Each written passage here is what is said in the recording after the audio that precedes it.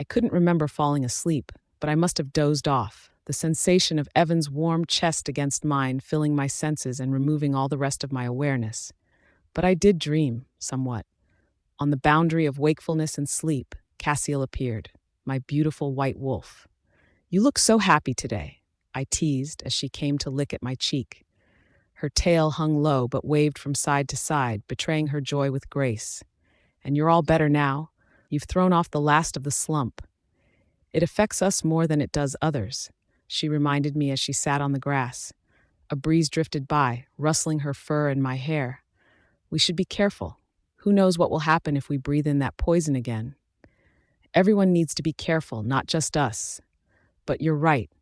The doctor not only at that safe house, but the ones here cleared us, but we weren't feeling like ourselves for days after. Evan and the Deltas who were at the manor all said they felt normal again after just a few days. But it could also be because we're smaller, and because we're human, or because of something else. Like what? I don't know. Something more." Her tail swished over the grass again, the white tuft fur whispering against the blades. "Didn't the other humans ostracize us too? We have never belonged anywhere." "That was because Elly and Maria made them do it. They didn't let me play with the other children, remember? Of course, the other slaves never warmed up to us when I was always separated from them. The other children accepted you for play, but the adults never treated you with much warmth. I was sleeping, but I could see through your eyes when you were hurt, when you were scared, when you were sad and lonely, and I understood more than you did. You were never one of them." "So what are you trying to say?" "I don't know. Just things I remembered while we've been staying here. I'm restless. I think a lot when I have nothing to do."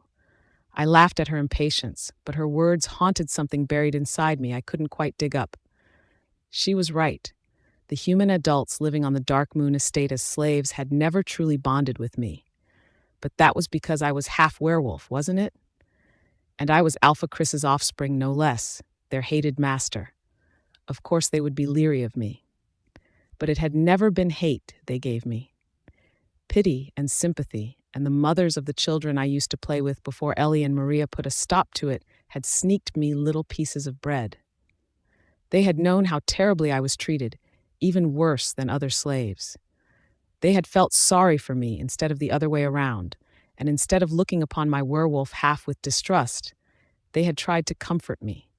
It hadn't mattered to them that I was Kris's daughter, because they knew it was a burden, not some privilege. And yet Cassiel was right. They had never treated me like one of their own, even then. It had always been at a distance, like petting a stray dog or feeding a hungry cat. There had always been an uncrossable divide between the other slaves and me, even before Kris, Elly, and Maria began to resist the idea of me getting close to the other humans. But what did that have to do with what Cassiel spoke of, the strange vulnerability I had to the toxin? Were those really related? I saw no connection, but Cassiel had the instincts of a wolf and a better understanding of the natural world than I did. I would have to think about what she said. For now, we spent a few more minutes together until the dream world faded. I woke to Evan stroking my hair and caressing my forehead.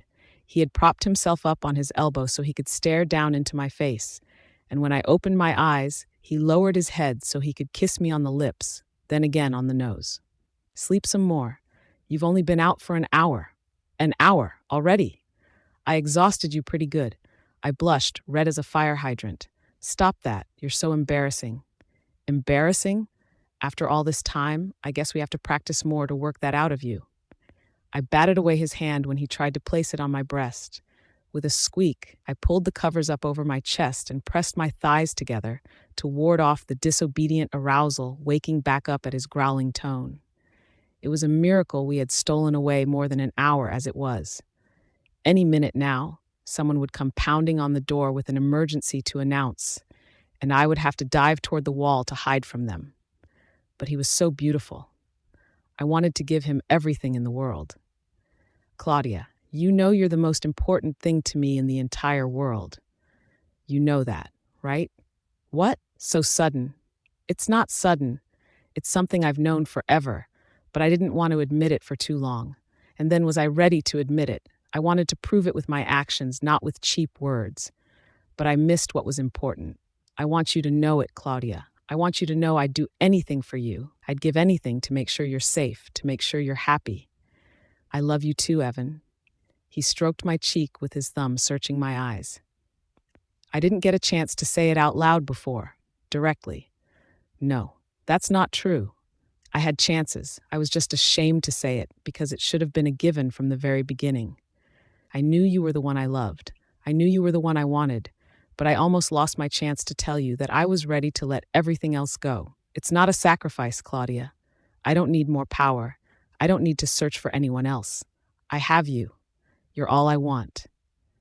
Tears burned in my eyes. You mean? Yes, I mean it. And I'll say it as many times as you want. You're the one I love, and you're the one I'll make my mate if you say yes. I know now seems like the worst time, and I should have made the moment better, but I don't want to miss my chance. Oh, my Evan, my beautiful Evan, strong and gentle, and so much more than he had ever believed he could be. I reached up and wrapped my arms around him as he leaned over me. You know that you could have a fated mate somewhere in the world too, right? He asked gently. I shouldn't ask you to give up more than you already have for me, but I'm selfish enough to want it anyway. There might be someone out there you could meet one day and wonder if you made the right choice. And, Evan, do you think you'll ever regret what you're doing now? He kissed me.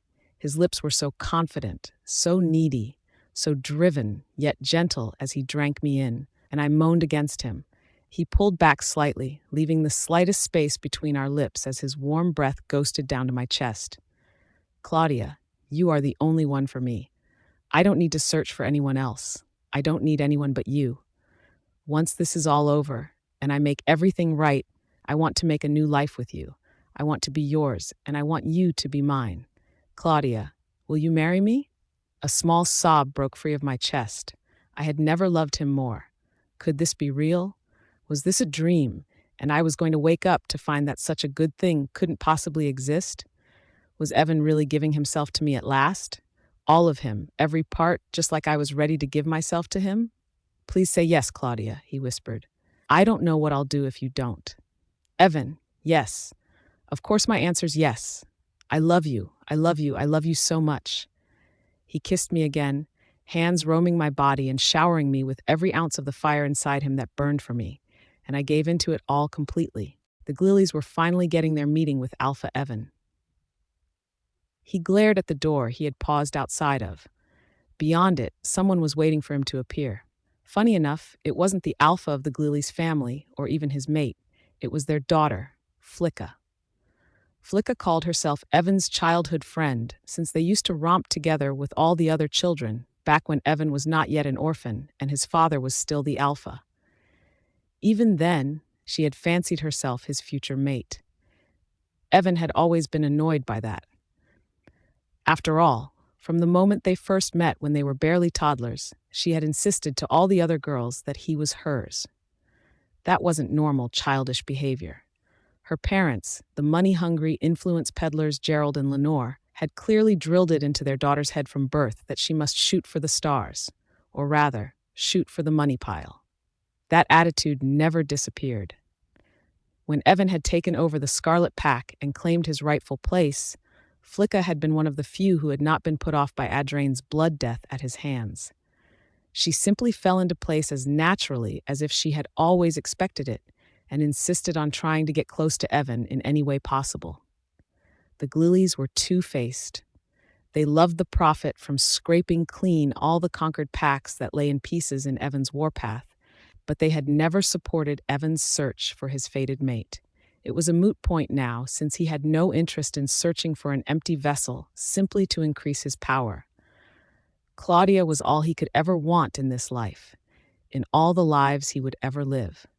But that double-sided, crafty, self-serving attitude of the Glillies family had always rubbed him the wrong way. If he could only remember what his parents had thought of them, he might have dealt with them better.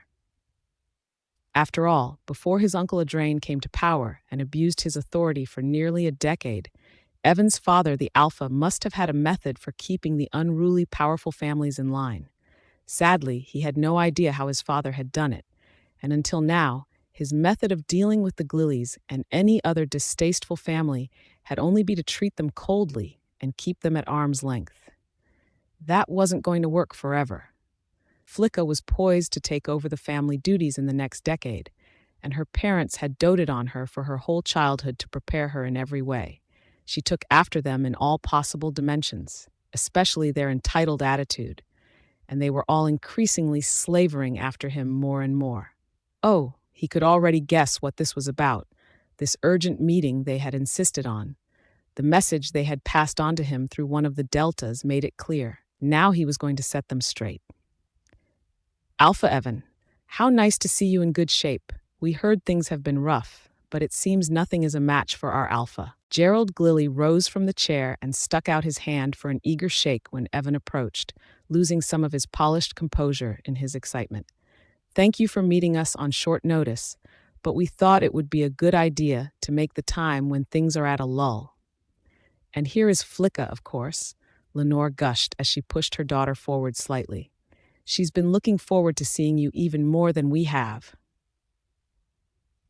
Shameless as ever, Flicka only smiled at him, almost batting her lashes. Truly well-trained by her parents, she had the arrogance to believe everyone fell for her at first sight, either wanting her or wanting to be her.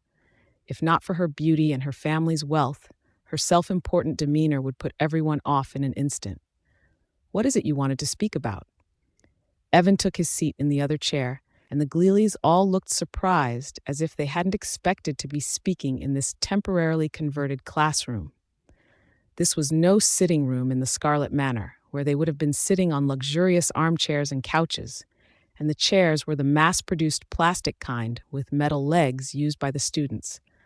But if the Glillys had expected vain comforts, they were to be sorely disappointed. I don't have time to waste, he snapped. Let's talk and talk fast. Ah, of course, yes. Gerald cleared his throat and motioned for his family to sit back down.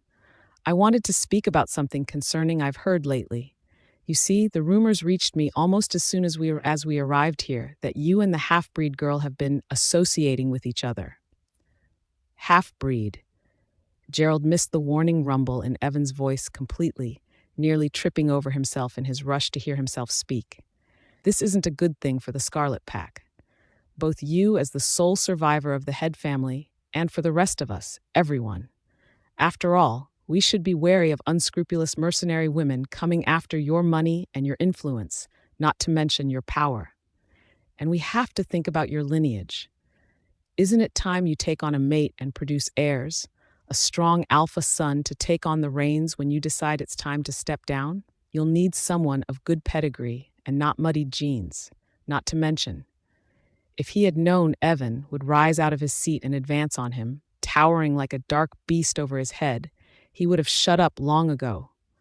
But it was too late now, and he pressed himself back into his seat, creaking the plastic. Evan caught the leg of the chair with his shoe, keeping the man from sliding back and retreating. One more word about her, and I'll make sure you never talk again. Is that understood? What? I'm sorry, Alpha, He caught himself and swallowed hard, throat bobbing with enthusiastic fear. Gerald's eyes shone like those of cornered prey, trapped in a corner with nowhere to go but straight toward its looming predator. I apologize. I spoke out of turn. You did. Claudia is mine. I don't care what you think of her, good or bad, but you will keep your opinion to yourself if it's something I don't like, or else I'll have to find someone to take over your sudden and unexpected vacancy. You are replaceable, and your opinion of whose company I keep is nothing to me. Evan clamped his hand on Gerald's shoulder and squeezed, leaning forward so the man felt the full warning power of his strength. But I'm telling you now, so next time, you know better than to irritate me. Claudia will be my mate. I am going to make her my Luna when the fighting is over, and she will become bonded to the Scarlet Pack. Then she will be your Luna. Understand? Yes, Alpha, I understand. And you? Evan turned his glower upon Lenore, who paled and shrank back as well, no braver than her husband. Answer me. Yes, Alpha, of course. Yes, I understand. He didn't bother looking to Flicka. She wielded influence over her parents and had her spoiled ways, and she was their heir when they passed on everything to her. But she had no power when it came to this. He didn't need to assert dominance when she was just a child, holding on to her parents' coattails. If she knew what was good for her, she would do as they did and keep her mouth shut when it came to Claudia. On second thought, Flicka had tried to bully Claudia before, hadn't she? Claudia had put her firmly in her place, from what the second-hand and third-hand reports claimed, but Evan had yet to catch her red-handed. He never would. She was too sly to actually do anything where he could see it, and she always had a whimpering excuse if anyone of superior rank tried to confront her. For someone who acted so proud when surrounded by those she considered inferior, she showed her true colors far too quickly as soon as she sensed an opportunity to kiss up for favors.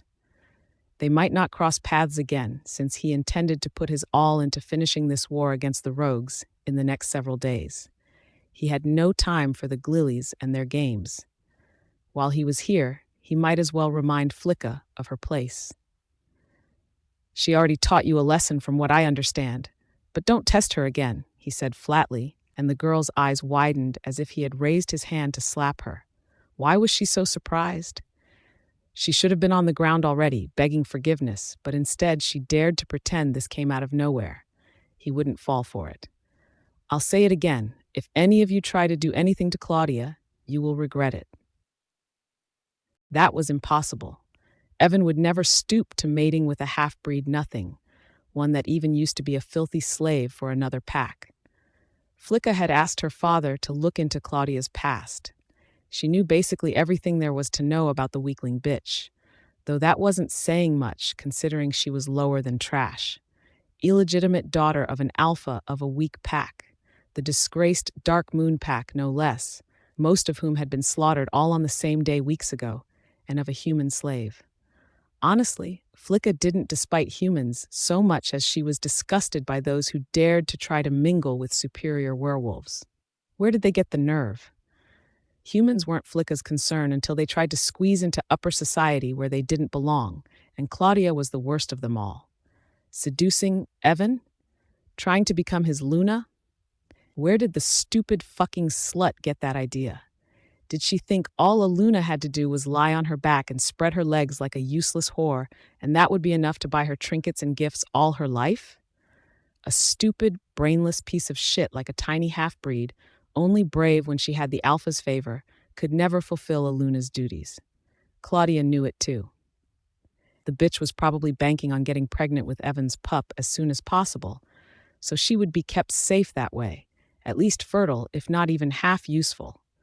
It was sickening how sly she was. The only thing that puzzled Flicka was that her mother had barely any identifying information. There was proof she existed, but she had no birth certificate, no educational record, no state-level ID at all. In packs like those, humans were slaves, but their werewolf masters still had to go through the motions of registering them with the state. But it had taken Flicka's father a few days to even find out she was dead, because she didn't have any file anywhere to attach a death certificate to. It was as if she had appeared out of thin air. There was no doubt she was dead, of course.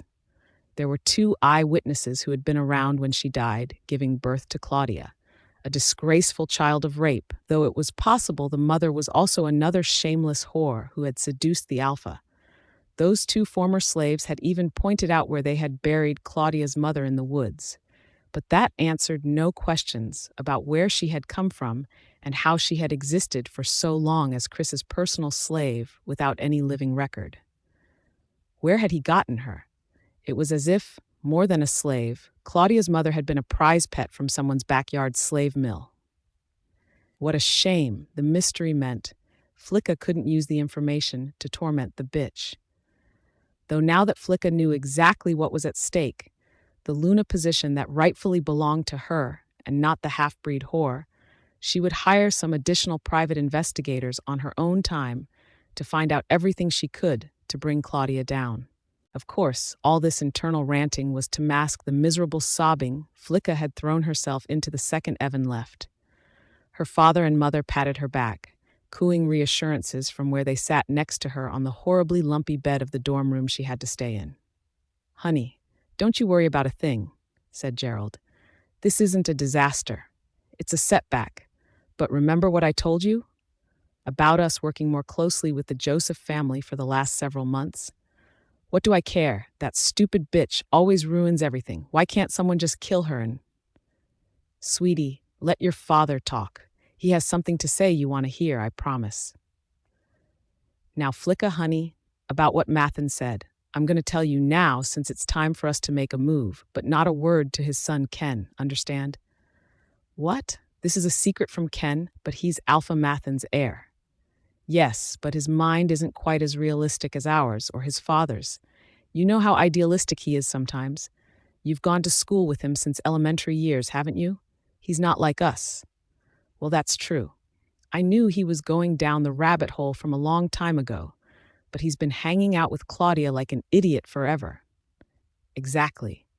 Now, I'm going to tell you what Alpha Mathen has told us so far about the plan, and I also want you to do one last thing to see if it's truly necessary to go to such lengths.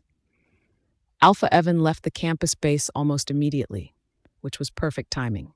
Flicka had meant to go take a good look at what Claudia had become anyway.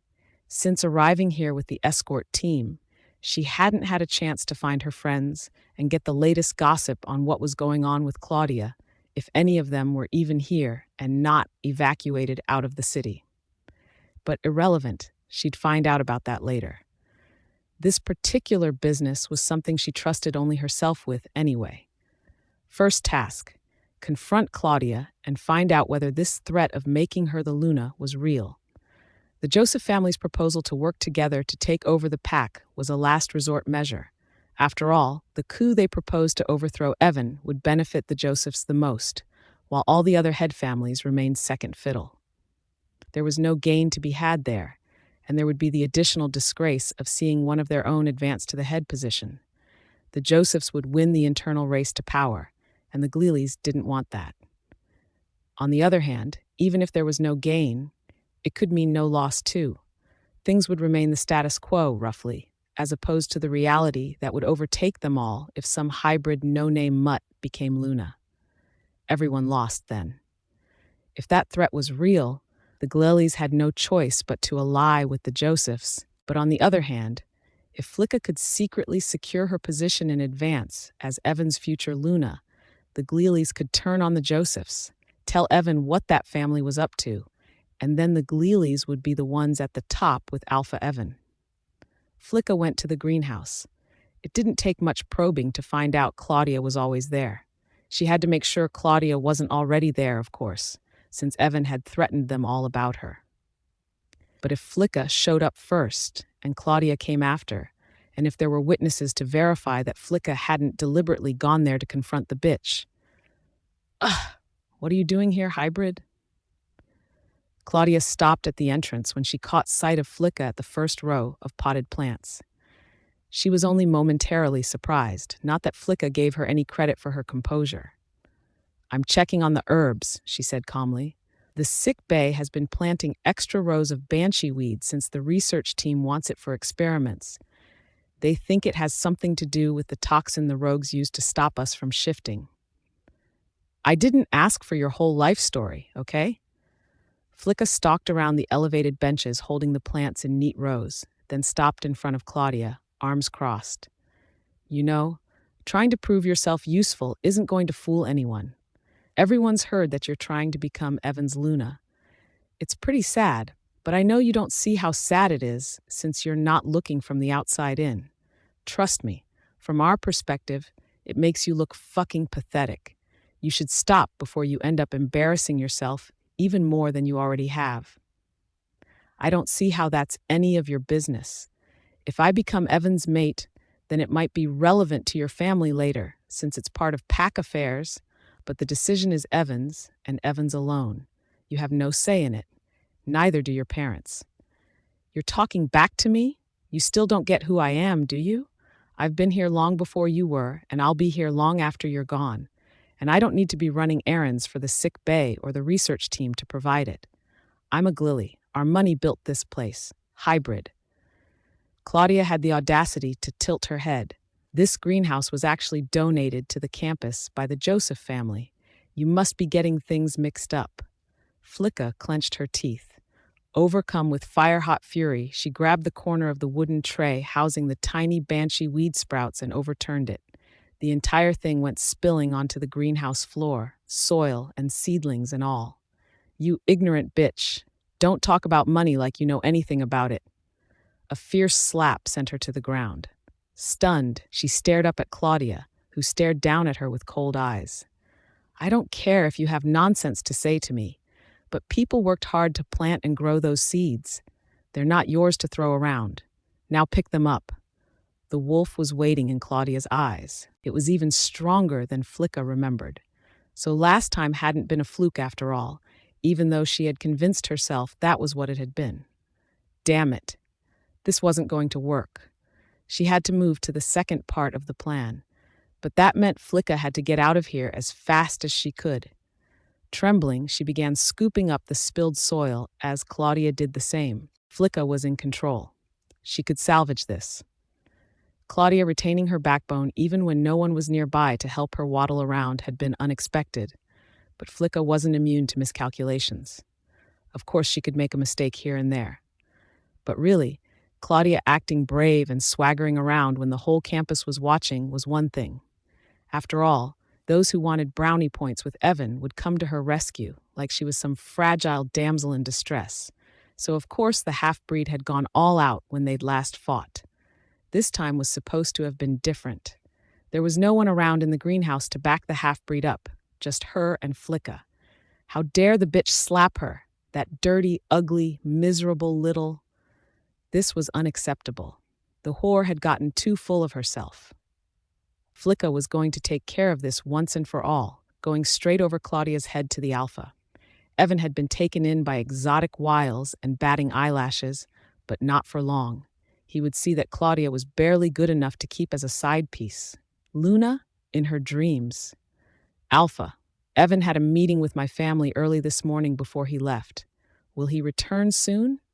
The Delta standing guard outside Evan's temporary room saluted and shook his head, mindful of Flicka's position and her lineage. Smart guy. Her ego blossomed a little more. Well, I'm sure he's expecting a report from us as soon as he returns. Somewhat truth. The Gleelys were responsible for a number of things after all, and since they had arrived on base a few hours ago, no one would claim it was a malicious lie. And Evan had just spoken with them in a confidential meeting. No one else could now for sure what they had talked about. She could get away with this. Now, I'm only telling you this at all because it saves me the effort of talking around it. Not a word to anyone else, understand? But this morning, Alpha Evan was speaking about selecting his Luna this morning when he came to us. She gave the Delta a mysterious smile. Let him glean what he wanted to. Her words might be misleading, but they weren't a lie still.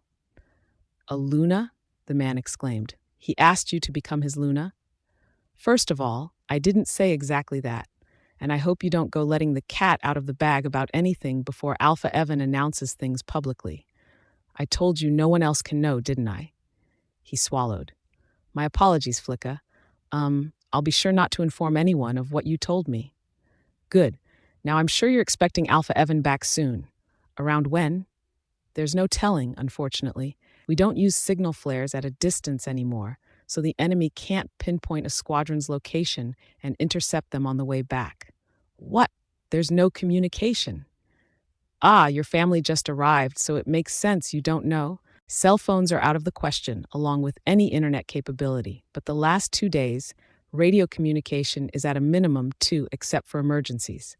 The enemy finds which frequencies we hop to faster and faster, so until we figure out a solid code to speak in or the fighting ends. Never mind. I'm not interested. Let me in and I'll wait for him. Unfortunately, I can't let you in. Excuse me. Please understand, we're maintaining the utmost security. We're only to allow Alpha Evan and Claudia into his quarters. And Claudia, she almost choked. Claudia could go in and out of Evan's room at will? That fucking slut. Fine, I'll stay in that room down the hallway. It's vacant right now, isn't it? That's been set aside for the Lassiter family. They're moving into this hallway since it's been fully furnished now. Great. Fully furnished means I can stay there to wait for Alpha Evan. Tell him I'm here and that it's... Word about his potential Luna selection. I'll be in that room on the corner. She flounced off, not waiting for answer. The Delta had better obey, or she would teach him a lesson later. It never occurred to her that her better to beg for forgiveness than ask for permission strategy might fail. She was a Glily. Not only that, she was the only heiress of the Glilies, and she had been raised to be Alpha Evan's future mate. Sure, there had been those unfortunate years from her childhood to adolescence, where he had been exiled from the pack, given up for dead, but even then her parents had prepared her to seduce Alpha Adrain, Evan's uncle. The age gap hadn't mattered. She was born to be a Luna. And no matter what, whether that Alpha who got her there was 20 years older or 20 years younger, she would get what she wanted. Alpha Evan needed a mate, and he had failed to find his fated one. He ought to give up the search. She was probably already dead if she hadn't turned up yet, despite his mad search. That meant Flicka was his best option, practically the only option. Who else could compete with her? Who else was as beautiful, as intelligent, as cultured, as charming?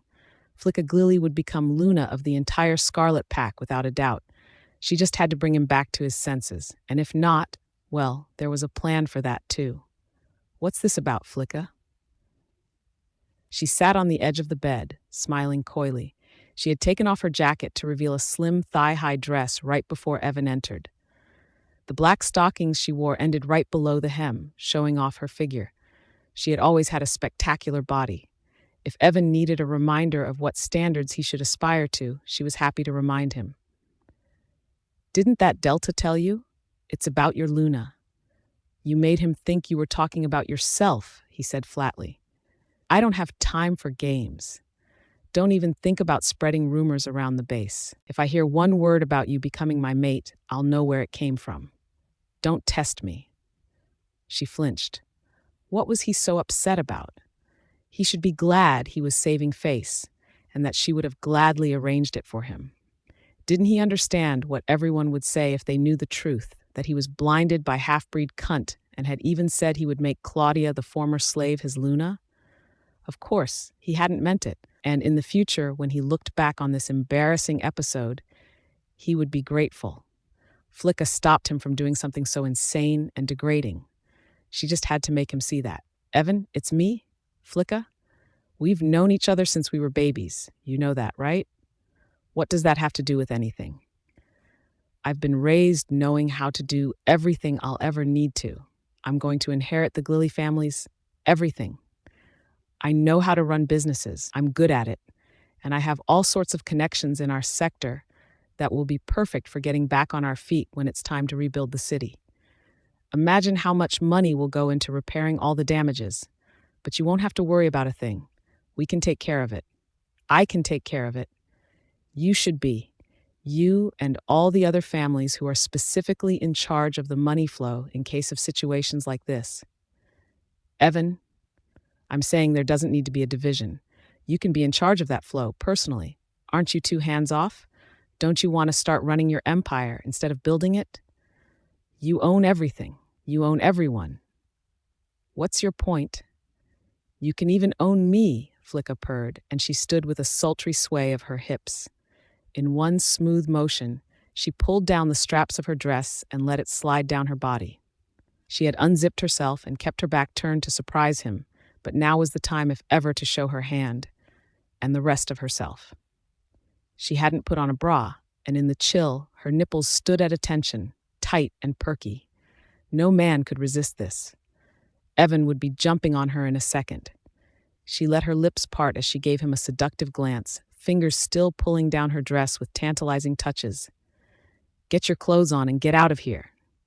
I don't have time for you. She froze. Evan? But it was too late.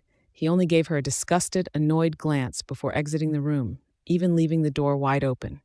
She hastily pulled her dress back up before any passersby could catch a glimpse of her bare body. What the hell? What had that been about? Shock turned to seething fury a moment later when she at last understood. So, Evan was completely deluded. He really was going to make that half-breed his mate and disgrace the entire pack. Mathen had been right to propose the coup. Fine. This was all the proof the Glillies needed to settle this. Flicka stomped out of the room and fled the dormitories. If there was one good thing to come out of the confrontation with Flicka in the greenhouse, it was what happened the next morning. But I would have no idea until a few hours after I woke up and returned to the greenhouse. I stopped by the Joseph family's new lodgings first, a 2-bedroom suite in the Lambeth Apartments, the more upscale residence right next to the first-year dorms. It was soundly within the secure territory around campus, so I could go alone to greet Ken and welcome him at last to the new base. Yesterday had been far too hectic for all of us, with my help being needed in the sick bay because of an influx of wounded werewolves coming in from skirmishes, and Ken because there was considerable difficulty relocating his family's subpack into their rooms appropriately. But now I could say hello and catch up after far too long without contact. His temporary room was sparsely furnished with only a student's captain-sized bed, a desk and chair, and a small table in the corner with 2 stools. But a reunion between friends didn't need anything fancier. Ken? Claudia. He embraced me, keeping all touches friendly and platonic. Evan would probably still give him a warning glare, but I sensed nothing improper in his thoughts except a wistful one here and there. I couldn't blame him for that. Emotions were emotions. But otherwise, we spoke at length and swapped dozens of stories from exciting to terrifying to comforting without any awkwardness between us. We were friends, even close friends. Without Raph and Leon here to complete our circle, I appreciate his company all the more. I even confided in him about Flicka and my frustration with her, although I made sure to hastily add that I had taken care of the problem myself. Ken's eyes widened. Is she crazy? Did you tell Evan yet? Wait, let me sort her out first. I can't believe she was that stupid. She's not nice, and I don't think she ever will be by any stretch of the definition, but she should at least have been smart enough to know to stay away from you. If Evan finds out she tried anything, which is exactly why neither of us are going to tell him, I interrupted. But like I said, I took care of it. I'm just dumbfounded. Dumbfounded? He teased. Big word when you could just say you're mad. But I'm not. Really. I was mad before when she kept trying things, but, well, her social status was probably her highest priority. She had nothing better to do than homework and starting fights. Ken raised his eyebrows. Since when did our Claudia become so savage?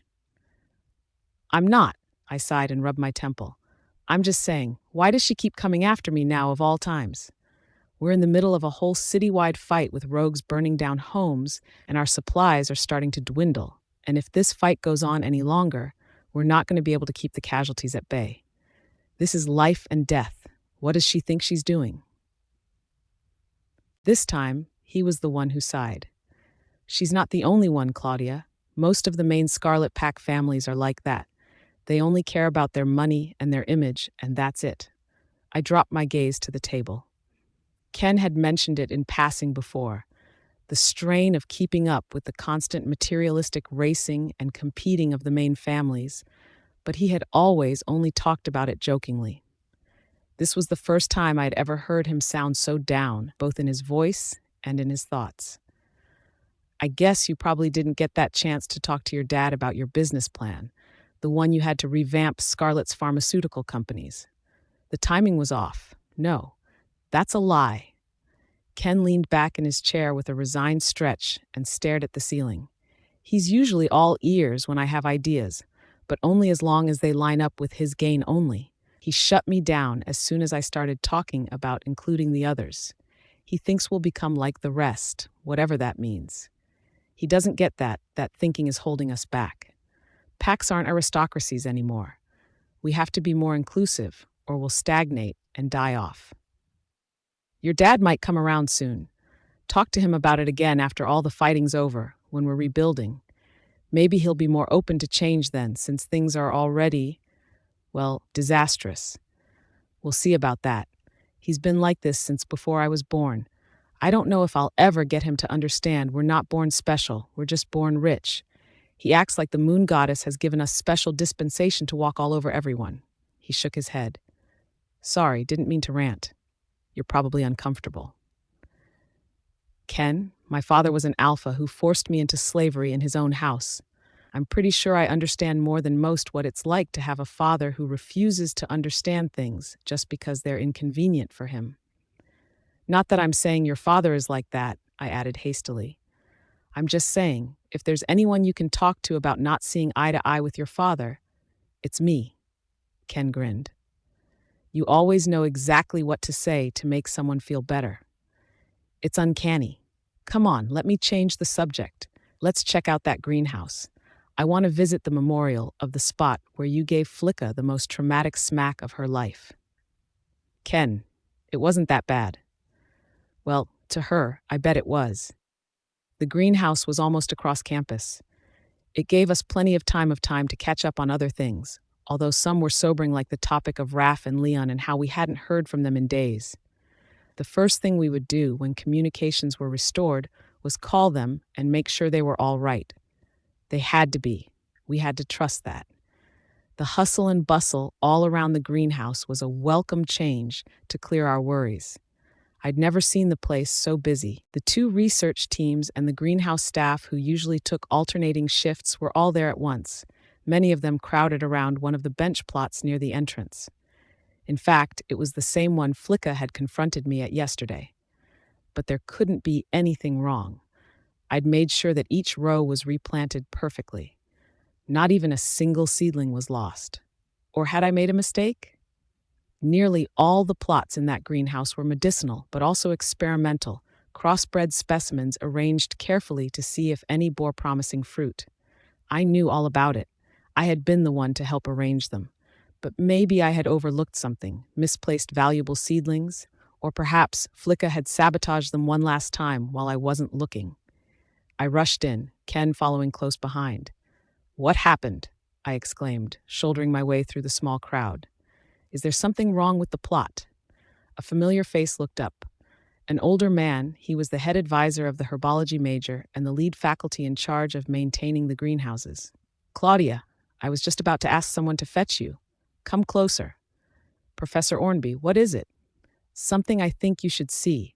And I see, you've brought Ken Joseph with you. How are you both? What a day indeed. Ornby was excited. But why? The crowd parted so Ken and I could wriggle through to stand next to the aged professor. The man pulled his glasses back down from on top of his head and pointed at the soil, where a full row of leafy plants grew, vibrant and green with tiny red blossoms already beginning to bloom. What? Were these the same seedlings Flicka and I had replanted yesterday? This couldn't be right. I came to check on these just in case, Claudia, not because I expected such a surprise. You reported to the staff on duty yesterday about the accident, but you know better than all of them how to take care of things like that. Well, no time for modesty right now, no matter how respectable. Look, whatever happened yesterday, we have to try to recreate it. 5 weeks worth of growth overnight, and their growth is accelerated even now. This is unprecedented. A miracle. I've never seen such a sight in all my life. He swept his hand over the plants again so hard his glasses nearly fell off. Immediately. We're going to find out how this happened. Come with me, Claudia. Wait for me in our room next time. How can I? Evan, look. I beamed at him as I dried off my hands with a brown paper towel, courtesy of the helpful lab assistant who had been tending to me devotedly for the past hour. These plants, do you see them? Evan leaned over my shoulder. He carried the acrid scent of fire, and his clothes were rumpled.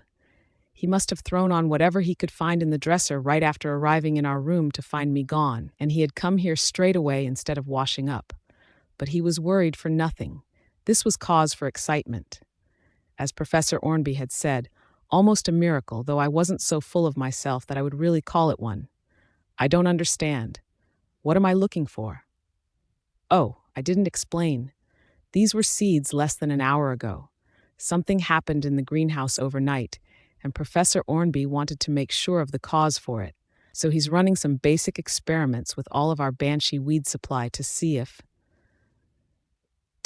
our dear Claudia has something even greater than the green thumb we always knew she possessed. The aged professor hurried toward us, taking off his safety glasses and smiling so wide he could barely speak. I can't believe it, but I think we've unearthed a long-lost genetic advantage. previously hidden in her. Claudia, you were previously from another pack, weren't you? Who were your parents? We must begin a genealogical study immediately. Evan stopped him mid-rant with an extended arm. Explain, he said simply, from the start, but keep it simple. Ah, of course, of course.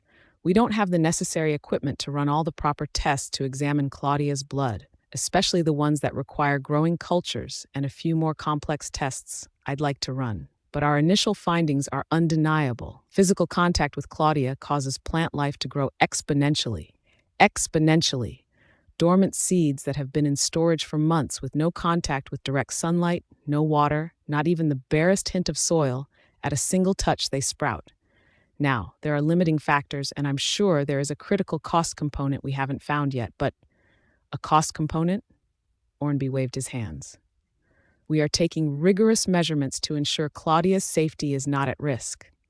We are doing no more trials today, and we will monitor her condition for the next 72 hours. This is wonderful and truly a miracle of the modern world. But we know better than to push things to their limits as if Claudia is some expendable resource. You are truly irreplaceable. He patted my arm with redoubled enthusiasm and adjusted his glasses to sit better on his nose. In his excitement, they had come askew and nearly slipped off the tip of his nose. Truly, what a coincidence. What a turn in our luck. Alpha Evan, earlier Claudia and I discussed the potential results of a discovery like this. While we don't know the full ramifications and need to take special care until we are sure this is safe, the truth is that the mere existence of Claudia's ability has already changed our world. Imagine what this will mean for all the medical research we carry out that are limited by how slowly we grow our resources. Herbs and other medicinal plants. And although it's too early to put it to widespread use now, later on if there ever is a shortage of grown vegetables and fruits for the city food banks. I understand, but there are risks, and I won't endanger Claudia here when we have only limited access to medical services. Put a stop to all experimenting so we can prioritize securing the city. Ornby visibly wilted, and he wasn't the only one disappointed. But Evan continued before either of us could protest. I'll take Claudia now. She should rest. It's getting late. I saw Ken Joseph out in the lobby. Has he been waiting there all this time? Oh, my hand went to my forehead. I forgot he was waiting. He probably hasn't even eaten dinner. He'll survive. Ken was more than civil, even friendly toward Evan despite their already lukewarm relationship having chilled ever since that party when Evan had stolen me as his partner. At a nudge from me, Evan reciprocated the friendliness as best as he could, which still wasn't warm, but was at least not frigid. All right, I'll see you soon then, Ken said as he walked backward with a friendly wave. Today was fun. Don't forget to catch me up as soon as you hear anything. I won't. I waved him goodbye too until he turned his back and disappeared around the corner. Evan's and my room was the other way, and we stopped on top of a tiny pedestrian bridge running over the creek. Darkness was falling, the shortness of winter days still going strong. The cold nipped at my skin through my heavy jacket, but standing next to Evan like this, our fingers interlaced and the warmth of his body radiating to mine, I forgot all about the dropping temperature. You don't like it when I hang out with Ken, I said. It bothers you a lot. Evan squeezed my hand and looked harder out over the creek. Give me time. It's not easy. Give you time? To get over it. I'm not going to be like Dark Moon and chain you to me to only do what I want you to do. I want you to live life free of that. You're your own person. I smiled. You've changed a lot since we last met. I'm trying. He glanced at me out of the corner of his eye. You're thinking about them again, aren't you? About Dark Moon. Had Evan always been so perceptive? Then again, he was the one who had mentioned them first a second ago. Of course, my thoughts would wander that way. I shifted my weight between my feet, uncertain what to say. I know there was more you wanted to say about what I did to them. You didn't approve of the execution. I still don't. They hurt you. I'm not defending what they did. I'd never say it's okay for them to hurt anyone or enslave humans just because they can. I'm allowed to want equal dignity. And I'm not that noble to say it's okay because it was me who got the worst of it. Besides, even if I was, it means they would have done the same to anyone else in my shoes, and that's not right. I looked up at him, gaze serious. But mass execution just because you say the word is wrong was wrong, and will always be wrong, Evan. I don't want to argue and fight, but this isn't just about different perspectives. This is about what's right and wrong and how you see yourself compared to other people. You have so much power that when you snap your fingers, you decide who lives or dies. Should anyone have that kind of power? Whether I should or shouldn't, I have it. Then should you be exercising it? You already stopped raiding other packs, haven't you? And not just to stop looking for your mate. You put an end to it because that's not the kind of life you want. I turned and reached up, cradling his face in my gloved hands. That's not the kind of life you want for both of us. You want a family. You want peace. You want what you used to have with your family too, before others took it away from you. What happened with Dark Moon? I know you wanted to make things right, and I know that their criminal ways had to do with your decision too, but you understand why deciding left and right who lives and dies just based on your feelings is wrong. Don't you? Because sooner or later, you'll make the wrong choice. You'll do something you can't take back, or worse, others will see you and do the same thing, and it'll spread like a disease. That's not the world we want to live in, Evan. I know it isn't. I'm trying, Claudia. I'm trying. I know, and I see it, so let's keep trying. He kissed me gently on the bridge over the half-frozen creek, darkness falling around us like a gentle cloak. There was nothing that could break what we had between us, as fragile as it might feel. We had come so far, but we had our whole lives ahead of us even still, for the rest of our lives. But that night, our world turned upside down. Evan, Alpha Evan. Someone banged on our door, and Evan kept me back with a protective arm before opening it. The Delta didn't even give him a chance to ask what had him in such a lather. The Joseph family and the Glilly family were in an altercation. Alpha Math and Joseph reports that the Glillys have been collaborating with the enemy rogues. Evan left me in the room with 2 Deltas guarding me. No matter how I insisted that he take me with him, he refused. Why? I could settle this in one go. If I got close enough to any of the Glillys and the Josephs, I would be able to get to the bottom of this. The truth was in their heads, and while I hated to use my power deliberately against anyone, if invading their privacy meant being able to keep others safe, I was more than willing. "Let me help," I shouted, but it was no use. The door slammed shut behind Evan, and I was left alone in the room, at least for the time being. He had promised he would come get me and let me help once he determined things were safe, but even this report just now couldn't be trusted, he had said. If someone really had betrayed the pack and evidence had come to the surface at last, there was no telling who else might be involved. Until he personally settled things and restrained everyone involved in the situation, I was to remain locked in the room and to let no one in until he came and gave me the signal that it was safe. It made sense. After all, I could always approach the Glillys and the Josephs later when there was no longer any danger and the fighting was over. But even so, to be helpless like this, it made me want to punch the walls and dig my way out. Why was Evan always the one protecting me? Why couldn't I be the one charging out ahead, protecting him? I flopped on the bed and stared up at the ceiling. The noise wouldn't reach me from here, whatever altercation was happening on the base, but I imagined it anyway. Was Ken involved in the fighting between the 2 sub-packs? He wouldn't be. He wasn't the hot-headed kind. He would have been trying to keep the altercation from ever happening, using his reasoning and charisma to get everyone to calm down. Clearly, it had failed, but that was what he would have done. But how had things devolved so badly? Did this have to do with Flicka confronting me in the greenhouse? For a moment, I wondered if Ken had found out and argued with her, but he wasn't the type to beat a dead horse, and I had made it clear I had taken care of the problem myself. So what could have happened? I couldn't imagine how the Josephs had discovered any betrayal at all. We were all in this together. Well, we would find out soon enough. I just had to be patient. I didn't have to wait long. A minute or 2 at most. 2 thumps outside the door had me springing up from the bed, and I raced across the room. "Evan!" He must be back already. Of course, he could always settle everything quickly. It reminded me of that night. Raph and I had gone to that bar and come staggering out into trouble.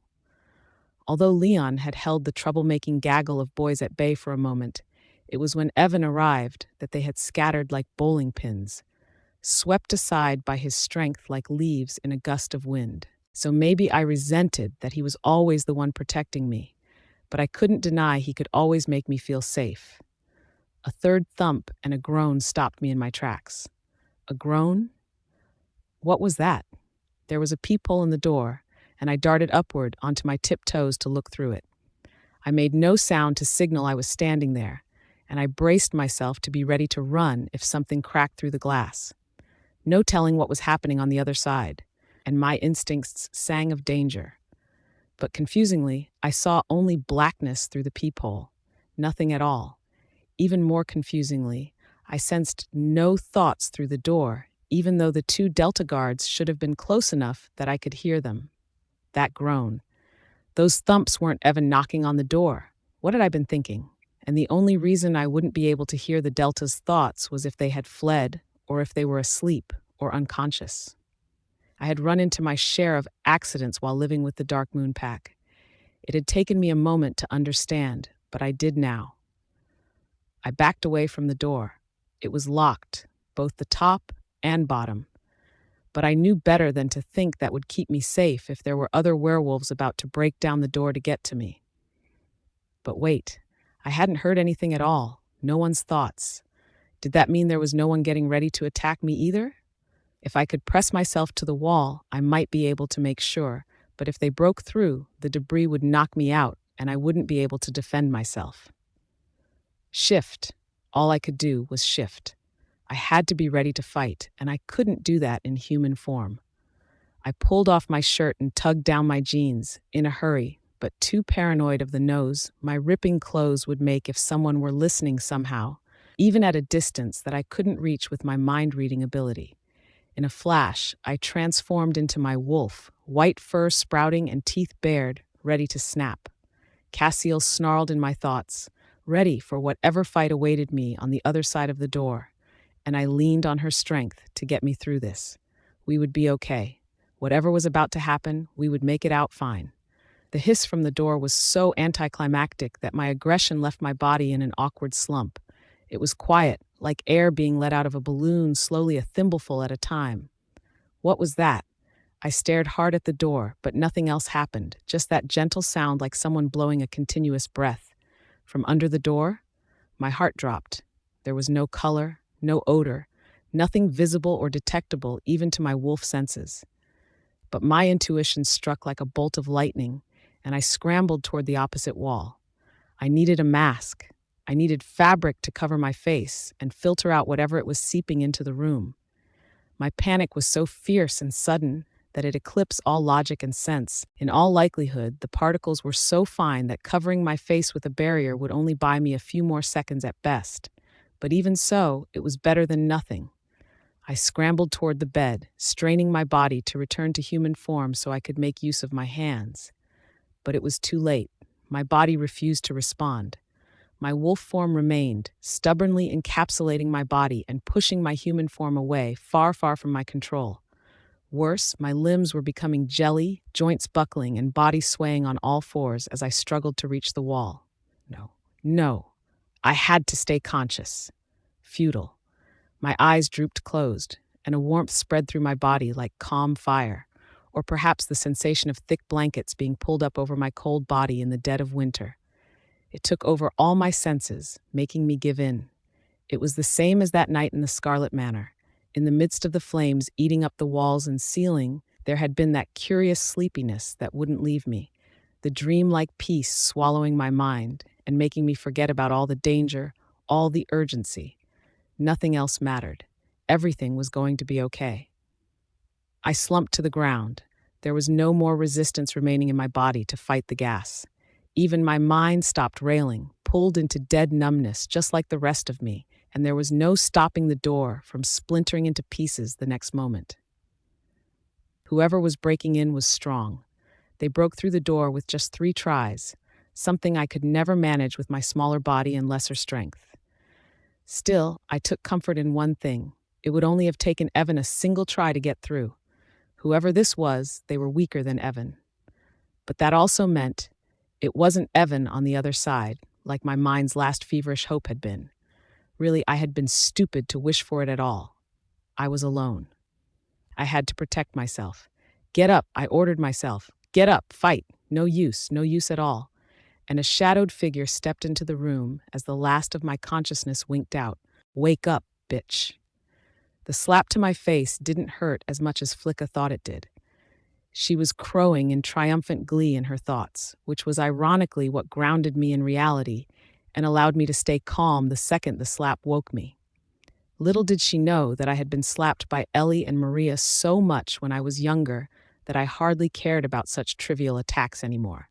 What I was more concerned and confused about was how I was back in human form. They must have forced me back into this shape at some point while I was unconscious, and they had shoved me into a loose hospital gown-like article, thin and drafty. I said, "Wake up!" The second slap didn't faze me either, which only made Flicka even more frustrated. She knew I was conscious again. I had opened my eyes and was looking straight at her when she shouted again. What she was upset about was that I wasn't groveling and sniveling, and that threw her off so much she had no idea what to do except hit me again. "You can see I'm awake," I said calmly. "I'm looking at you." Shut up. She slapped me a third time, then again on the other side of my face with a backhand as well. Even so, despite the sting of her nails dragging along my cheek, I scarcely reacted. "Do you even know where you are? What kind of situation you're in? Where do you think you get off talking to me, you stupid fucking slut?" "You woke me up since you have something to say to me," I said patiently. "If you don't want me to talk, then talk over me and say whatever it is you want to say." Flicka, unable to think of anything to say, reared back for another slap. But before the blow landed, another voice echoed in the small, dim, concrete room, a man's voice. "Enough, Flicka. She's the fulcrum on which the plan relies. Don't damage her, or else all the effort we went to make this happen fails." Whose voice was that coming from behind me? I didn't recognize it at all. An older man, posh voice, and the lilt of each word rang with learned sophistication. He was standing a little too far away from me for me to detect his thoughts other than the ones at the very surface, which was useless since he was speaking them aloud anyway. "But she's being a bitch," Flicka whined, bottom lip sticking out petulantly. She even stomped her feet, fists clenched at her sides. "It doesn't matter if I hit her as long as she's alive. Evan will do whatever we want as long as he thinks he can have her back." "Not quite. You know how unpredictable he can be. If he believes we've hurt her already, he'll lose his temper, and what good sense we hope he retains would be gone with the wind. He'll attack in full force regardless of the consequences. So we're not going to do anything to her. We're just babysitting her." "Of course not, my dear. If she doesn't cooperate, a single finger or an ear will do, but no unnecessary damage, unless she resists even more and gives me no choice but to forcibly stunt her healing again.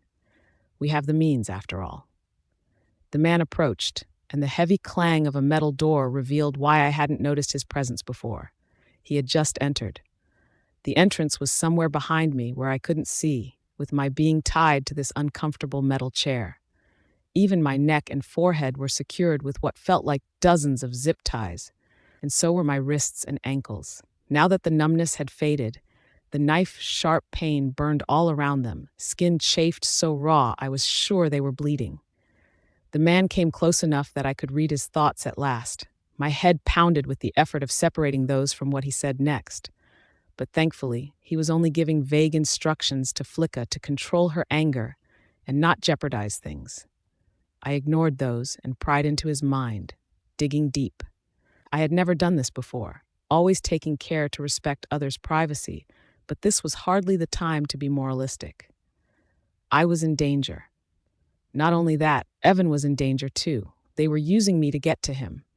It didn't take a genius to figure out that they had kidnapped me and were going to blackmail him into doing whatever they said. And if my suspicions were right, they wanted him gone. This was the betrayal Evan had been worried about. the backstabbing from within the pack. But Flicka? How could she be involved in this? Vapid and petty and bratty as she was? It couldn't be. She was a mere puppet. This man was the one who controlled her and used her. It had to be.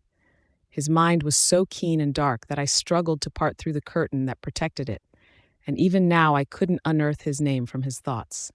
Something about it almost being time, and something else about forcing Evan to go somewhere. Another thought about a hostage, of course, but that was me. No mystery there. Focus. And then the realization came to me. Why weren't Flicka and this man communicating through MindLink? That was safer and more private than speaking aloud. I could hear everything they were saying. They didn't know I would be able to hear them either way, after all. Unless they wanted me to hear this. They were trying to make me afraid and stay cooperative. But too bad. I could hear them drop into their silent conversation right over my head. She won't know we've run out of the toxin. Keep her in line until we have Evan on the ropes, Flicka. Of course, Alpha Mathin. I know what I'm doing. She's easy to control anyway. Alpha Mathin? Why was that name familiar? Wait, Ken's father? My heart dropped. It couldn't be. Ken wouldn't be involved in this, would he? We were friends. Sure, we'd had our share of trouble over Evan, but no, I refused to believe it. Ken's thoughts had always been open, even pure. After I had made my decision to be with Evan instead of him, even then he had never held it against me. The worst of it had only been his wishful thinking that I had chosen him instead, but that had never interfered with our friendship. No, this didn't involve Ken. If this was his father, as I suspected, then the man had done this without Ken's knowledge. Simple as that. So what next? Think. The toxin, it was gone and they were bluffing about it, but I had already guessed that much. Even before I had been kidnapped, Evan and I had guessed that the enemy had only a limited amount of the toxin left, which was why they were trying to save it for when they were sure they could capture Evan. But they had given up and used it on me instead. If there had ever been enough to disable Evan in the first place, there certainly wouldn't be enough now that they had wasted it on me. But it wasn't a waste, was it? Evan would do anything to keep me safe. They were right. I was the key to getting to Evan. My stomach churned as I desperately racked my brain for a solution. I had to get free. I had to get out of here and get back to Evan. Whatever this man had planned for him, I couldn't let him execute it. You're the one who paid off all the rogues and other shifters to invade Scarlet territory, I said. You stabbed your pack in the back for power, but all you're going to get from it is a ruined city. Even if you kill Evan or get him to abdicate, the pack respects his leadership too much to follow you blindly. You know that, right? You're going to be king of a hovel because everyone will split off and leave you with nothing to take over. I'm an outsider, and I can see that. Flicka's face blanched. Before she could react by hitting me again, Mathin stopped her with a chuckle. I agree, which is why Evan is going to get himself valiantly killed while saving you from the terrible rogues. Flicka and I will be conveniently positioned to then finish what he started. Evan will, with his dying breath, entrust us with your safety, or so we'll tell the pack. You won't survive, so badly injured that your half-breed healing can't keep up, but that double tragedy will just make it necessary for new leadership to step in. They'll all suspect you. Of course, especially since 2 of my subordinates have already betrayed the pack by killing your guards and taking you away. Their scent will be recognized, and the blame will land on me. I will of course arrange things so that my subordinates alone seem guilty, and that I was simply duped. Nonetheless, I will be suspected or even ridiculed for having traitors emerge from my family. But no one will suspect Flicka. She's far too young and popular with most of the pack youths. They'll defend her from the accusations. And her father will become the presiding alpha, with Flicka the next heir. And soon, engaged to my son Ken. A perfect match, I think. 2 families joined at the head of the pack. I narrowed my eyes. You're going to betray Flicka and her parents after all of that. Tsk, tsk. I already warned Flicka you will be trying to drive a wedge between us. Too bad, I've prepared her for any games you play, much like the ones you fooled my son with. This will be the end of your mercenary ways, though, very soon. There was no use telling Flicka I could read Mathen's mind and that he was indeed going to betray her. She would laugh in my face. In fact, she was already doing just that. She threw her head back with a cackle. I always said you'd regret it, you bitch. Now you're dead. Earlier, Evan no longer had Peel at his side. He had only the Council of Werewolves, whose first concern was excitedly throwing themselves into the drama, not saving Claudia. They didn't understand. This threat delivered over their radio frequency to not attack, that if they did, the enemy would slit Claudia's throat. Evan would listen to their demands, or he would lose his woman. The others didn't understand. They had all shaken their heads and nearly laughed, as if it was some kind of joke, as if they couldn't believe the audacity of someone to try to threaten their fearsome Alpha Evan with the life of some no-account half-breed woman, a former slave no less. Someone had even dared to say that aloud. In the next second, he had gone flying across the room and smashed into the wall before sliding to the floor, stunned. In no uncertain terms did Evan make his message clear. Claudia was no mere plaything, nor was she a failed bait. The demand from the enemy had been that Evan send 2 additional hostages to the Wellington Federal Bank, 10 kilometers from the edge of the campus base. Alone. If the enemy sighted anyone else sneaking along with them, they would kill Claudia immediately. If the additional hostages brought weapons, the same result. They had 30 minutes to comply, and cooperation would prove that Evan was willing to negotiate after all. If this failed, there were no second chances. Claudia, dead. 30 minutes. 10 kilometers. That wasn't even enough time for anyone to argue. The heads of every family, both major and minor, who gathered to counsel with Evan went into an uproar, especially when the enemy revealed their hand. They didn't want just any hostages. They wanted hostages from the 2 most powerful families in the Scarlet Pack, aside from Evan's. They already had Claudia, after all. That meant the Gleelys and the Josephs were next in line. Ken volunteered. "I'll check on Claudia while I'm there," he said calmly. "You can't go, but they'll take me. I'm the heir of the Joseph family. It's exactly what they want." But his father disagreed. With a heavy hand on his son's shoulder and a somber look, he shook his head. "No, better that I go. I can't put you in danger, and they'll accept me even more readily as a hostage since I'm the current alpha." "Dad! It's my duty. In the meantime, I want you to help Alpha Evan track down and identify the ones who took Claudia. We have traitors in our midst, son. We have to sniff them out before they do something even worse.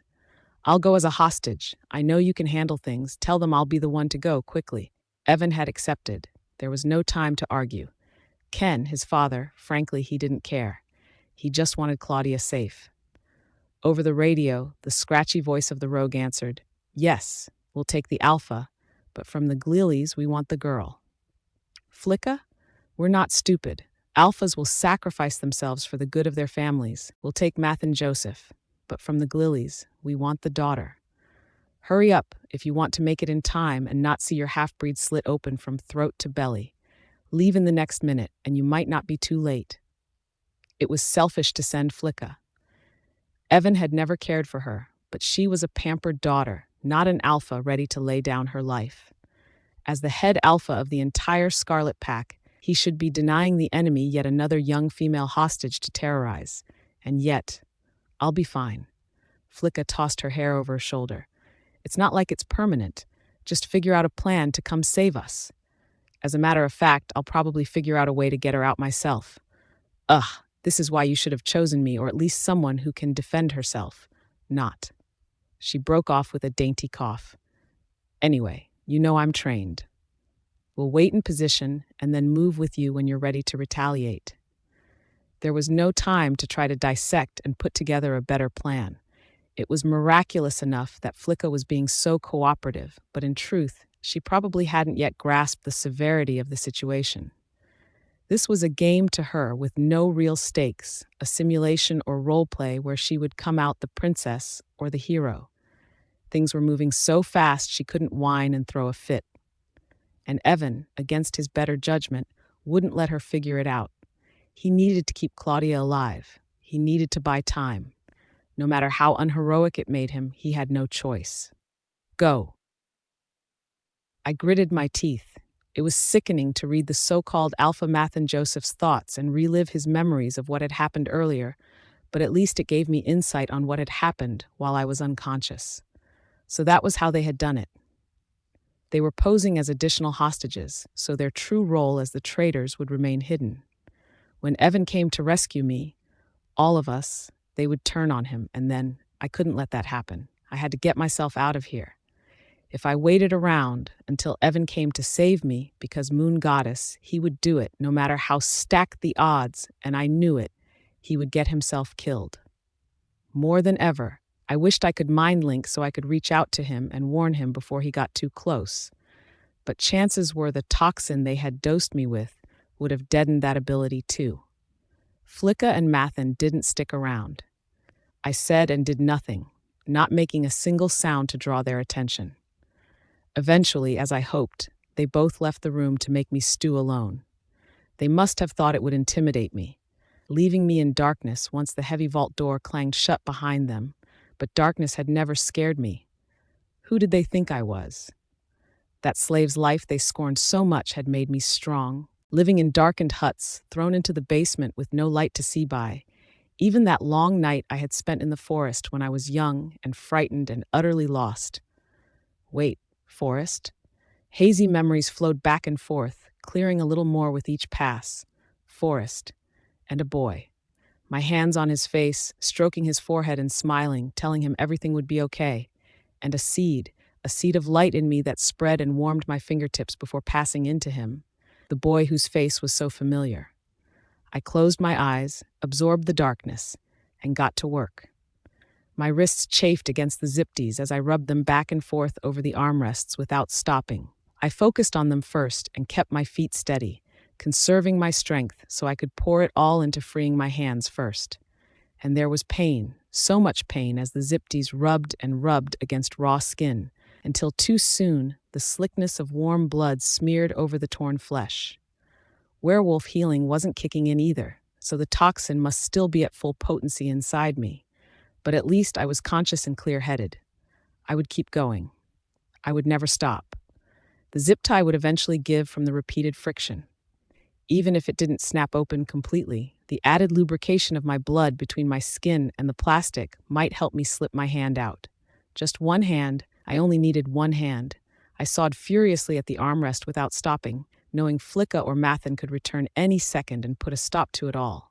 I had to do this now. I had always been strong, even if I didn't know it, and I would prove it now. "You'll come alone," the scratchy voice ordered over the radio.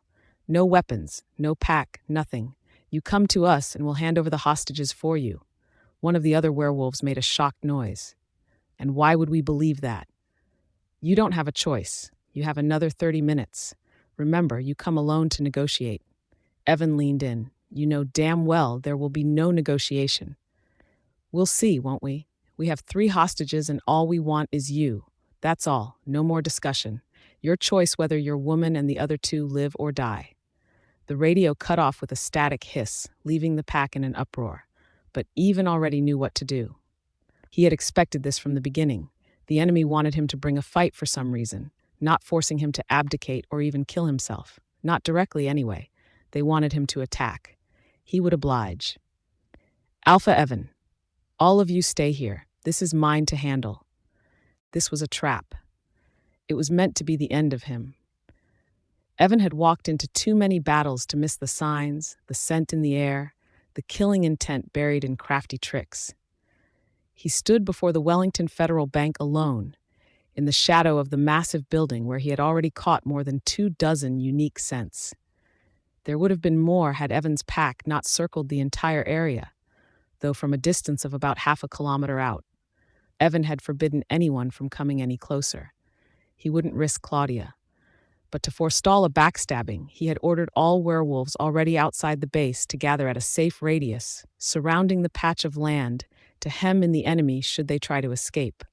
Or, more importantly, to fight whoever else tried to come in and reinforce the enemy's numbers so as to overwhelm Evan even more. 24 enemies and some change. That was a lot. They weren't all werewolves either. Probably a lion shifter in the mix and a tiger too, if he wasn't wrong. There would be blood tonight, and much of it would be his. But if they thought that was enough to take him down, they had no idea what Evan was truly capable of. He would remind them all that Alpha Evan had conquered every territory and pack almost 500 kilometers to the north, south, west. He was a conqueror, a warlord, not some pampered alpha only in name. They would learn how he had done all he had at his young age, and they would regret underestimating him. Claudia was waiting for him. He would rescue Flicka and Mathen too when he found them, but it was Claudia waiting in there, maybe hurt, not dead. He would know if she was dead. The world would have crumbled if she had died, and he would have burned it down to ashes already. She was still alive. He could feel it to the very marrow of his bones. The first enemy emerged from the doors, in wolf form just like him, then the second, then the third, then more, shadow after shadow rising out of the night. Evan bared his fangs and advanced. Blood coated his jet-black fur. There were so many wounds on him they didn't even have time to close before they were split open again. But now, Evan had fought his way inside the bank, crashing through the tempered glass that made up the front doors and sending splinters of wood, strips of metal, and thousands of shards of glass to litter the floor inside. The unlucky hyena shifters who had tried to gang up on him had gotten the brunt of the damage. 2 of them lay twitching on the bed of shattered glass, their bodies lacerated and bleeding out all over the ground. He didn't stop to admire his handiwork. The carnage was not the point. A year ago, he would have crowed and growled his amusement, delighting in the violence and fear he inspired. But what was the point now? He didn't enjoy it. He was doing this to save Claudia. She was the only thing on his mind. The fight was only a means to an end, not proof of his strength, not a stroking of his ego.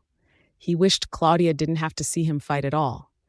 But to save her, if he had to become the monster, he would do it again and again, as many times as it took.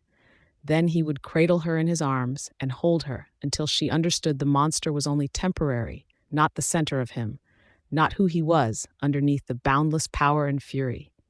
He was hers. He would bring her back and love her, mate her, make her truly his. He tore into the ring of rogues that surrounded him with no mercy. They tore into him right back, fangs and claws dripping with blood. Tonight, all of this would end. Tonight, an alpha would fall. But if he fell, he was taking them all with him. I couldn't feel my hands. I couldn't feel my feet. At least I wasn't running out of air like I had feared. There was no doubt in my mind this was a small vault room inside a bank. After wrenching myself free, the first thing I had done was explore the sides of the room, and the feel of the metal lockers and deposit boxes had told me enough. When Peel brought me to the bank once to teach me how to use my cards and accounts, he had given me an impromptu tour just because he could as a boast. I sent a prayer heavenward for his spirit as thanks. He was helping me even from beyond the grave. The soundproofing was poor, though. If I pressed my ear to the door, I could hear the metallic echoes outside growing and growing. Something was going on outside. My werewolf senses were dead still, but the intuition that kept raising its head more and more frequently lately made an appearance once more. There was a fight going on outside, it told me. A big one. Flicka and Mathen might have planned for this all along, but if there was ever a chance for me to get out, it was now.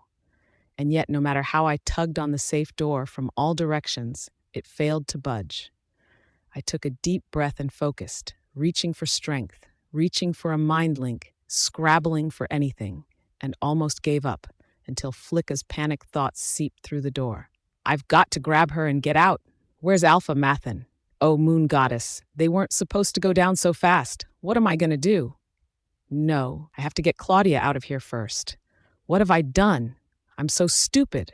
Why did I fall for it? If Flicka was having second thoughts as she fumbled with the lock code on the other side, it was too late. I had already formulated my plan.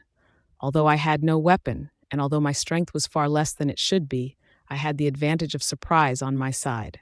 Not only that, in their eagerness to break my spirit, Flicka and Mathen had darkened the vault room. That darkness would be Flicka's undoing. When the vault door swung open and she stepped in, there was a crucial second where she had no idea what had happened. She had not turned on the light yet, and her panicked breathing filled the room so loudly I could pinpoint where her face was by hearing alone. From my position right next to the door, and right next to Flicka when she took the first step inward, I launched my ambush. I poured everything I had into it. I was no bleeding heart today. I was fighting for survival, not only for myself, but for others. For Evan. For Peel's memory, and Osborne's, and everyone else. Mathen might have manipulated the foolish Flicka, but she was in too deep for me to go easy on her, so I let her have it all. Her head banged against the vault door like a gong, and she fell like a rock. No resistance, not even a moan of pain. She simply collapsed like a sack of bricks, and I stepped over her to sprint out of my prison. No. I stumbled over to the motionless black wolf lying amid a sea of blood. There were bodies everywhere, some of them so ruined I could never hope to recognize what went where. In times past, I would have been frozen in shock at the scene of pure blood-soaked violence. But tonight, all I saw was Evan. Evan, please, wake up. Impossibly, the wolf's eyes opened.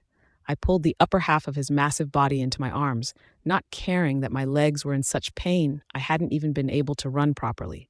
My blood smeared on him too now, but none of that mattered. Evan! In my arms, he transformed, shifting back to his human shape with such agonizing slowness I feared it might stop in the middle, and that he would give up and fade away. I was too terrified to even cry. Evan, say something. Oh no, you're hurt. Claudia. His voice was so quiet, the rasp of it rendered him almost inaudible. I clutched at him with my waning strength, the tears still frozen in my throat and scorching me like a fire. Claudia? You're safe. I'm sorry I didn't come sooner. No, Evan, it's okay, it'll be okay. Let's go. I'll find a radio here somewhere. Claudia, don't go. Hold me a little longer. I want you to be the last thing I see. I burst into tears then. I couldn't hold them back. If I let go, he would fade away. I knew it. That intuition, that otherworldly knowledge that had led me straight to Evan, even though my werewolf senses should have been lost, told me without a doubt that Evan was dying, and the second I tried to move away from him, he would slip away. No, I would do anything to keep him safe. This was my fault. If I had been stronger, if I had been faster, if I had... Oh, Evan, I remember you. My whisper was soft, breeze-light as I rocked back and forth. His body was getting cold. No time. I had to follow my heart. I remember you from back then. Finally. I'm sorry it took me so long. Don't be sorry. Claudia, I love you. I love you. Only you. Don't let go. Let me see you. He could see me forever. I would never let him go. I smiled as the old memory surfaced again. That was how I had saved Evan back then, almost 10 years ago. My touch. So simple. The answer had been there all along, my supposed green thumb, the way I could grow and save plants that everyone else gave up for dead.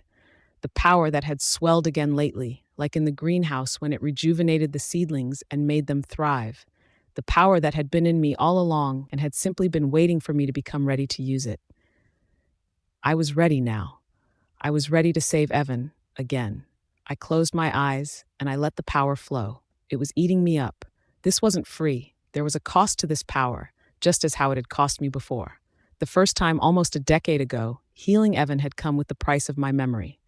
I had lost all recollection of that night until now of everything, of Evan's very face. Tonight, it would be my life. But that was a price worth paying. I love you, Evan. I love you more than I can ever tell you. I hope you remember that. I love you.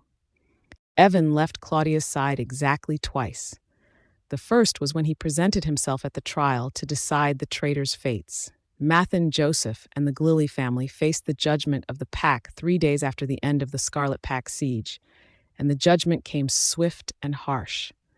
Mathen Joseph was sentenced to death, although that was probably preferable to the lifelong agony he would have had to suffer otherwise, thanks to the gruesome injuries he suffered at Evan's hands in the fight. They had been so severe, his werewolf healing had failed to regenerate them properly.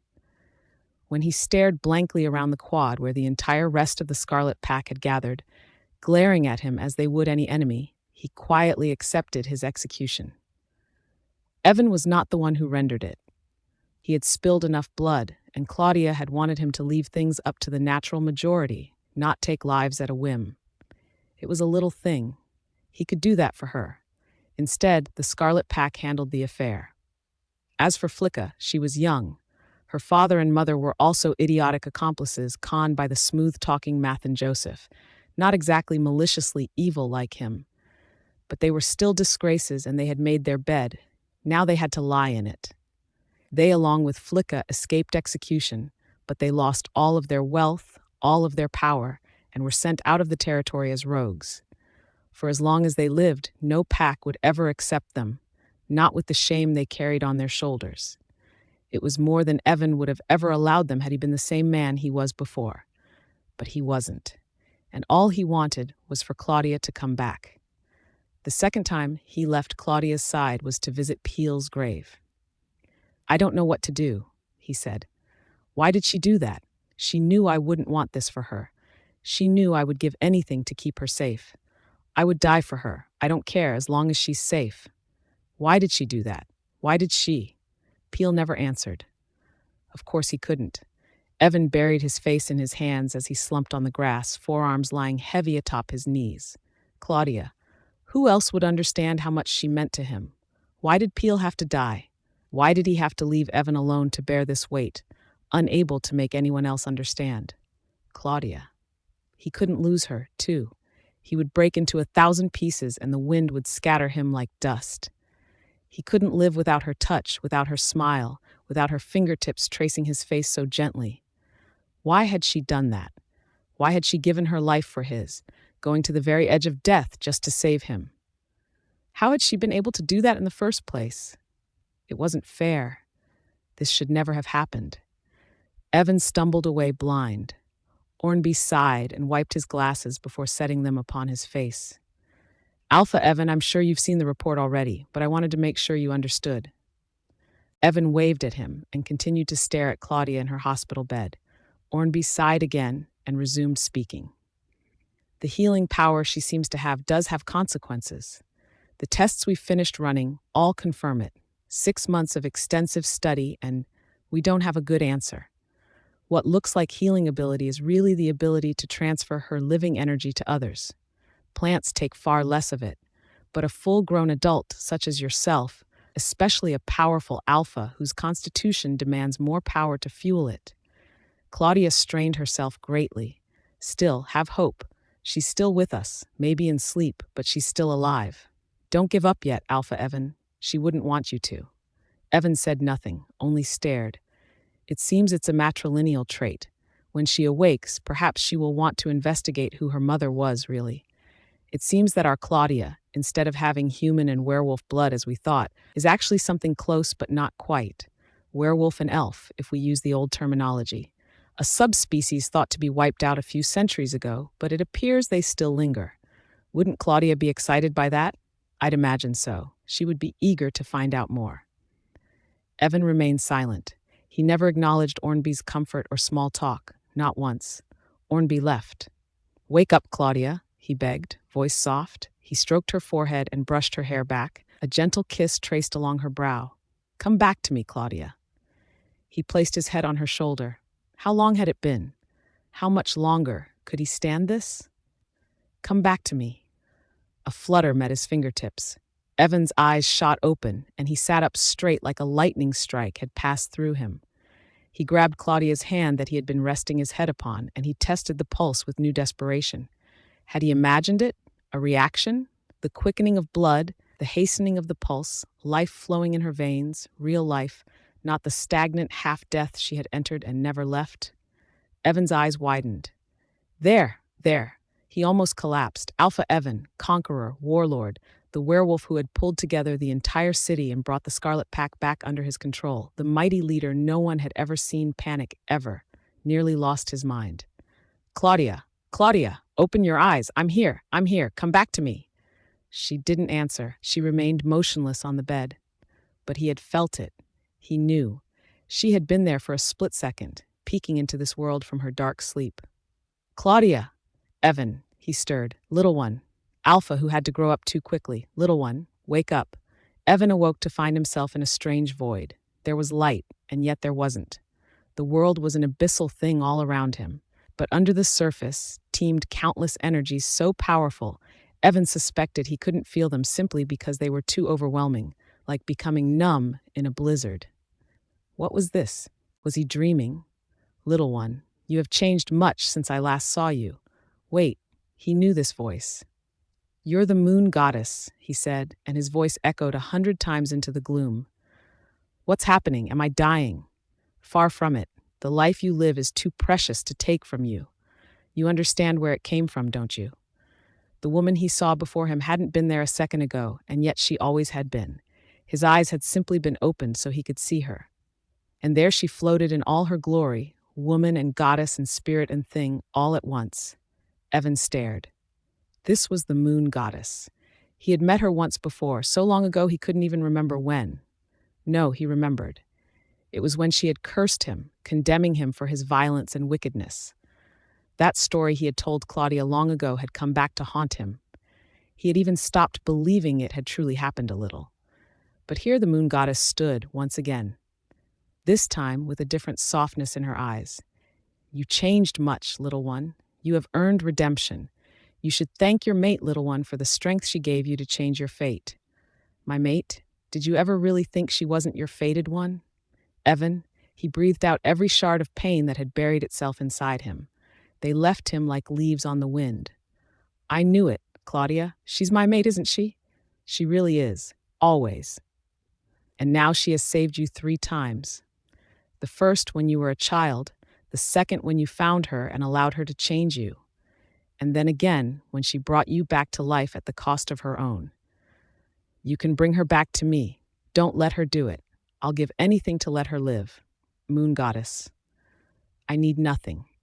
What you are willing to sacrifice proves you are a good man now, and that you have chosen love over blood and glory.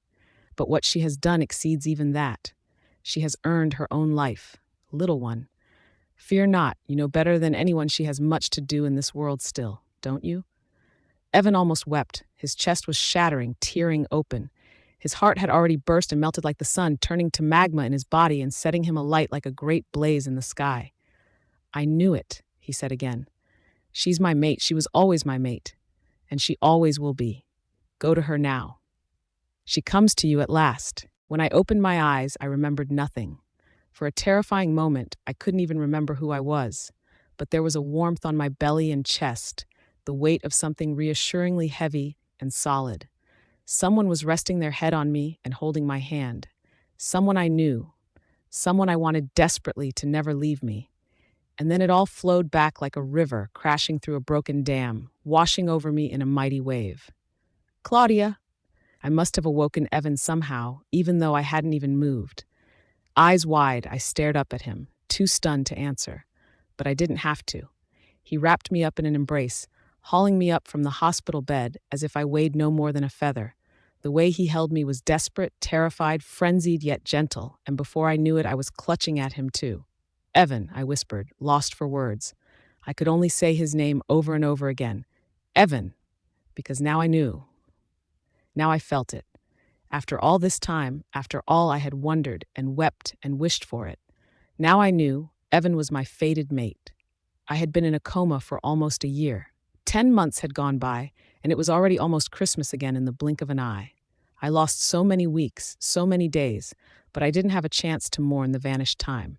Raph, Leon, Ken, and Evan made sure I was never idle enough to brood, and after rigorous weeks of physical therapy to rebuild my body's muscles and get me back to a normal life, we were already planning the wedding.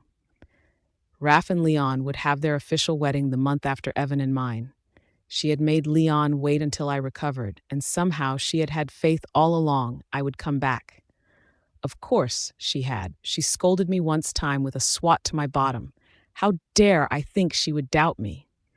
I discovered all the changes along the way. For one, Ken took over the Joseph family. For a time, his relationship with Evan was somewhat strained after his father's execution, but it was something that had to be done for the sake of not only the pack, but the whole region. After intensive interrogation of Mathen's former beta and closest deltas, the schemes tumbled out into public view. The Joseph family was permanently disgraced, though if anyone could rebuild its reputation, it was Ken, and he would be just fine.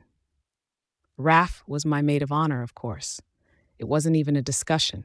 It was a given. And when Evan waited for me at the altar, it was Leon who escorted me down the aisle to give me over to my mate.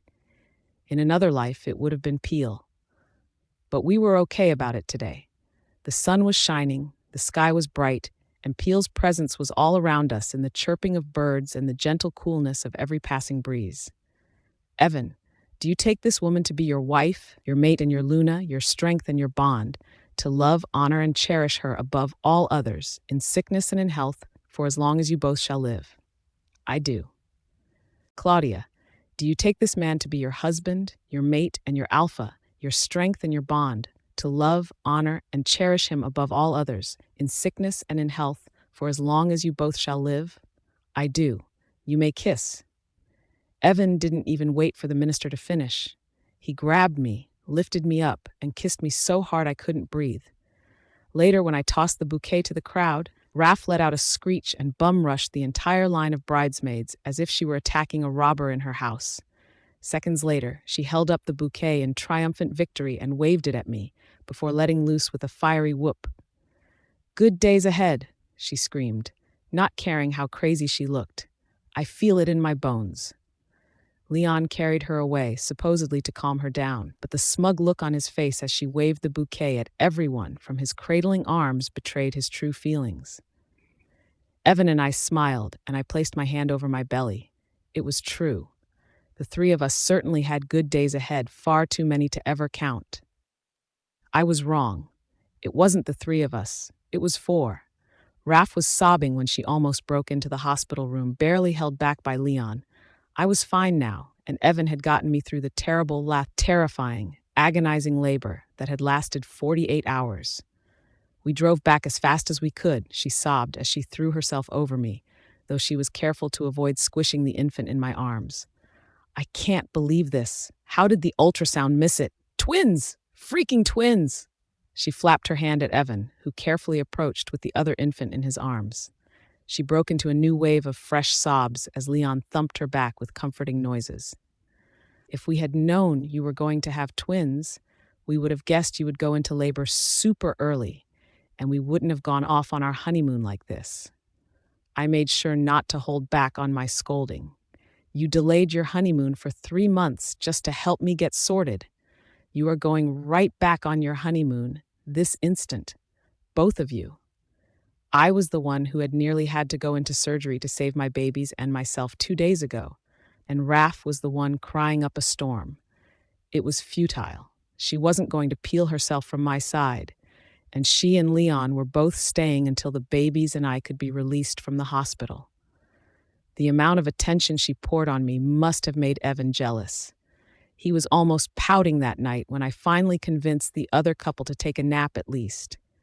"We could do with a little more peace and quiet," he grumbled as he swayed one of our babies in his arms. I was doing the same with our other smiling. Honestly, Evan was as adorable as they were sometimes.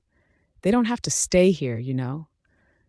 But Evan, we haven't even told them we want them to be the twins' godparents. When Raph and Leon did find out, the hospital was in serious danger of being flooded with a truly perilous deluge of new tears. In hindsight, we probably should have waited until Raph was calmer. And over the phone, probably. Ken arrived too, suit and tie rumpled. "Flight was late," he exclaimed as he hustled into the room. "So many delays. Sorry. Oh, moon goddess, I saw the pictures, but I can't believe. Twins. Twin girls? Twin boys? One each?" Evan and Ken nodded at each other across my bed. They had smoothed over all their disagreements from before. All that remained was camaraderie, a relationship built on trust and laboring through each other's wars. The city was more prosperous than it had ever been thanks to their hard work and growing collaborations, and it showed in their respect for each other too. But this wasn't about that. This was about the twins.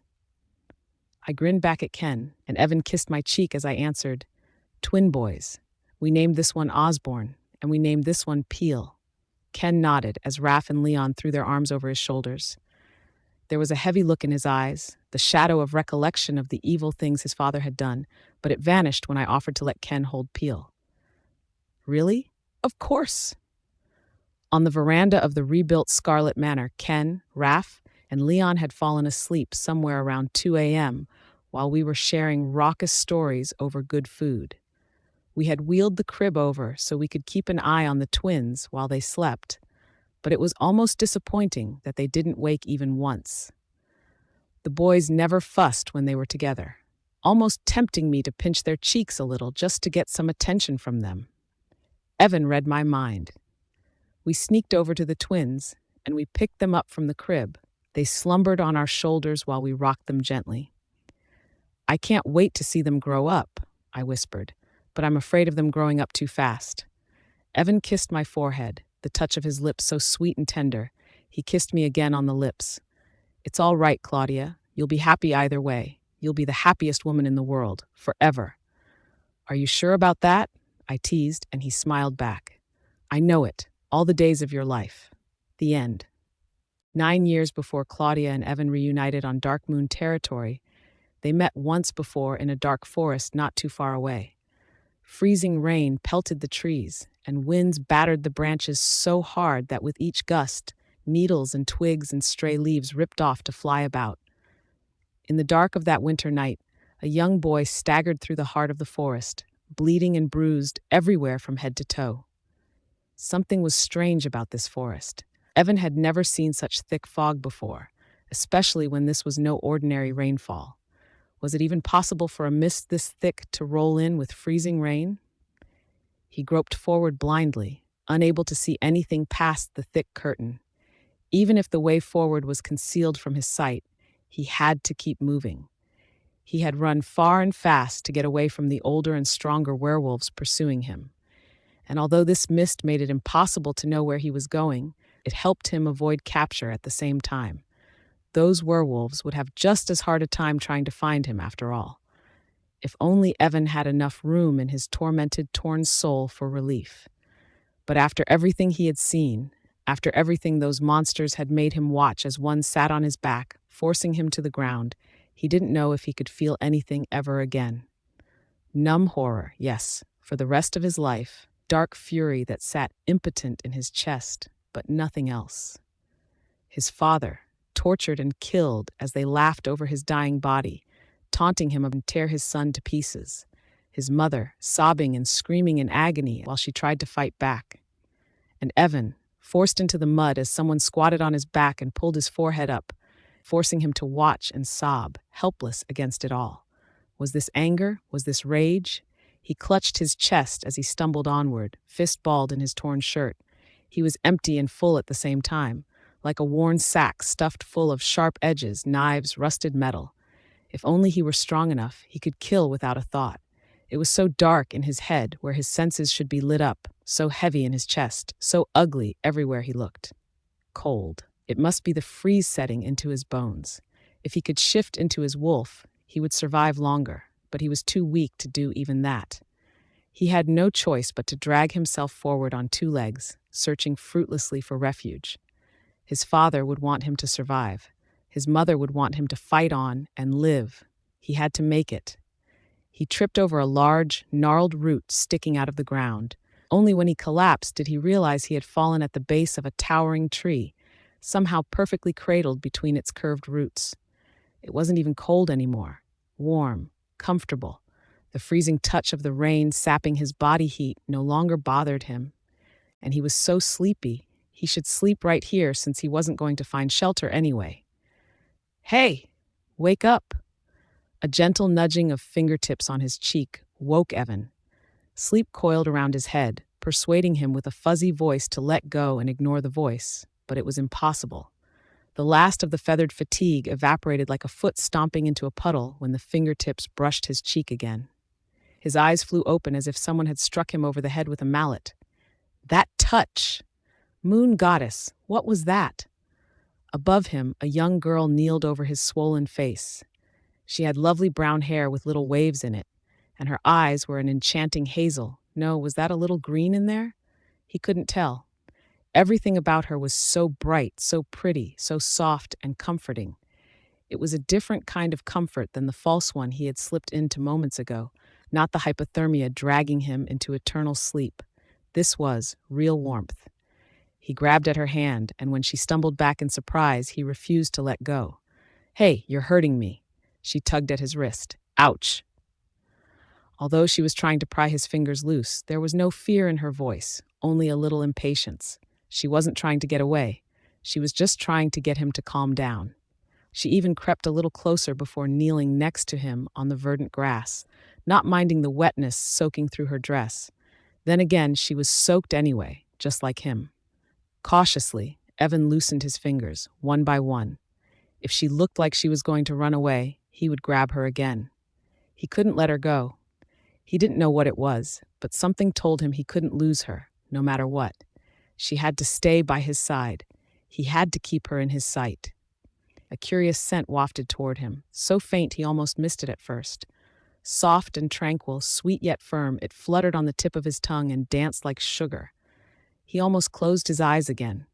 How could anything smell so good? "Hey, you have to stay awake. Come on, we'll stay together. If we sit close, we can share our body heat, okay? We'll be fine until the rain stops." Too late, Evan realized he really had closed his eyes, but it wasn't because he was about to fall asleep like the girl thought. It was simply because her scent was so captivating. He couldn't believe it was real, couldn't believe he was awake and not dreaming, as if he could sleep, now that he knew she existed in the real world and not as a figment of his imagination. He slid to the side to give the girl room to sit, stunned, speechless, but too eager to have her stay. "Okay, now we stay like this. Oh no, you're hurt." Hadn't she seen his injuries already? Well, the mist was thick, so maybe she had missed them the first time. But the coppery scent of his blood caking his skin and clothes should have tipped her off. How could she have missed it until now? Though criticizing her was the last thing on his mind. If anything, her obliviousness only made him grow warmer inside, and he took a steadying breath to catch himself before he threw his arms around her. He wanted her to stay close. He wanted her to stay right next to him, not just now, but forever. What was this feeling? So confusing, so intense, so... "Don't sleep, but you should rest. Come closer, okay?" It was a dream come true. The girl nestled into his side and embraced him like it was nothing, snuggling in tight and dropping her cheek onto his shoulder. She was so small, but there was a maturity in her voice that didn't suit her tiny frame. She must be his age or close to it. What pack was she from? Why was she out in the woods in this dangerous weather? Didn't she know there were dangerous men about? He should warn her, he thought dimly as her scent enveloped him, ever so soft and bewitching. It wasn't safe here. He needed to protect her. He needed to make sure no one could hurt her the way they had hurt his father, his mother, and him. He would protect her to the end of his days. "What's your name?" he wanted to ask. "My name's Evan. I think we were meant to find each other. Don't ever leave me. I'll stay with you, always." He didn't realize he'd only thought the words instead of saying them.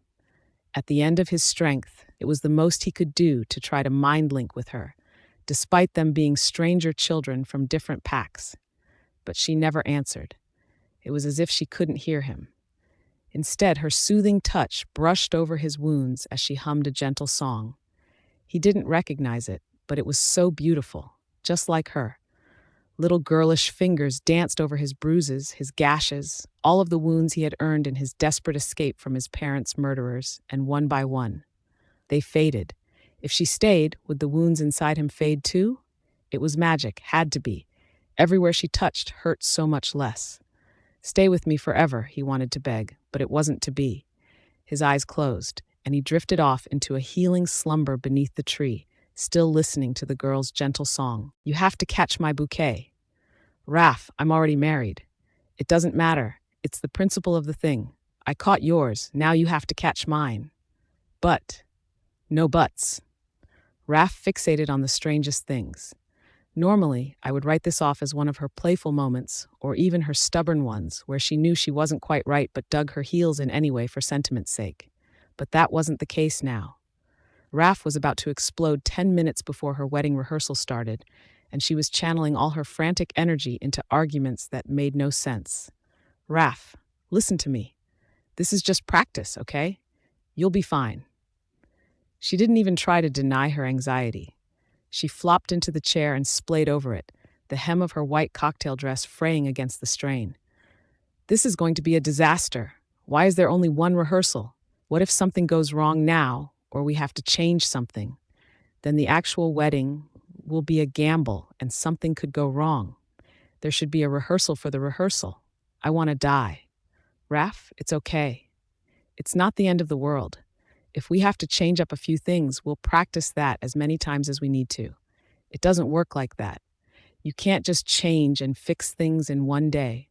Oh, moon goddess, I'm going to mess it all up. This was a mistake. Leon and I should have eloped. I had a dream last night that I forgot to wear undies, and then when I looked down, I forgot the dress, and then I looked over and Leon was wearing it, and I held her hand. Nothing I said would calm her down. She needed to work all of her nervous energy out herself, and we still had 10 minutes. I would stay by her side until she was ready to walk out. It was the least I could do for her. This last month of helping me with my progressing pregnancy while we scrambled to make final arrangements for her wedding had been chaotic, but we were closer than ever. If she truly wanted me to, I would pick her up and take her away from this place, and she only had to ask.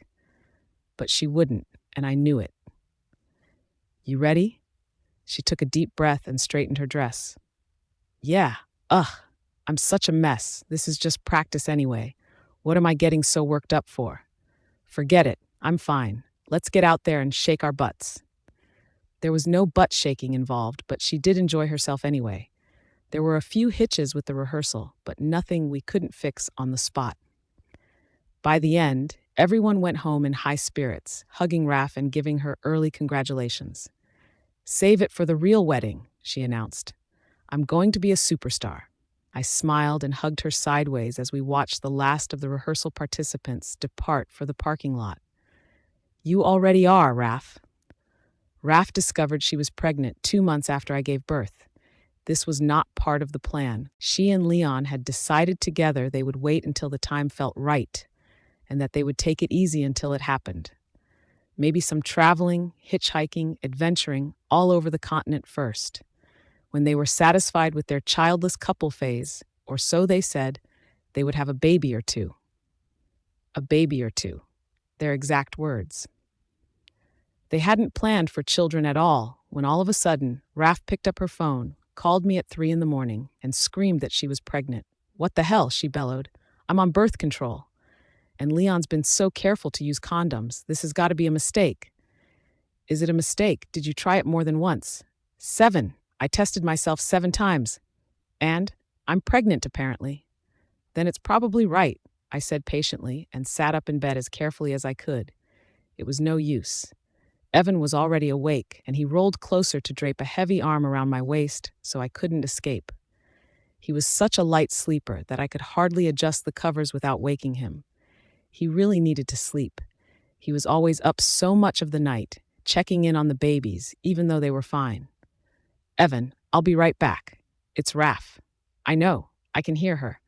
I'll check on the boys again while I'm on the phone. They're probably awake anyway. I'll come with you. No. Stay. I pushed him back down with a stern glower. Of course, I wasn't naive enough to think I could overpower him if he really wanted to get up, but he let me do as I wanted anyway, albeit with a compromise. Instead of lying on his back, he rolled onto his side and propped himself up on one elbow, hand cradling his face. Stay, I told him through MindLink as I got off the bed. I'll be back soon. Raf just needs someone to talk to. It can't wait until morning, I guess. You said you heard her voice. She's pregnant. That's a big deal. And you were pregnant until 9 weeks ago, with both of our children. I waved him off and hurried toward the attached nursery room. Despite his complaints, he would never really hold it against me that I would always be there for Raf when she needed me. And she was pregnant. Of course she would be panicking. I had been afraid at first when I learned I was going to have a baby too. Would my baby be healthy? Would it come into the world safely? What if I ate or did something wrong and hurt the little budding life inside me without even knowing? What if I was doing something wrong that very second and the baby couldn't even tell me? I can't believe this, she moaned when she caught her breath long enough to speak. We weren't going to have kids until we were ready. I'm not a mom. I'm still a party girl. I go out and do crazy things. Oh, moon goddess, last night I even had drinks. Claudia, what am I going to do? Well, first off, no more drinks. I hummed a comforting sound when she let out a burst of mournful crying. It's not the end of the world, I promise. You'll survive. It's only temporary, remember? But you'll have to control yourself a little better even after the baby's born. No more Jello shots until you pass out and stuff. You have to take care of your body so you can be around for a long time for your child. Ugh, Jello shots. I haven't done those in ages. I'm 20 in 2 months. I'm too old to party it up like crazy anymore. My youth is behind me now. Too old. Her youth? Raph really had a warped view of age, but with the insanity that had been our lives ever since the rogue attack on the city and the rift in the Scarlet Pack, we all felt like we had aged 10 years. Even now, the city was still recovering from the war. I repositioned the phone and nestled it between my cheek and shoulder so I could reach into the crib and adjust the tiny blanket over the twins. Raph? Congratulations. I know you're scared right now, but I want to be the first one to tell you that. I'm really happy for you and Leon, and I'm really happy. Your kids and my kids are going to grow up together and go to school together, and they'll do everything we did as they get older. I'm so glad they could be born into peace and not war, and I'm so glad I can be here for you the way you were there for me. Thanks for calling and telling me, Raph. I'm really happy. She made an embarrassed noise. Don't get all sappy on me. I was just panicking. But you're actually really excited, aren't you? I know you too well. Tell me the truth. Well, I might have already told Leon to find his carpenter friends and make a custom crib and stuff. We giggled.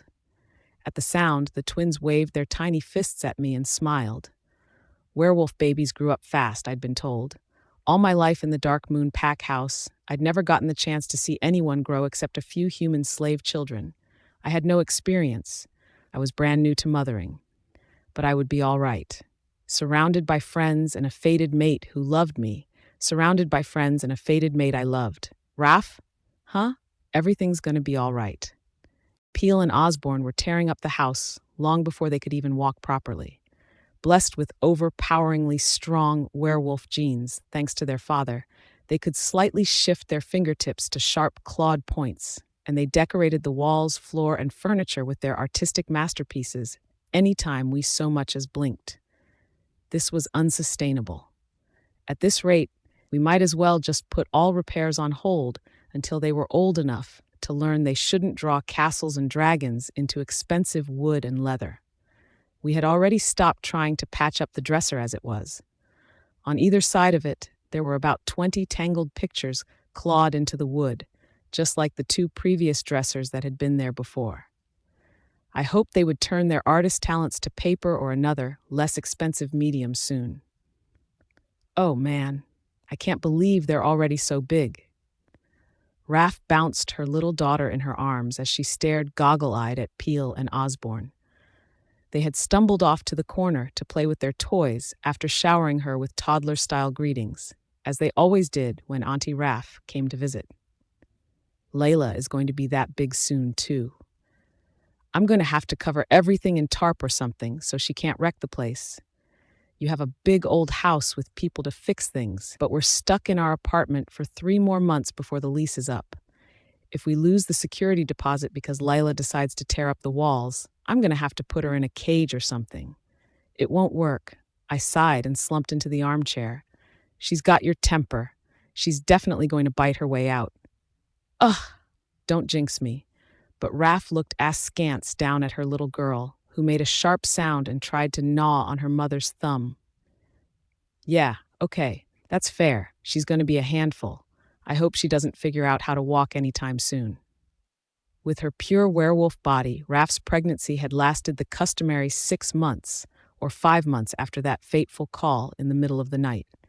In other words, although her daughter was likely not an alpha pup nor destined to become an alpha as an adult, she had the natural advantage of fast growth compared to humans, and compared to whatever I was. Claudia? Oh, sorry, what were you saying? Raph bounced Lila a few times on her knee as she peered into my eyes. Claudia, come on, what's on your mind? You've been spacing out a ton since I got here.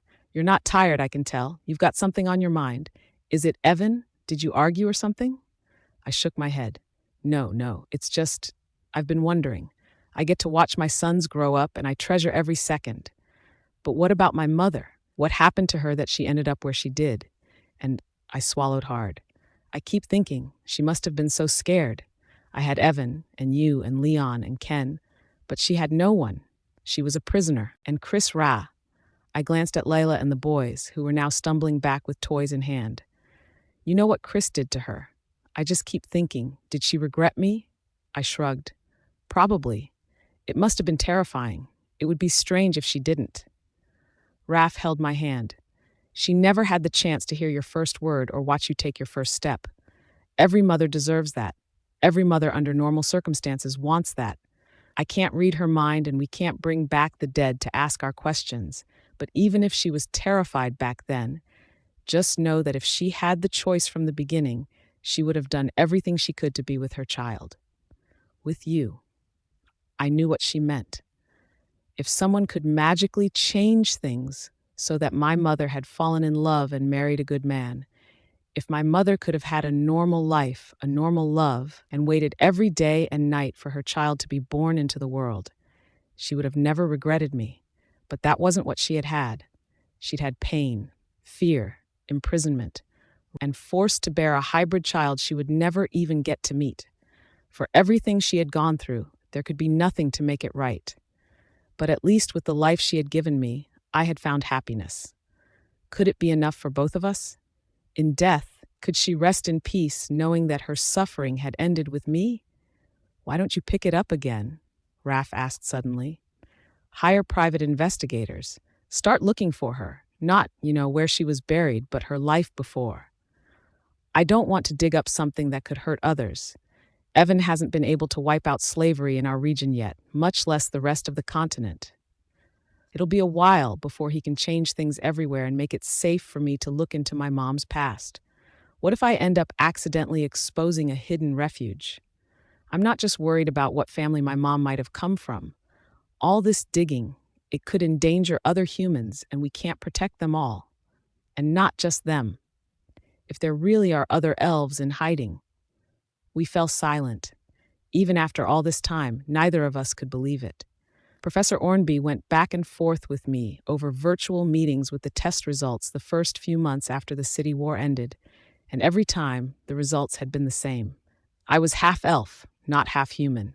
I would think of myself as the latter for the rest of my life, because that was the way I had been raised. But genetically, there could be no mistake. The healing magic in me grew stronger day by day now that it had awakened, and my children, Evans and my children, were part elf too because of me. Maybe Raph was right. I had willingly given up searching for my mother months ago, setting aside that journey for the future. Evan had promised he would unite the continent and abolish all slavery. I believed him, more than enough to wait patiently, but that would take years, and it wasn't only my heritage I was sacrificing. It was our children's.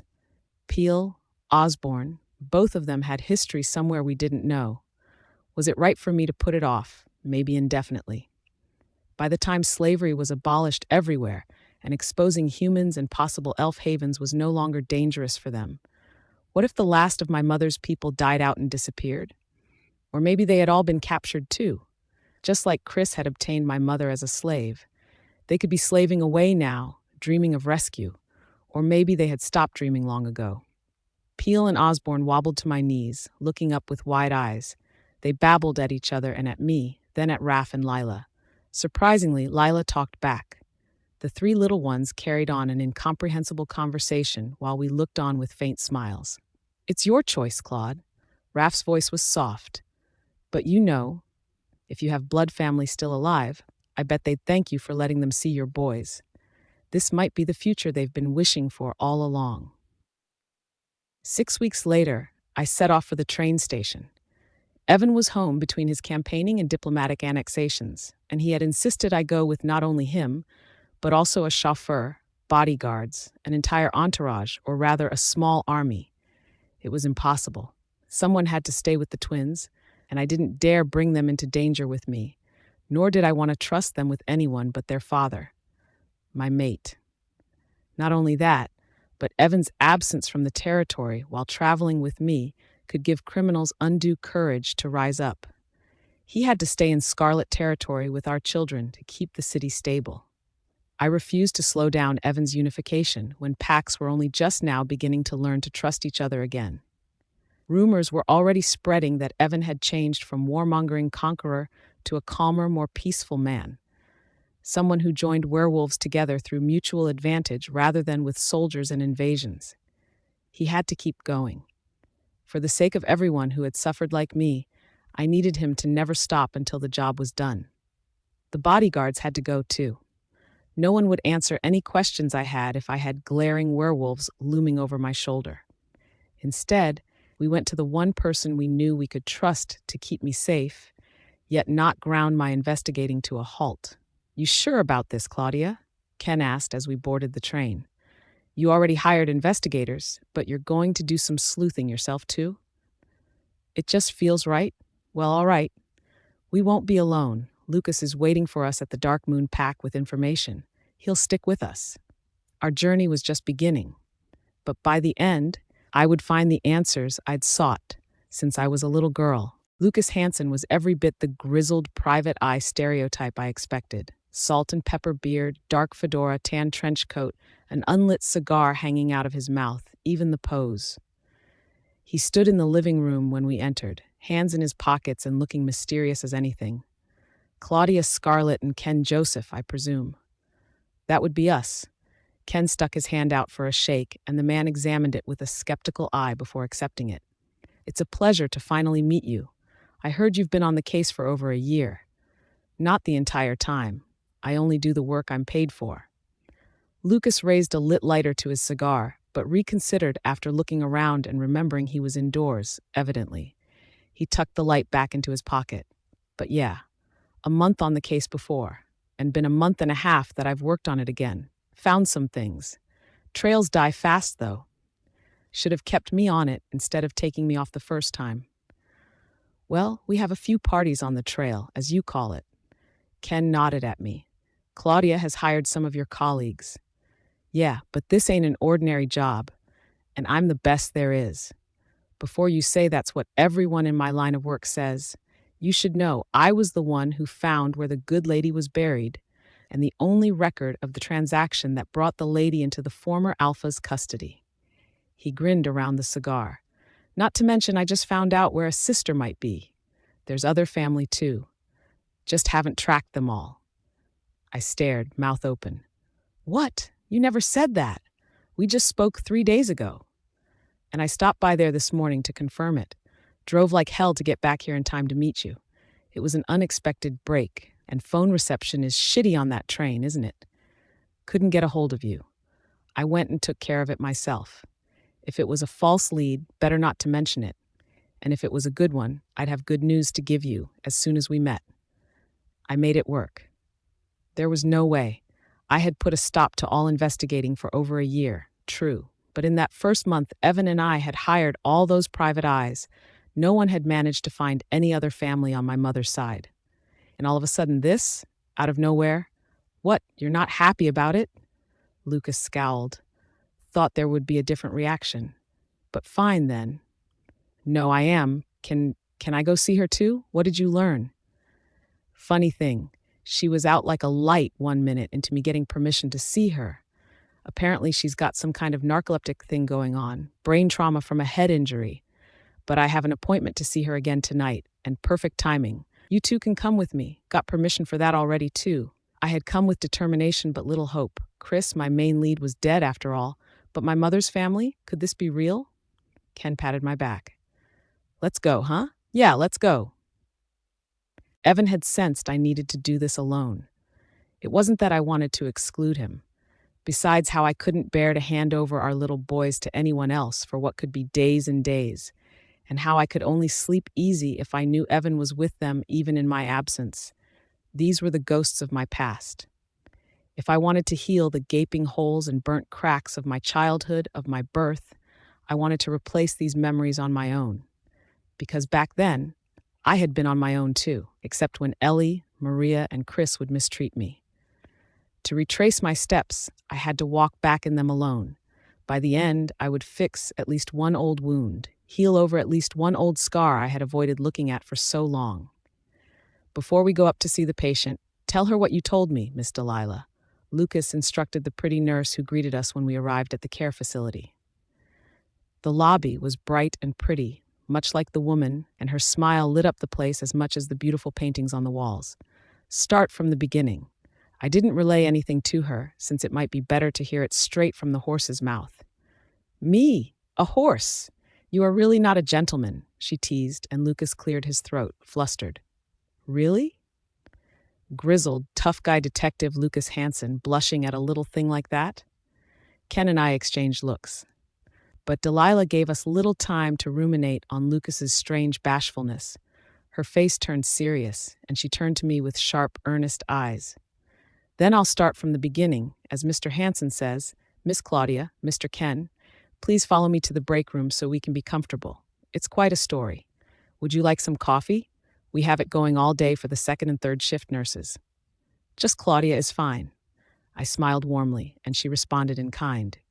Ken was also quick to assure her that titles were unnecessary. We followed her lead into a cozy room with a few small tables, and we pulled up chairs so we could all sit at one together. This place was supposed to be something like a private hospital and nursing home, the Butterfly Meadow Lounge, but it was far homier than I'd expected it to be. It put me at ease as we settled in and waited for Delilah to explain the situation. I understand you came to see a relative. Although we're quite far away, we of course have an agreement with the Scarlet Pack, and Alpha Evan vouched for the report we received a few weeks ago. A Professor Ornby, tenured at Scarlet University, informed us that Mr. Hansen's information was accurate. One of our patients who has been with us for the last year and a half is indeed your blood relative, Claudia. We had a third party compare the DNA sample from Elena, and although we would like to take a new sample from you to test anew as well, instead of using the results recorded from your previous tests by others, it's very clear. Elena Doe is most likely your mother's twin. I almost choked. Ken leaned over and draped his arm around my shoulders, sensing my shock and distress. But Delilah had more to say. If we had had no prior context, we would have thought she was your mother. But we also received the information that your mother's death is confirmed and that her body was exhumed to leave no room for doubt. My condolences for your loss, Claudia. I hope you don't mistake my bluntness for callousness. I only want to give you the information as quickly as possible so you can decide what you would like to do. I shook my head. I understand. Please continue. You say your patient is my mother's twin? Identical as far as we can tell. Now, I'm sure you're aware, but your genetic information is very different from werewolves or even humans. We're using our technology to the extent possible, though, and we can say without a doubt that even providing for moderate error, it's undeniable. You and Alina are indeed blood relatives. I couldn't breathe, but I had to get myself under control. There was too much to discuss urgently before I went to see this mysterious woman. I see. Lucas mentioned she's a long-term patient. Who brought her here? Under what circumstances? Who's paying for her care now? There is an anonymous sponsor who covers all the costs for her long-term care ever since she escaped her pack and stowed away on a train to this city. From what we can tell, she was kept as a slave in a northern territory, but we don't know for sure where that was. She was nonverbal for a time from the trauma, and her condition deteriorated, so questioning her quickly became impossible. Her head injury was left untreated for quite a while, and there was extensive trauma to the brain. The good news is she is recovering little by little, and although she doesn't have a werewolf's regenerating ability, she has some kind of alternative healing factor that allows her body to repair itself. She was in a coma for well over 6 months, but now she can stay awake for up to an hour or two every day. It's about the time she wakes up, soon. I stood from my chair. I'd like to see her then. I don't want to lose this chance. Delilah nodded, and everyone else stood as well. I'll take you to her now. The place was 3 stories high, but stretched out over 5 interconnected buildings. This was no ordinary nursing home, the way the employees tried to make themselves appear. It was practically a luxury resort, though without the fancy trappings of expensive restaurants and such. There were exercise facilities and an indoor pool designed specifically for those with mobility impairments. A lovely cafeteria I wished we had time to explore, lounges, a library, and probably far more than that. Those were simply the areas we saw on the way out of the main building and toward the residential quarters. I'd really like to know who the anonymous donor is who's been paying for Elena's care, I said as we walked behind Delilah. I understand they want to keep their identity concealed, but the situation is different now. Have you informed the donor of what's happened? I was aching to pry into her mind and find the answer myself, but that wouldn't be right. Maybe if it was a matter of life and death, but... We certainly have, she said, and in truth, you can force us to disclose their identity, as you're the dominant Luna of the region, even if the Scarlet Pack hasn't officially annexed this city yet, but the donor would like to remain anonymous. They hope you can respect their privacy. But if it comes at the cost of Elena's care, they are willing to open up communication. Above all, they want her taken care of, nothing more. It's not a bargain, I promised. Your patient is my aunt, twin sister of my mother even. I'm taking care of her regardless of the donor's actions. But I want to thank them for their generosity. Whether they had their reasons or not, they provided for Elena all this time and stayed back in the shadows, receiving nothing in return. I only want to know what kind of person they are, how they're connected to Elena, and to thank them. I see. I'll relay that to the sponsor. Thank you. There was so much more to say, but the rest was futile if the anonymous Good Samaritan refused to see me. Maybe my plea would reach their heart, but it wasn't right to shove aside their desire for privacy just to satisfy my curiosity. I owed them. Because of them, we had found Elena. If what the sponsor wanted was to never cross paths with me, then my conscience had no choice but to accept that. Ken patted my back in silent comfort. I found the good lady through some old medical records, Lucas announced. At the time she was discovered injured on the train to this city, she'd lost a lot of blood. But her blood type is peculiar. Unlucky even in her case. You'd know of it since you had your own blood tests come back with similar results, right? Yes, there was an additional antigen in my blood unseen in werewolves, and every time I went to get tested for any reason, the antigen cluster became denser. I was changing. My so-called elf blood was still growing, even though I had already reached adulthood, but I was only half elf. As different as I was from everyone else, Elena was even more so. But her body healed on its own with a little help from alternative blood substitutes. She has a bit of a healing streak. That's not unfamiliar either, right? Within a few days, she was stable. Her levels were still low, but her count started rising instead of falling or staying the same. So they withdrew the request in the transfusion request system for her blood type. But it was too late. Her information was already in there, hence how I tracked her down. My, Mr. Hansen, you're making it sound like Miss Elena was some criminal offender. Though I have to admire your doggedness. It's not easy to dig through our request system. You must be an old hand at some impressive investigating tactics. Lucas grumbled something about frivolous compliments, but a small blush decorated his cheeks again. Ken and I exchanged glances. Moments later, as the nurse chatted to us about other things, we arrived at a private room. Although it was likely Elena had not risen yet, Delilah knocked for entry anyway and waited for a response. I liked that. A lot. Respecting someone's privacy even though she was asleep. This place and Delilah had more respect for Elena than I had ever gotten before Evan found me and brought me to the Scarlet Pack. To our surprise, although we entered to silence, we found Elena awake. She was lying down and stared at us when we emerged from the doorway. Delilah drew back. "Oh, I didn't realize you were awake. Do you think you can accept visitors? We can come back a little later, Miss Elena." The woman in the comfortable bed was beautiful. Dark brown hair, shining hazel eyes, and a facial structure eerily similar to mine. If I were to reach middle age, I would look like her. She looks like Claudia, but older.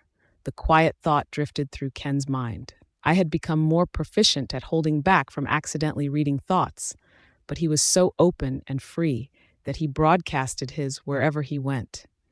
People like Delilah, Lucas, and Evan held theirs closer to their chest. Again, I was tempted to eavesdrop on Delilah's thoughts and hope she accidentally dwelled on the sponsor's name. But I discreetly stepped to the side to get a little distance from the nurse. I used the opportunity to get closer to the bed where Elena lay, while the others remained behind at a respectful distance. "Hello, Miss Elena. My name is Claudia. I think I may be your niece." The woman's serene face put me at ease.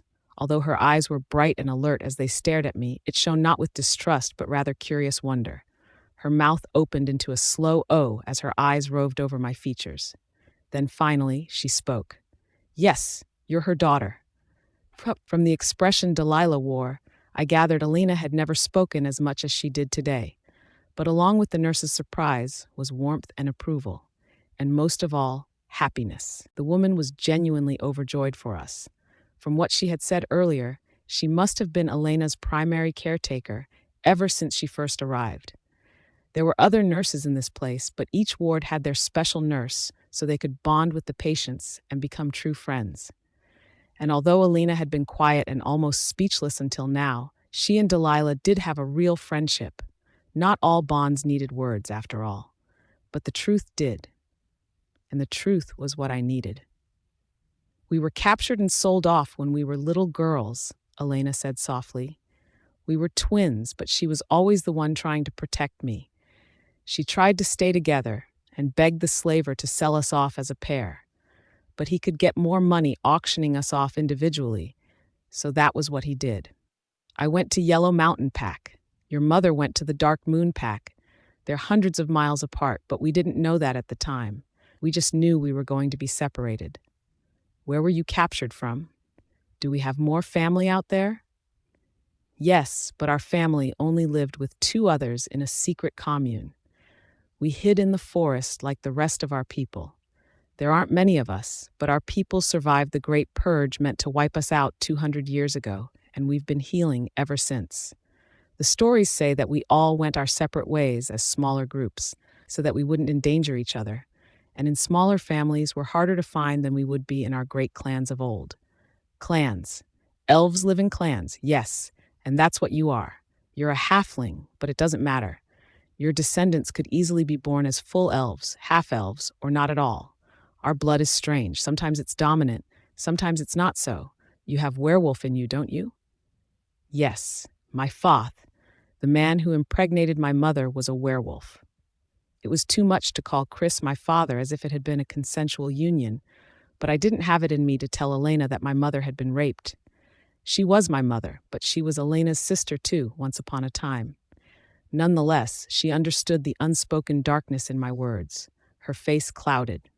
"I should have fought harder," she whispered. "I could have been there for Alita." Alita? Her real name. Slaves are given new ones when they're sold, but Alina was my real name, and Alita was hers. My heart swelled. Alita. Now I knew my mother's real name. I felt closer to her than I ever had my entire life. "Shall I tell you more?" I nodded furiously and moved closer to her where I sat on the edge of her bed. The others pulled up chairs. I wanted them here to listen, and so did Elena, it seemed. A small smile played on her lips as she looked around at all of us. "All right then, it goes like this. Hello, Mr. Jonah. I hope I caught you at a good time. Do you have a moment to speak, or should I come back later?" My voice was level and my face calm, but inside, I was trembling like a newborn fawn. On the steps of this quaint house in the middle of nowhere, surrounded by beautiful acreage filled with fountains, flowers, and birds, I had come face to face with the mysterious man who was Elena's Good Samaritan. He was lanky, worn, perfectly groomed black hair, a sophisticated face, and although he wore an unassuming tweed suit, it somehow made him look even more formal and elegant. He reminded me of some of the professors at Scarlet University, and I had to resist calling him sir like a schoolgirl. His voice, too, was quiet and controlled. "Yes, you are Claudia Scarlet. Come in. I've been preparing for your arrival."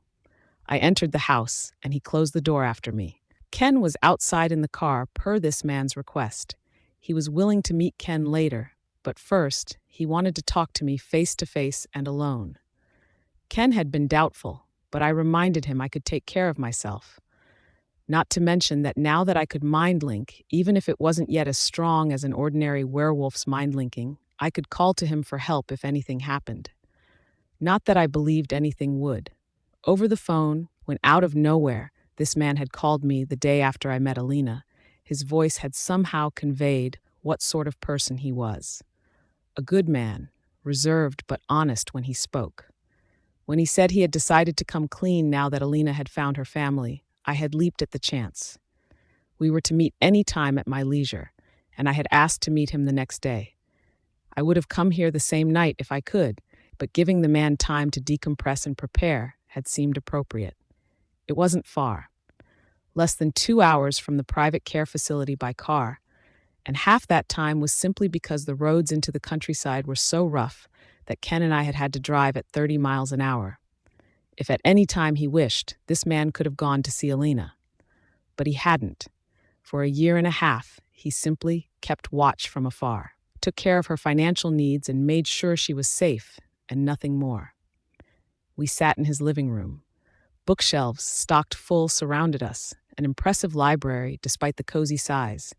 Jonah had already prepared 2 steaming cups of tea on the coffee table, and he sat in his armchair while I took up my seat on the couch. "You must have many questions, Claudia. Please ask." I had expected as much. We were strangers, but I could already tell he wasn't the sort to launch into a monologue, even invited. I cleared my throat. "Could you tell me what your connection is to Alina? How did you come to know her? Why have you been paying for her care all this time but never gone to see her? Have you ever met? She didn't know who you were." Jonah's answers were methodical and measured, answering each question in order one at a time. I knew Alina from when we were younger. My elder half-brother Jeremy is the alpha of the Yellow Mountain Pack. Almost 20 years ago, when he turned 18, our father presented him with a gift to commemorate his entrance into adulthood. That gift was actually an exotic slave he purchased at auction hundreds of miles away, one that looked like a human girl but had some kind of other blood that made her look different from the rest. He made her one of his mistress slaves. I didn't live with the pack as I'm an illegitimate son of the previous alpha, and Jeremy didn't want me to usurp his authority, but I was around often enough that I came to know Alina a little. He placed his cup of tea down on the table and folded his hands in his lap, face somber. "I'm complicit in everything that happened. I could have tried to free all the slaves in the Yellow Mountain Pack, but I was so busy worrying about my own safety that I lost my humanity and integrity to it. I only comforted Alina in her darkest times and nothing more. If I had been a good man, I would have at least secured her safety by my own hand. But I was more afraid of what would happen to my mother, my sisters, and their children if I stepped out of line. I compromised my humanity for short-term safety." "Did Jeremy threaten your loved ones?" "For all manner of things, since we were the mistress household of our father. I was so used to it from childhood on that he trained me to obedience. If I were a better man, I would have figured out some plan to get them all to safety and sneak them away from the pack. There were other methods. There had to have been. I just couldn't see them, blind and stupid as I was. So I took the coward's way out and helped Alina escape, in secret. That was how she ended up on the train, as a stowaway?" "Yes. Jeremy would smuggle illegal products out of his territory, even right out of the pack house. One day, I gave her a copy of the key to enter the attached garage where several vehicles were already loaded up with product. I instructed her to hide in one of the larger cargo containers that had a false bottom. With that shipment, there was one particular container that was only a quarter full, so I knew she could fit in there without being detected. The products they were transporting are typically heavy, and her weight would only make the container feel as if it was of normal weight like the others. She's very small, as you know, quite like you. Not to mention she was malnourished at the time. She probably only weighed a little over 90 pounds. And the contraband went to the train.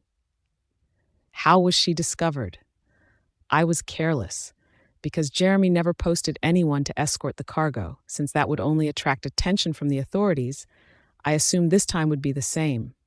But it wasn't. There was someone in that train car, a guard to make sure this special shipment made it to its destination intact. Elena didn't know this either.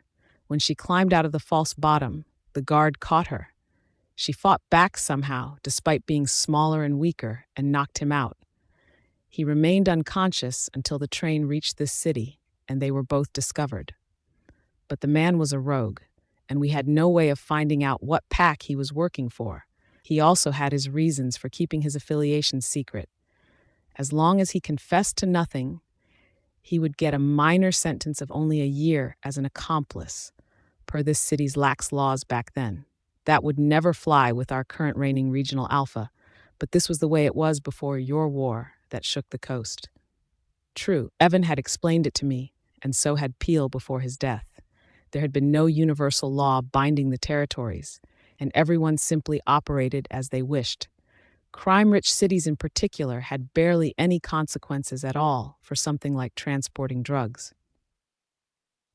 As soon as I heard what had happened, I made arrangements anonymously to pay for Elena's care while she recuperated.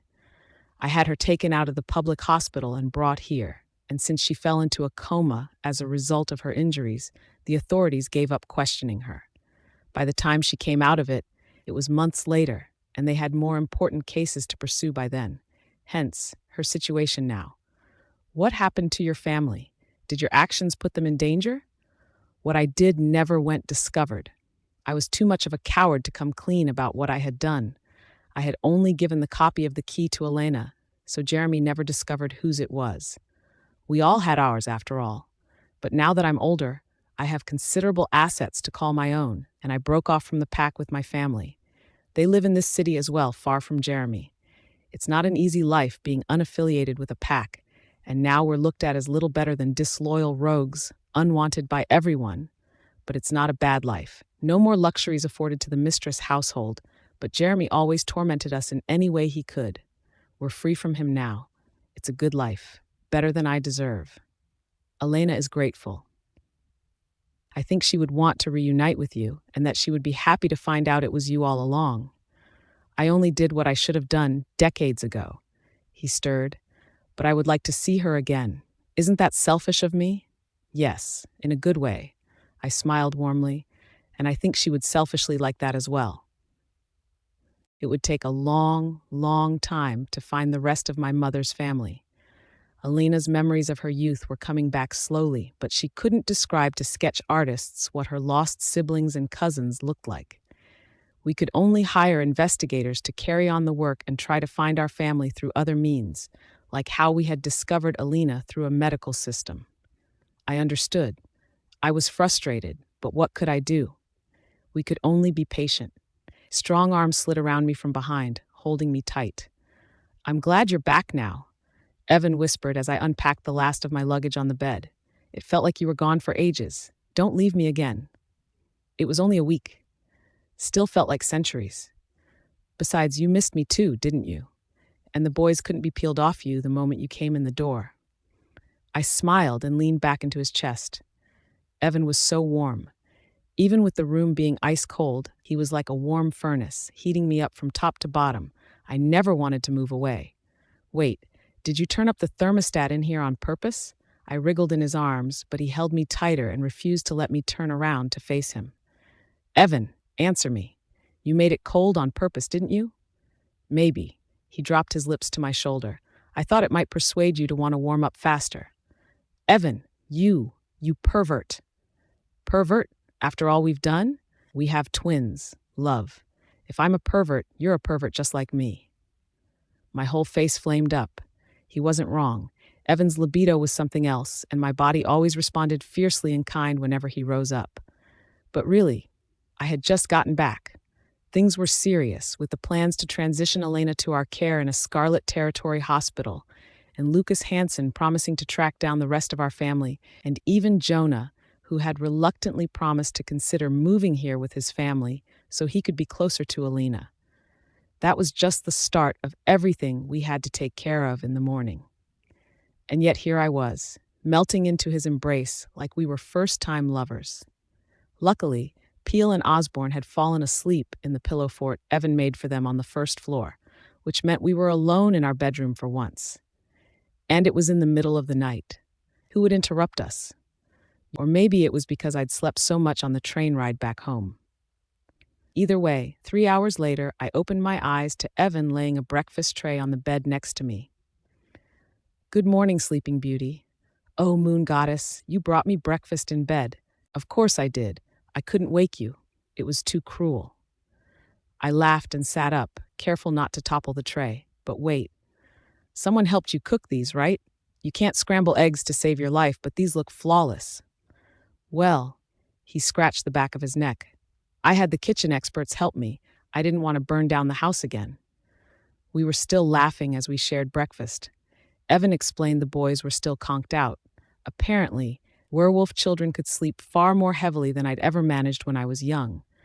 I was glad for it. Sleep, my loves, I thought softly.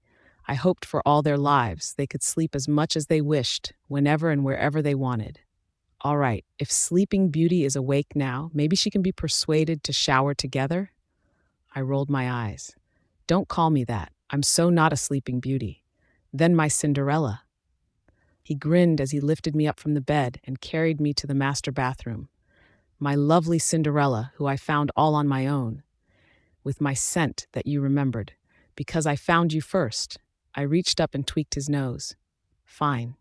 I'm afraid of what other princess names you're going to call me. Cinderella isn't too bad, all things considered.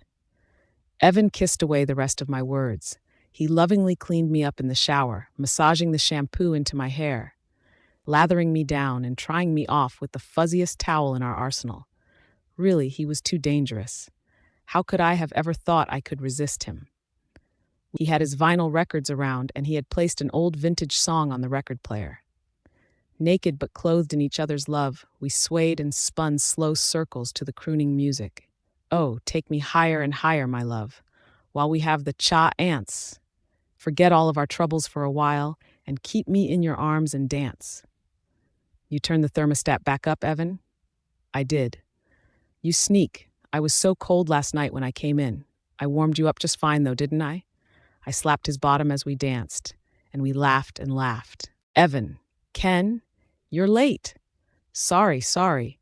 We got held up with the business party, but they folded and we're here. We got 'em. Ken winked and threw an arm around Evan's shoulders as they stood in the foyer. Once the old alpha man started getting annoyed, they realized they needed to stop trying to schmooze up to him and parted like the Red Sea, and we picked up the presents. I sighed as their Delta subordinates came marching in behind them through the open front doors. So cold. Not only were we getting a white Christmas, we were getting blizzarded down. The snowstorm would be on us in full in the next 12 hours, according to the forecast. Evan and Ken should have been here 2 hours ago so they could avoid the icy roads. Who was out there at this time? The warnings had been blaring all day. Claudia. Evan kissed me on the forehead and held me close. Really? Damn it. He always did this when I was about to get worked up. I missed you. Where are the boys? Ugh, too late. My anger melted away, and I snuggled into his arms with a dreamy smile. He had been gone since yesterday morning for business, and finally I had him for Christmas Eve. The boys went to bed already. They wanted to wake up at midnight and open presents with you. An hour left then. He checked his watch. 45 minutes. Cuddle? Evan asking for cuddles? Aloud? A year ago, he was still struggling to verbally ask me for hugs. I squeezed him tight, and his contented hum rumbled from his chest into my body.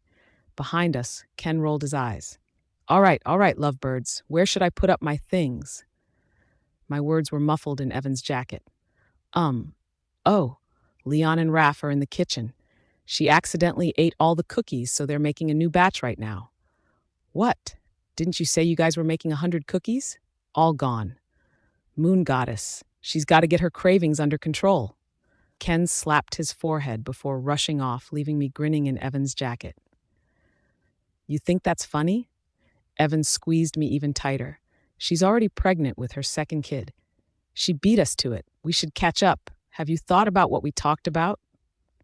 I reached around and playfully slapped his bottom. We'll get to it, but the boys are only 3. They say if you space your kids apart a little, it's easier.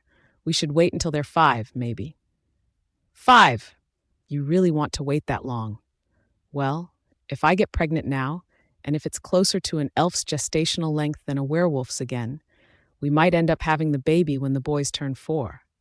Elena was telling me last night about how elves and humans are usually about 9 months, not 5 or 6 months like werewolves. Evan groaned.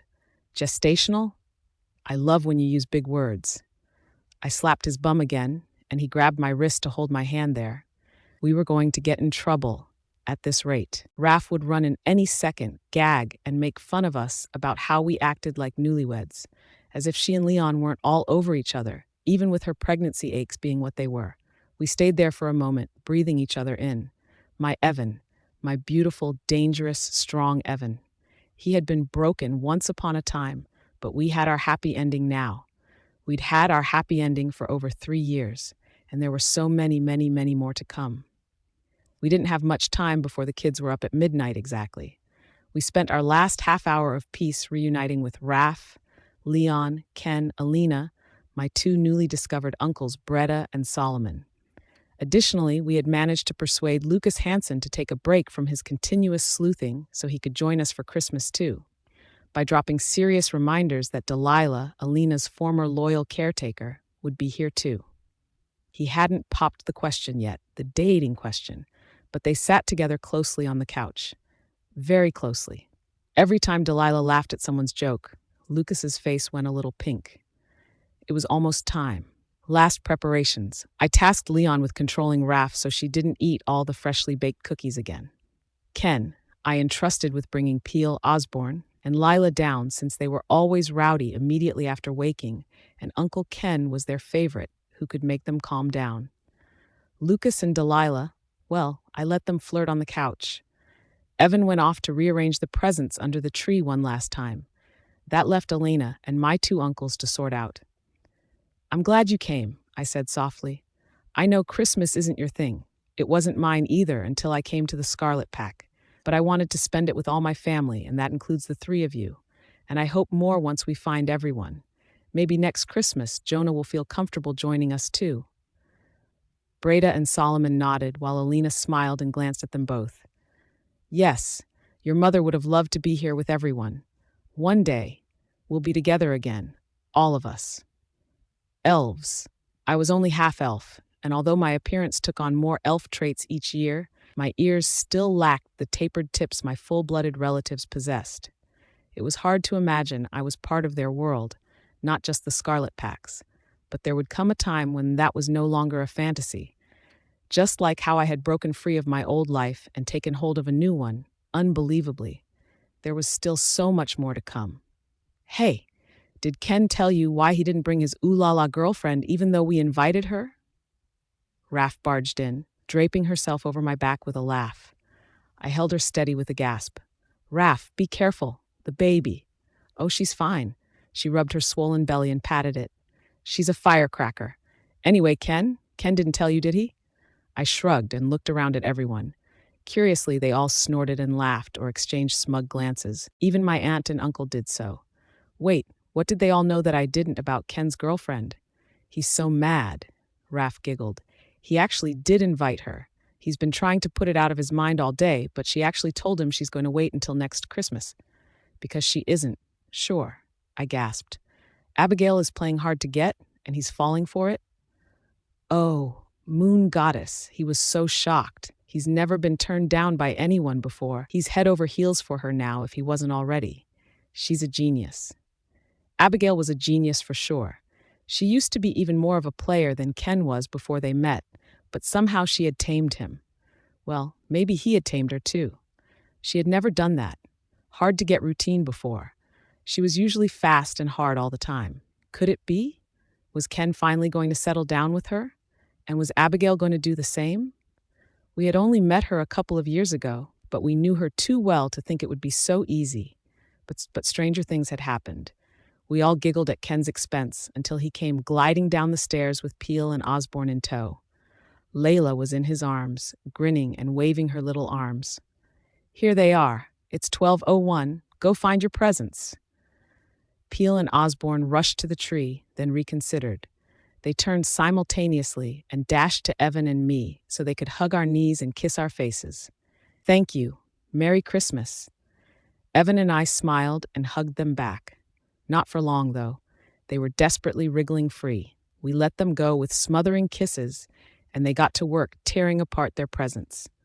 Layla, of course, sauntered right between them, and they made way for her like a princess so she could get her own gifts.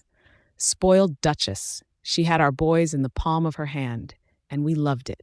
Everyone broke out into warm chatter and laughter as the children squealed over their presents, Ken helping them when they couldn't quite decipher their names on the gift. Cookies and milk and chocolate were passed around, heart and love and goodwill. Evan sighed in my ear and kissed my neck. "This is everything I could ever want," he whispered. "I love you, my Cinderella." I blushed. Ever since that day, he kept calling me that, and somehow I liked it. I would never admit it to anyone else, but it was the truth. "Claudia, your turn to open presents now," Raph exclaimed. "Up and at 'em." Evan hustled me to the tree where the 3 small children were squealing in excitement, waiting for me to open their joint present. Moon Goddess. These 3 tots did everything together. Once Raph's second daughter was born, they would make a squad of fearsome 4, and my next child would add to their little jamboree. I looked around at everyone, love swelling in my heart, my family, my mate, my children. "Thank you for being here with me, everyone," I said softly. "Merry Christmas." And all in unison, "Merry Christmas, Claudia." The end. Thank you, my dear readers, for reading this story. I'll appreciate it if you explore my other stories as well.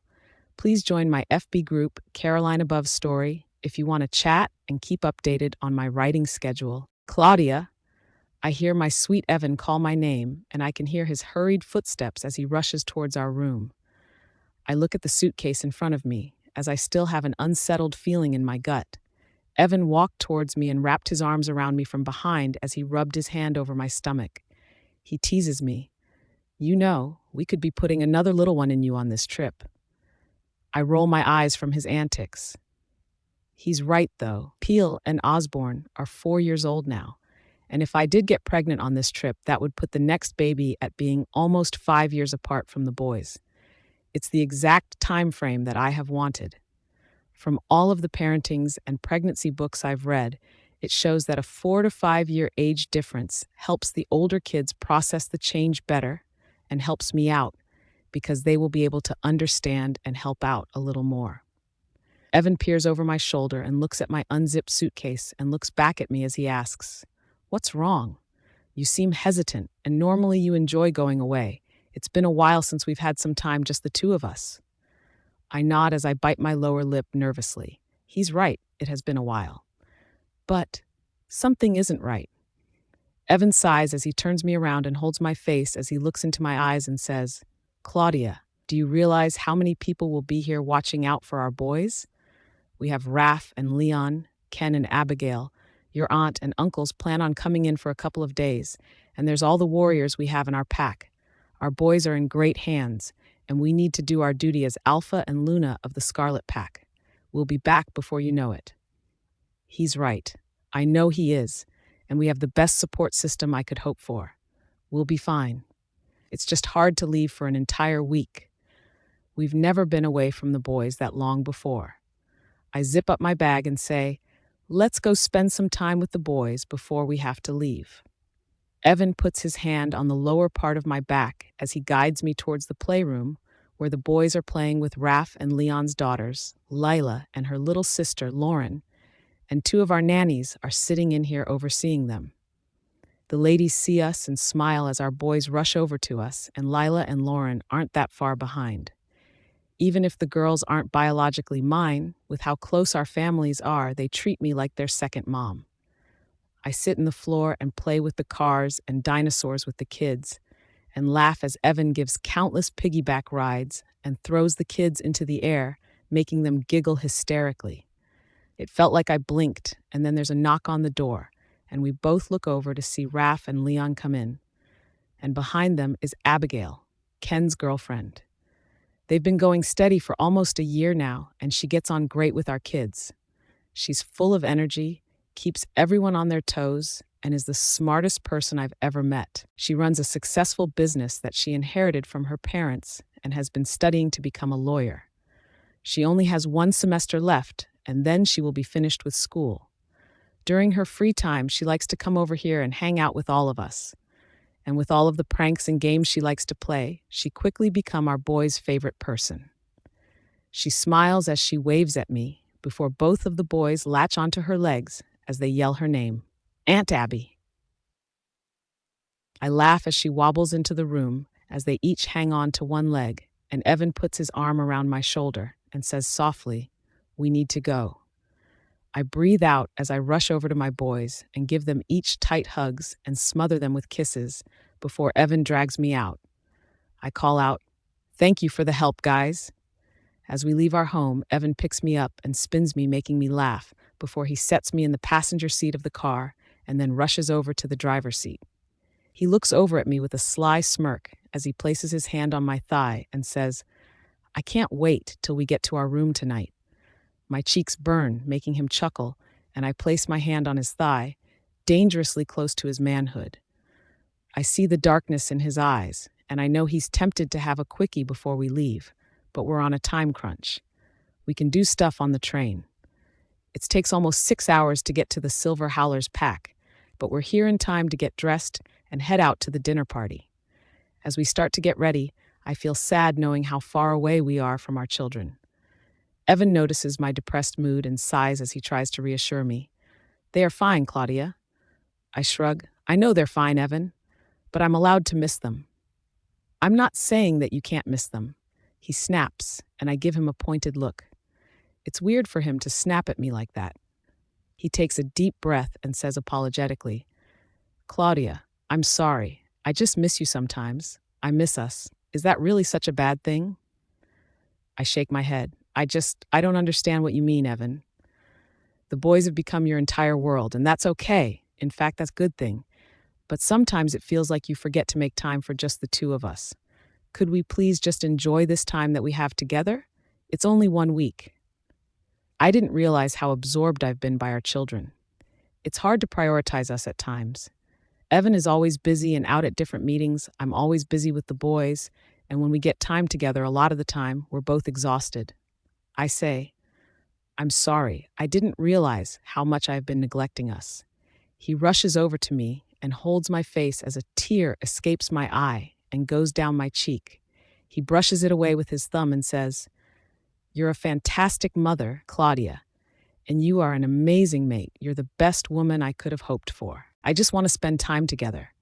I want to work on prioritizing us. I need to do it too." He leans in, giving me a soft peck on the lips, trying to reassure me that he doesn't mean anything in a bad way. He groans as I slip my tongue into his mouth, and before I know it, he has picked me up, forcing me to wrap my legs around his waist as he brings us over to the bed. I gasp as he places kisses along my neck, and I say breathlessly, "Evan, the dinner." There's a knock at the door that breaks us out of our private bubble. We both groan in disappointment, and Evan calls out, "We'll be right there." He takes me hand, helping me up, and we both rush to get ready so we can make it down for dinner. I throw on a long black dress that has a slit that goes all the way up to the thigh, and I look over to see Evan as he straightens his tie. I feel breathless just looking at him.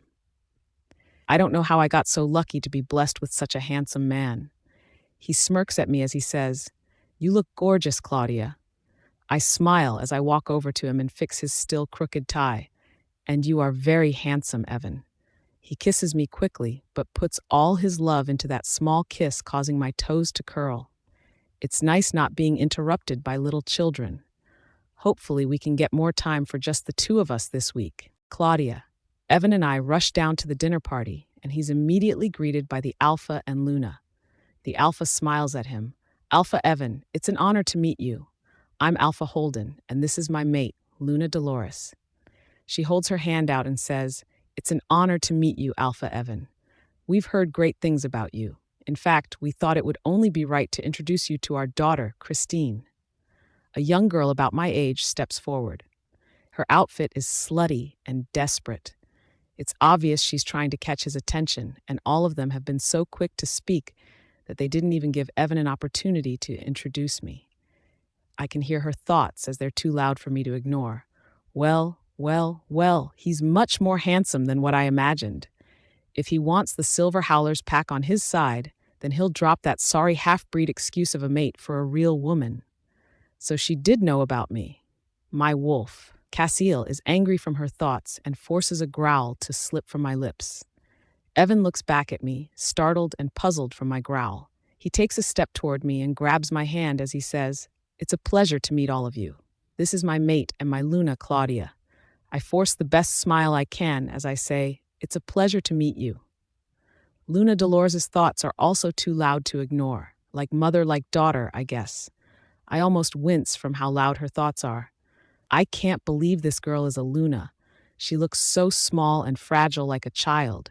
We just need to get her out of the way, and my daughter could be a proper Luna for the Scarlet Pack. I wanted to scoff at the thought of this girl being a Luna. The desperation coming off her isn't the way a Luna should be. A Luna should be kind, confident, and respectable, and Christine seems stuck up, desperate, and by the way she dresses, no man or woman would respect her. Evan holds on to my hand as he leads us to a place to sit. Dolores and Christine's thoughts anger me and my wolf, but we remain calm and try to focus on Evan. During the whole dinner, he kept one hand on me. He knew I was tense and was trying to calm me down in the best way that he could. He and I both knew that this alliance would be beneficial. The Silver Howler's pack is the next largest pack in the country aside from ours. When they heard how big we started getting, they started to combine and take over smaller packs in the area. Because they didn't go on a rampage taking over other packs and killing lots of people, the members, they have been extremely loyal to them. And although our pack members are loyal to us now, it took a long time for us to change our reputation. If the Silver Howler's pack ever decided to be against us, who knows how much bloodshed would on both sides. It felt like the dinner lasted for hours, and the whole time Christine was making googly eyes at Evan and even tried playing footsie with him. Unfortunately for her, she was playing footsie with me, and one quick kick to the shin was enough to get her to stop doing that. Finally, Evan and I were able to go back to our room. Once we were behind closed doors, Evan looks at me and asks, "What is going on with you, Claudia? You know how important this trip is, but you were practically glaring at the Alpha's daughter the entire time." I scoff. "Did you see the way she was looking at you? Did you notice the way that they all pretended that I didn't exist?" He shakes his head. "I noticed, but did you notice how I always tried to pull you into the conversation? How I never let them push you out?" I press my lips together and look to the floor. He's right, he did nothing wrong. I'm overreacting. I look back up at him to see that he has an amused smile. He shakes his head and says, "It's crazy, Claudia. After 5 years together, you still got jealous over a girl that means absolutely nothing to me. No one can replace my Cinderella. My cheeks burn as I'm embarrassed from my jealousy, but I'm happy to have him. I'm happy that we have had these 5 years together." He walks over to me and hungrily kisses me and picks me up, carrying me to the bed. I can't do anything but kiss him back with just as much hunger and passion that he has for me. But suddenly he stops. His whole body freezes as he is hovering over me. My eyebrows furrow and I ask, "Evan, what's wrong?" It takes a moment for him to respond, and I try to listen into his mind, which I wouldn't normally do, but the way he is acting has me fearful. But his mind is dark and hard to pick through. It's been years since his mind was this dark, and it worries me. I say his name, panicked, "Evan." His eyes focus back on me, and he pushes himself off me and says, "We need to go now." What's going on? I question as he rushes to the closet and grabs our suitcase. He licks his lips and says, "Just trust me right now, Claudia. I'll explain on the train. We need to go." "What about the Silver Howler's pack? Won't they be angry?" He shakes his head. "This is more important." Evan grabs my hand. "Let's go." We rush down the stairs, and the first person Evan sees, he says, "Tell Alpha Holden that I'm sorry for how fast we had to leave. We have an emergency back home, and when we're available, I will call again." The person responds with a simple, "Yes, Alpha." Evan gets us into a car and speeds toward the train station. There is only one other time that he has driven this fast, and it was right before we got together. I stare at him with wide eyes, terrified that he will cause us to crash, but I trust in him regardless. I know he wouldn't do this unless it was for a good reason. We get to the train station, and once in our cabin, he grumbles, "Stay here." Before I can respond, he rushes off. I sit down feeling dumbfounded, and I check my phone, but I see no messages. What could be going on that is so urgent? I want to call Raf, but I refrain.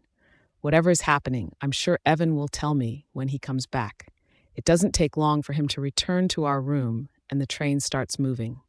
I'm surprised how fast is left the station. Normally, we're waiting for at least half an hour for everyone to board. Evan paces in front of me, and I say, "Evan, what's going on? You're making me nervous." He breathes out and says, "Beta Collins mind-linked me. We've been attacked by rogues. It's a bad attack. They've never seen so many rogues at once before." He presses his lips together. There's more that he's not telling me. I say, "Okay, what else, Evan?" He huffs. "Peel, Osborne, Layla, and Lauren were playing outside with Abby and the nannies. No one has been able to locate them for over an hour." Fear grips my heart. I shouldn't have left them. This is my fault. My breathing is shallow and fast, and Evan gets in front of me, forcing me to look at him as he says, "Claudia, it's okay. It's all going to be okay, I promise." Tears go down my cheeks as I shake my head. "You can't promise me that. What if the rogues have them? What if they kill them? We never should have left them there." He holds my face and takes deep breaths in and out until I follow his suit. He tells me, "Claudia, I promise, nothing will happen to our sons. They're with Abby and their nannies, and Abby's a badass. And Ken will be able to find her, I'm sure of it. And Ken, he may look just like a pretty boy, but he's a good fighter. He can get them quickly if they were taken. But they might just be in hiding. We won't know till later." I clench my teeth together as I try not to have any resentment towards Evan. He knew I didn't want to come to this pack without the boys, but he pushed me to leave them behind. If they were with us, then this wouldn't be happening. "Please, Moon Goddess, please keep my babies safe. Abigail." I'm grateful that I was the one with the boys when the rogues attacked. Lila and Lauren had just gone inside with the nannies for their nap time, but the boys and I were having fun together searching for bugs in the forest. Plus, their Uncle Ken should have been joining us soon, and neither of the boys could rest knowing that Ken would be coming soon. So we continued our hunt for worms, roly-polies, caterpillars, and whatever else we could find. We were getting pretty deep in the forest when I noticed some of the pack members that should have been on patrol duty weren't there. My stomach churned, and I said, "Hey, Ozzy and P, let's head back to the pack house." Peel whines, "Oh, Aunt Abby, can't we stay out just a little bit longer?" "No, Peel, let's go now." Neither of the boys argue, but they sure took their sweet time as we headed back to the pack house. I stayed alert. I knew danger could be around any corner. The only reassurance I had is the fact that I haven't received a mind link about any danger. Then again, what if I haven't gotten a mind link because they're too busy to send one out? I hear the sound of a branch cracking and I say, "Hurry up, boys." Both of them know by my stern tone that I meant business, and they both quicken their pace. I hear Osborne's sharp breath, and my eyes widen as I see the sight before us. 2 rogues, one dead body in front of them. One of the rogues licks its mouth and slobber drips down its face, splashing onto the forest floor. I push the boys behind me and let out a growl as I demand, "Don't come any closer." I don't know if I should command for the boys to run, or if it's better to keep them in my sight right now. All I know is that I must keep them safe. The other rogue shifts and smirks at me and tilts his head to look past me toward the boys. He says, well, if it isn't the Alpha's boys." My breath catches. He's a rogue. How would he know? Unless this was planned. I gasp as something sharp stabs into my neck and I yell out, "Boys, run." Peel seems shocked and stumbles as he tries to move, but Osborne jumps into action. He pushes Peel, forcing him to snap out of his daze as he takes off. I try to shift. I have to keep them safe. Why can't I move? The rogue walks over to me and smirks as I fall to my knees and then stumble onto my side, and he says, "What a pity it is for such a young woman to lose her wolf." Lose my wolf? What is he talking about? Something else stabs into my leg, causing me to cry out. The man shrugs. "Sorry, but I have to do what needs to be done." I sputter. Who are you?" He smirks. "You'll find out soon enough. Sweet dreams, Abigail." How did he know my name? I try to move to go after him, but my body doesn't even twitch. Black spots fill my vision until I can't see anything anymore. Claudia, when we get back to the pack, the rogues were long gone. We get to our pack house to see Ken and Abigail on the couch as the pack doctor takes her blood. Raph is sitting in the recliner, crying her eyes out as Leon stands behind her and rubs her back. Beta Colin stands when he sees us walk into the pack house and nods. Alpha, Luna. Evan doesn't beat around the bush as he asks, "What happened? How many casualties? And what about the children?" Beta Collins doesn't get an opportunity to answer. I can hear Raph's panicked thoughts as she thinks, "It's my fault. I should have been home. It's all my fault. If I wasn't at the doctor's appointment for the baby." I didn't even know that she was pregnant again, but I can't focus on it. I need to know what's going on. Abigail is the first to speak. "They took the boys." My whole world stopped and Evan's head snaps toward her and Beta Collins says, "You don't know that." She breathes out, "I do though. They were with me. Rogues came after us. They knew who the boys were and they knocked me out. I'm sorry, Evan and Claudia. I did everything I could." Evan looks toward me, but I'm focused on Abigail and the doctor that's taking her blood. She doesn't look like she has any injuries. "What's going on?" I ask, "What's going on with you?" Ken answers for her. "The rogue spoke with her. He mentioned what a pity it is for such a young woman to lose her wolf. She hasn't been able to shift since they injected her like 5 hours ago." Evan asks, "Have you figured anything out, Doc?" He shakes his head. "Not yet, Alpha." Evan presses his lips together and nods before looking back at me. He's waiting for me to explode. I ask, "How many casualties? How long have they been gone for?" Beta Collins answers, "We lost about 20 men, Luna. All the rogues seemed to disappear after they got the boys." Evan asks, "Did anyone follow?" Leon answers, "Several tried, Evan, but it's like they literally disappeared. No scent, no tracks, they just vanished."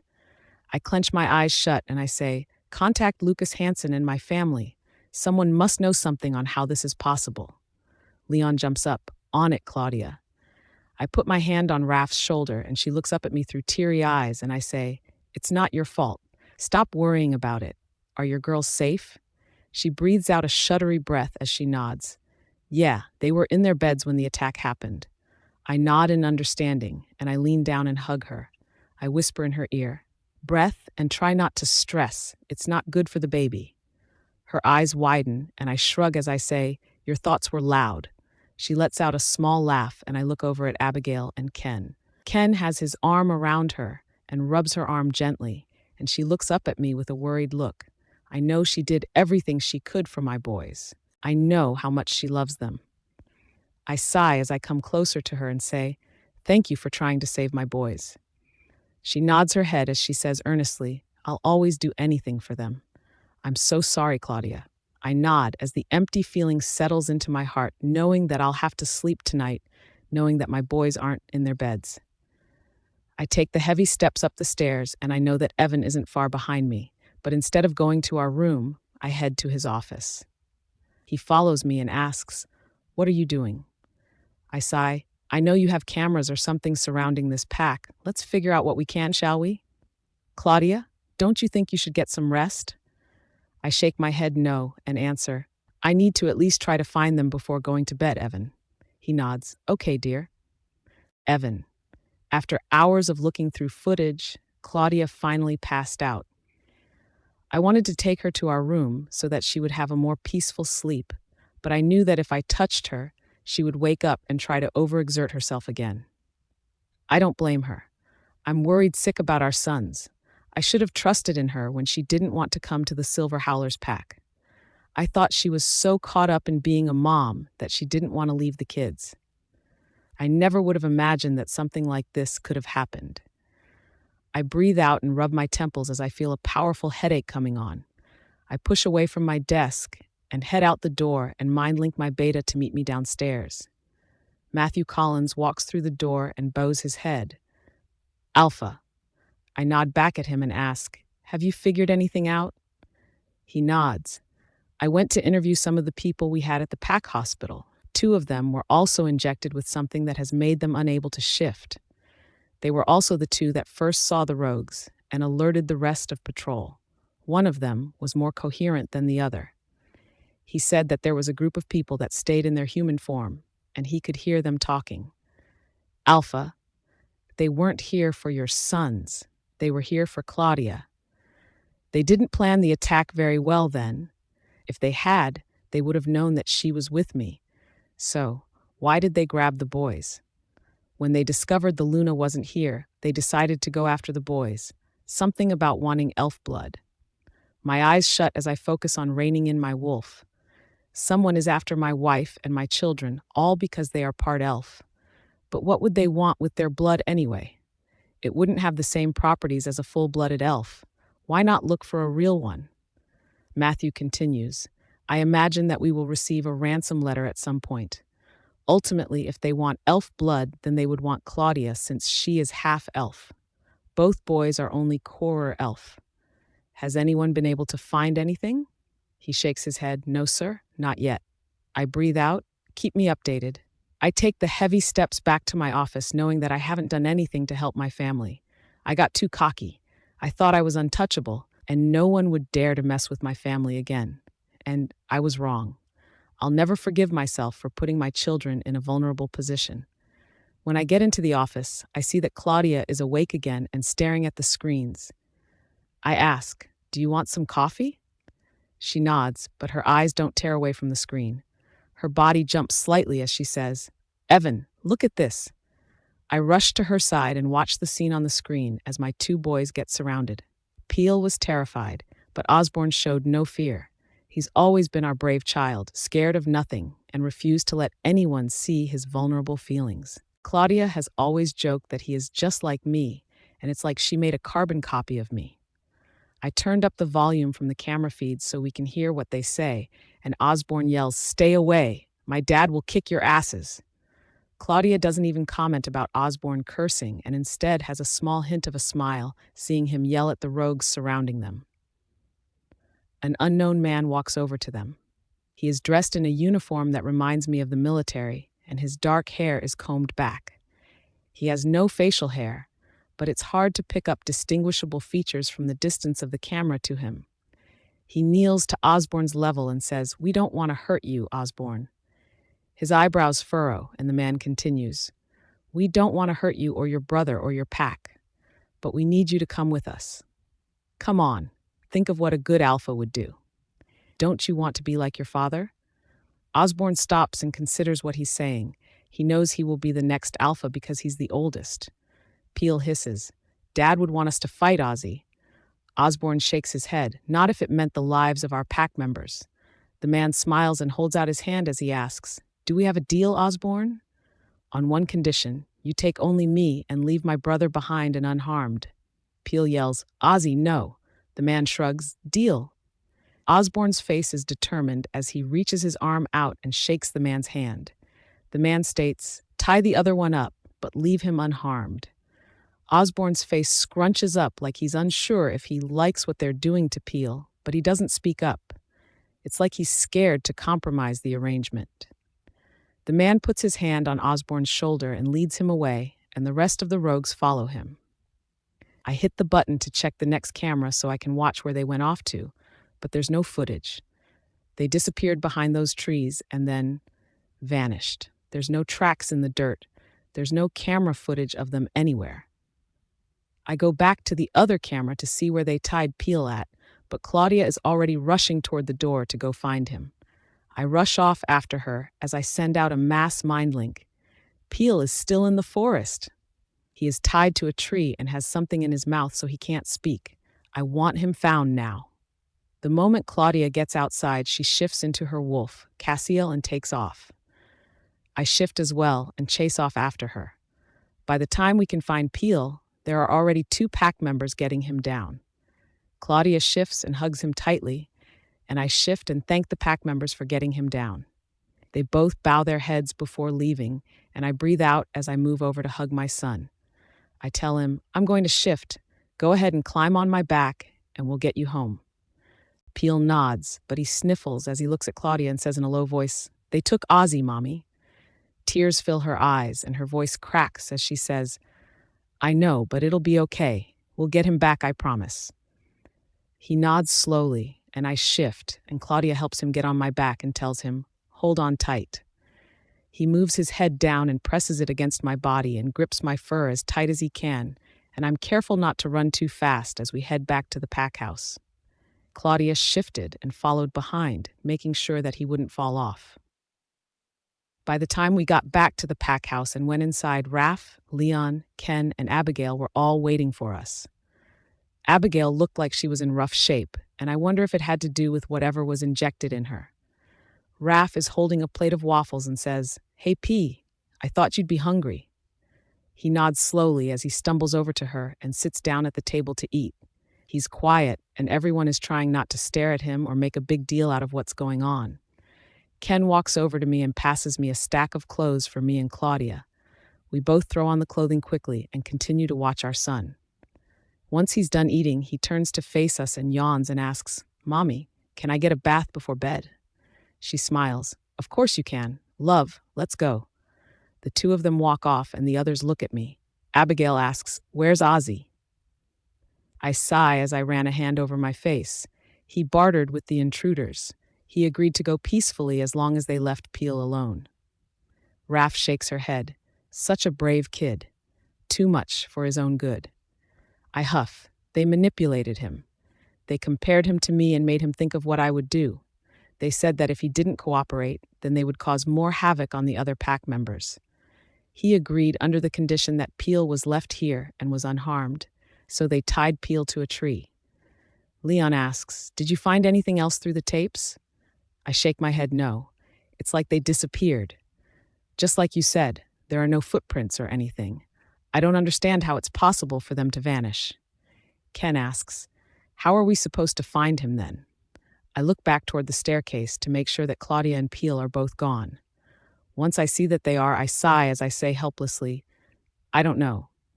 Claudia, it's been a week since the attack. We still have no real clues. Although I'm grateful to have Peel, I'm worried sick about Osborne. I don't understand why they want him. I thought for sure by now they would reach out requesting us to pay a large sum to get him back, but there's been nothing.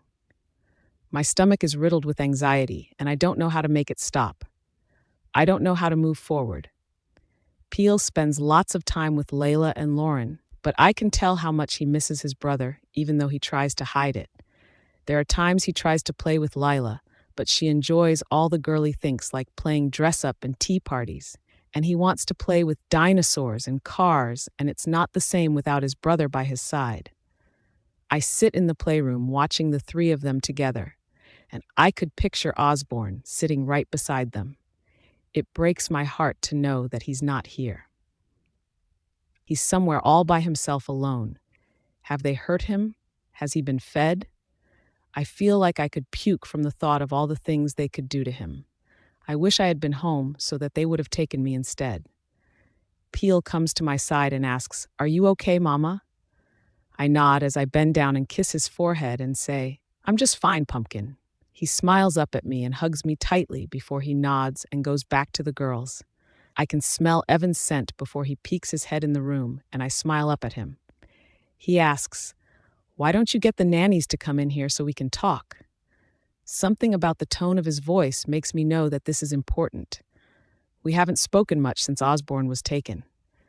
I kiss Peel's head as the nannies enter the playroom, and I leave. I walk into Evan's office and ask, "What's going on?"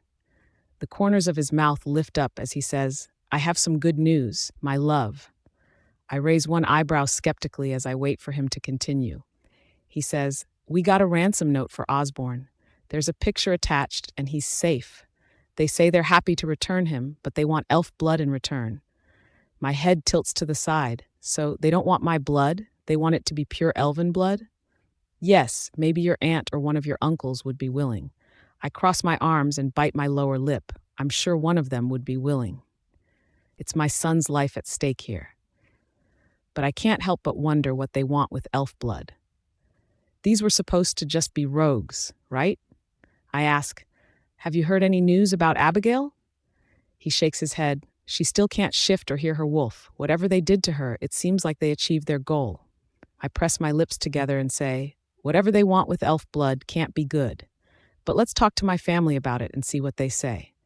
All I know is we need Osborne back. Evan stands up and holds me in his arms as he strokes my hair, then kisses the top of my head before he murmurs, I know, Claudia. We'll get him back, I promise. Breda, Solomon, and Elena show up later that night. Everyone dotes over Peel, Lauren, and Layla. And although everyone is thinking about Osborne, no one says anything in front of the kids. Raph sits beside me and says, I can put Peel down whenever I put the girls down if you want. I nod. That would be nice. Thanks, Raph. She wraps her arm around my shoulders and squeezes me tight as she says, We gotta stick together, girl. I'll always be here for you. I nod as I smile from her words. She's trying to cheer me up. Everyone is, but it's impossible for me to feel happy when a part of me is missing. A few more minutes passed before Raph and Leon took the kids up the stairs, leaving Evan and I with Breda, Solomon, and Elena. Elena hugs me tightly in a motherly way as she whispers, I'm so sorry, Claudia. I nod as I try not to cry as she pulls away from me. Breda and Solomon both nod towards me, as they can see that I can't handle any more hugs right now. Evan makes a face as he listens out to make sure that Peel has been put in his room because we don't want him to overhear any of this. Evan says, We heard from the people who took Osborne. Everyone's heads snap toward him, and it's like everyone took a sharp intake of breath. He says, They have shown us that he is safe, but in order for us to get him back, they want a vial of pure elf blood. Solomon's face scrunches up and he shakes his head. No, there must be a reason, and it can't be a good one. Why would they want our blood? Elena says, But a child's life is at stake here, Solomon. How can we refuse? Breda speaks up. We don't know what they want with the blood, Elena. What if it's something that could harm us all? Elena says, It doesn't matter. We would deal with the threat then. Right now, there's a child's life at stake, and that's more important. Breda shakes his head. One life isn't more important than the rest of humanity. Evan growls. That one life is my son. Breda huffs. And I'm sorry for that, Alpha, but my point still stands. One life isn't worth the death of thousands. We don't know what they could want with our blood. It's too dangerous. Our blood is different than anyone else's. The properties inside of it shouldn't be messed with. And suddenly, things change from a civilized discussion into everyone talking on top of each other. I rub my temples as I try to focus on a solution. Although, I know Breda has a point, and there has to be a reason why the rogues would want elf blood, but this is my son. There must be a solution that we cannot see yet. Their arguing gets louder until I can't stand it, and I yell, Enough! They all stop and stare at me with wide eyes, and I say, My son's life is at stake here. There has to be a solution. But we aren't going to get there by arguing senselessly. My uncles look down like they're ashamed of themselves, but I can't help but think, good, they should feel ashamed. I ask, Are there any suggestions? I know that giving them a vial full of elf blood won't solve anything. But by appearance only, how would they be able to tell the difference between elf blood and some other kind of blood? Why can't we just give them mine? That would have some elf properties in it, but wouldn't give them everything. Elena shakes her head. Elf blood looks different than wolf blood. I don't think yours would look the same. Solomon nods. The consistency is lighter, more fluid like water. It's a lighter color and has specks of something in it that gives it almost a glittery sort of look. I pucker my lips. I didn't realize that elf blood had that kind of effect. I breathe out. Okay, what about this? Each of you get a vial of blood drawn. We will take the 3 vials, make sure they all look the same, and then let's make a fake vial that looks like it. They won't know the difference until after Osborne is already back home safe and sound. Evan smiles at me and says, This will make them angry when they learn we went against the deal. But this time, we'll be ready. I've already been talking with nearby packs and warning them, and they have all said that if we needed any help to let them know. With the extra help, there's no way they'll be able to do major damage this time. I nod. That's perfect. And this time when they attack, we'll have all the children hidden so that they can't be harmed. Promise me, you'll stay hidden as well. They want elf blood, and when your family is back home wherever they're hidden, and you and the boys will be the only source they have. I nod. I'll stay safe and protect them while you protect our pack. He smiles softly and kisses me tenderly before Bretta clears his throat. We look toward him and he says, "If you're done with your physical affection, let's get to work and save Osborne." Evan, Claudia is brilliant. It took us just over 1 day to get the perfect consistency for the fake blood vial. Now all we can do is wait to rendezvous and get our son home. I walk to our bedroom so I can show her the final product of the vial, and as I enter our room, I can hear her in the bathroom as she throws up. My eyebrows furrow in confusion and concern. How long has she been sick for? Have I been too busy to notice her when she's struggling? I'm doing the best I can to get our son back, but to also give Claudia and Peel the time that they need and deserve from me. She walks out of the bathroom as she wipes her mouth, and she looks at me with wide eyes as she says, "Darling, I didn't hear you come in." I walk towards her as I ask, "How long have you been sick?" She tilts her head to the side and shakes her head. "I'm fine, Evan. No need for you to worry." I grab her arm and move her to face me as I say, "Claudia, you are my mate, my wife, and the mother of my children. I will always worry about you. I've noticed you haven't been eating much lately, and now you're throwing up. That isn't healthy. What's going on?" I think back on all the time that I have been with her, and literally the only times I've ever seen her throw up is when she was hungover or when she was pregnant. I sniff the air, and there's no alcohol on her, so I know she hasn't been drinking. Could she be pregnant? My heart leapt with excitement at the thought. I've wanted us to have our third child for a while now. Could this be the time? I'll admit it's not ideal timing, but the moon goddess works in mysterious ways, and maybe this is how it was supposed to be. She hasn't answered me, and I question, "Could you be pregnant, Claudia?" She laughs out loud and shakes her head. No, that's not possible, Evan. I've just been anxious over Osborne being gone. It's nothing, really, I promise. If you say so, dear, but why don't you take a test just to be certain? Her eyebrows furrow as she glares at me and says, "No, there's no reason to take a test when I already know that there's no way I'm pregnant. My gut is telling me that she is, so I can't help but question, how can you be so sure?" She rolls her eyes as she sidesteps and walks past me as she says, "Just drop it, Evan." How can I drop this, Claudia? Why not just take a test to show me that you aren't? What are you so scared of? She snaps, "Because it feels like I'd be replacing him." My face softens as I say her name, Claudia. She shakes her head. "It's been 2 weeks since he was taken, Evan. I want my son back. Right now, it doesn't matter if I'm pregnant or not. Focus on yourself and focus on finding Osborne." "But Claudia, if you're pregnant, then you need to be seen by a doctor." She waves her hand dismissively. "I wouldn't be going to the doctor until I was 6 weeks along.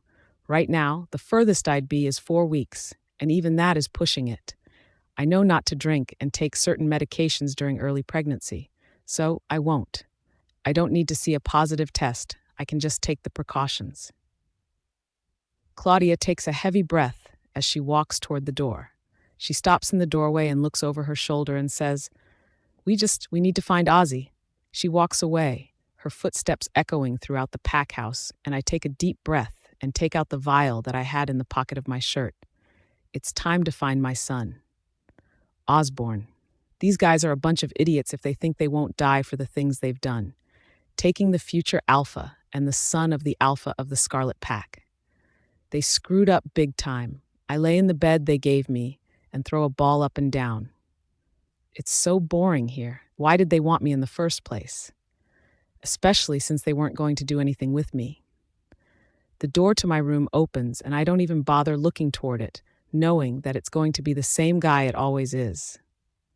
He greets me, Osborne. Poop face. He tries and fails to suppress his growl. I can't help but smirk from it, though. It's so easy to get underneath his skin.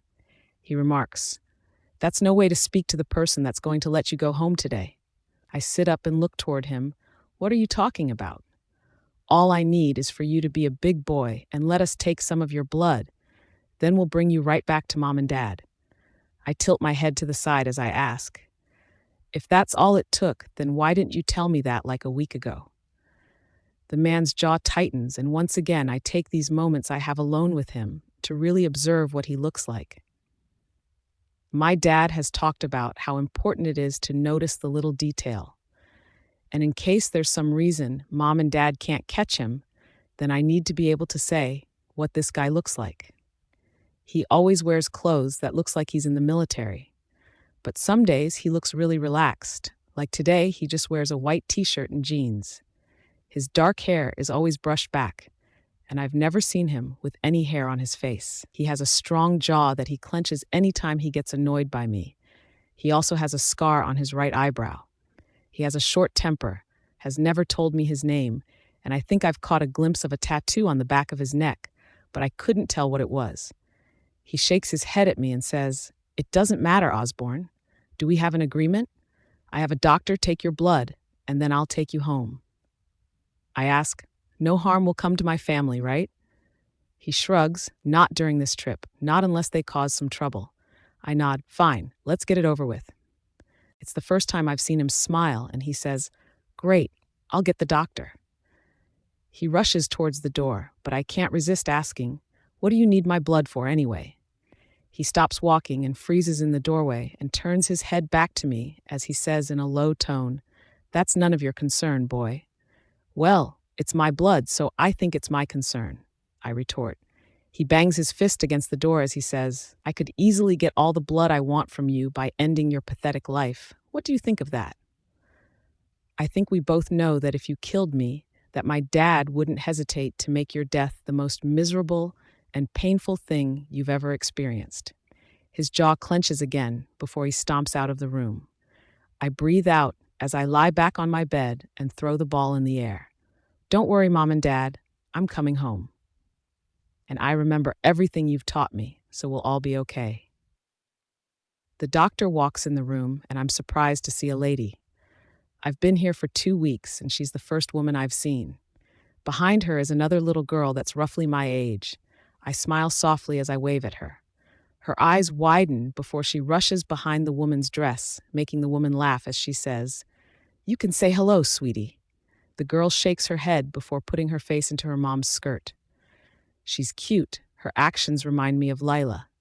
The woman says, "I'm just here to take your blood, kid, and then I'll be on my way." She's the first person who hasn't called me by name, and I can't help but wonder why. She starts prepping to draw my blood, and I ask, "Do you know what they need my blood for?" She scoffs, "Hon, they don't tell me anything. They just tell me what to do." The girl behind her nods her head in agreement. I smile at her as I say, "I'm Ozzy. Who are you?" She shakes her head and mumbles, "It doesn't matter." My eyebrows furrow from her statement, and I wince when I get poked with the needle. But when I didn't cry, the lady handed me a lollipop and says, "That's for being a brave little boy, Ozzy. Take care of yourself." I call out, "You too." She and the little girl leave, and I can't help but smile. I'm about to see my family again. Finally, Claudia. I can't help but walk and clean around our pack house. It's what I do when I'm nervous. It's the middle of the night, and we're waiting for our son to be released and come back home to us. There's a feast in the dining room waiting for him since we don't know how much he has eaten. The pack doctor is on call and ready to come whenever we ask him to. I need to hug my boy and know that he is okay. Evan looks over at me and says, "Claudia, you don't need to worry about cleaning." I can't help but glare at him, and he put his hands up like he was surrendering so we wouldn't have an argument. I can't help but roll my eyes at him as I continue to scrub the counters. I have to do something useful, otherwise I'll be eaten up by my anxiety. The door opens and we see 2 guards walk in with Ozzy standing in between them. I fall to my knees as tears stream down my face and I wrap my son in the tightest hug possible. He hugs me back, but after a moment he pats my back and squeaks out, "Mom, too tight." I let him go with a relieved laugh as I wipe the tears from my eyes and I say, "I'm sorry, buddy. I was just so worried about you. I'm so glad you're okay." He smiles softly at me, and then his eyes meet his dad's. He says, "I'm sorry, Dad. I should have fought harder, but our pack was at stake. I needed to think like an alpha. I was just trying to be like you." Evan has tears in his eyes as he hugs Osborne tightly, and I hear his soft voice as he says, "You don't need to be like me, son. When it's your turn to become alpha, I'm sure you'll do a better job than I have. I am so proud of you. You were so brave, but I am so glad to have you home." Evan lets go of him, and I say, "Hey, Ozzy, are you hungry? We've got food in the dining room, and it's all your favorite." He smiles at me and nods happily as he takes both mine and Evan's hand, and we walk to go eat together. My heart is happy knowing that he is safe, but I'm sure there will be repercussions from what we did. We played a dangerous game by faking the blood vial, and I know that we will have to pay the price. I just hope next time my boys won't get caught up in the crossfire. We sit at the table, and Evan holds my hand and gives me loving looks here and there, both of us happy and relieved to be here. Osborne tells us that nothing happened to him. He was brought to some building and only spoke to the man who took him, as well as a nurse and her daughter. I ask, "Why did you see a nurse, Osborne?" "Oh, they took my blood." Evan's hand clenches mine. Why did they need his blood? There are too many bad things that can happen by possessing someone's blood. What could they do to our little boy? Osborne doesn't notice our concern as he says, "Oh, Dad, I made sure to look at the details of the man, just like you taught me. He wears military clothes, he has dark hair and it's always brushed back. He doesn't have facial hair. He clenches his jaw when he gets upset, and he has a scar on his right eyebrow. He never told me his name. I like to call him Poop Face to make him mad." Both Evan and I smirk when he said that, and he keeps going. "I think he has a tattoo on the back of his neck, but I couldn't tell what it was." Evan nods in approval as he says, "You are so observant, Ozzy. That's going to help us a lot." Osborne smiles and puffs up his chest in pride. Shortly after, he lets out a long yawn, and I ask, "Are you ready to go to bed? I bet you've missed your brother." He nods his head eagerly and asks, "Is Peel okay? Was he hurt? Is he mad with me?" Evan rubs his head and says, "Peel is fine, bud. He wasn't hurt and he's not angry. He was just worried about you. We all were."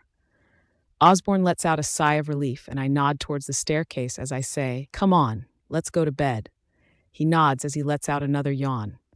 I bring him to his room, and he runs straight to his brother's bed as he whispers, "I'm back, Peel." Peel immediately pops up and hugs his brother, and I smile softly as I close the door to their room. I'm sure they'll stay up late tonight, but that's okay. Whatever makes them feel happy and comforted. I walk to our room where Evan is waiting on the bed. He looks up at me, and the corner of his mouth twitches up when he sees me. He takes a deep breath and says, "We got him back." I nod as I sit down beside him, and I say, "Yeah, we did. Thank the goddess." He smiles at me and says, "So, when will you take a test?" I press my lips together. "I'll do it in the morning. Right now, I just want to enjoy knowing that the boys are safe and sound, and I'm with you." He kisses my head and says, "Whatever you want, love. I'm sorry about all of this." I shake my head. "Stop, Evan. It's not your fault. Even if I stayed home with the boys, this still could have happened. They're wanting elf blood, and it's a miracle they released Peel." He nods in agreement and whispers, "I'm so glad we're all safe." Evan tilts my chin up so that I face him and gives me a sweet kiss. We lie down in bed, and he holds me tight, and I know he won't let go of me the rest of the night. My head popped up and my feet hit the ground as I rush to the bathroom. I can faintly hear Evan's voice as he calls out, "Claudia, are you okay?" My knees hit the ground as I throw up into the toilet. My whole body shakes as more vomit comes out of me. Evan comes up behind me and holds my hair back as he says, "I'm so sorry, baby." Once I'm done, I flush the toilet and mumble, "Go get me the damn test." He lets out a humorless laugh before jumping up and doing as I said. He brings it back to me and I say, "Give me a minute." Evan nods as he leaves me to do my business. It doesn't even take a minute before the stick shows a giant plus sign. I walk out and wave the pregnancy test in the air as I say, "Congratulations, you did it again." He rushes over and wraps me in a hug before peppering my face with kisses, causing me to laugh. He holds my face and looks me deep in the eyes as he says, "I love you so damn much, Claudia. Thank you for giving me another perfect gift." He leans down and kisses my belly, making me roll my eyes. He's lucky he's cute and we make damn cute babies, because otherwise I'd be mad from all this throwing up. He tells me, "Take your time getting ready. I'll get the boys up. Do you want some orange juice? That helped with your nausea last time." I nod, Yes, please. Crackers, too. I'm on it, he calls out as he rushes out the door. I breathe out as I touch my stomach. I can't believe we're having another baby. Evan, I am absolutely elated that we're having another baby. I've wanted another one for a couple of years now, and now my dreams are coming true. I walk to the kitchen, ready to get Claudia's stuff before getting up the boys. I hear rushed footsteps enter the room, and I turn to see one of my guards, pale-faced and panting as he stares at me. My eyebrows furrow as I turn to him and ask, "What's going on?" He holds out a small package with my name scribbled on it. I'm hesitant to take it from him. There's no telling what's in there. He tells me, "We already opened it, Alpha." He gulps nervously as I take the package and set it on the counter. I open it up and I see the vial we had sent to the rogues, only now it's broken, and there's a note that says, "You'll regret your choice." I understand why my guard was nervous. He knows that I don't take being threatened lightly, especially when it comes to my family. My heart stops in fear of what's to come. I will do anything it takes to keep my family safe. I clench my eyes shut as I force myself to breathe out. I will make them pay for thinking they could mess with the Scarlet Pack. Evan, the pregnancy was hard on Claudia. She had every symptom you could think of, and she was eager to have our next baby. It was even worse because Claudia didn't want the boys to feel neglected, so every time she got sick or felt too tired to play, she felt like she was being a bad mother.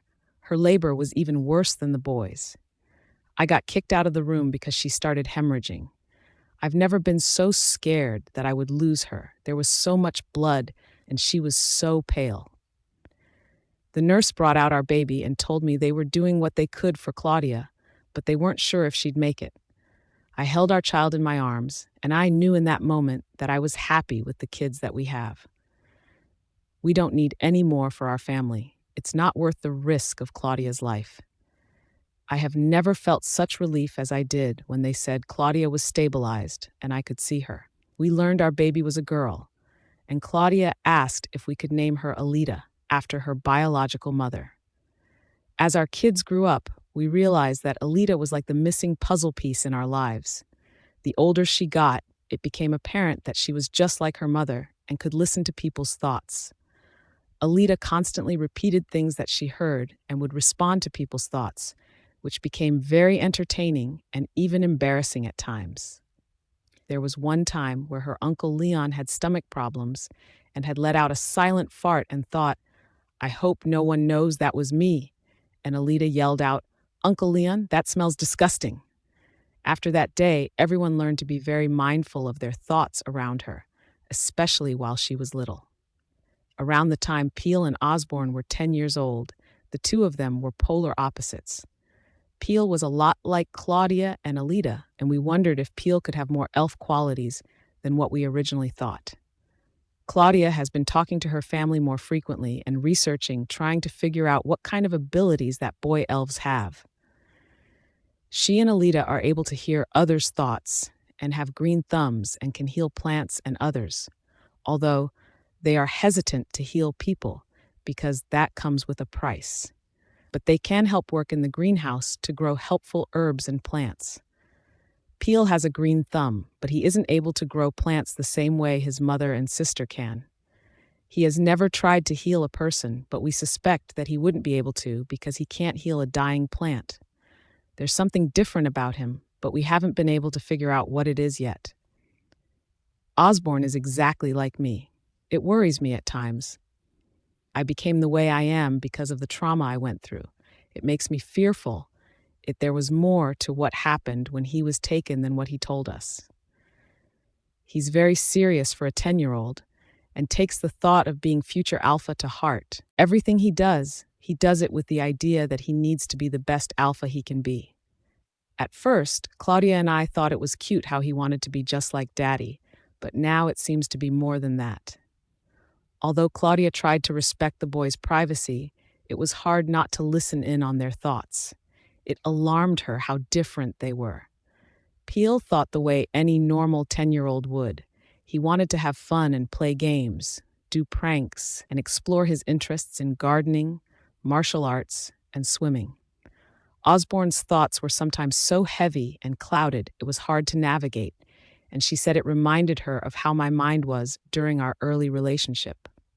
Claudia knew that Osborne went through some trauma, but she didn't realize how much it would impact his mind as he grew older. It didn't help that in all these years they were still unable to find the people who took him. It kept me up at night, the memory of my son being taken from our home.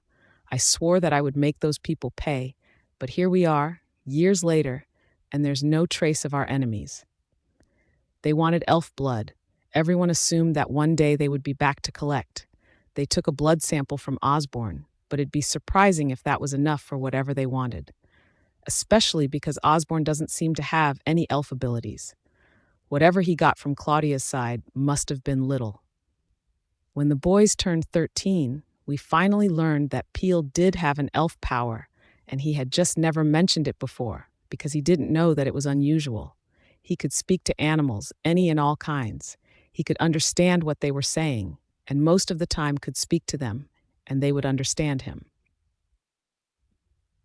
Peel begged to have a pet, and we agreed and let him pick his own pet under the condition that he would be the one to care for it.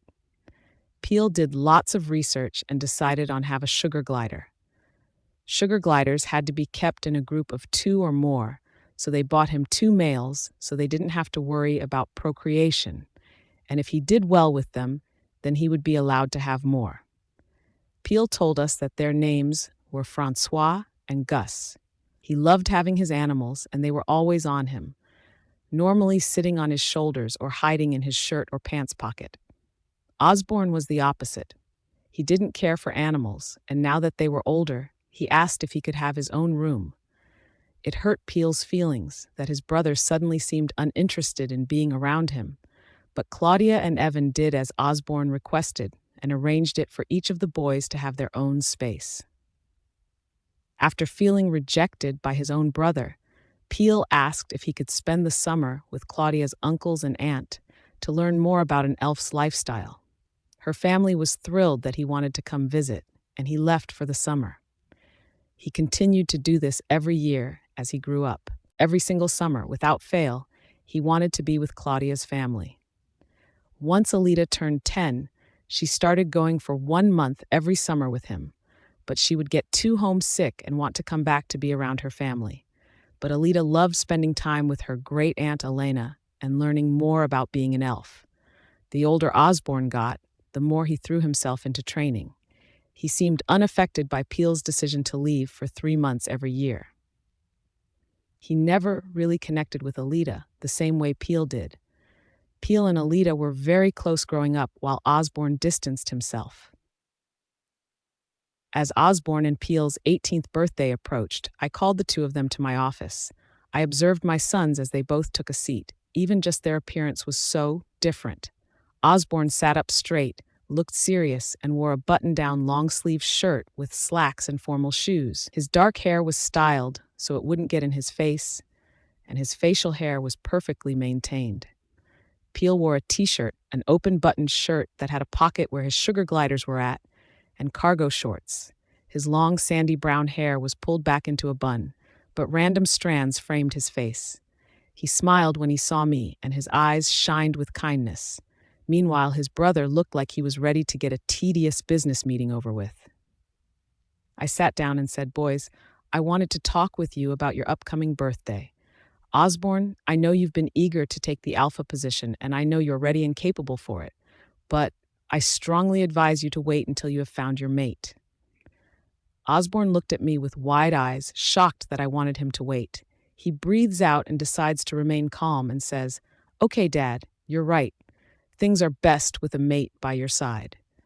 I smile, pleased by my son's understanding, and then look to Peel and ask him, "Peel, what are your plans after you turn 18? Do you want to be beta? Are you going to just be a pack member? Do you want to live more of an elf lifestyle?" Peel pauses and glances over at Osborne. Osborne doesn't look at him as he answers, "Probably just be a pack member. When I find my mate, maybe I'll join her pack, or she can come here, whatever works best." I nod and ask, "What kind of a party do you guys want? Something big to celebrate the big 18 or something small with just our family?"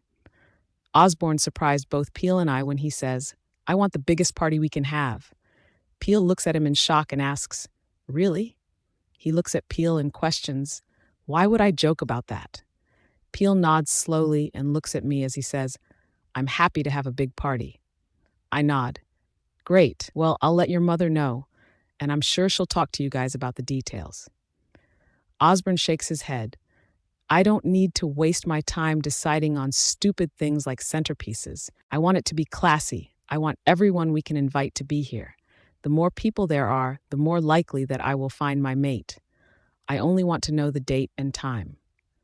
I press my lips together and nod, and Peel says, "I'll talk to Mom and help her plan." Osborne scoffs, "If you plan it, then it will be all hippie." Peel looked annoyed and says, "If you want it to be in a specific way, then put time into it. Otherwise, shut up." Osborne's teeth clenched together. He didn't like the disrespectful manner that his brother spoke to him. He snaps, "Just make sure it's classy." With that, Osborne stood up and left the room. I breathe out. I don't know what to do to help my son.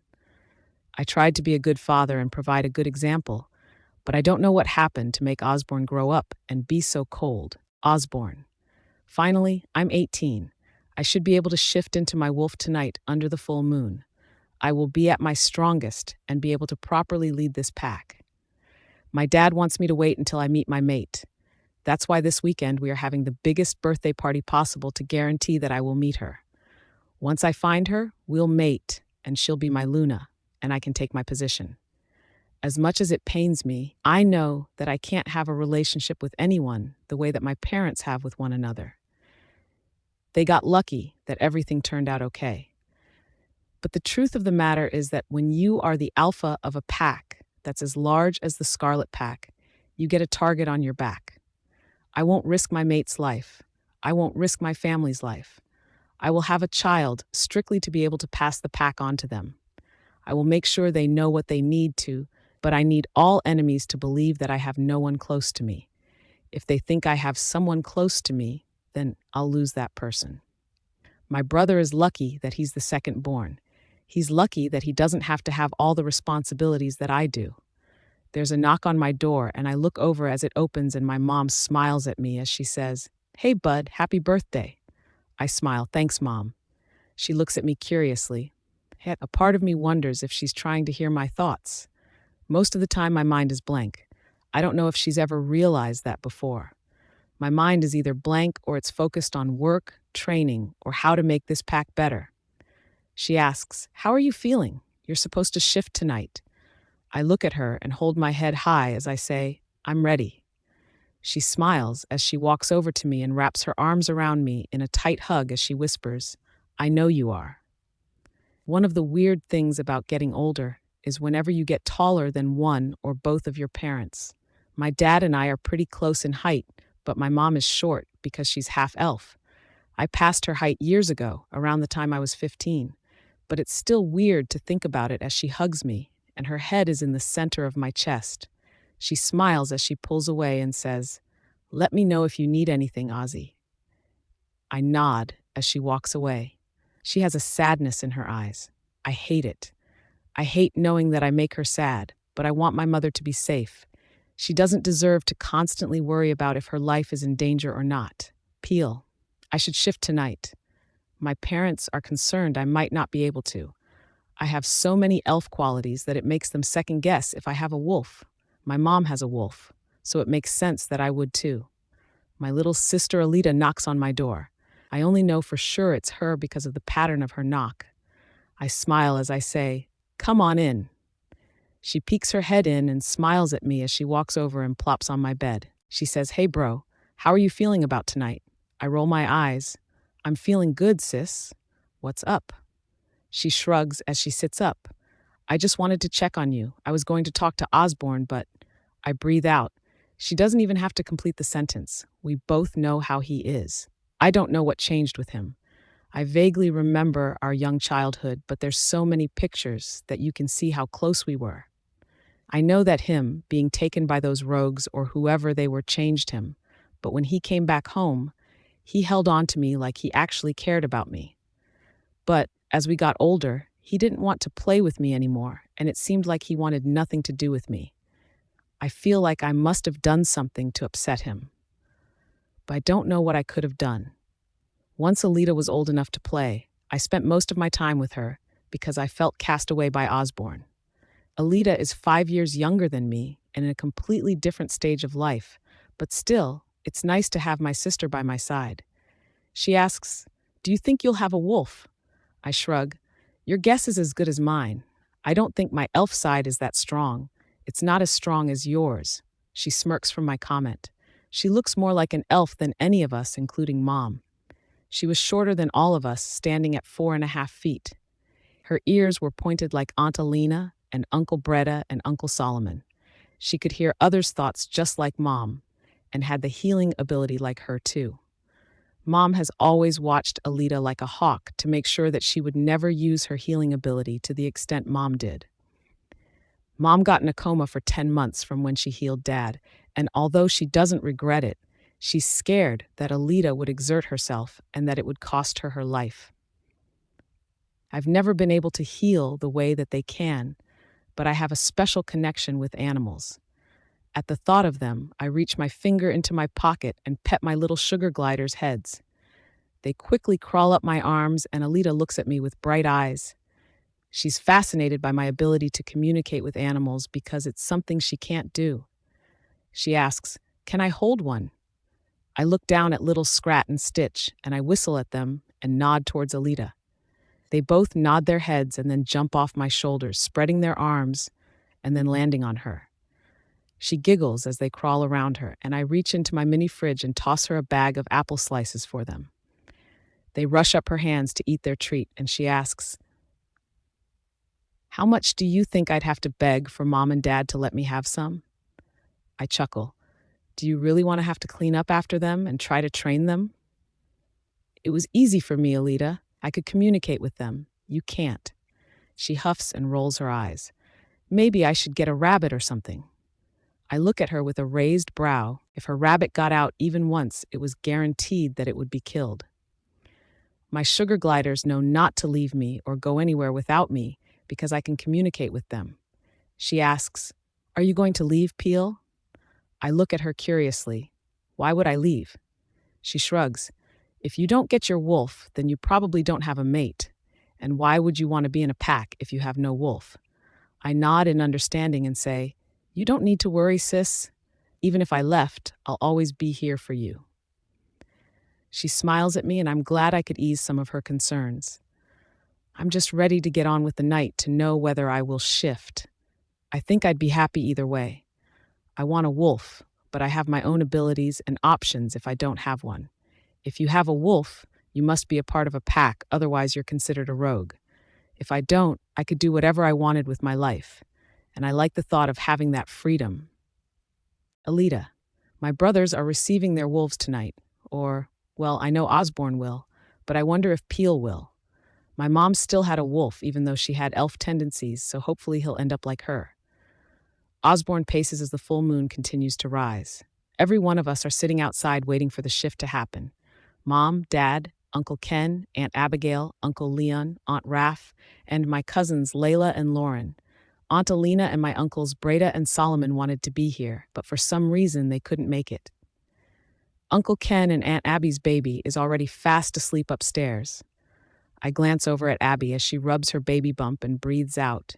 She only has about 2 months left before the baby is born.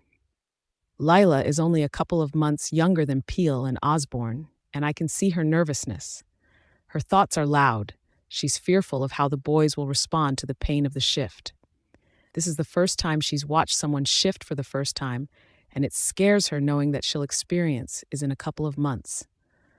A low groan causes everyone to snap their heads toward the boys, and I notice that Osborne is looking at Peel. Peel's shift is happening first. Osborne's jealous. I can hear his roaring thoughts. I'm the oldest. How is he shifting before me? This will make everyone think I'm not meant to be alpha. He can't take my place. It's my birthright. I bite my tongue to force myself from speaking out. Peel isn't even interested in the alpha position. He never has been. I hate that Osborne only seems to care about himself and isn't concerned about Peel's well-being. Peel falls to his knees as the shift begins. The cracking sound of his bones rearranging makes me wince, and I can hear Lila's thoughts as she's panicking. I need to remember to check on her later, but I can't right now. I'm too focused on Peel. Apparently, Peel forgot to leave his animals in their cage in his room because Scrat and Stitch scurry out of his pockets and rush over to me. They climb my body until they reach my shoulders, and then they stare at Peel as he continues in his shift. Suddenly, Osborne lets out a low, growling, groaning noise. I watch with wide eyes as he falls onto his knees as the shift continues. He looks like he's glaring at Peel, like he's daring him to shift before him. I hate his attitude towards Peel. Peel says he remembers having good times with Osborne, but I've never seen them. There are small moments that I remember being good, like celebrating Christmas or a birthday, but otherwise, he's always been cold and distant. I used to wonder if he even liked me, but I've been able to tell based off his thoughts that he thinks fondly of me. Suddenly, patches of golden fur pop up along Osborne's body, and we all watch in adoration as he bursts forward as a giant wolf. His wolf is huge and is at least as tall as our father's. His whole body is gold like our dad's wolf, but it has one white-tipped ear and one white paw showing the slightest bit of our mother's wolf's color. He stands proud and everyone claps for him, and Dad is bursting with pride. Then Peel shifts, but he is the opposite of Osborne. His wolf is white like Mom's, except for a small gold patch in the center of his chest. His wolf isn't as big as Osborne's, but they both are very large. Osborne lets out a loud howl, and Peel follows suit. My dad asks, "Are you boys ready to go for a run?" Both of them nod their huge heads, and my dad looks to everyone else and says, "Whoever wants to join is welcome to." My dad quickly shifts, and it's crazy seeing the size between him and my brothers. They're so similar, but Peel is the smallest. My uncles shift immediately, and my Aunt Raph does too. Mom looks over at me, and even without reading her mind, I know she's questioning whether she should leave me. I smile at her and urge her, "Go!"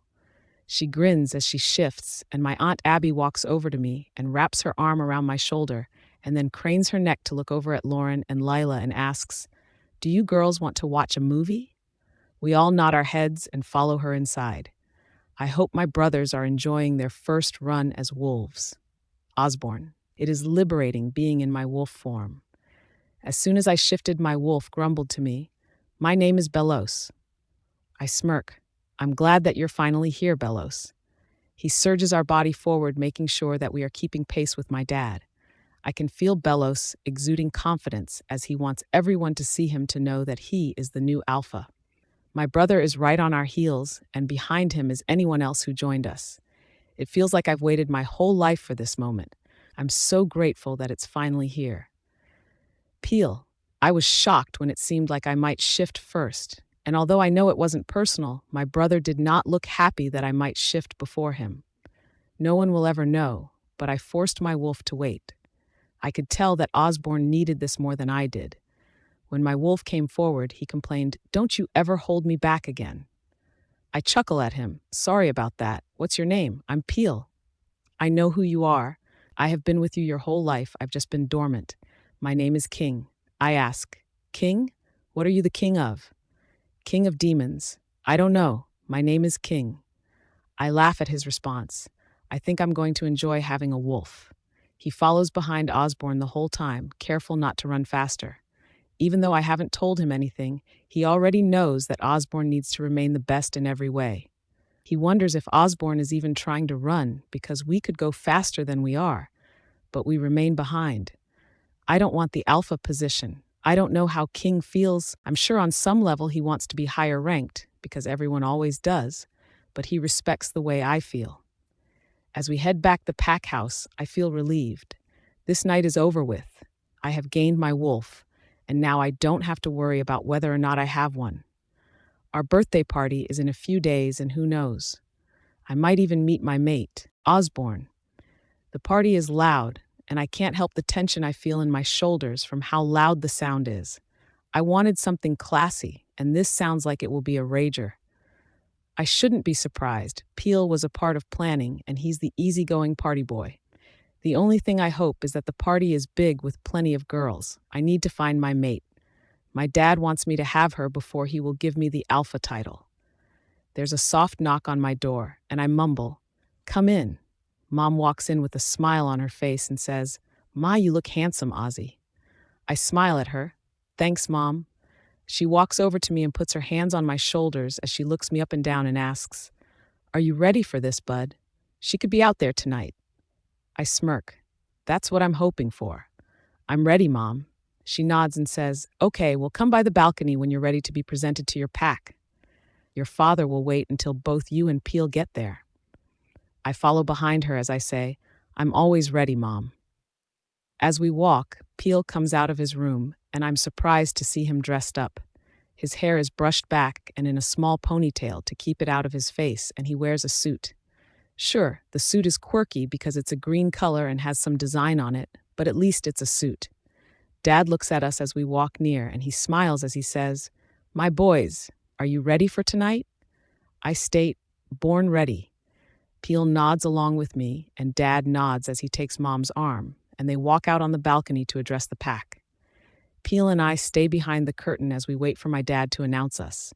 Peel glances toward me but never says anything, so I breathe in as I wait for Dad.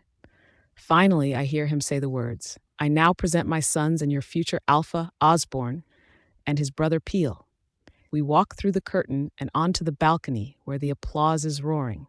I look around, pleased by how large the crowd is, but I hope that maybe some girl will catch my eye.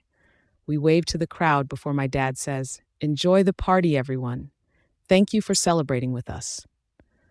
We leave the balcony and both Peel and I rush down the stairs to go outside. It surprises me how fast Peel moves as he gets in front of me and rushes outside. He moves straight to the dance area set up outside and gets together with his friends. They whoop and holler in an obnoxious way, and I resist rolling my eyes. This night isn't about fun. It's about finding my mate. Time to get her. As I make my way through the crowd, I'm stopped by many people.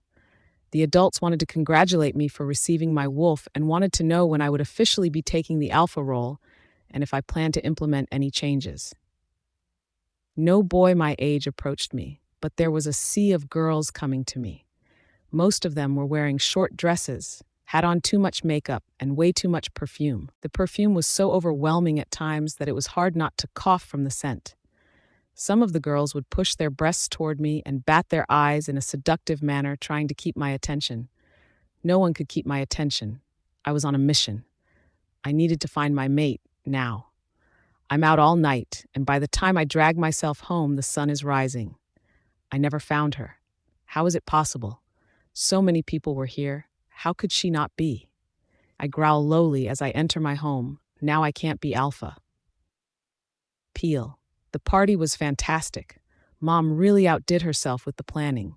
Once Osborne and I got to the crowd, he disappeared, and I went off to hang out with people my age. It was fun and the perfect way to celebrate my 18th birthday. It was 3 a.m. by the time I went back to my room, but I was happy, even if I didn't meet my mate tonight. I trust in the moon goddess and her divine timing, and I know I will meet my mate when I'm supposed to. I breathe out happily before I fall asleep. What I wasn't expecting was to wake up at sunrise to the sound of my brother and my parents. Osborne snaps, "I've been out all night looking for her. How long am I supposed to wait to take the title that is rightfully mine?" My mom snaps at him, "Osborne, you watch your tone." My dad attempts to settle them down. "Everyone breathe."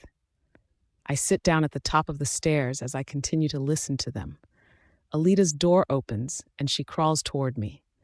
I put a finger to my lips and she nods, understanding that she needs to be quiet. Osborne says, "I'm supposed to be alpha. Do you know how many people asked me when I would be taking the role?" My dad responds, "That doesn't matter, Osborne. Trust me, the role is hard on your own. It would be much better if you waited."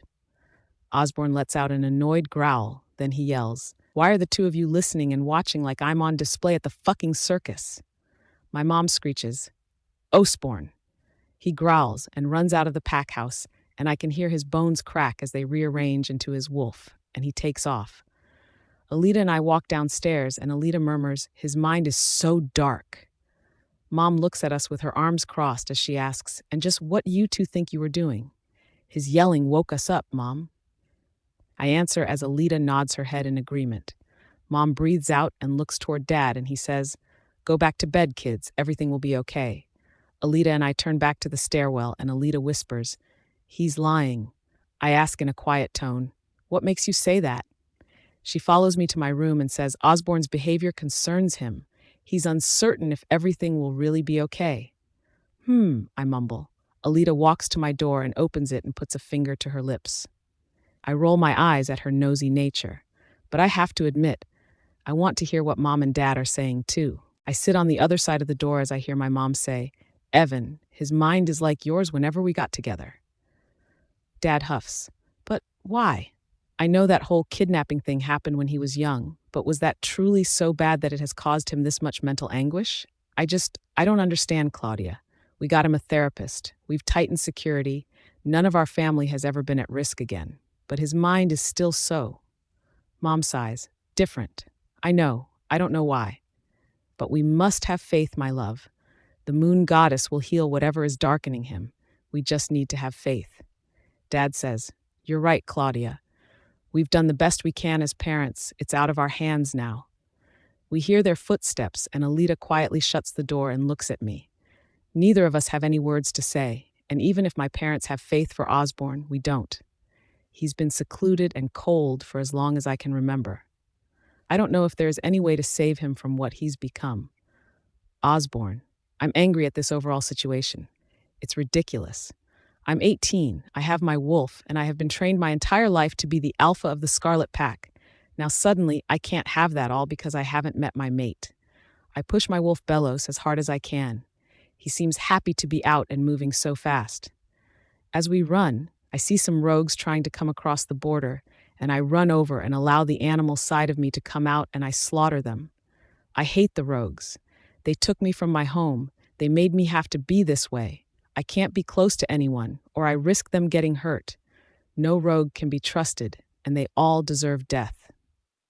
Once I killed the last of the group, I allowed myself to shift back, and I can't help the choppy sob that slips from my mouth. I hate them. I hate what's become of me because of them. I'm sorry, Peel, Alita, Mom, and Dad. I'm sorry I keep you at arm's length, but it's the only way I can guarantee your safety. 3 years later. Osborne. I still haven't met my mate. How can the moon goddess be so cruel? It's been 3 years. I should have met her, marked her, and maybe have a kid on the way by now. Instead, I'm alone.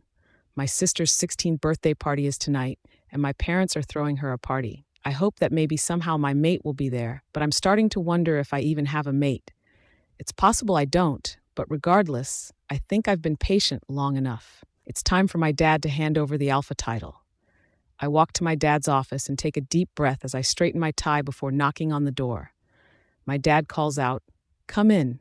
I open the door and my dad smiles at me, but his smile quickly fades. He realizes I'm here for business. I tell him, "Alpha, I believe I've waited long enough.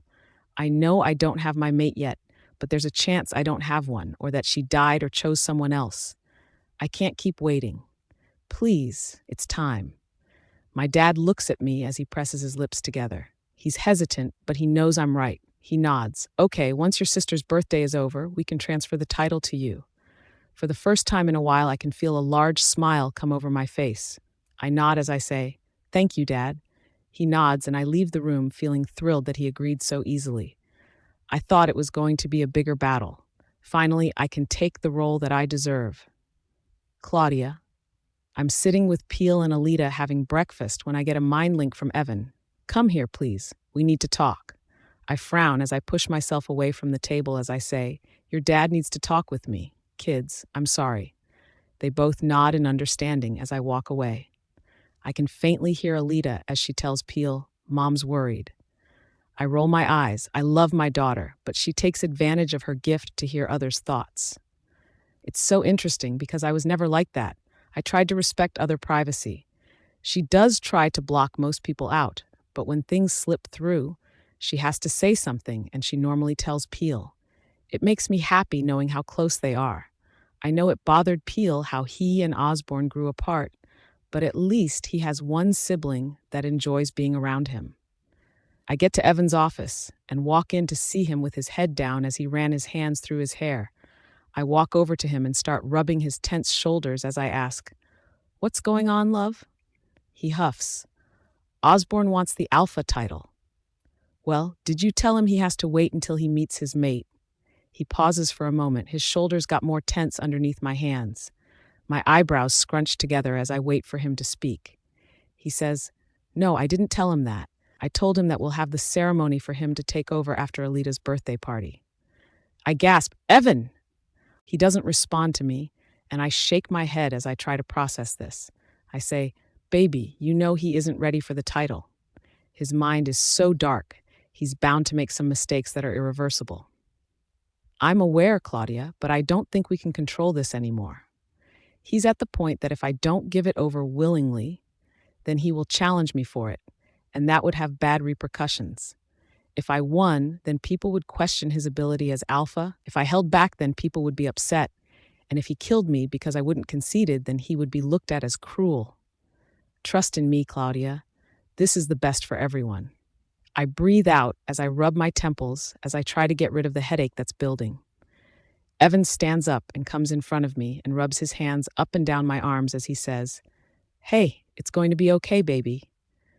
Tears threaten to come out, and I quickly wipe my eyes trying to prevent it. I huff, "Evan, I'm just worried about him. He has so much he needs to work through, and I'm not sure if he's ready for everything that comes with being alpha." Evan kisses my head as he says, "I know, Claudia, but we must have faith that we have taught him well. Is he a bit intense at times?" Yes, he is, but that isn't necessarily a bad thing." I nod. Evan's right. I'm sure everything will be okay, but I can't ignore the pit in my stomach telling me that something isn't right. Peel. As soon as Mom was out of sight, Alita states, "Mom's worried." I ask, "Why do you think that, sis?" She shrugs. "I would imagine that Osborne is tired of waiting on the alpha title. You know how eager he's been to take over." She's not wrong. Osborne has only grown more irritable over the past few years. He's constantly looked for his mate, and when he couldn't find her, it would just make his mood towards everyone more sore. During the summers, I went to go visit my Aunt Alina and my uncles Breda and Solomon, and Alita would come with me. The past few years, Osborne has used that time to travel to different packs and attempt to find his mate. Alita says, "He's not ready to be alpha. Dad wants him to wait for his mate. I'm sure it'll be a while before he takes over." Her eyebrows scrunch together as she pokes a piece of fruit on her plate. She says, "I think change is on the horizon, dear brother. It would be wise to stay on Osborne's good side." I nod as I push myself away from the table and I say, "I'm going to grab my gliders and then go on a walk. I might hit the greenhouse and do some work there. Do you want to join me?" Alita nods eagerly and she asks, "Can I hold one of them while we walk?" I chuckle. "Let's see what they say." She huffs as we walk up the stairs. "I'm jealous that you can talk to animals. I would kill to do that." I laugh as I remark, "You can read people's minds." "Yeah, and I have no control over it. Do you know how annoying it is to hear people's thoughts whether I want to or not?"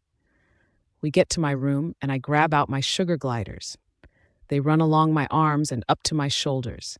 My sister holds out a slice of apple that she snuck from the table, and both animals rush over to her and crawl on top of her hand. She giggles as she says, "I'd much rather have the bond with animals that you have." I smile at her as I nod towards the door and say, "Come on, let's get going." Osborne. I walk around Alita's party as I search for my mate. It very quickly becomes obvious that she isn't here. Girls flood toward me like always, each one batting their eyes and asking if I'd want to dance, and sometimes letting out this annoying, fake, high-pitched giggle. My mate isn't here, and goddess, I hope when I finally meet her that she doesn't act like that. It's been 3 fucking years that I've been searching for her. It feels like finding her is impossible. Anger floods through me. Where the hell is she? I walk upstairs and go to the office. I pull out a map of our pack and start looking up information on how my dad currently has the patrols running. My dad has been too lenient when it comes to rogues. I won't be. Starting tomorrow, the pack will be undergoing some changes. I grab out another map to see which packs I've visited recently, and which ones we have good relationships with. I need to travel and find my mate, but any pack we don't have good relationships with, I plan to conquer. I will be like my father and grow our pack even larger and stronger. People will fear me and my conquering just like they did him. No one will dare to mess with the Scarlet Pack ever again. Peel. Alita looks so happy. I watch her from afar as she dances with her friends, and I can't help but watch to make sure no boy tries to touch her. Mom walks beside me with an amused smile as she says, "Being a little overprotective, aren't we?" I chuckle, and one of my gliders, Francois, runs up to my shoulder, and my mom gives me a disapproving look as she says, "Peel, this is a party. Couldn't they have stayed in your room tonight?" I laugh. "Oh, come on, Mom. You know where I go. They go." She rolls her eyes and turns back to the party and asks, "Do you know where your brother is?" I shake my head. "No, I haven't seen him in a while. He was looking for his mate." She breathes out. "He always is. It's like an obsession for him." I glance at my mom to see her worried expression. Her eyes move as they follow something, and I turn my head to see my dad rushing up the stairs. My mom murmurs, "Excuse me." She rushes after him, and I take a deep breath as Alita makes eye contact with me. Her face is full of concern as she wonders why 3 of her family members are missing. I smile at her, trying to reassure her that everything's okay. I'm grateful when a friend grabs her arm and distracts her from what's going on. My stomach churns, feeling uneasy with the way my family is acting. I try to shake it off. This is Alita's night. She deserves for all the attention to be on her. Claudia. When Evan hurried away from the party, I knew that something was wrong. I follow behind him, but he hasn't noticed me yet as he goes into his office. I stay in the hall listening to his conversation as he asks, "What are you doing in here, son?" Osborne responds, "I'm about to be alpha. I thought I'd spend some time looking over the changes I'd like to make." "You aren't become alpha till tomorrow, and there's a party going on downstairs. I don't understand why you felt it was appropriate for you to be up here right now, son." "I don't need to be at the party," Osborne answers simply like it's obvious. Evan's tone is irritated as he says, "Osborne, you want to be alpha so bad, yet you haven't acted like one." The tension is thick as Osborne says, "Excuse me?" Evan scoffs, "You heard me. A real alpha would be down at that party, interacting with people and creating relationships and bonds so that your people will trust you." "Oh, please," Osborne responds in a sarcastic tone. He continues, "That is not how you acted when you were an alpha during your early days, so don't give me that bullshit. And you should be better than me, Osborne. At least you've had a better role model than what I had." Osborne scoffs, and I decide to walk in the room. Evan needs me to help calm him down. Osborne's eyes flicker between us, and he says, "Look, I'm not you, Dad. I know you want me to be better, and I'm going to try. But you have to let me try things my way. I see things from a different perspective than you. That doesn't mean it's the wrong perspective." Evan breathes heavily as he tries to calm himself down. I hold his hand and rub my thumb up and down, trying to silently soothe him. I try to respect my son's privacy, I really do, but it alarms me how clouded his head is. It's loud and hard to ignore, yet it all blends together where I can't really make out what he's thinking. Evan finally says, "You're right, son, you have a different perspective. That doesn't mean it's wrong. But right now, this is still my office. I would like you to wait until tomorrow before you start taking over." Osborne stands up and says, "Fair enough." The 3 of us walk out of the office, but Osborne walks past the stairwell and straight toward his room. Evan shakes his head as he grumbles, "I don't know what's wrong with him." I rub on his back and say, "I know, baby, but let's not focus on that right now. We have 2 other awesome kids waiting for us downstairs, and it's one of their birthdays. Let's go celebrate." Evan leans in and kisses me softly and then stares into my eyes as he says, "I don't know what I would do without you, Claudia. Thank you for living this life with me. I'm forever grateful for my Cinderella." I can't help but laugh as he takes my arm and we go join the party. Tomorrow has its own worries. For tonight, I will enjoy celebrating my only daughter and the love between me and my perfectly imperfect mate, Osborne. My dad gave me the alpha title this morning. Although I can tell that he was hesitant to do it, I'm grateful that he did it. I've spent most of my day looking over the packs I intend to conquer, and then I'm going to take a patrol shift tonight. I've already announced that we will have zero tolerance with rogues, and I want to make sure that the patrol is following my orders, so I plan to randomly go on runs to see if they can follow my instructions. The only weird thing about today is I've noticed that my family hasn't come around me since my dad officially handed over the title this morning. I try not to let it bother me. I've put them at arm's length. I shouldn't be surprised when they don't want to be around me anymore. I breathe out as I leave the office and lock it behind me. I want to make sure that no one can snoop through my things. I rush outside and shift into my wolf, Bellos. He breathes in the fresh air and shakes out his fur, happy to be released. He runs around the pack grounds happily until something catches his eyes. He lets out a low growl before rushing toward it, zipping through all obstacles to get to whatever it is. He surprises me as he pounces on some wolf and tingles erupt over our body as we both go rolling down a hill.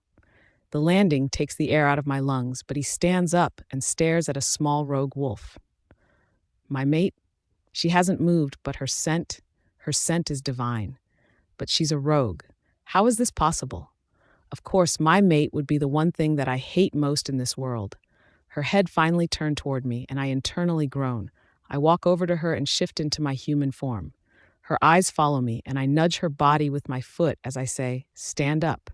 She forces herself to get on her feet, and I say, "You might be my mate, but you're still a rogue. Follow me if you want to live. If you don't listen to me, then I won't hesitate to kill you, mate or not." My wolf whimpers softly in my mind at the thought of killing our mate, but she follows me the whole way as I bring her to the cellar. We haven't captured anyone in a while, so she's in luck that the whole cellar is empty. I open one of the doors and she walks in. I close the door and stay on the other side of the cell. She looks at me and I ask, "Aren't you going to shift?" Her body shakes and her eyes flicker between me and the floor. I breathe out as I shake my head. "I don't have time for this. I'll be back later." I walk away, and as I reach the door, I hear the sound of her bones cracking as she shifts and she calls out, "Wait." I freeze. A part of me wants to teach her a lesson that she should have shifted when I told her to, and the other part of me wants to turn back around and see what she looks like. I huff as I push the door open, and I leave her alone. I shift into my golden wolf and run back to the house. Once I get there, I run inside past my brother and sister as I go up to my room. Peel. Alita and I are playing a video game in the living room when Osborne comes bursting in the door. He rushes past us, fully naked, showing that he shredded his clothes earlier when shifting, and he doesn't say a word. Alita and I both look at each other with confusion. Alita asks cautiously, Should we go check on him? I mean, I know he isn't always nice to us, but he's still our brother. I nod. You're right, he is. Let's go check on him, but we should give him a minute to get dressed. She chuckles and takes advantage of the moment I'm distracted in the game to shoot my character, and she yells, "Booyah!" in your face. I shake my head and tease her. Cheater. She shrugs. You snooze, you lose. And apparently you were snoozing. I roll my eyes as we both stand up and walk toward the staircase. I hope Osborne won't be too upset by our presence. Something seemed off about him, and we're genuinely concerned. I knock on his door, and he yells out, "What?" I open the door, and Alita follows in after me as I say, "Hey, Oz, we just wanted to check on you. Is everything okay?" He replies in a curt tone, "Everything's fine." I press my lips as I try to decide if I should say anything else. His eyes flicker between us, and he says, "Look, my life is busy now as an alpha. If you don't have anything else to say, then get out." Alita responds, "Fine, we're leaving." She turns on her heel and leaves, and although she doesn't say it, I know it bothers her how Osborne treats her. He's never acted interested in her, and I know that hurts her feelings.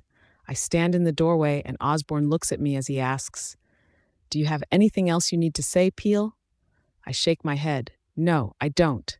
Just, we're here for you if you ever need to talk, right?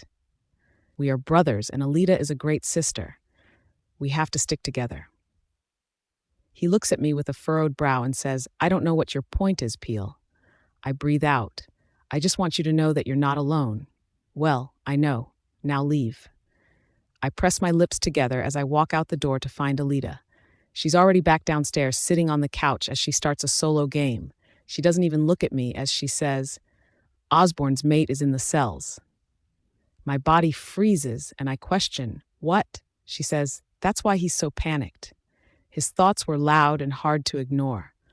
Honestly, it's the clearest his head's been in a while. She's a rogue, so he put her in the cells. She never shifted to her human form, so he doesn't even know what she looks like. He doesn't know what to do. He doesn't think that she's fit to be his mate or the Pax Luna, since she is a rogue. I murmur, well, that's intriguing. My gliders scurry up to my shoulders, like they can sense my anxiety and are trying to calm me down by rubbing against my neck. I bring my hands as I absent-mindedly pet Francois and Gus's fur, and Alita pauses her game and turns towards me.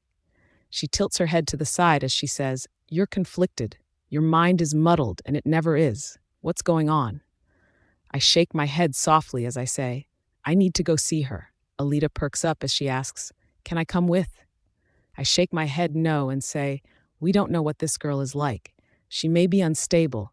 It's best for you to stay here. Alita nods in understanding and says, be careful. I get the feeling Osborne won't be happy when he finds out that you went to see her. I chuckle, I'll be fine. Just text me if he heads this way. She playfully salutes me as she says, aye, aye, sir. I roll my eyes as I walk out the door.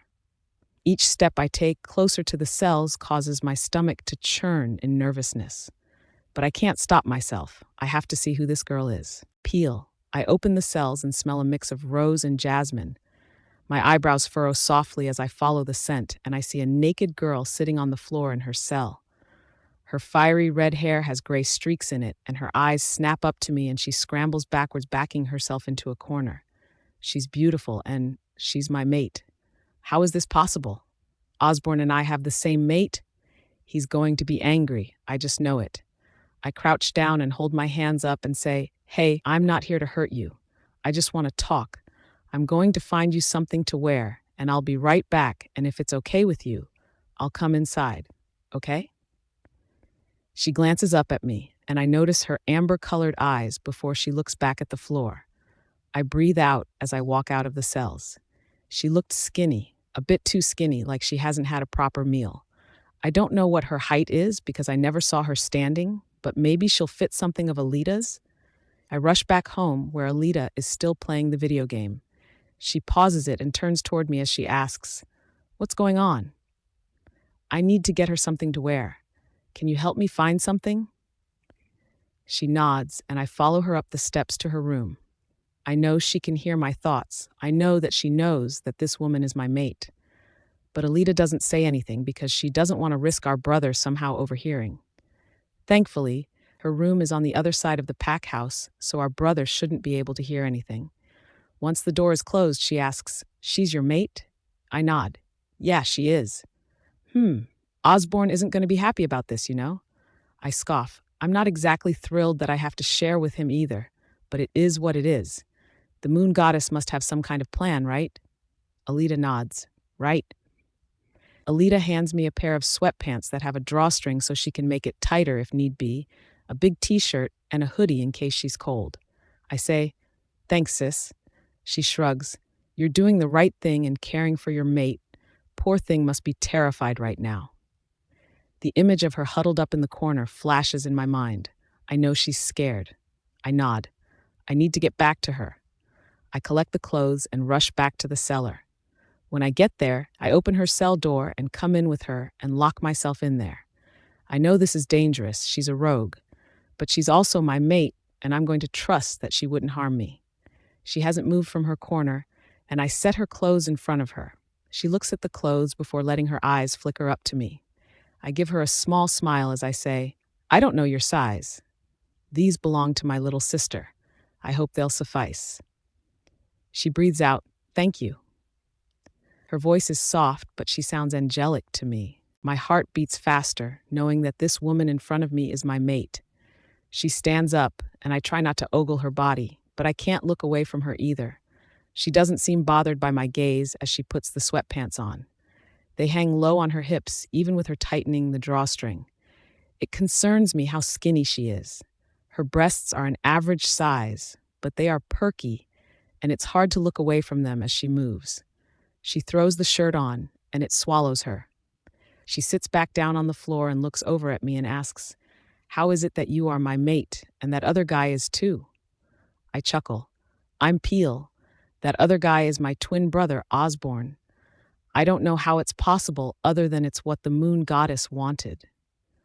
She nods slowly, and I ask, "Can I know your name?" Her lips press together as she debates whether that she should give it to me. A moment passes and my gliders come out of my pockets and skitter over to her. Her eyebrows raise as they stop in front of her and sniff the air. She giggles softly as she holds her hand out and they sniff her. She asks, "What kind of critter is this?" I chuckle as they crawl up her hand and say, "They're called sugar gliders. They're kind of like flying squirrels." She giggles as they crawl up her arm to her shoulders and says, "I've never seen anything like them." "Do they have names?" "Yeah, the one on your right is Francois, and the one on the left is Gus." She nods and she says, "Hi, Francois. Hi, Gus." Her eyes flicker to me and she says, "Hi, Peel. My name is Etta." Etta. Her name makes my heart stop and I whisper it back to her. Etta.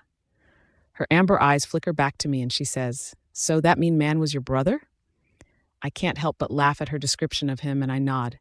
"Yeah, that's my brother." She shakes her head. "It's weird. You seem so nice and warm, but he seemed so mean and cold. How could you two come from the same household?" I shrug. "Your guess is as good as mine." My gliders crawl off her and come back to me and take their place in my pockets. Her eyebrows furrow slightly as she asks, "Do they just stay in your pockets all the time?" I chuckle. "Yeah, that's where they're at most of the time. They do have a big cage in my room, but I tend to let them roam free." She nods and says in a soft voice, "It's nice to have freedom." "Hey," I say as I reach out to grab her hand. I hold my hand out to her, letting her decide whether I can hold it. My cheeks redden as she puts her hand in mine, and I say, "I promise I'm going to get you out of here soon. At the very least, you deserve better living quarters." She smiles softly, and I notice the smallest dimple in her left cheek as she says, "Thank you, Peel." I nod. "Of course, anything for you, Etta."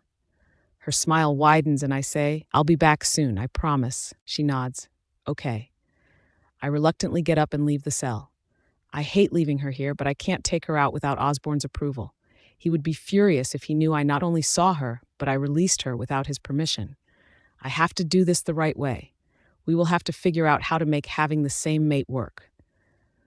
I get to the pack house and Alita looks back at me and I state, "I need to talk to Osborne, but her name is Ada." Alita smiles and asks, "Is she nice?" I nod. "From what I could tell. She's just scared. I need to get her out of that cell, but Osborne needs to approve it." Alita breathes out as she says, "Whoa, good luck with that, bro." I walk up the stairs, and as I get close to Osborne's room, I can feel the anger and frustration fuming from it. I need to get this over with. Osborne. I pace back and forth in my room. My stomach churns, and I feel like I could be sick after my encounter with that rogue. How could the moon goddess pair me with a fucking rogue? I've never been more furious in my life. This has to be some kind of cosmic joke. Anger floods through my veins and I have to let it out somehow, and I end up punching a hole in my wall. I stare at the hole. I've never been angry enough to hit something like that. Normally, if I want to hit something, I'll go to the gym and use a punching bag, or I would go to a training.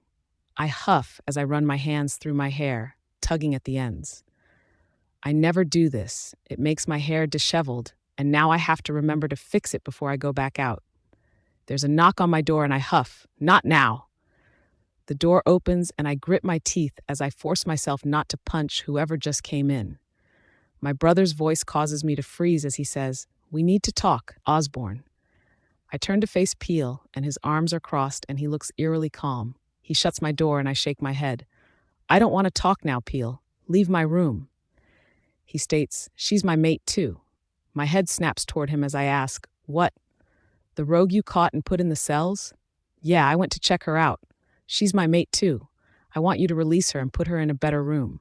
I scoff. "She's a rogue. She can stay there. She's your mate and she has a name." He states. I growl, "You have no right to talk to her without me there." Actually, Osborne, I do have a right. That girl is my mate.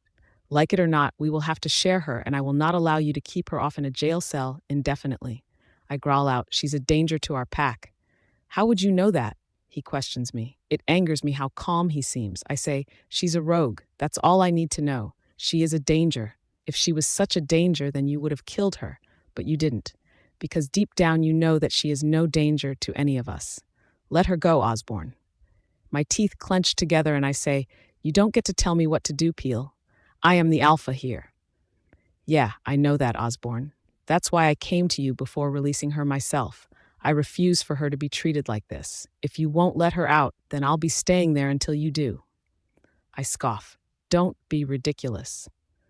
Do I look like I'm joking? He asks with one eyebrow raised. I stare at him. I don't think I've ever seen my brother so serious before. This girl really is his mate, and he's right to not want her in some cell. Inside, my mind screams, but she's a rogue. She deserves it. I breathe out. You can bring the girl inside. He interrupts me. The girl has a name, and her name is Eda. Ida. Ida. I shake my head. It doesn't matter what her name is. She can come inside, but if she does anything wrong, if one toe comes out of line, then you are the one to blame, Peel. I have to do what's best for my pack, and I will not tolerate someone who puts my pack in danger. He shakes his head. She isn't going to cause the pack danger, Oz. But fine, I agree. I'll talk the blame, the punishment, whatever. I just need to know that she can be in a better place than where she currently is. I'll put her in the room next to mine, just so I can keep a better eye on her. The room next to the room across from me. How will I ever sleep with her rose and jasmine scent in the air? I wave my hand, fine. He turns to leave and I say, Peel. He looks back at me and I say, bring her here. I need to know what she looks like so I know who she is. He nods, okay. Peel closes my door as he leaves and I plop down on my bed. Ida, such a beautiful name, and it causes butterflies to flutter in my stomach. No, I can't have feelings for her. I must keep her safe, which means I can't get close to her, no matter what. Besides, she's a rogue. That means she's dangerous. Ida, I never should have crossed this pack's borders. I was just hunting for some food, and something drew me this way. I didn't realize that I came inside a pack. That's a dangerous thing to do. I'm lucky I wasn't killed, but the only reason why I wasn't is because I'm apparently some guy's mate, and that guy was named Osborne. He seemed cold and cruel. He left me even when I called out for him. I never would have imagined that I'd have a second mate, and then Peel showed up. Peel was so different from Osborne, and I can't believe that the two of them are twins. My head is still spinning from that realization. I can't help but wonder what's going to happen. My mom will be worried about me. At first, she'll be angry. It was my turn to find us food, and I got caught. But once she realizes I'm not coming back, she'll either think that I got taken or she'll think that I ran away. I'd never leave her alone in that godforsaken place. I hope she knows that no matter how weird our relationship may be, I wouldn't leave her there. The main door to this cellar opens, and I stand up and sniff the air. Will it be the kind-hearted man or the one who makes me quiver with fear? I smell the scent of cinnamon, and I know it's Peel. He came back fast, much quicker than I would have anticipated. He walks to me quickly and smiles as he unlocks the cell. He holds his hand out to me and questions, "Are you ready for a nicer room?" I take his hand and remark, "That was fast." He shrugs as he says with a playful smile, "I can be persuasive." I chuckle at his comment and he says, "Your room will be by mine, but before we go there, do you want something to eat?" At that moment, my stomach let out a loud growl and he chuckles. "I'll take that as a yes. What's your favorite food?" My eyebrows furrow as I say, anything is fine, really." I have no clue what I'm supposed to answer. I usually received scrapes from my master or my mother, and I would have to hunt for food. Nothing was eaten for pleasure. It was only eaten out of necessity to survive. He brings me to an elaborate-looking kitchen and pulls out a tall chair for me as he says, "Here, sit on the bar stool and I'll get something for you." I nod slowly as I look around the room. This place is huge. How will I ever get used to this place? No, Ida. The likelihood you'll get to stay here is slim to none. When Master discovers you're gone, he'll come to bring you back home. My eyes flicker to Peel's back. He lives in this fancy place, though, and surely me being his mate means something, right? Maybe, just maybe, he'll be able to keep me safe. Ida, I watch as Peel starts cutting up fresh fruits for me. They look exotic, and I wouldn't be able to tell you what they are. He passes me a bowl and says, "Here, you can snack on that while I cook." Now, I'm not the best cook ever, but I can make some damn good French toast. What do you think of that? I nod slowly as I say, "Sure." I wonder what makes toast French, but I'm sure it'll taste just like the normal dark brown or black toast I'm used to receiving.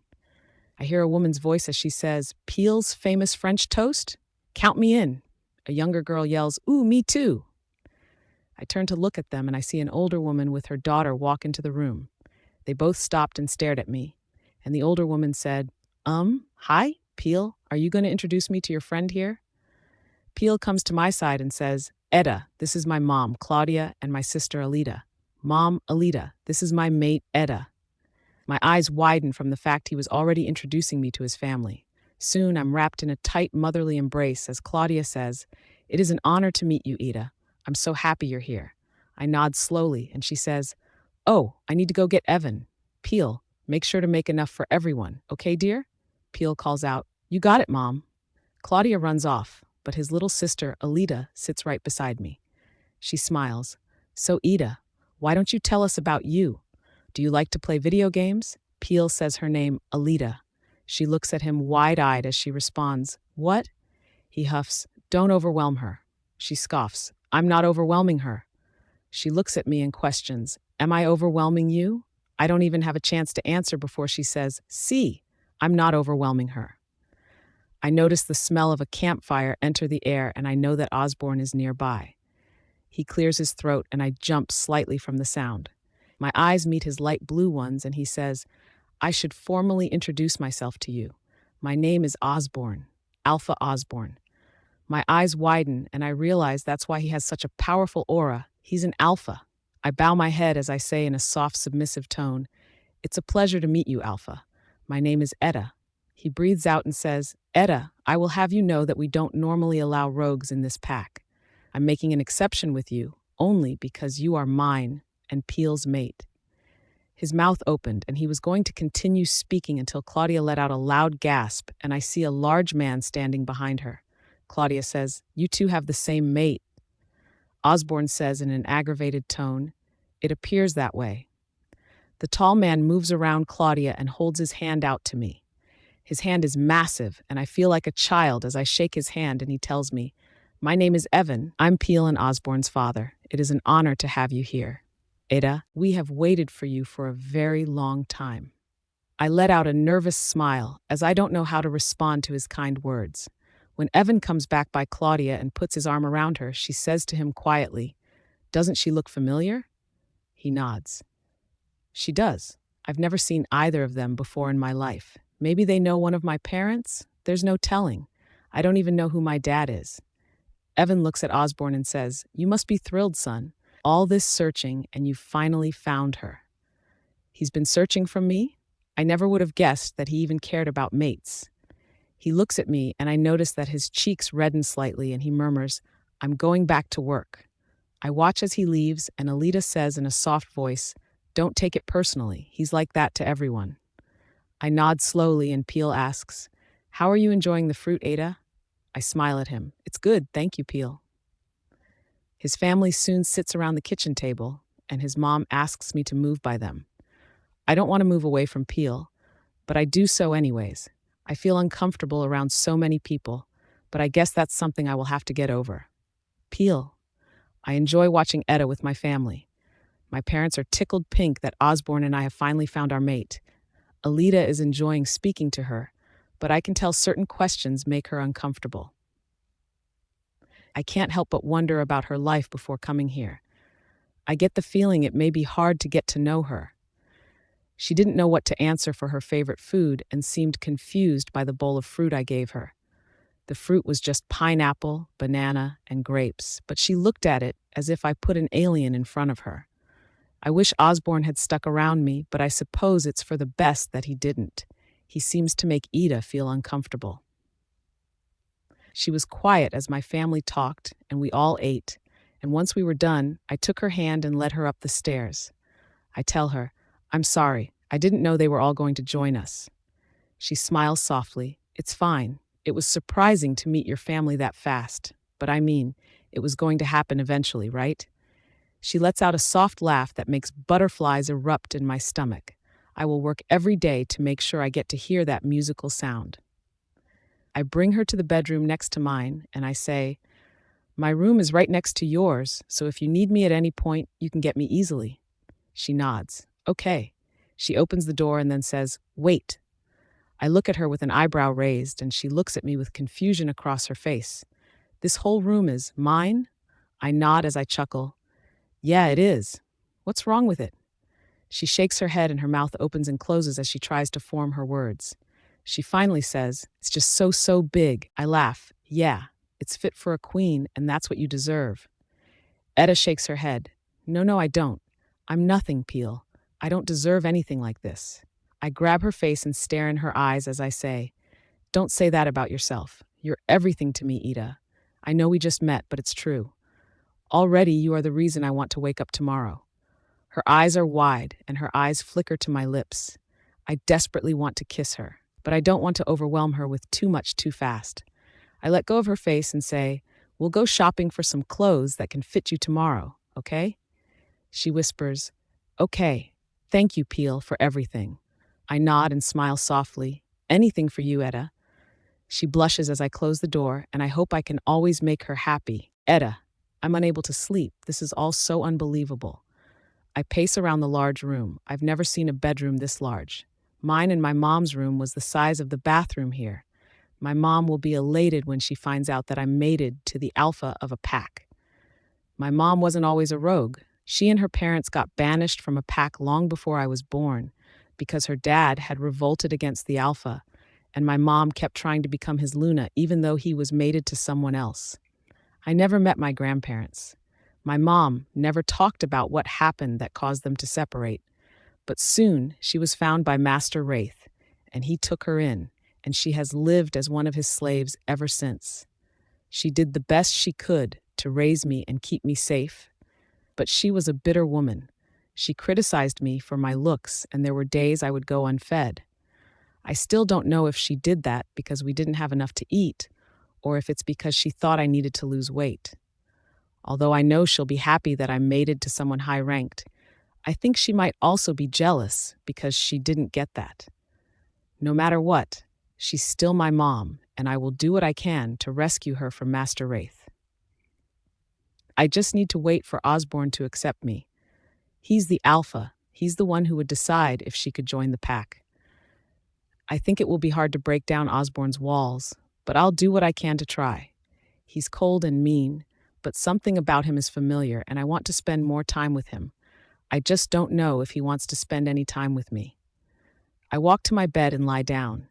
I let out a breath of awe as I feel how soft it is. How is it possible for a bed to be this comfortable? Before I know it, I'm asleep. I woke up from the sunlight shining through the curtains on my face. My eyebrows scrunched together as I try to remember where I am. Back at home, I never woke from the sunlight.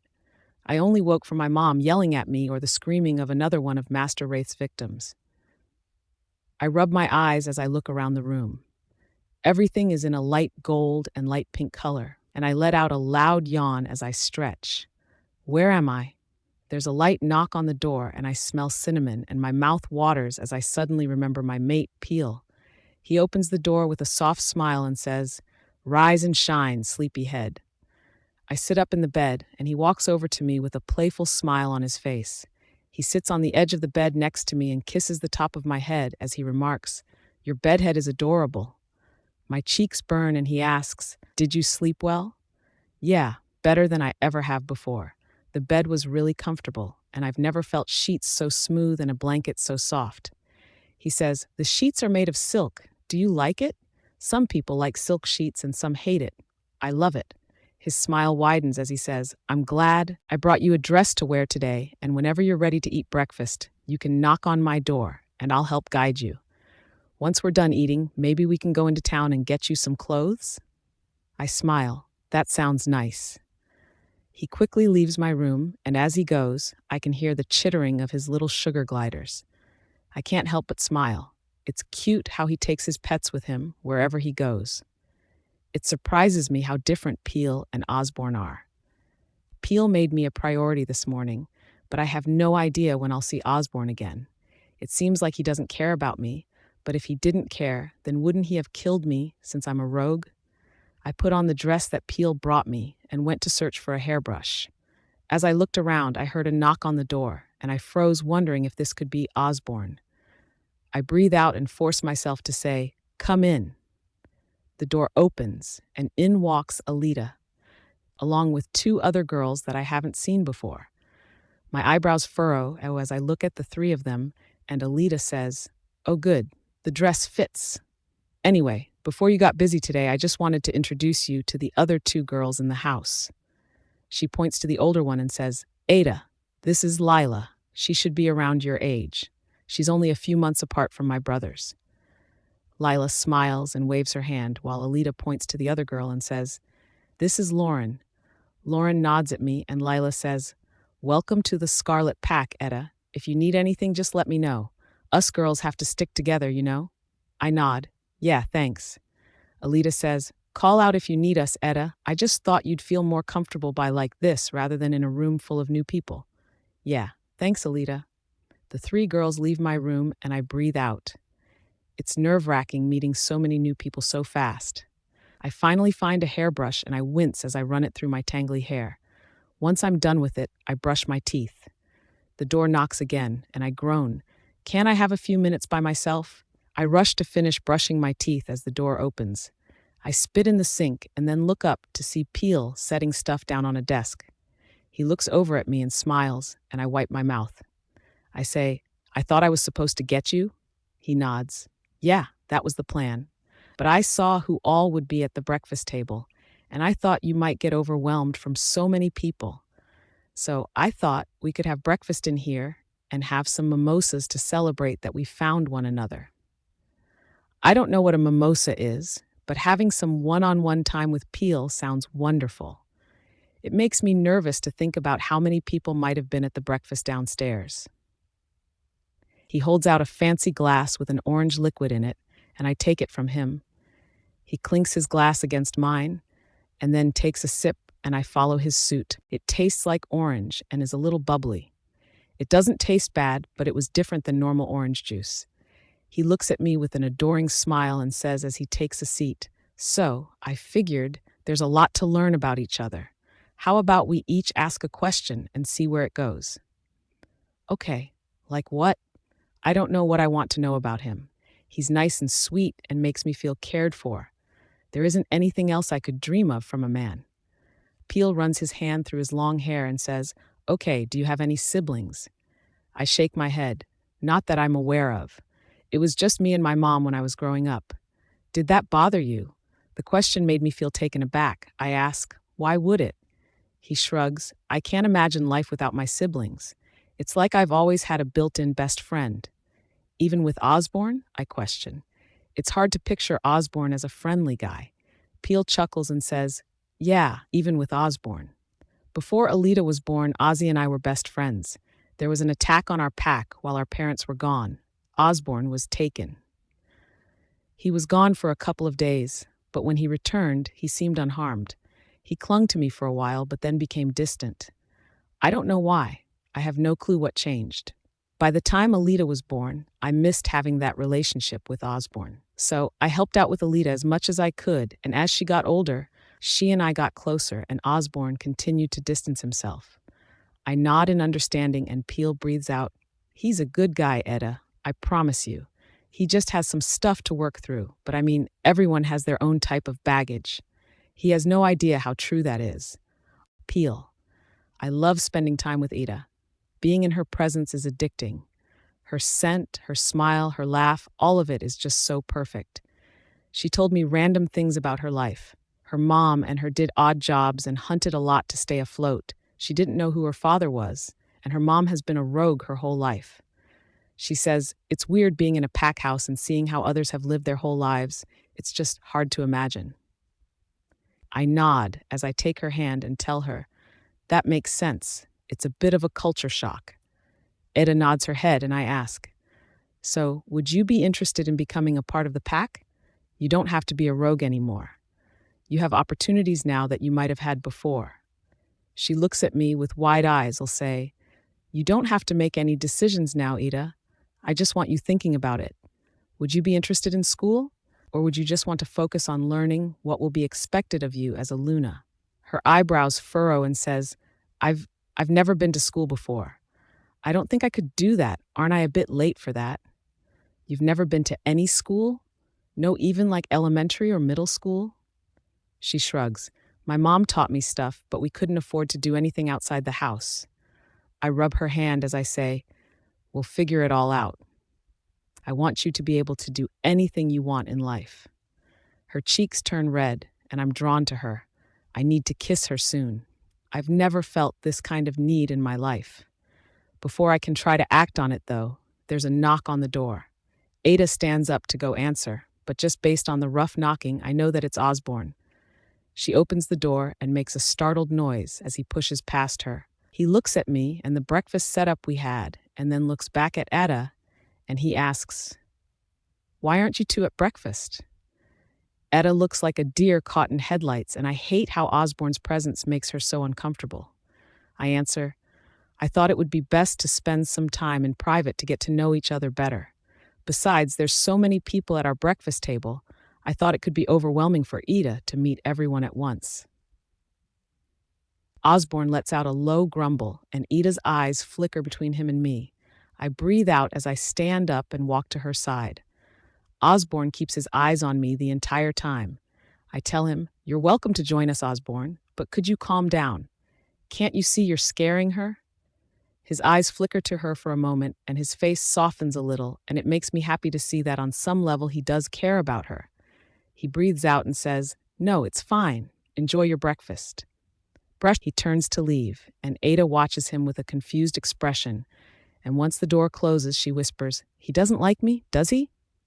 My heart hurts for her, and I kiss her head before telling her, stay here, I'll be right back. Osborne, my feelings toward Ada is complicated. When I went down for breakfast, I looked forward to being able to see her and know that she is doing good, but she wasn't there. Alita said something about Peel and her spending some time alone, and a red-hot rage fueled me. Ada is my mate. Why should he get so much time alone with her? Shouldn't they have at least offered to include me? I could have joined them for breakfast.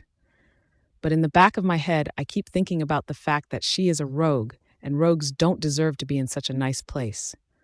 I'm making exceptions for her because she's my mate, but it doesn't change who she is. I storm into my office. Perhaps taking a trip to a new pack is just what I need. It can get me away from her and allow me to process my feelings in private. I sit down in my seat, and immediately there's a knock on my door. I breathe out and say, come in. Peel walks in and closes the door behind him. Before I can say a word, he says, look, I know we're not close. I know that I'm not your favorite person or whatever, but this girl, Etta, is both of our mates. You can't storm in acting like you own her whenever you haven't even tried to spend any time with her. I stare at him, surprised by his outburst. Peel has always been calm and had a go-with-the-flow kind of attitude that seeing him stand up to me and be this angry over a girl is interesting. Then again, this girl is his mate, and men do crazy things for their mates. He shakes his head and runs his hands through his hair before he asks, do you even realize the effect you have on her? I don't respond, and he curses under his breath before saying, Osborne, you've looked for this girl for freaking years. What is wrong with you? I thought you would treat her well because you seem so desperate to have a mate. I say, nothing is wrong with me. She's a rogue. So what? She's your mate. And if you would take a few minutes to actually talk with her, then you would realize she's so much more than just a rogue. I wave my hand, dismissing him, as I say, leave Peel. He shakes his head at me in complete disbelief and then says in a warning tone, I'd be careful if I were you, Osborne. You might lose her forever if you don't chance your behavior.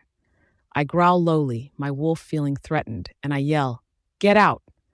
He closes the door and I force myself to take deep breaths to prevent myself from shifting. my wolf angry that he would say those words to us. But deep down, I know that he is right. If I'm not careful, I could lose her. But I don't know if I really want her. I need her at arm's length so I can keep her safe. I breathe in deeply, unable to ignore the faint scent of her. I wish I could be with her the way Peel is, but that's too risky. I won't let you get hurt, Ada. I know you can't see it, but you mean more to me than you'll ever know. Peel. I was practically shaking in anger as I left Ida and went to go confront my brother. I can't believe the way that he has treated her, and she doesn't deserve it. If he would just give her a chance, then he would know that she isn't a threat to our pack. I walk into his room, and before he can say anything, I say, "Look, I know we're not close. I know that I'm not your favorite person or whatever, but this girl, Ida, is both of our mates. You can't storm in acting like you own her whenever you haven't even tried to spend any time with her." He stared at me and didn't say a word. It made me angry to see that he didn't even have a response to his behavior. I run my hands through my hair, tugging on the ends as I ask, "Do you even realize the effect you have on her?" When he doesn't answer, I can't help but curse. What is wrong with him? I say, "Osborne, you've looked for this girl for freaking years. What is wrong with you? I thought you would treat her well because you seemed so desperate to have a mate." He says nonchalantly, "Nothing is wrong with me. She's a rogue. How can he care about that? This is the woman the moon goddess made for us." I respond, "So what? She's your mate. And if you would take a few minutes to actually talk with her, then you would realize she's so much more than just a rogue." He dismisses me. "Leave Peel." I shake my head before I warn him. "I'd be careful if I were you, Osborne. You might lose her forever if you don't chance your behavior." He yells as I walk out the door, "Get out!" I slam the door behind me and I breathe deeply as I go search for my parents. I need their advice. I don't know how I'm supposed to be around Ida knowing that she's sad that my brother isn't accepting of her. I find my parents in their bedroom and the door was open. Still, I tap on the door as I ask, "Can I talk to you?" My mom looks over me with her eyebrows furrowed. She can sense that I'm frustrated, and that's not my normal nature. She says, "Of course, Peel, what's going on?" I take a seat beside her in the sitting area of their room, and I say, "It's upsetting me the way Osborne is treating Etta. It's hurting her to have one of her mates reject her without outright rejecting her. I don't know how to make things better, and I don't know how to handle the frustration I feel with him." My dad places his hand on my shoulder and pats it as he says, "I know that it's a frustrating situation, but with time, Osborne will get over it. No one can resist the mate bond." My mom adds, "Your dad's right. Eventually, you can't help but fall for your mate." My parents look at each other adoringly, and I know I shouldn't give up hope on my brother. My brother is so much like our dad. If Dad was able to fall for Mom, then surely with time, Osborne will fall for Ida. Osborne, Peel's presence unsettled both me and my wolf. My wolf is agitated knowing that I have hurt our mate, but at the same time we both detest rogues. And at the end of the day, she is a rogue. How can I trust her? How can I know that she isn't going to betray me? Yes, I should be able to trust her for the simple fact that she is my mate, but there's so much more going on here. I walk out of my room, and as I do, I see Etta from across the hall. She stares at me with wide eyes, and for a moment I'm captivated by her. Her fiery red hair is brushed to the side. Her amber eyes are captivating and are wide as she can't tear her eyes away from me. I clear my throat as I step away and head toward the stairs. My body freezes when I hear her voice say, "I'm here when you're ready." My body is tense, and I don't know how to answer, so I continue to walk down the stairs.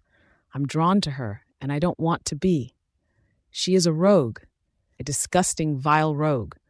Once I'm outside, I let out a loud growl as my wolf takes over. He runs along the path we normally go, searching for anything he can kill, desperately needing to burn off this anxious energy as we keep away from our mate. Etta. I wasn't planning on seeing Osborne. I just wanted to go get a drink.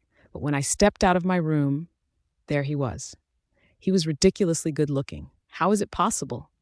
Both he and Peel are good-looking, but in entirely different ways. Peel has a very relaxed demeanor and made me feel like he could be my best friend and a very sweet lover. But Osborne, He looks professional and cold. I think we would butt heads a lot in day-to-day life, but when it came time for him to take me to the bedroom, that he would dominate me and want me to submit to his every whim. The thought of him being rough with me made me feel weak in the knees. It's odd because if I imagined that with anyone else, it would make me feel uncomfortable, but not with him. Even if he is cold towards me now, there is something about him that is familiar, and that makes me inclined to trust in him. I walk downstairs and see Alita sitting on the couch playing some game. I walk towards her curiously and ask, "What is this?" "A video game," she responds, but her eyes stay glued to the TV screen. She asks, "Do you want to join?" I don't know how to play.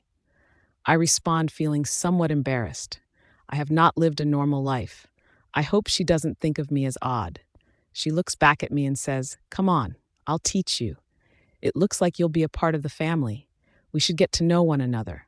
I smile as I take a seat beside her, thrilled by her welcoming me in. Etta. The days passed and I grew more comfortable at the Scarlet Pack. Peel or Alita were always by my side. Their parents, Claudia and Evan, seemed to adore me. I even met some of the other high-ranked members and their families, and they liked me as well. The only problem that remained was Osborne. He looks at me from afar but never tries to engage with me. My patience is growing thin, and I know that I need to step up if I want him. So today I'm going to talk to him. I walk to his office door and knock on it and take a deep breath as I wait for him to tell me to come in. Once I hear his voice, butterflies erupt in my stomach. My palms sweat, and I hope that this won't be a mistake. I walk in with my head held tall as I say, "Alpha, I thought it was time that I properly introduce myself. My name is Etta." He stares at me, but his expression is unreadable. He doesn't look happy, angry, or upset. I wish I knew what he was thinking. Suddenly, he snarls at me as he asks, "Why have you come here? I did not request you." It took everything in me not to slap him. How dare he speak to me like this? I'm his mate. Doesn't he care about that? How on earth are he and Peel related? He stares at me with an irritated expression before saying, "Well?" I press my lips together before I ask, "Why are you so angry and irritable all the time? I've been here for a week now, and every time you look at me, it's like you hate me or something." He scoffs as he shakes his head. "I do not hate you." I raise an eyebrow as I say, "Oh, really? Because you sure as heck don't act like someone who just met his mate. Your whole family talks about how apparently you've been looking for me for years. Well, now that I'm here, you prefer to act like I don't exist." His jaw clenches and I know I'm pushing him, but I'm tired of being treated like I don't matter. He huffs, "You wouldn't understand." I scoff. "Maybe I would if you would take some time and talk to me." "Would you just shut that mouth of yours and get out?" "No, I'm tired of hiding from you. If you don't want to be around me, then you leave. If you don't want to hear me speak, then do something about it." He crosses the room quickly. He grabs me roughly, slamming me against the wall, and my legs wrap around his waist. He infuriates me so much, but my body wants him. I want him. I'm not complete without both of my mates by my side. Suddenly, his body is off of mine, and he disappears. I try to follow him as he leaves the office and goes down the stairs and disappears outside. What just happened? Why did he leave? Does he not want me? My heart feels heavy, and I turn back to my room. I want to feel angry at him for leaving me like this, but I feel sad that he left.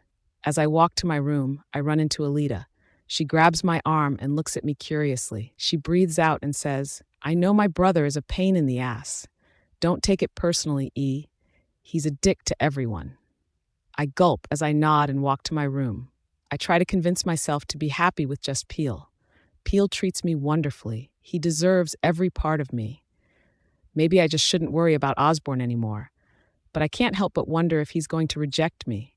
Maybe he didn't like the way I kissed or something. What if this was the final straw? Peel. I tried to spend time with Ada today, but she didn't want me around. I was put off by her wanting me to leave. But I try to respect her wishes.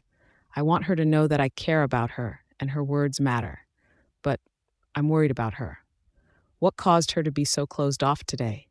I head to dinner, excited that I'll at least get to see her, but she doesn't show. I look at Osborne and he seems to be the only one unfazed by her absence. What does he know that I don't know? Why doesn't he care? I say, Oz, you don't seem to care that Ida isn't joining us? His eyebrows knit together and he asks, why would I care? Well, she is your mate.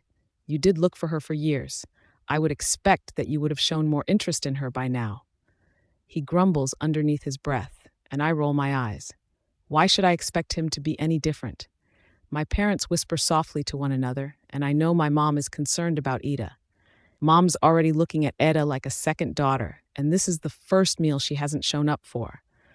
Normally, if she's not at the dinner table, it's because she's off with me. But tonight, she is being a total recluse. I need to go make sure she's all right. I stand up from the table and I don't say a word to anyone as I go to the kitchen to collect my mate some food. It's time to get to the bottom of this. Ida, I sit by myself in my room. I feel frustrated and numb. Even though it's dinner time, I'm unaffected by hunger. My mind continues to race as I think about Osborne. After being kissed like that, I don't know if I could live without him. I truly want to believe that I would be able to be happy with just Peel, but I don't know if that's true. Peel gives me everything I could want. He's the sweet best friend type of guy, and I know he cares deeply for me. Meanwhile, Osborne is the closed-off one that seems to be brewing with dominance and passion. There's a knock on my door, and I'm not surprised by the scent of cinnamon. It's Peel. I open the door and force a smile, but he can see right through me. He asks, "Are you okay?" I nod. "I'm fine, Peel." He crosses his arms, and I notice the ripples of his muscles underneath his shift. He says sternly, "I don't believe you." I breathe out as I shake my head. I don't want to talk about it.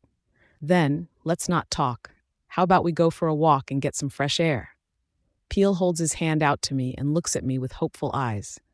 Butterflies flutter through my stomach as I take his hand and feel the tingles erupt through my body. We walk outside together, and I love that he respected me enough to not force me to talk. Maybe even if Osborne does reject me, it won't be so bad.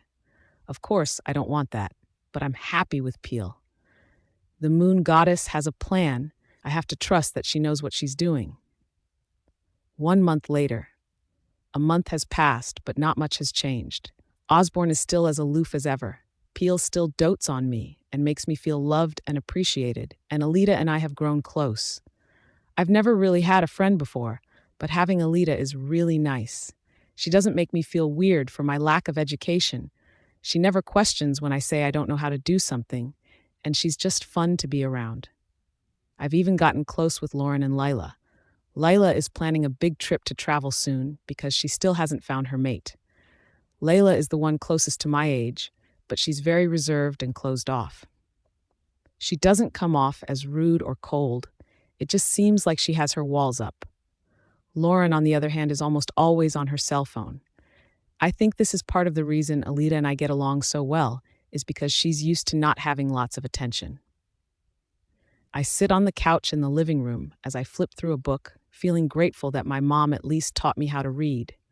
Alita comes toward me and says, "Come on, let's go for a walk." I look at her curiously. It's rare for her to want to do anything other than play video games. She explains, "My mom said I need more fresh air. Are you coming with me or not?" I close my book and follow her out the door. She is happy and starts to skip. She's quite amusing. She's a young teenager, but there's times where she still acts like a little kid. But it's entertaining being around her. I follow her lead as she leads us deeper in the forest, but she alarms me when she suddenly stops walking. I ask, "Is everything all right?" She nods slowly, but based on her facial expression, I know she's concerned about something. She turns around and heads back the way we came, and I ask, "What's going on?" "Shh, quiet." She snaps at me. I quicken my pace to keep up with her. I want to ask what's happening again, but her determined gaze makes me refrain. A hand on my arm yanks me back, but before I can cry out, there's a rag over my mouth and nose, and I quickly lose consciousness. When I come to, I immediately recognize my surroundings. I'm in my old room. Master Wraith, he found me and wanted me home. I can only hope I won't receive a punishment for being gone for so long. I gulp, but refrain from moving away from my bed. The door suddenly opens, and I glance toward it, and relief floods through me when I see my mother. She smiles at me, and then slowly claps as she says, "Well done, my dear." My eyebrows scrunch together as I sit up. "What are you clapping for?" She chuckles. "You lured Alpha Evan and Claudia's daughter out for us to capture. This girl has strong elf qualities. She'll be perfect for our cause. And because you did it, I'm sure Master Wraith will reward us." "That's why you took us. Why did you need to take us at all?" Anger builds inside of me. I was happy there, and now I've unknowingly ruined Alita's life. "You're unhappy that we rescued you?" "I didn't need rescuing. I was safe." I say loudly. I'm on the verge of screaming, but I don't want to cause too much of a commotion. She scoffs as she waves her hand dismissively. "How could you be safe with our enemies, dear? On top of that, don't you want to be free? Capturing that girl might mean our way to freedom. They aren't our enemies. At least they're not mine. And Alpha Evan isn't in charge anymore. It's Alpha Osborne now. And that girl has a name and it's Alita, and she doesn't deserve this." She shrugs. "It doesn't matter. Osborne is his child, and that means they won't accept our family. Evan made sure of that when he banished me. Do you think I deserved that? To be punished for something my father had his hands in? Sometimes the child has to pay the consequence. Alita is our ticket to freedom, Ida. He banished her? Why? I can't even think rationally. I'm trying so hard just to prove her wrong. I stand up and hold my arms out as I say, "Well, he accepts me, Mother. I'm his mate." I gasp as soon as the words slip from my tongue. I shouldn't have said that. My mom looks at me as a devious smile spread across her lips. "I messed up. Etta." My mother smiles as she says, "You are mated to the alpha of the Scarlet Pack? You are mated to Evan and Claudia's son?" I bite my tongue, so I don't correct her by saying sons. It's bad enough that she knows that Osborne is my mate. She shakes her head as she lets out an unhinged laugh. She then opens the door and calls out, "Master Wraith! Master Wraith!" There's a pit in my stomach as I watch the door to see him come in. He looks annoyed already. He looks at me like I'm the dirt on the bottom of his shoes. My mother says, "Master, she is mated to the Alpha. She can help us get our hands on a true elf." His smile grows wide, and he says, "I always knew you would be good for something. We'll send her and the girl on their way. Ida, we will be watching you. Make sure to give us an opportunity to get the Alpha out on his own." My eyes flicker between my mother and Master Wraith. I know I can't argue with him. If I do, it will only cause pain for either me or Alita. I nod my head slowly as I say, "Yes, Master." He smirks at me and says, "The girl is in cell 7. You can get her and leave." I nod as he walks out of the room and leaves the door open. My mother smiles at me as she says, "I'm so proud of you, Etta." I gulp as she leaves and I follow out the door. Cell 7. I need to get Alita before anything bad can happen to her. "Alita, I don't understand what happened. We were going for a walk. I noticed some patrol missing and turned for us to go back home. And then suddenly we were taken. I'm in a room, all by myself. No one has come to see me, and I need to use the restroom. I gulp as I sit on the floor and twiddle my thumbs as I try to think of something, anything I can do. I've already checked the door and it's locked. I think of my family. My parents will be distraught, especially my mother, upset that one of their children was taken yet again. My brothers, I know Peel will be heartbroken. We're best friends, and on top of that, Ada is his mate, his other half. And now the girl he wanted for so long has disappeared. The door suddenly slams open, and a frazzled-looking Ada looks at me and says, "Come on, we have to go." I rush to my feet and follow her lead as she finds an exit. My heart is in my throat, terrified we'll get caught at any moment. We get outside and run like our lives depend on it, because, well, they do. We don't speak, we don't slow down, all we do is run until we find our way back home. When we burst through the pack house, my whole family, even my extended family, is there. My mom jumps to her feet as she hugs me and says, "Oh, thank the goddess. Are you okay? What happened to you two?" Peel rushes to Ida's side as she breathes heavily, trying to regain her breath. I say, "Ida saved us? I don't know where we were. I don't know who took us, but I was locked away and terrified, and suddenly Ada appeared and she found a way out." Peel hugs her tightly and then kisses her and says, "You saved my sister. You're incredible." Osborne steps forward and says, "You saved Alita." Ida looks at him with wide eyes and she nods in confirmation. His face looks conflicted, and suddenly he walks over and grabs her face and kisses her. Everyone's jaws drop from that, and when he lets go of her face, you can see the shock from her. Osborne seems unfazed as he steps away from her and then walks away, going up the stairs to his room. Etta looks around and murmurs, "Well, that was unexpected."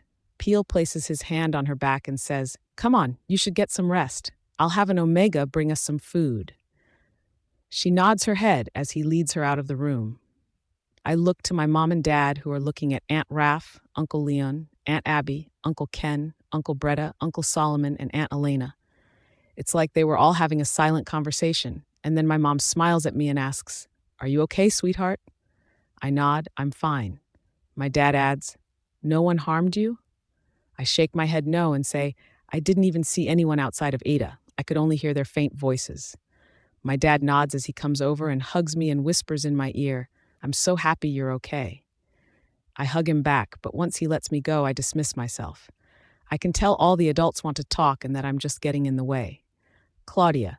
Once Alita leaves, everyone looks at each other. Raph smiles at me as she says, "Looks like our young alpha is finally warming up to his Luna."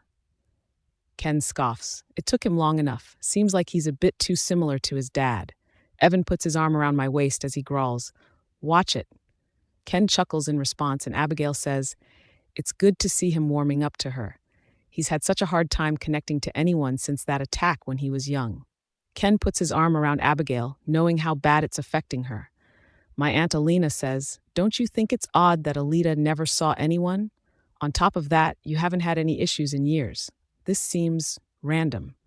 Breda adds, "It seems planned." Evan asks, "Who would want to take Alita?" Solomon says, "She has stronger elf traits than either of the boys do." I ask, "So? They would have taken her blood or interacted with her in some way? Don't you think?" Leon says, "We just need to be on alert, guys. Something is fishy here, and I'd be surprised if this was the last attack." Evan nods. "No one needs to be near the borders unless they've had formal training. I'll speak to Osborne about it in the morning." I breathe out as I nod in agreement. I want to be happy that Alita and Ida are okay, but they're right. Something is fishy about this. Peel. I'm so relieved that Ida is okay. I bring her up to her room and she says she wants to take a shower, so I told her I'd get some food and drinks for her. In reality, I want to take this moment to talk with Osborne. His kiss shocked all of us, and I really need to speak with him before I have a night with Ida. After her disappearance, I knew that I wanted to mark her. I need to make sure that she is mine and that I'll always have a way to communicate with her. I walk to his room and knock on the door. He doesn't answer immediately. He knows it's me, and he doesn't know if he wishes to speak with me at the moment. Finally, he says, "Come in." I walk in and say, "I'd like to speak to you, brother." I don't know why I kissed her. He says without me even needing to ask. I stand with my hands behind my back as I watch him. He walks around his room slowly as he says, "All this time, I thought I wouldn't be able to trust her, and then, suddenly, I realized I was wrong." Osborne turns to face me and continues, "She saved our sister. She risked her life. You were right from the beginning. I can trust her." I nod. "I know you can. That's what I've been trying to tell you this entire time." He huffs, "I know, Peel. I didn't want to talk about the kiss." I tell him as I cross my arms. He looks back at me with a raised eyebrow as he asks, "What did you want to talk about?" "I want to mark Etta. I can't risk losing her again and not having some type of bond with her. If she will allow me, then I want to do it. But you are also her mate, and I didn't want to blindside you." His jaw is clenched tightly, and I know he doesn't want to agree to this. I wouldn't have wanted to either, but this conversation is necessary. He breathes out, but his body is still tense as he says, "I can't stop you. It's ultimately her choice, and if that's what she wants, then it is what it is. You've been trying with her, and I haven't. You deserve her." I smile, spoken like a wise alpha. Now, if you'll excuse me. I bow my head at him and turn to walk out the door. I grab the food and drinks that were set outside her door by an Omega, and I walk in. She's already out of the shower and wears a nightgown. She turns and smiles at me, but I can see in her eyes that something is bothering her. She must be scared. It must have been terrifying for her to have gone through what she did. I set everything down and then walk over to her and rub on her arms as I say, "Are you okay?" She nods. "I'm fine, Peel. You must be terrified after everything. I could stay with you tonight." Her amber eyes that I'm obsessed with flicker up and stare into my soul. The smile on her face grows and she says, "I'd really like that." I give her a soft kiss. I'm ready to move forward, but she soon moves away from me. I breathe out, trying not to be disappointed, but I can't help but wonder what is going on inside of her head. Etta. I want to be around Peel, but being around him is difficult. I feel so much guilt. I'm supposed to lure Osborne out so that Master Wraith can catch him, but it's the only way to free my mother. She might not be the best parent, but she's the only family I've ever known. Peel walks over to the snacks and drinks and hands me a bottle of water and says, "I'm here if you want to talk." I nod. "I know you are. I appreciate you staying the night with me. Being around you, it feels safe. It feels right." His smile is wide as he says, "I agree." My breath hitches as he comes closer to me and leans down to where he's just an inch away. His eyes flicker between my face and my lips, and he says in a low tone, "Etta, I want to take the next step with you. I love you. I want you more than anything, and I want to have that bond and connection with you so that I can help keep you safe. Can I mark you?" I shouldn't agree. I know I shouldn't. If I do this, it is putting him more at risk, but as he moves in and kisses down my neck, I can't help my breathy response. Yes. He kisses softly over the area before his teeth suddenly sink in, causing a breathy gasp and moan to escape from my lips. He holds onto my body tightly and licks over the bite mark he just gave me. He moves his head back, and his eyes are dark, showing his wolf right underneath the surface. My body feels like it's on fire with lust as I grab his face and crash my lips against his. We both breathe heavily as he puts his forehead against mine and says, "I love you, Etta." I gasp for a good breath of air and I say, "I love you, Peel." He smiles at me as he nuzzles his head into my neck. We are now one. Etta. The morning comes, my eyes open as I stare at the ceiling. There's a heavy arm draped over me, and the scent of cinnamon fills the air. My heart stops as I remember what we did.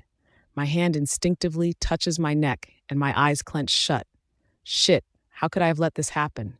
Peel is sweet and perfect and everything I wanted in a mate, but I just put his life in danger.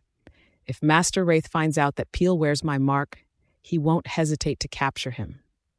Peel pulls me closer to him and breathes in deeply, and he's half asleep as he murmurs, "Goddess, you smell divine." I don't respond. I don't think he knows that I'm awake. I could always come clean. I could tell Peel about my mother and Master Wraith and their plans. I'm sure that Peel would find a way to forgive me and help me. But Osborne. If Osborne found out, I bet that he wouldn't hesitate on kicking me out of the pack because I've put him and his family in danger. I want to scream. There's no good way out of this. I want to set myself free and tell them everything, but I can't.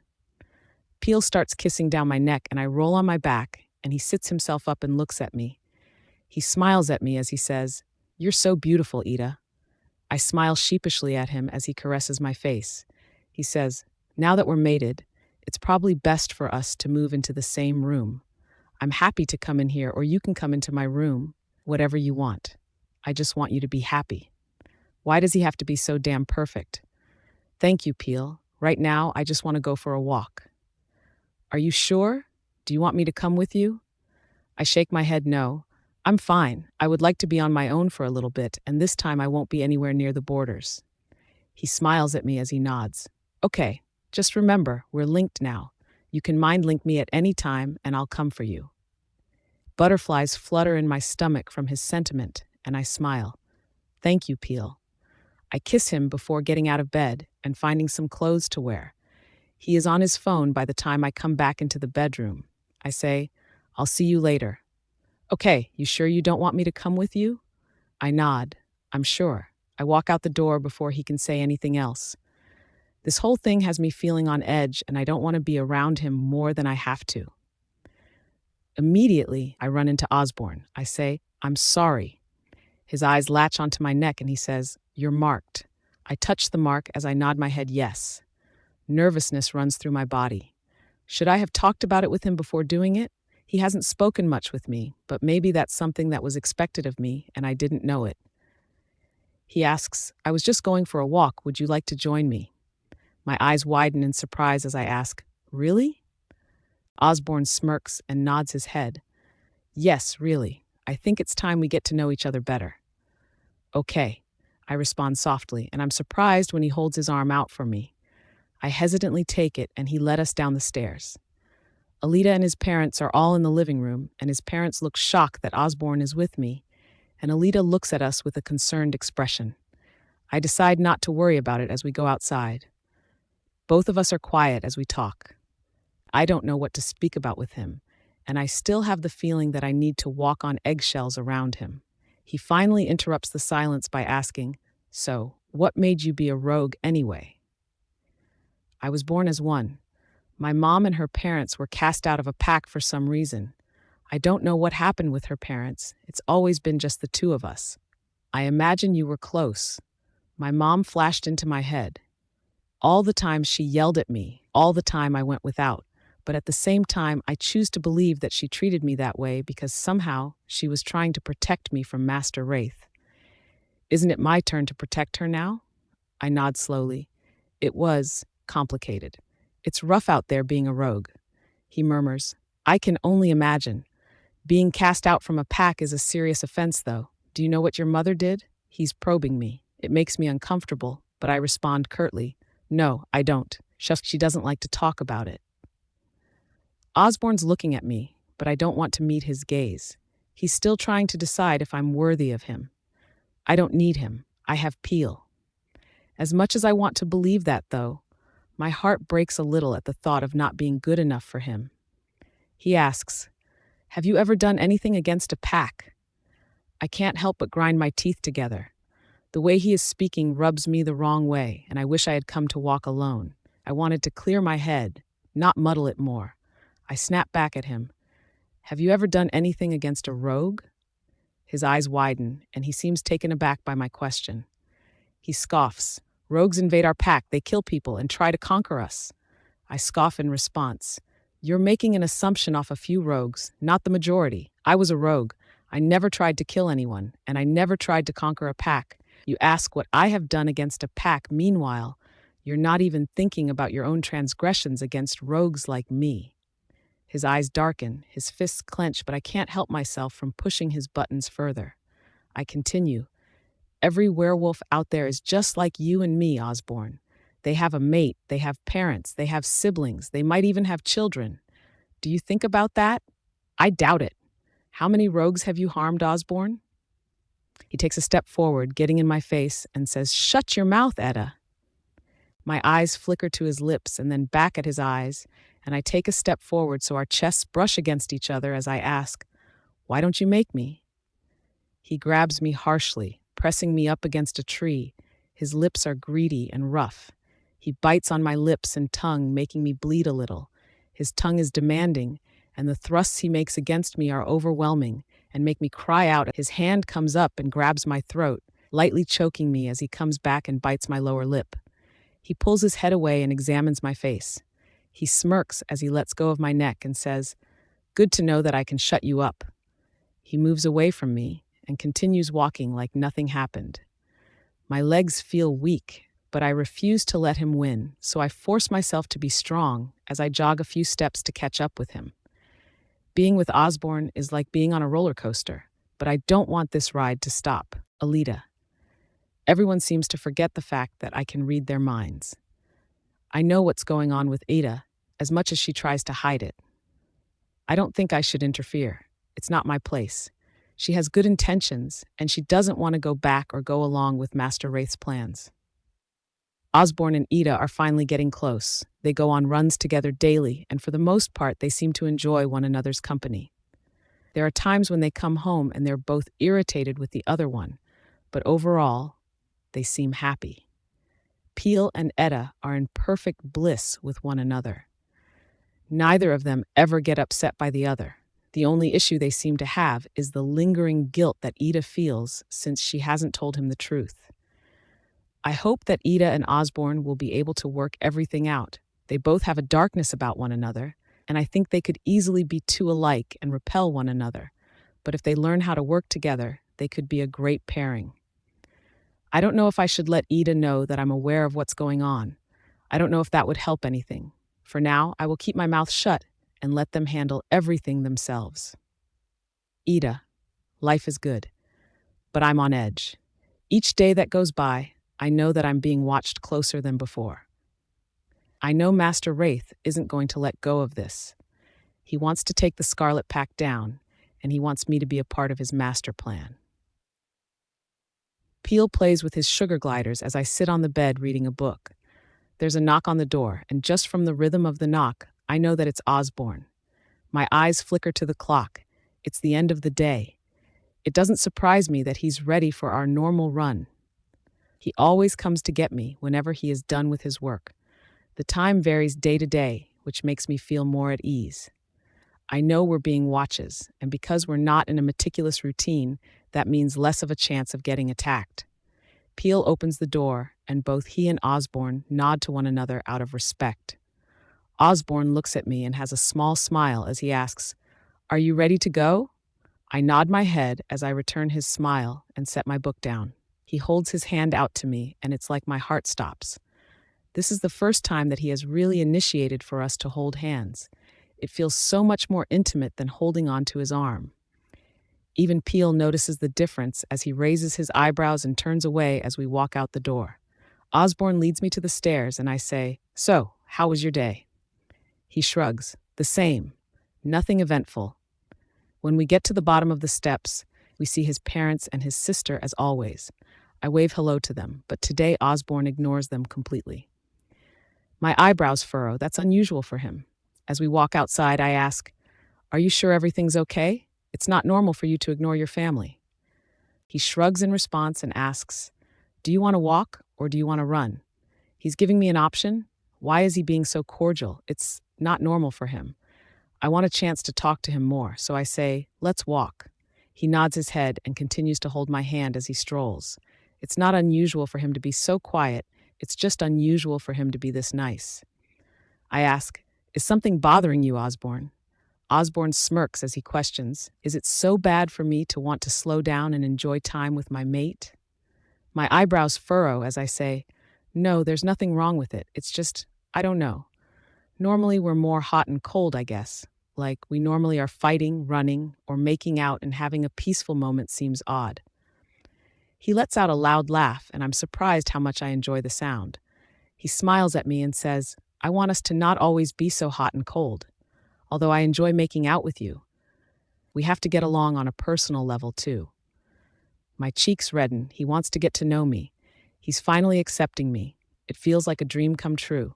He turns toward me and moves my hair behind my ear and leans down, and he's just a breath away when he stops moving. My eyes open, but he's not looking at me. His head turns and I frown. What's going on? He was about to kiss me. I was excited about the kiss. I could tell it was going to be a loving kiss and not so intense. I was eager to experience that kind of love from him. His body straightens and he has a deep frown. I look at him with confusion, but he doesn't say anything. I ask in a soft voice, "Ozzy, what's going on?" He doesn't answer. He doesn't even look at me. I notice the gas first. I've smelled this scent so many times before when they were trying to make it. Osborne has elf in his blood. He'll knock out first, but it causes wolves to pass out as well. I try to help brace his fall, but he is so large it's hard to help him with my small frame. I fall to the ground as well, and I can hear Master Wraith's deep chuckle as he walks toward us. Fear grips my heart. This is all my fault, and when Osborne finds out, there's no way that he'll want me anymore. Osborne. Fuck. How could this have happened? I thought that I could be with my mate. I thought that we weren't in danger anymore, and that she would be safe as long as she was with me or Peel. I was wrong. I was so fucking wrong. She's going to hate me. I've now caused her life to be in danger and have risked her future with Peel, the mate she truly loves. He'll hate me too, and I deserve it. I knew the risks, but I got greedy by wanting to spend my life with her, Ida. My ears ring when I wake up. I blink rapidly as my eyes try to adjust to the light, and I look around to see Osborne on the ground beside me. I move over to his side and see that he has a black eye that can't heal because of the poison they've used. I wonder if they took a cheap shot while he was unconscious or if he woke up and tried to fight. The door opens, but we're in a cell. I look up to see one of the workers that I recognize. He smiles when he sees me awake and says, "You did a great job, Ida. Master Wraith is proud of you." I hear Osborne's voice and it's deep, yet it wavers when he asks, "What does that mean?" I turn towards him. His eyes are blazing with fury, and I can hear the worker suck in air between their teeth, and then the door shuts as he leaves the room. My body is frozen as I stare at Osborne. He pushes himself up off of the ground and stands towering over me as he states, "You betrayed me." My breathing is heavy as I say, "I can explain." He growls, "You betrayed me." "It's not what you think, Osbo." "Shut up," he screams, his chest moving up and down heavily as he breathes, trying to get himself under control. He shakes his head and says, "I never should have trusted you. I should have killed you when I had the chance." Tears threaten to spill out of my eyes as I say, "You don't mean that." One eyebrow raises, and apparently, he took my words as a challenge. He walks over to me and grips my neck, applying pressure like he is considering strangling me right now. My mind is in overdrive as I try to think of what I can do to fix things. What can I do so that he doesn't murder me right now? I grab his face and force his lips to meet mine. His grip on my neck loosens and he slams me against the wall, my legs wrapping around his waist. His hips trussed up, making me gasp, and his tongue forces its way into my mouth. When I move my tongue into his mouth, he bites at it, trying to display his dominance. His hands move up to my hair, pulling it. He moves his lips against my jaw, moving up to my ear. I clutch onto the back of his head as heat pools at my core. He bites my earlobe, and I grab on even tighter, surprised by the pain, yet the pleasure makes it worth it and causes a thrill that no one else has ever been able to give me. He whispers in my ear, "This changes nothing. You still betrayed me." I nod as I move my hips against him, making him moan. I say, "I know, but I can fix it." He growls out, "How?" I can't think of any other option, and his neck is right against my lips.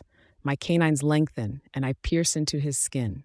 He hisses from the feeling, but the moment my teeth retract, he drops me.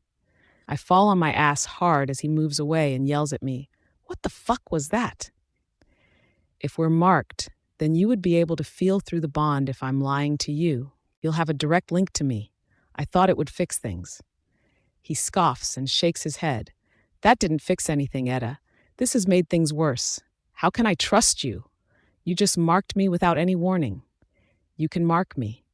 Osborne gets in my face as he screams at me. "I don't want to mark you." The door opens and both of our faces turn to see who it is. My mom and Master Wraith walks in the room, and my mom says, "Oh, Etta, sweetie, you've done incredible. I can't believe you were able to mark the alpha." "Oh, it's delightful. Don't you think so, Master Wraith?" Master Wraith nods his head in approval and continues to stare at Osborne. Then his eyes flicker to me and he says, "I always knew having you as a child would pay off." "Wait, what? Is Master Wraith my father? Why didn't my mom ever tell me?" I look at Osborne and his eyes move between my mother and Master Wraith as he shakes his head and murmurs, "No." "Osborne, Flicka. This woman is Flicka, the woman who tried to come in between my parents. Her father is the one that tried to take over the Scarlet Pack. She and her parents had been banished and cast out as rogues forever. The man that Flicka called Master Wraith, this is the man that kidnapped me all those years ago." He smirks as he stares at me with his arms crossed.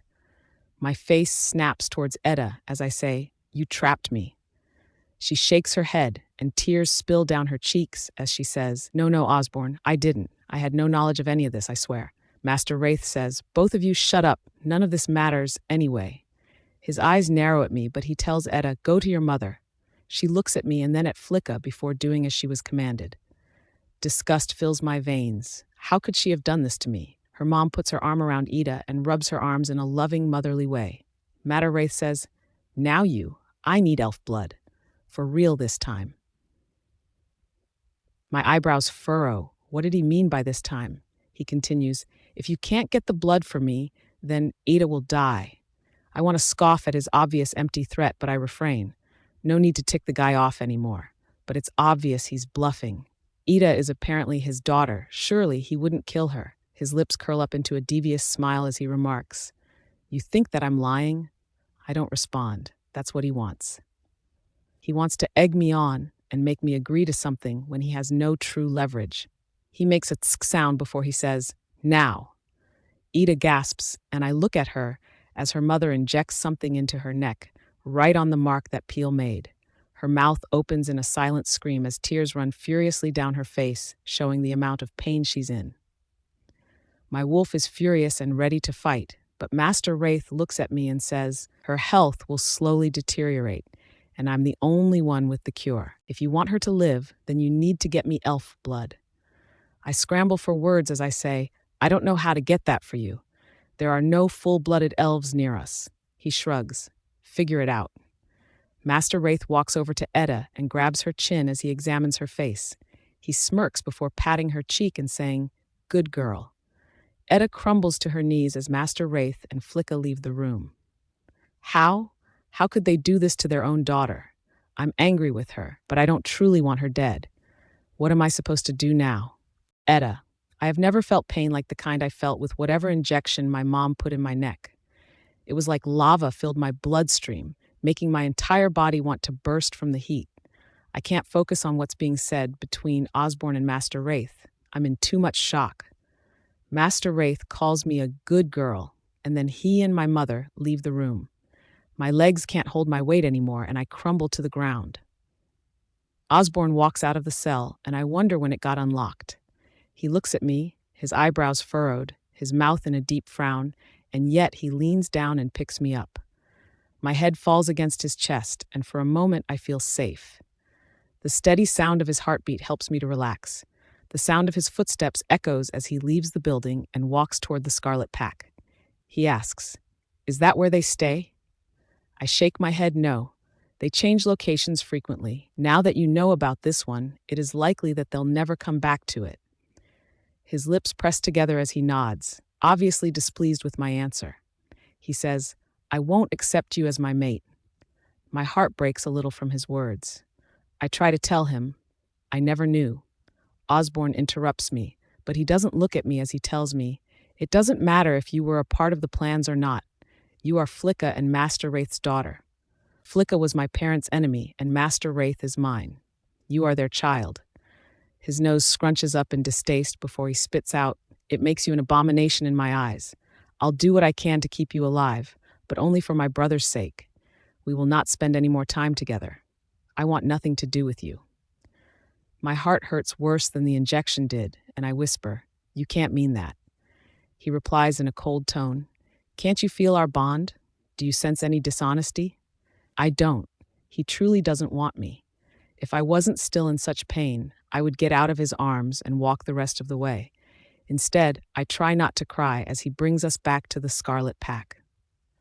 When we finally get back to the pack house, everyone is in the main room with a whiteboard that obviously had some plan of attack written on it. But Claudia saw us and rushed over as she says, "Oh, thank the goddess. What happened?" Osborne set me down and Claudia held onto my arms to help steady me. Osborne looks at me, obviously repulsed by my presence, and says, "Ada is Flicka and Master Wraith's daughter. Master Wraith is the man who kidnapped me all those years ago." Claudia gasps and I hear Evan murmur, "That's why she looks familiar." Osborne continues, "They used her to set me up. They want elf blood for whatever reason. They injected a poison into Ida. And if we don't hand over the blood they want then, well, she'll die." Peel rushes to my side and says, "Osborne, she can't help who her parents are. We have to help her. She's our mate." Osborne growls, "Mate or not, she set me up. The only reason she is still breathing is out of respect for you and your bond with her, brother. I'll do what I can as Alpha and as your brother, but I don't know what will happen. Now, if you'll excuse me." Osborne quickly walks away and I hear Peel as he breathes out. He asks me, "Are you okay, Edda?" I nod my head slowly and notice his parents are staring at me.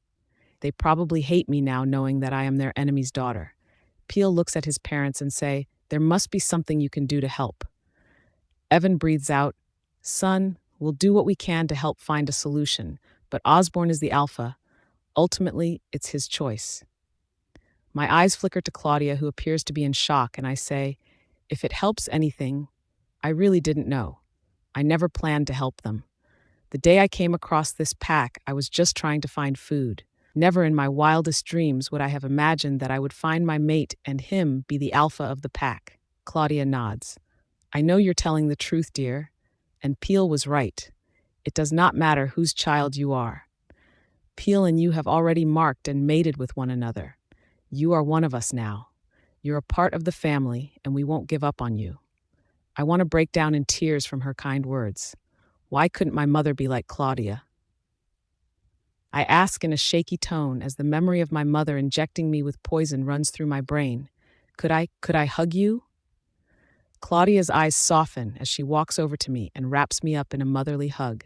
She makes me feel safe. Everything will work out. It has to. Alita, I watch as everything unravels. I'm quiet as the information comes out, trying to tune into everyone's feelings. Osborne truly is furious, and I'm unsure if he and Etta will be able to bounce back from this. Peel is shocked, but tries to move past it quickly because Ada needs him. Ada has had pure intentions, but she currently is grasping at straws, trying to figure out how to make everything right. My dad is shocked and is remaining quiet, but he knows he can't judge Ada off of who her parents are. My mom is surprisingly accepting of the situation. The way she's treating Ada is genuine, and she feels sorry for her more than anything else. How do I feel? I don't know. I guess I'm neutral. I understand why Osborne doesn't want to move forward with her, but I agree it's not all her fault. I can already feel a headache coming on, and I know these next few days or even weeks are going to be hard to process. Everyone will have such strong thoughts and emotions, it will be hard to decipher through everything. But I know I need to do my part in helping fix things. Ada is meant to be Luna. She cannot die. Alita. Things are incredibly tense around the pack house. Osborne wants to pretend that Etta doesn't exist, and her health is deteriorating slowly, but it becomes more obvious each day. Mom and I have tried to help heal her, but it's like she's immune to our elf healing abilities. Peel and Osborne are on bad terms. Peel doesn't want Ida to die, but Osborne refuses to contact any of our elven family to get their blood. Ida tries to speak with Osborne, but he ignores her existence. All I know is that without Master Wraith getting what he wants, Ida will die. We can't lose her. There has to be a way to save her. I've tried to talk to my parents about everything, but they say that Osborne, Peel, and Ida need to figure this one out, and they will only intervene if one of them asks for help. Ida. Every day I feel weaker than the last. I still am in shock that my mom betrayed me. Peel hasn't spoken about my parents. I don't know if he feels bad for me or what exactly. All I know is that he avoids the topic like the plague. Osborne is worse, though.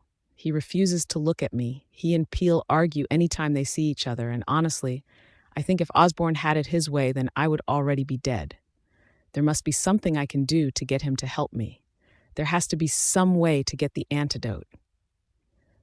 I walk to Osborne's office, my heart racing, nervous to talk to him. I breathe out and knock on the door. He doesn't answer, but I know he is in there. I open the door and step inside, locking it behind me. Osborne doesn't even look up from his paperwork. I walk towards him, but it's like I'm a ghost. He doesn't care. I tilt my head to the side as I realize that I've met him before. The corner of my mouth twitches up and I say, "You know, I finally realized where I know you from." He scowls, clearly annoyed that I'm talking to him. I sit down across from him and continue to stare at him until his eyes finally meet mine. He huffs before putting his hands together and asking, "What do I need to do for you to get it through your head that I don't want to be around you?" His harsh words hurt, but I understand why he says them. I sigh. "Would you just listen to me? Just for a minute?" He crosses his arms as he leans back in his chair. His eyes don't move from my body. I say, "You know, we've met once before." Osborne's eyebrows knit together as he asks, "What are you going on about, Etta?" "You recognized Master Wraith, didn't you? He caught you once before?" He nods his head slowly, and I say, "You were captured, and my mother was sent to take your blood. I was too young to be left alone back then, so I had to come with her. You stared at me. You surprised me. I had never seen someone else my own age, and I felt like I didn't know how to speak." His eyes seem to spark with the memory as he says, "You hid behind your mom's skirt." I nod my head. "You told me your name was Ozzy." "I didn't tell you my name. I thought it didn't matter. I had already heard that you were leaving, so what was the point in creating a bond with you?" He doesn't say anything, but he won't look at me now.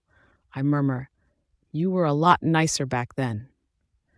Osborne scoffs as he shakes his head. "Life changes a person. I was just a stupid child back then." I tilt my head as I look at him. This harsh, cold man that somehow got all the kindness sucked out of him. What happened? I say, "You weren't a stupid child. You were kind and brave. You could still be that way, but you hold yourself back." His eyebrows furrow slightly from my words, and I shrug in response. It's true. A silence settles between us, and after a few minutes go by, I whisper, "Are you really going to do nothing and just let me die?" Osborne snaps, "I'm not just letting you die." "Then what are you doing?" I retort. He looks up at me, his eyes glossy from tears, and he says, "You are my lifeline, Etta. You being in pain causes me to be in pain. I don't want you dead, but I don't know what to do here. I don't know what's best for my pack, and I have to think of them first. That is my burden as an alpha." I stare at him, surprised by his outburst. He stands up from his desk slowly and takes steady steps towards me. I push myself to stand up as I watch him, trying to figure out what he's doing. He stands in front of me, his chest heaving up and down, and then he grabs my face and kisses me. It's slow, steady, loving. It's so different than every other kiss we've had. Our past kisses were hot and heavy and full of all the anger and desperation we've ever felt. He doesn't move out of me as we both take deep breaths, trying to regain our composure. He presses his forehead against mine and says, "I promise you, Ida, no matter what it takes, I will save your life. You will not die." I nod my head as I whisper, "Thank you." He whispers back to me, "I love you." The words shock me and I'm speechless until he pulls his face back to look at me, wondering why I haven't responded. I stutter as I say, I love you too. I'm sorry you just caught me off guard. But I do. I love you, Osborne." Peel.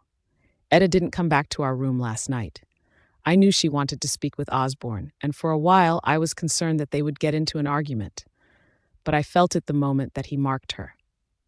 It's an odd feeling, but it's like her being marked by both of us created a bond between the three of us. I hope when I see them this morning that things will be okay. It would break my heart if she was upset over the marking, or if he randomly decided that he didn't want to be with her. I walk downstairs and see that Alita and my parents are already at the dining table. Mom looks at me curiously, and I know she wants to ask where Ida is, because Ida is normally with me, but today she isn't, and that's unusual. I notice her scent first, and it has changed, as it has now mingled with my brother's. I can hear his soft chuckle and their footsteps as they come downstairs. My shoulders suddenly relax as I let go of the tension that I didn't realize I was carrying. I turn towards the door, and I can't help but smile seeing the happiness on Ida's face and seeing that she is more lively today than she has been lately.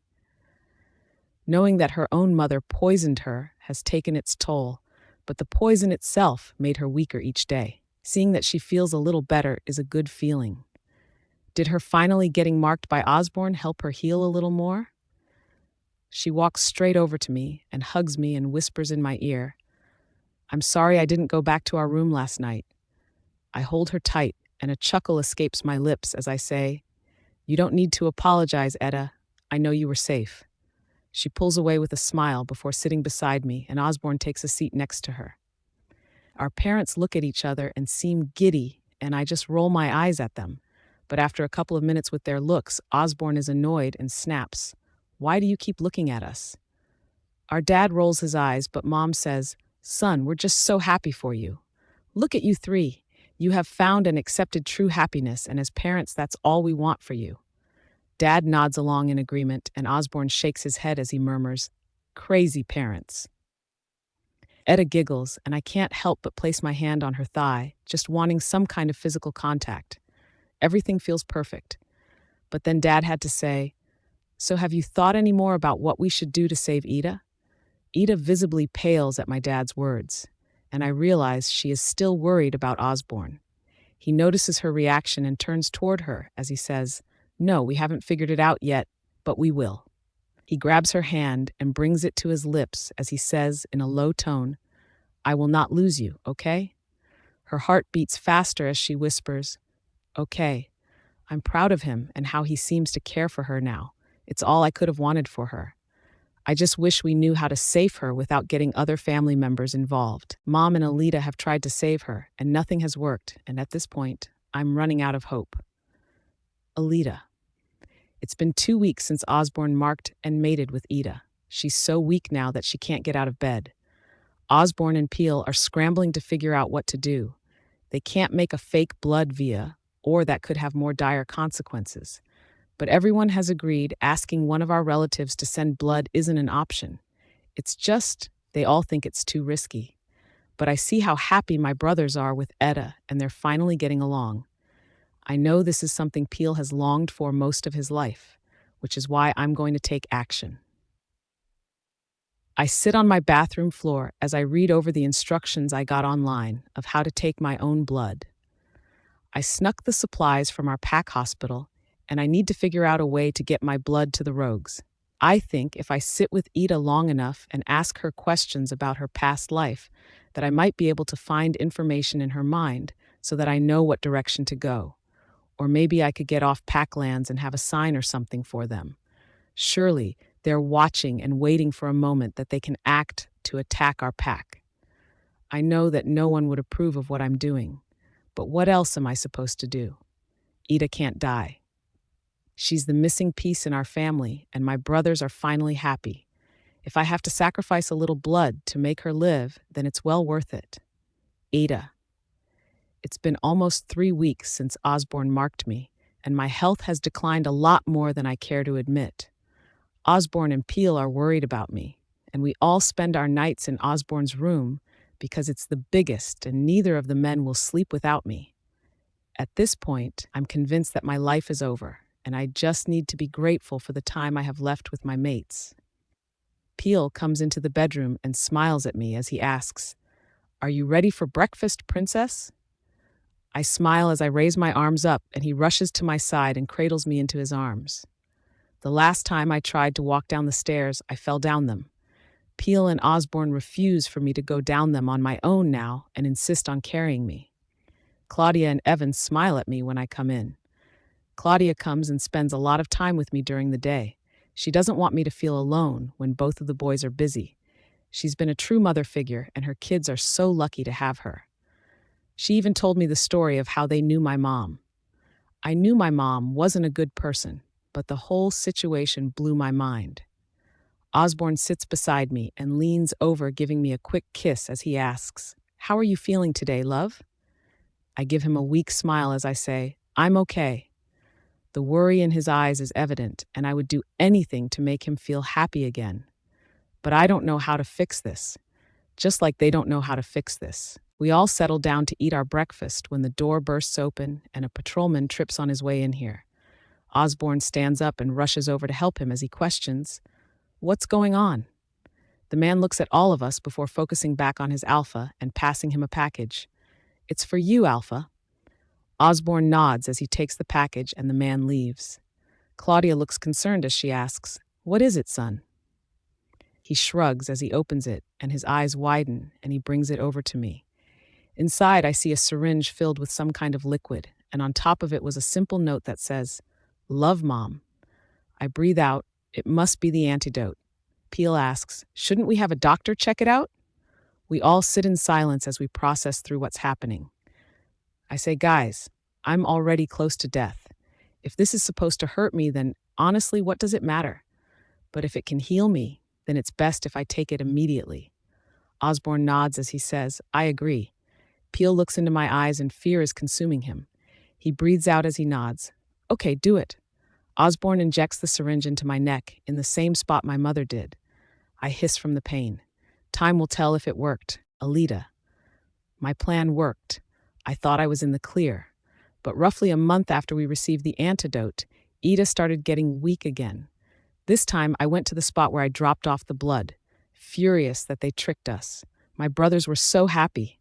I just want to guarantee that Ida lives. She's amazing and with the perfect Luna for the Scarlet Pack. Flicka showed up. I could see the resemblance between her and Ida. I glare at her, but she puts her hands up as she walks towards me and says, "I'm not here to hurt you." What kind of trick was that? I snap at her. Don't you realize the danger that your daughter's in? Her face looks exhausted as she says, "Of course I know." I notice the dark circles underneath her eyes, the bruises peeking out from her collar and peeking out from her sleeves. I ask, "What's going on?" "Master Wraith needs more blood. He says that if you will continue to send us yours like a vial a month, or if you can get your hands on a pure elf's blood, that it's the only way, he'll save her. Every time you send us a vial, we will send one that will help heal her for a month. If you send us a pure elf's blood vial, then we will send a permanent fix." "Same spot?" I question. "I'll send a vial every month. No one has to know. They will think that Ada's mom is sending her a temporary antidote out of love for her." Flicka nods her head and I breathe out, "I'll have a new vial for you tomorrow. But if you cross me, you'll regret it. And if you want to continue receiving blood, then this will stay between us." Her eyes seem to brighten in recognition for a moment, and she says, "You may look like your mother and have her gift, but you are definitely your father's daughter. Don't lose your fight." It's weird that the woman that was once my parents' enemy is complimenting me. I watch as she leaves before I head back home. When I get home, I try to put up a block in my mind. I can't have my mother finding out what's going on. She would disapprove, and it would cause a lot of issues among our family. I know I'm doing the right thing, though. Anything to keep our future Luna safe. Etta. I thought my mother had sent me an antidote, but I guess I was wrong. Soon enough, my body was failing me again, and no one could do anything to stop it. Osborne and Peel were always by my side trying to monitor my condition. The pack doctor claims he has never seen anything like this. Not even Claudia or Elly could heal me. I'm glad I had more time with my mates, but I don't see how my mother will be able to sneak more of the antidote from Master Wraith. I bet he beat her to a pulp when he figured out that she had done that. Osborne and Peel come into the room. It's the end of day, and they both lie down on either side of me and are obviously exhausted. I absent-mindedly run my fingers through their hair, and I can feel both of them relax underneath my touch. There's a knock on the door, and Osborne groans as he gets up to get it. Peel snuggles closer to me, and I can hear Osborne's voice as he thanks whoever was there. I sit up, and Peel groans as I move my position, and I ask, "What is it, Ozzy?" He turns towards me holding a familiar box, and he claims, "I think your mother sent you another vial." I try to get out of bed, but it's hard with how weak my body is. Peel stands up as Osborne opens the box, and we all breathe a sigh of relief upon seeing another syringe. Peel grabs it to inject into me. The pain is worth it, because within minutes, I already feel stronger than before. This is truly a testament to my mother's love for me. For the first time in my life, I truly feel loved by her. 9 months later, every single month, the same thing happened. I would start to grow weak, but then a new vial would come in. I don't know how my mother is able to pull this off without facing Master Wraith's wrath, but I'm so grateful for her. Even Osborne has said that if we're ever able to save her, that he would guarantee she would live a comfortable life. He doesn't feel comfortable allowing her to be a part of the pack after his parents had banished her. But he said he would buy her a place somewhere and make sure she was provided for. After her kindness and love, I believe she deserves that. She's tried her hardest with me over the years, and I know I wasn't always the best child. Osborne, Peel, and I are doing great. I got initiated as Luna shortly after the first injection. Peel kind of acts like a second alpha. Peel doesn't have the alpha title, but everyone respects him the same way they would Osborne. And Osborne now looks for Peel's opinion and seems to appreciate him more than he used to. We recently started trying for a baby. We had held back on trying because we were nervous. There were too many unknowns in our lives. What if we got attacked by the rogues again? What if I get too weak during the pregnancy? So many what ifs, but we want to expand our family, and we've realized this might just be a part of our lives from now on. Life is good, and I couldn't be happier. I wish I didn't have to keep taking injections, but oh well, I'll take what I get. Claudia wants to plan a huge party for my 1 year anniversary as Luna. We didn't have a huge celebration the first time because we were worried about unknown dangers, but things seem better now. We should celebrate. Hopefully, by the time that happens, we'll also be celebrating me finally getting pregnant. Alita. The process of sending my blood off to Master Wraith is worth it. Ada is a phenomenal Luna, and she, Peel, and Osborne work well together. My mom has been planning for a 1 year celebration for them for months now, and we finally get to celebrate tonight. But it turns out there's a new thing to celebrate. Ada is pregnant with twins. It takes a toll on her body, and I had to make new arrangements through Flicka. Ada has only been pregnant for a month, and she was so close to death by the time we got the new antidote. Now I have to send 2 vials of blood, but it's worth it for her and the babies to be safe. Etta is happy, but I can hear her thoughts, and I know that she's worried about her mom. I don't blame her. Even though Master Wraith agreed to this whole arrangement, I see the marks on Flicka's body every time we meet. She is not being treated well. I'm about to turn 17, and that means I can keep doing this for at least 1 more year. But I'm worried that when I find my mate at 18, that I'll have to move, and that I won't be able to keep sending blood. I don't know what I'll do then. I might have to come clean, but for now, I won't worry about it. Tonight is a night of celebration, to enjoy our new Luna and her health, and to get excited for the next generation of leaders that are inside her womb. Ada walks into my room, and I notice she looks slightly green, and she looks at me as she plops down onto my chair. Have you ever thought about having kids, Alita? I chuckle as I shake my head no and say, not really. Whatever the moon goddess wants, right? She huffs, blowing some hair away from her face, and says, if the moon goddess chose for me to be this sick, then I have some choice words for her. As if on K, Peel walks into the room with a ginger ale and some crackers. Both his sugar gliders run down his arms and hop onto Etta, happy to be beside her as if trying to make her feel better. He comes over to me and says in a quiet tone, let me know if she gets sick. I nod my head and watch as Ida rolls her eyes, and as Peel leaves, his gliders jump and glide over to him. I ask, are you excited for the party? She has a mouthful of crackers and takes a moment before responding to me. She nods her head. I am. I just hope I'll be able to keep up tonight.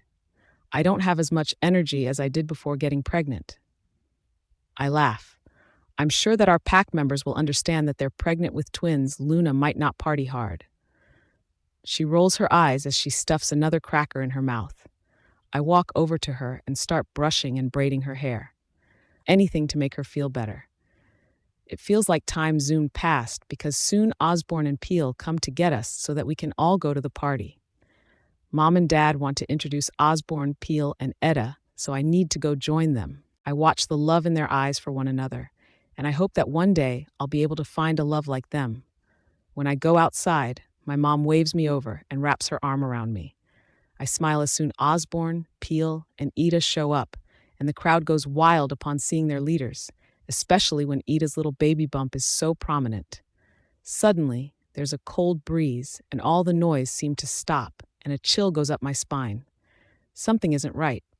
Osborne tenses up, and I can see his eyes darken, showing that his wolf is present and ready to attack. A growl rumbles from his chest, and he jumps forward and shifts. Peel pulls Etta behind him, and my dad shifts and covers my mom. My mom tells me in a hushed, hurried tone, if things break out, go hide. I want to argue with her, I can help, but the glare she gives me makes me shrink, and I take a few steps back. An unfamiliar howl echoes through the pack, and Peel picks Etta up and rushes inside, not willing to risk his mate. The screaming is the first thing I notice, and my mom screams at me, go. People begin to scatter, and several people shift into their wolves prepared to battle even if they haven't been trained. My mom shifts and rushes off with my dad, and they work like a well-oiled machine. But I'm frozen. I can't move. I know I should hide or try to help in some way, but no matter what, I can't move.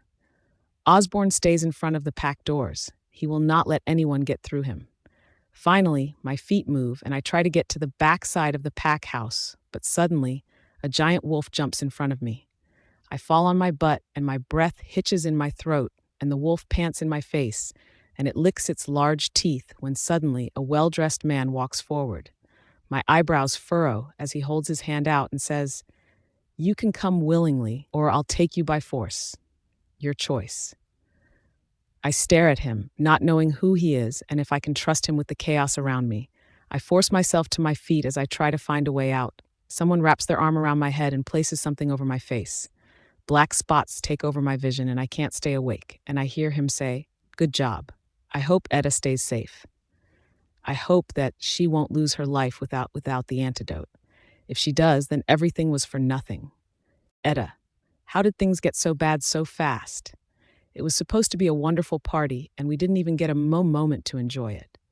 Peel joins me inside a safe room. Neither one of us speaks as we try to listen out for whatever is going on outside. I can't help but touch my mark from Osborne. I need him to be okay. It felt like the battle lasted for hours before Osborne let us out. He hugged me and kissed my cheek and down my neck as he murmurs, "I'm so glad that you're okay, love." Peel's eyes scan the room, and he asks the question that no one realized yet. "Where's Alita?" I see Claudia's eyes widen, and she looks around the room, and Evan says, "She was supposed to come inside. Where would she go?" Everyone scattered instantly looking for Alita, but one by one we all came back to the main room. Claudia's eyes are glossy, and she whispers in disbelief, "She isn't here." Evan holds her arms, and Osborne murmurs, "No, no, no, no." He throws a vase across the room and says, "This is my fault. We didn't have enough people on guard. We didn't take enough precautions." I'm frozen and can't move as he continues his rant. His parents try to help him, but Peel walks over to me and wraps me up in a tight hug. Heavy sobs rack through his body, and he clutches onto me as if I'm his lifeline. Silent tears pour down my face. I feel like I failed my first true challenge as a Luna. I don't know what to do now. Osborne's words break my heart as he says, "She's only 17. She doesn't even have a wolf. She's not a match for anyone. We have to find her." Alita. When I wake up, I'm naked and on the floor of a dark room. My body shakes from the cold and from the fear that floods through my veins. I don't know how long that I've been unconscious for. All I know is that my body aches, and I don't know why someone chose me to kidnap. A light appears through the crack in the door as it opens, but it doesn't last long. Something is put around my head, and I want to resist, but the deep voice tells me, "Don't take it off, or you'll be punished." My mouth dries at the thought of a punishment from someone I don't know. They wouldn't have the best intentions for me. They could seriously hurt me. A new deep voice asks me, "What's your name?" I press my lips together, and he sighs heavily. "I know your name is Alita Thorne, but what is your full name?" I don't want to answer him, but he's not asking me a question. He expects me to cooperate, and if I don't, there will be consequences. I breathe out, "Alita Joy Thorne." He mumbles and then states, "Alita Joy Thorne. Your name is now Aurora May Bell." My eyebrows furrow as I ask, "What the hell are you talking about?" He snaps, "Your name is Aurora May Bell, and you are mated to Amon Walker." I growl, "I have no mate. I'm not even old enough to take a mate." The blindfold is ripped from me, and whoever is with me stands behind me so that I can't see them. There's a TV screen in front of me with a spiral the way you always see hypnotists use. The man says in a calm voice, "Your name is Aurora May Bell." I hiss, "My name is Alita Joy Thorne." We go back and forth for a long time. I want to fall asleep. I'm exhausted from fighting back, but they won't let me drift off to sleep until I do what they want. They even put sensors on me to shock me when I don't say what they want. My body spasms after another electric shock. I feel so physically and mentally drained, and I don't know what to do. At this point, I think that I'm on my own, and no one will be able to rescue me. At some point, I say, "My name is Aurora May Bell." I can hear that the man that has been with me is pleased, and he says, "Aurora May Bell, do you have a mate?" I'm exhausted, and I can't remember. Do I have a mate? I don't recall ever meeting him. I shake my head no. I don't believe so. I haven't met him yet. The door opens, but I don't move. A person comes in front of me. He's attractive and has a charming smile, and he says, "Aurora May?" I look at him as I slowly nod my head, and his smile gets wider if that's even possible, and he says, "I'm Amon Walker. I'm your mate." Tears make it hard to see, and I respond, "I've waited so long to meet you." My arms relax as I'm no longer tied and my eyebrows furrow. Why was I tied in the first place? Amon puts his fingers below my chin and tilts it up so that my eyes meet his. He says, "Come on, baby, you must be exhausted. You should get some rest." I try to stand up, but I stumble right into Amon's arms. He chuckles before he picks me up and cradles me against his chest. He tells me, "You'll feel a lot better after you sleep." I nod and lazily put my head against his chest, and I can hear the steady thump of his heartbeat. I stare at his neck and ask, "Why don't you have a mark? Aren't you my mate?" He gives me that handsome smile of his as he says, "We haven't marked yet, baby. You wanted to wait till we knew each other better." My eyes flutter shut and I yawn as I lean against his chest and say, "All I know is I feel safe with you." He kisses the top of my head as he says, "I'm glad you do. I might not know what all is going on right now, but I'm happy that I have my mate by my side." Osborne. The day after Alita was taken, we received another package with another antidote. Only this one had a note that said, "This one is permanent. Thanks for the girl." I've never heard my mom cry as loud as she did that day. Her wails are something that will haunt me. I blame myself. I let my guard down. We never should have had that big of a party, and now Alita's disappearance is on my hands. We've done everything we can to find Alita. I contacted every single pack that I knew of for people to be on the lookout for her. My parents traveled to a lot of packs and looked off pack grounds searching for the rogues, hoping and praying they could find her. Mom even went out searching for other elves to see if anyone had anything they could do to help, but had no luck. Peel constantly went looking to find her. He thought their sibling bond would help guide him to her, but it didn't work. We're willing to pay a lot of money if it guarantees her safety and her life with us, but not even the high reward was enough to make the rogues let her go. Ada tried to help us. She took us to every location she could remember from her childhood, but they were all abandoned. This caused Ada a lot of stress, and it wasn't good for her and our babies. It caused her so much stress and anxiety that she ended up having high blood pressure issues, and it made her have a high-risk pregnancy. She gave birth a few weeks early. We had our babies, 2 little girls. We named them Faith and Hope, and Ada wanted to name them, saying that it's what we need to do. We need to have faith and hope for a future with Ada, and the girls' names will remind us of that every day. It's been a full year since Alita was taken. Her birthday is coming up, and she'll turn 18, and she should receive her wolf. I just hope that she is still alive and that she is happy, and that if she gets her wolf, that it will help her escape wherever she is. Aurora. My life with Amon is incredible. I don't know what I did to deserve such a kind-hearted mate. We have known each other my whole life. We have a bit of an age gap, but what does that matter when you're true mates? He knew me when I was a baby and said that from the moment he laid his eyes on me, that he felt very protective over me and knew that I was his mate, and he would have to wait and see if I accepted him. It was a shock learning that this man I knew my whole life and always looked at as an uncle was actually my mate. It took time for me to process it, but eventually I grew to love him, and I couldn't imagine my life without him. We live in a lavish house. That's one of the nice things about being with an older man, is that he was already established by the time I turned 18 a year ago. The only weird thing is that I never received my wolf. It doesn't matter, though. I don't need a wolf to be happy. I have an amazing mate. I live in a gorgeous house. I have servants that do whatever I want for me. The front door opens, and I look up from my book, knowing that Amon must be home. He walks in and comes right to me, that invisible bond between us, drawing him closer to me. He reminds me all the time that he's already old, and that he wants to be able to enjoy playing with our children while he still can. I roll my eyes at him anytime he says that. He's not at all old, and he is in incredible shape. He won't have any issues keeping up with little ones. Amon moans into our kiss, and I see the darkness in his eyes as he pulls away. His eyes roam over my body, and they are filled with lust. I giggle and ask, "How was work?" He shakes his head, breaking himself out of the lust-filled haze he put himself in, and says with a shrug, "It was work, but we are having visitors tonight. Make sure to dress nice, okay, pumpkin?" If you need to, then you can go shopping. I chuckle. I think I have more than enough clothes, dear. He shrugs. Get a new dress anyways, and you should get your hair done too. I'm not anything that will make you look and feel your best. I smile as I put my book down and say, you don't have to spoil me so much, baby. I'm happy just getting to be with you. Amon stays still and stares at me and then says with a growing smile, I know, Pumpkin, but I'm so blessed with you. I want to spoil you. Please, go treat yourself.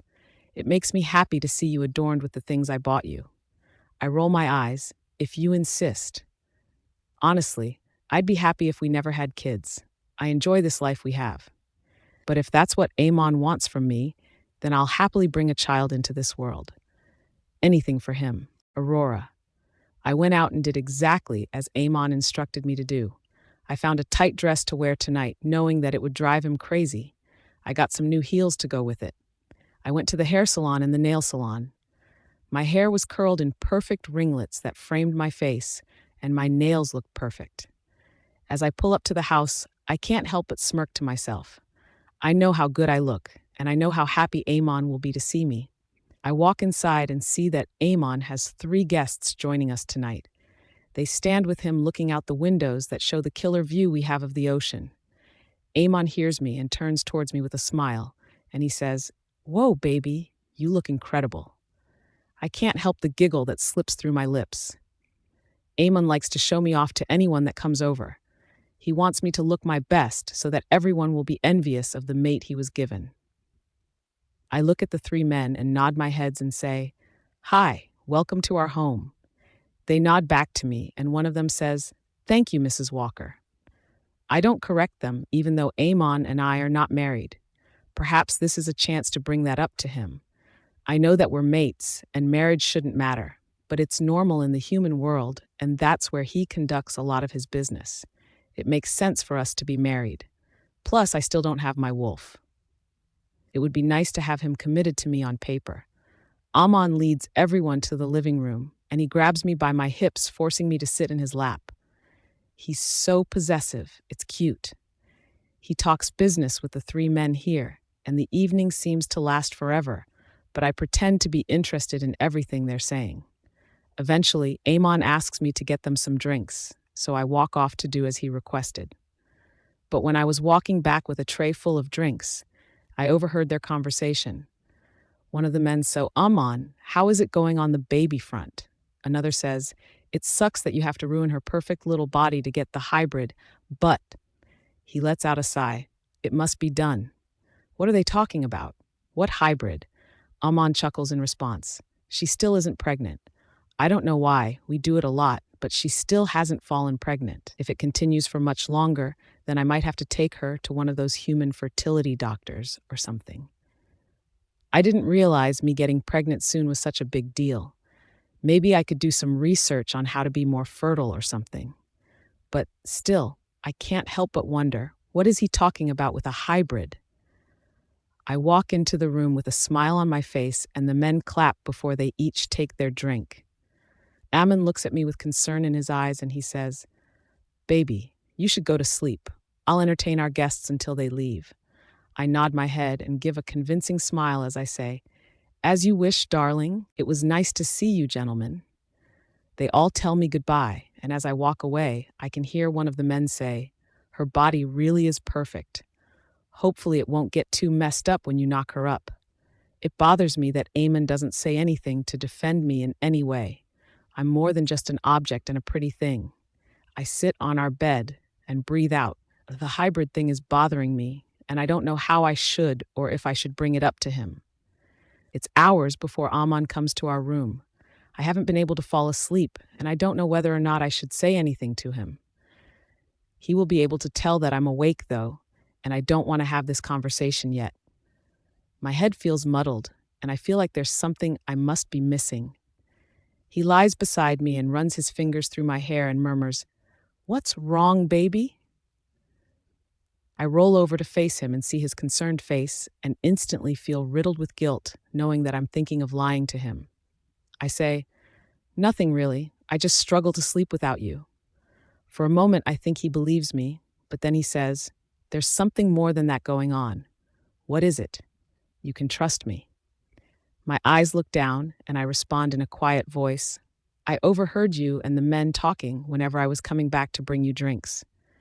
They spoke about my body being ruined by pregnancy. You were wanting me to do fertility treatments, and they mentioned a hybrid. I pause, trying to think my words through so that I don't mess up. I continue. I'm confused by the hybrid part. You're a werewolf, and I know I don't have my wolf, but I am one too, so how would our child be a hybrid? His jaw is clenched shut as he looks at me, and then he moves my hair behind my ear and says, "Little one, you shouldn't worry about those things. All that matters is we're together." He leans in and kisses me. He starts slow, trying to build passion so that I would jump his bones, but I'm not into it. I need to know these answers. How would we have a hybrid child? It makes no sense to me, and from what I've heard, having a hybrid can cause a riskier pregnancy. If we are mixing species here, then I need to know so I can be prepared. I pull away, putting my hands on his chest, trying to create some distance, and I say, "Amon, this is serious." He starts making a tsk sound as he shakes his head at me. He gets out of bed and says, "I need you to trust in me, Aurora." I turn to face him and watch as he moves around our room. He seems stiff, cold, calculated, nothing like the man I've been in love with. My eyebrows furrow because for the first time I don't know if I can trust him. I respond slowly, "I do trust you, Amon." He passes me a cup and says, "Then drink this." I take the cup and look at the glistening liquid inside. I don't want to drink it, but Amon looks at me with a gaze that is warning me not to question him. I swallow the drink quickly and try not to gag from its bitter taste. I open my mouth, wanting to ask why I needed to do that, but I don't get the chance to. The room spins and I fall to the mattress, unable to keep my eyes open and my mind alert. Aurora. I wake up in an insane amount of pain. I try not to scream out because I don't want to alarm Amon, but I've never felt pain like this in my life. My body felt insanely hot. Every inch of me was agonizingly painful. There's no position I can get into to ease my discomfort. I couldn't help the low guttural moan that come out of my lips. It causes Amon to sit up and look at me, and he says, "Aurora, oh goddess, I think you're shifting." I grit my teeth, trying to get through the pain. He tells me, "I'm going to pick you up and bring you outside. Connecting with nature is one of the best ways to get through it, okay?" When I don't respond, he picks up my body and moves me outside to do as he suggested. He sets me down in the sand, since we live right on the beach. We're near the water because the tide keeps washing over my body, helping me cool down. I take a shuddery breath, and I can feel Amon as he runs his fingers through my hair, trying to soothe me. I try to focus on him. I try to focus on the water. I really just want to focus on anything other than the fiery pain that has taken over every single inch of my body. My bones crack and my face seems like it gets longer, and I let out a horrifying scream that I'm sure will haunt my nights. Finally, I feel relief. Then I notice that I have a tail, and it's wagging. I hear a voice in my head, "Good job, we did it." I think to myself, "Who are you?" I almost jump when she responds back, "I'm your wolf. My name is Jasmine. It's nice to be out." Amon pets my head and says, "You look beautiful, Aurora. I'm so proud of you." I look up at him and notice that I can see him more detailed, but I don't know if that's a good thing. I notice the wrinkles on his face, the natural wear and tear of his body from his age, and for the first time, I really notice our age difference.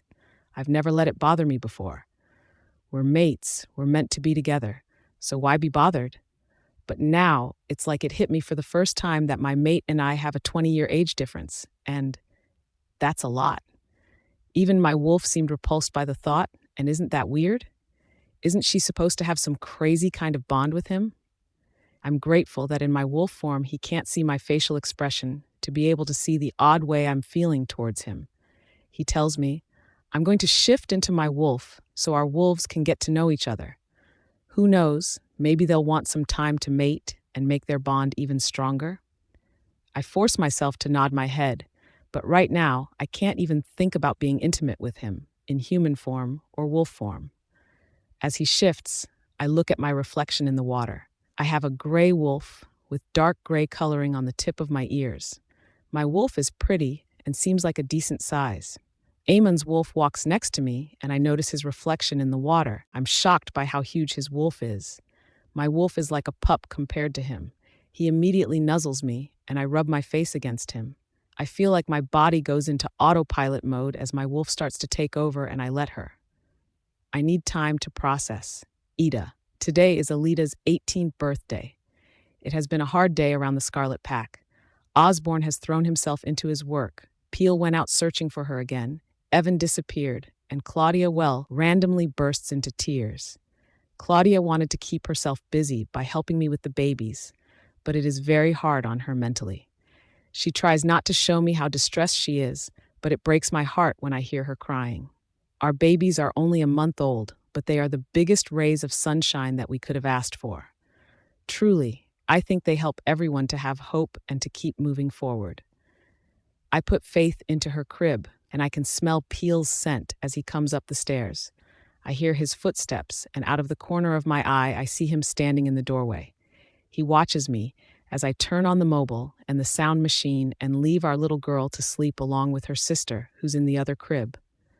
I walk towards him with a small smile, and we quietly leave the room. He tells me, "You amaze me. You know that?" A chuckle slips through my lips as we walk to our room.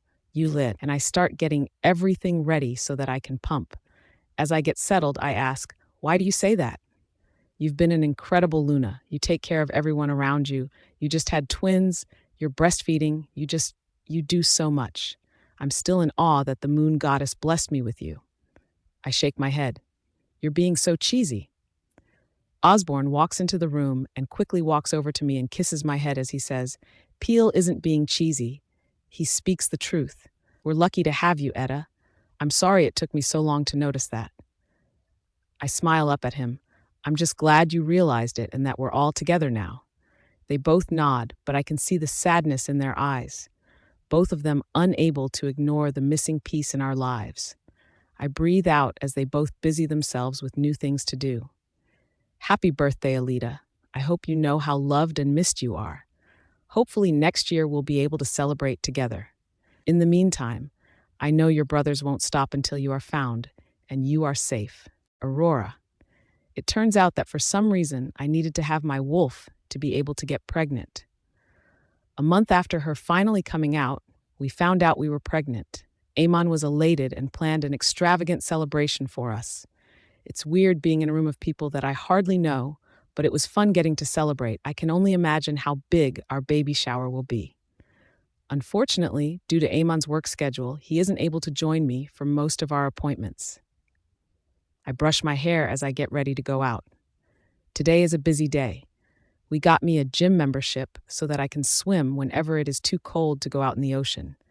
As the baby gets bigger, swimming will be one of the best low-impact workouts I can do to help stay in shape. After hearing Amon's friends talk about how my body will be ruined, I am determined to stay in good shape. I want to be desirable for my mate, so I am focused on making sure this pregnancy won't ruin my body. After I go to the gym, then I'll go to the doctor's office, and after that, I need to go to the grocery store and pick up something to cook tonight. Tonight is our anniversary, so I am determined to make one of Amon's favorite pasta for dinner. I think that I will get an ultrasound done today, and that will also be a fun surprise to be able to show him pictures of this little bundle growing inside me. I'm happy.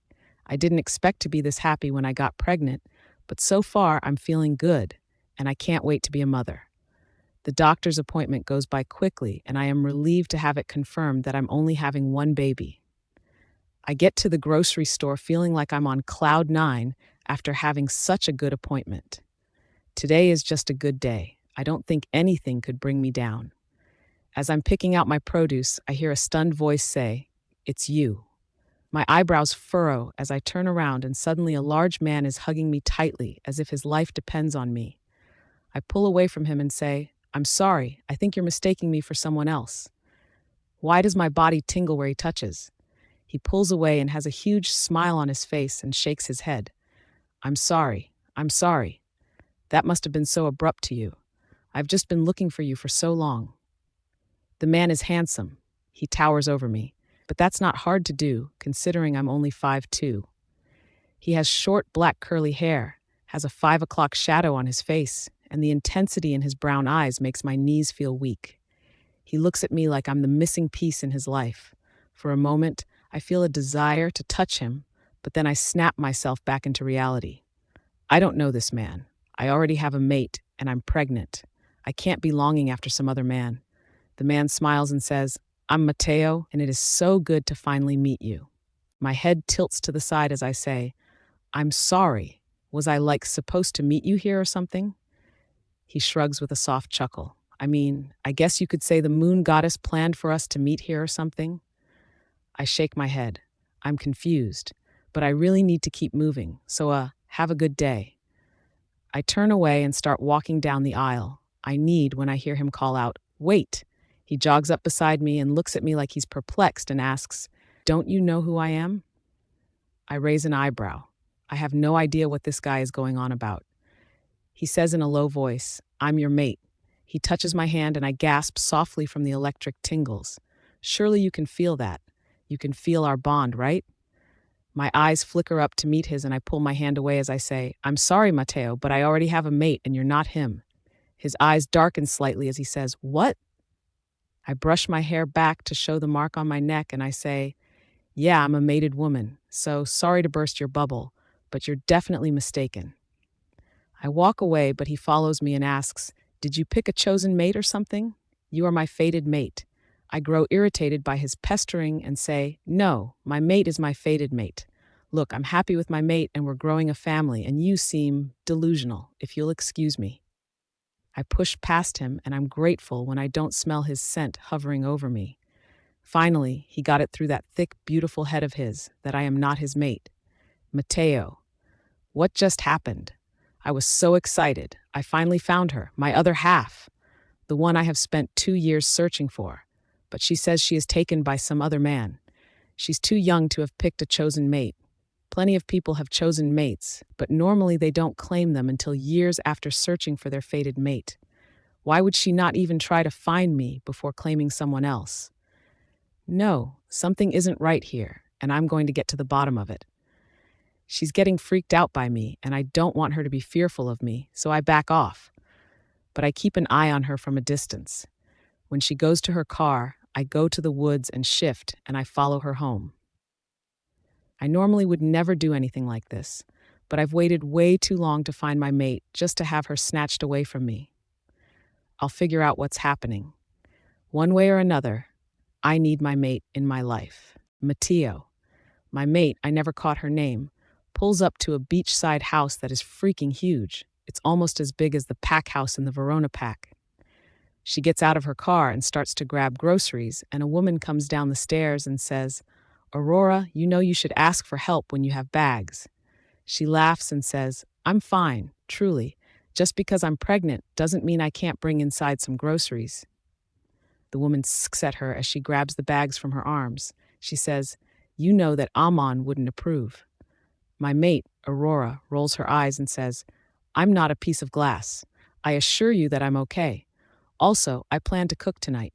The woman freezes and asks hesitantly, "Are you sure that's the best idea?" Aurora crosses her arms and bites her lower lip and asks, "Am I really that bad of a cook?" She could make the worst food on earth. She could feed me literal dirt, and I would still eat it and thank her for it. She is a goddess, and it makes me angry to see how bothered she is by the woman's comment. The woman doesn't answer, but Aurora lets out a breath and says, "Fine, you cook. I bought stuff for Amon's favorite meal. While you do that, I'm going to let my wolf out and go for a run." The lady nods. "As you wish, miss." The woman disappears inside with the groceries, and Aurora walks off towards the beach. I follow slowly. I don't want her to hear me or see me, but I must see what her wolf looks like before I leave. There's more than what meets the eye here, I'm sure of it. I try not to watch as she undresses, but it's hard to fight my wolf's instincts. He desperately wants to her body in all its glory, and he wants to mark her. I force him to turn his head, so she has privacy. The familiar cracking sound of her bones rearranging fills the air, and I turn to see her gray wolf. The wolf is small, and it surprises me how tiny she is, but she's still beautiful. She trots along the shore and jumps into the tide a couple of times. It's cute. It's like she's a pup. I know I need to go before I push my luck too much, but it's hard to pull myself away from the one that I know I'm supposed to be with. I shake my head as I turn around and head back to my pack. I'm sure Alpha Lorenzo won't be pleased with me since I skipped training today. I was right. Alpha Lorenzo commanded for me to come see him as soon as I walked into the border. I run up to the pack house and shift into my human form and grab a pair of shorts that we had behind a bush by the pack house door. When I walk inside, I hear Lorenzo as he asks, "Mateo, where have you been?" I chuckle. "Sorry, Alpha. I found my mate." His head whips towards me, and he cocks his head to the side as he asks, "Really?" I nod my head with a smile on my face as I think of my beautiful mate again. Yet somehow she belongs to someone else. It still doesn't make any sense to me whatsoever. Then he says, "We're in private. You can call me by my name, Mateo." I smile. Lorenzo and I have been friends my whole life. I'm honored to be his beta, and I'm grateful for the relationship we have. He says, "That makes sense why you weren't here for training. So where is your mate?" I press my lips together. I hope he won't think I'm crazy. I say, "That's the thing. It's complicated." His eyebrows furrow and he asks, "What do you mean by that?" I huff. "She claims that she already has a mate, and she's pregnant." Lorenzo's eyes look like they could bulge out of his head. I hear his mate and my Luna, Sophia, as she walks into the room. "Hey, Lo, what's going?" Her voice falters as she sees his expression. "On?" He looks at her and then back at me and nods toward her as he says, "Tell her." I force a smile as I say, "I have some news. I found my mate." She claps and says, "Oh, that's fantastic, Mateo." But wait, why the long faces? She is mated to someone else and is pregnant. Her jaw drops and she shakes her head. Wait, how is that possible? She picked a chosen mate. I shrug. I guess. I don't know really. I don't know how to explain it, but something seems really off about the whole thing. I don't think that she knows that he isn't her true mate. Sophia nods but has a small pout as she processes the information. She asks, "Where did you meet her? What's her name?" "At the market, and her name is Aurora." Her eyes light up for a moment and I ask, "What is it?" Her eyes flicker to Lorenzo and he nods slowly and she smiles. "Well, we have a little secret we've been keeping. We are actually pregnant, but since we're a small pack and don't have an official pack doctor yet, I've actually been going to a human doctor. I saw Aurora. She goes to the same doctor that I do. Maybe I can start getting a feel for her and see if something is off." I smile. "That would be great, and congratulations to both of you." Lorenzo wraps his arm around his mate and looks at her lovingly as he says, "Yeah, we're thrilled about this." They get lost in one another's eyes, and I know this is the time I should leave. I've been around the two of them long enough to know when they're ready to rip off each other's clothes. Soon enough, I'll be able to be wrapped up with my own mate. I just need to figure out what's going on. Don't worry, Aurora. We'll get this all figured out. Aurora. Amon gets home and was thrilled to have his favorite dinner and to see the ultrasound pictures of our baby. I tried hard to stay focused on him and to enjoy this night with my mate, but it was hard to. In the back of my mind, all I could think about was the man I met earlier, Mateo. Every time Amon touches me, I can't help but wonder why I don't feel tingles with him. Why don't I get butterflies when he says something sweet to me? Why don't I crave his attention and affection? Something is off. Even my wolf, Jasmine, doesn't seem to care about Amon, but the thought of Mateo makes her giddy with excitement. I can't help but wonder when I'll get to see him again, but then again, I know it will only cause trouble. But the trouble seems worth it to feel those tingles again. Mateo. Thankfully, Lorenzo was very understanding about my need to see Aurora. I went back to the market every day in hopes of seeing her, and Sophia kept me updated throughout her pregnancy. The two of them must have similar due dates because every single appointment that Sophia has, Aurora is also there. Aurora has gotten bigger and it's now obvious that she's pregnant. But she is glowing and absolutely beautiful. I just wish it was my child inside of her. I watch her from afar. I try not to approach her too much because I don't want her to think I'm stalking her, but I need to look out for her safety. It's been 4 months since I met her, but something about her today is different. I watch as she tries to pick produce, but she keeps swaying like she's lightheaded. She stumbles once, and I rush over to her side and help steady her.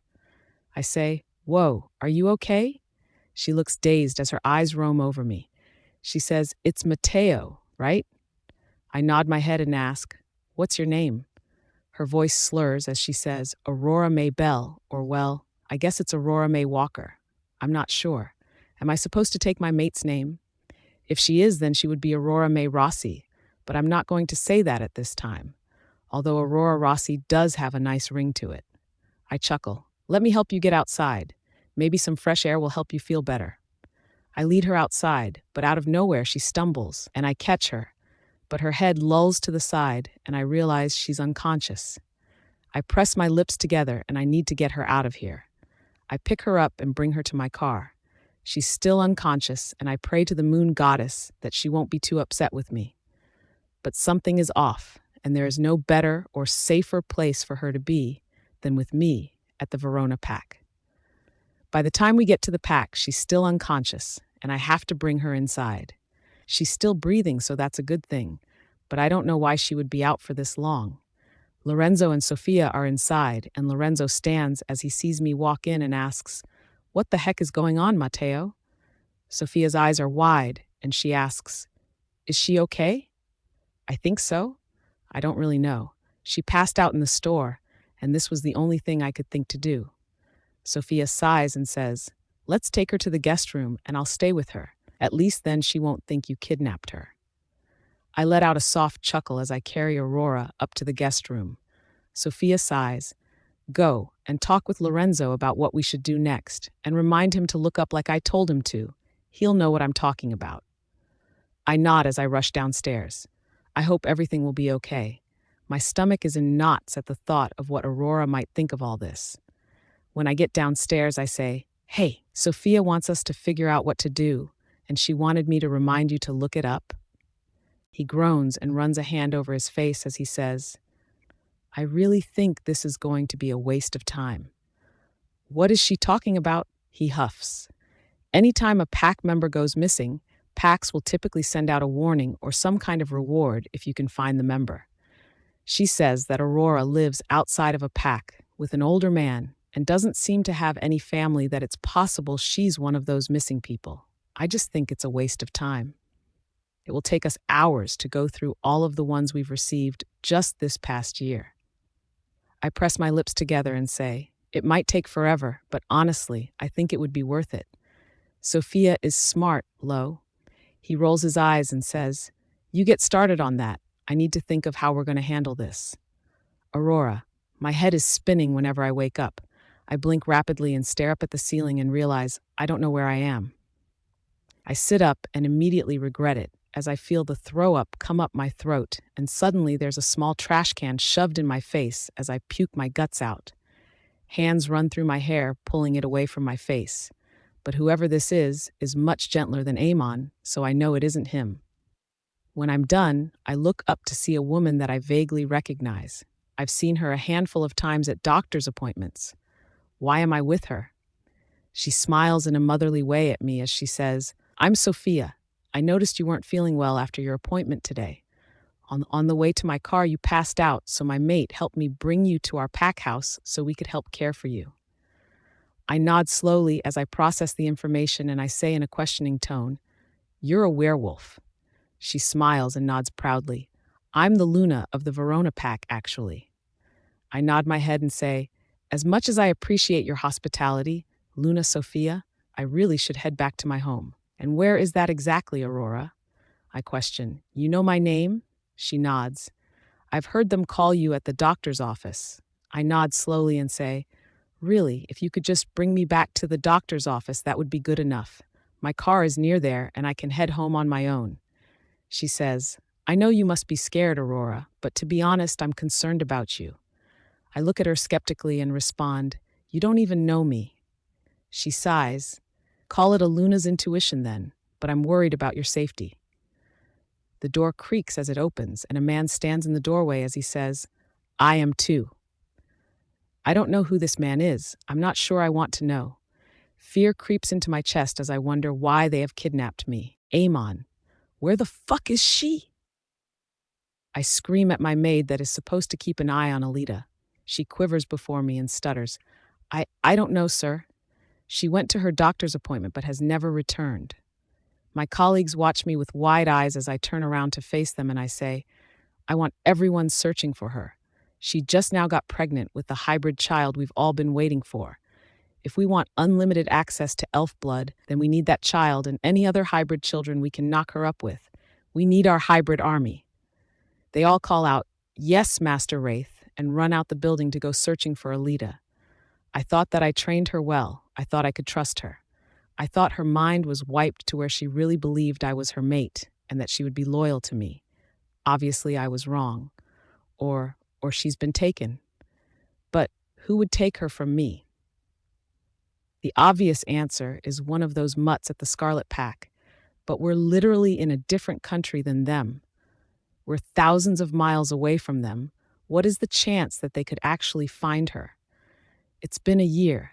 I don't see how it's possible, but somehow, some way they must have done it. I know that I'm right, and it causes me to see red, and I tell my maid, call the pilot and tell him to meet me at the airport. It's time to pay the Scarlet Pack a visit. She calls out, yes, Master Wraith. I will make them all pay for what they have done. I have worked too damn hard to achieve my hybrid army for it to all go to shit now. Ida, the twins are 5 months old now, and it amazes me all the new things that they can do. Their little giggles are the best. They're able to sit up now, and every day they seem a little closer to saying their first word. Peel and Osborne are incredible dads, and they make me feel lucky to have them as mates. Evan and Claudia are also incredible grandparents. It almost makes me forget that the kids don't have grandparents on my side. I haven't heard from my mom since I received the last antidote from her, and I hope she is doing okay. Master Wraith, even though I know he is my father, I've never thought of him like one. It grosses me out to think that vile man is related to me. Things are good and running smoothly. We send groups out to search for Alita and send missing person messages out to packs around the world at least once a month. We're offering a lot of money if anyone were to bring Alita back to us. One of the babies starts to cry, and Claudia walks into the room holding Hope as she says, I think she's ready to feed. Do you want to feed her, or should I grab a bottle? I notice how swollen my breasts are, and I nod. I'll feed her. My breasts feel like they're about to burst. She chuckles as she passes me the baby and says, I'm going to check on Faith. I nod as I get situated to feed Hope, but then I notice an odd smell. I've only smelt this back when I was in the compound underneath Master Wraith. My eyes immediately go to the vents, and when I see some gas billowing inside, I send out a mass mind link. There's poison coming through the vents. Get out of the pack house. I hold Hope close to my chest and she cries as she can't latch anymore as I try to get us out of the pack house. But by the time I make it to the first floor, I feel so weak that I've crumbled to my knees. I notice that everyone is on the first floor and no one can shift. The poison won't let us. The door bursts open and Master Wraith, my father, walks in the door. I've never seen him look so angry and I feel fearful for what he's going to do. He says, You really thought that you could get away with taking the girl back? I've come too far to lose her to the lot of you. Claudia is the one to speak and she asks, What are you talking about? He shakes his head and walks over, kicking her in the stomach, making Evan growl in disapproval. But the poison is too strong and he can't attack. Master Wraith smirks, seeing Evan unable to attack him. He says, I'm talking about Alita. I've worked so hard with her and finally, I got what I wanted. I don't know how you found where we were hiding, but damn it, you are not going to take her away from me. Osborne is the one to spit out, We don't have her. Master Wraith screams, You liar, where is she? You know what? I'll even let you have her back, just as soon as I have my child. I sputter, Yo, your child? His eyes lock onto me, and then he glances down at the baby in my arms. He says, Yes, my child. Alita is carrying my child, a wolf and elf hybrid, stronger than any other werewolf. I'll have unlimited access to the blood I need, and if I can, then I plan to impregnate her over and over again, just to guarantee that I can have the hybrid army that I need. I scream, You sick bastard! She's a teenager and you're in your fucking 40s. How could you do that? He has the audacity to roll his eyes as he says, I did what had to be done. All I need is the child, and then you can have the girl back if she truly means that much to you. I didn't realize that Peel wasn't in this room until he walked up behind Master Wraith and threw him to the ground. Master Wraith passed out immediately, and Peel walked outside, dragging him behind him. One by one, people came inside to help us out of the poison-filled home. Osborne and I were placed beside each other, each one of us holding our girls. As soon as I feel strong enough, I start to feed them. It soothes their cries and hopefully will help with the poison in their system. Peel stands near us, but he's waiting for Master Wraith to get up again. I've never seen Peel behave this way. Normally, Osborne would be the one to attack, but Peel was furious.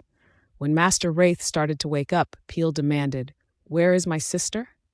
He laughs manically in response. "If I knew the answer to that, do you really think that I would be here?" Peel huffs and orders some warriors to take him to the cell. We need time to recuperate before dealing with his manic ass. Ada, it took a couple of hours before the poison had worn off. All of us got checked out by the pack doctor and were told that we were fine and that our girls were in great health. Osborne asked his parents to watch the kids and they wanted to come be with us, but Osborne begged them to let him handle Master Wraith.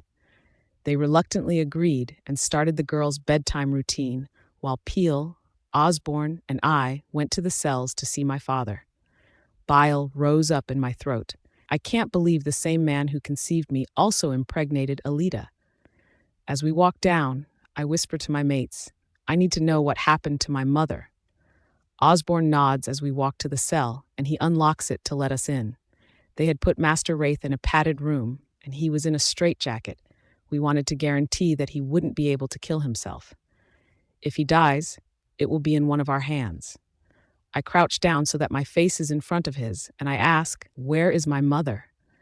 His eyebrows furrow for a moment, and then he lets out a manic type of laugh, and he asks, "That's what you want to know about?"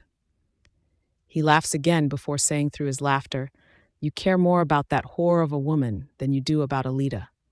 Osborne's fist clenched, and he swiftly delivered an uppercut to Master Wraith's face.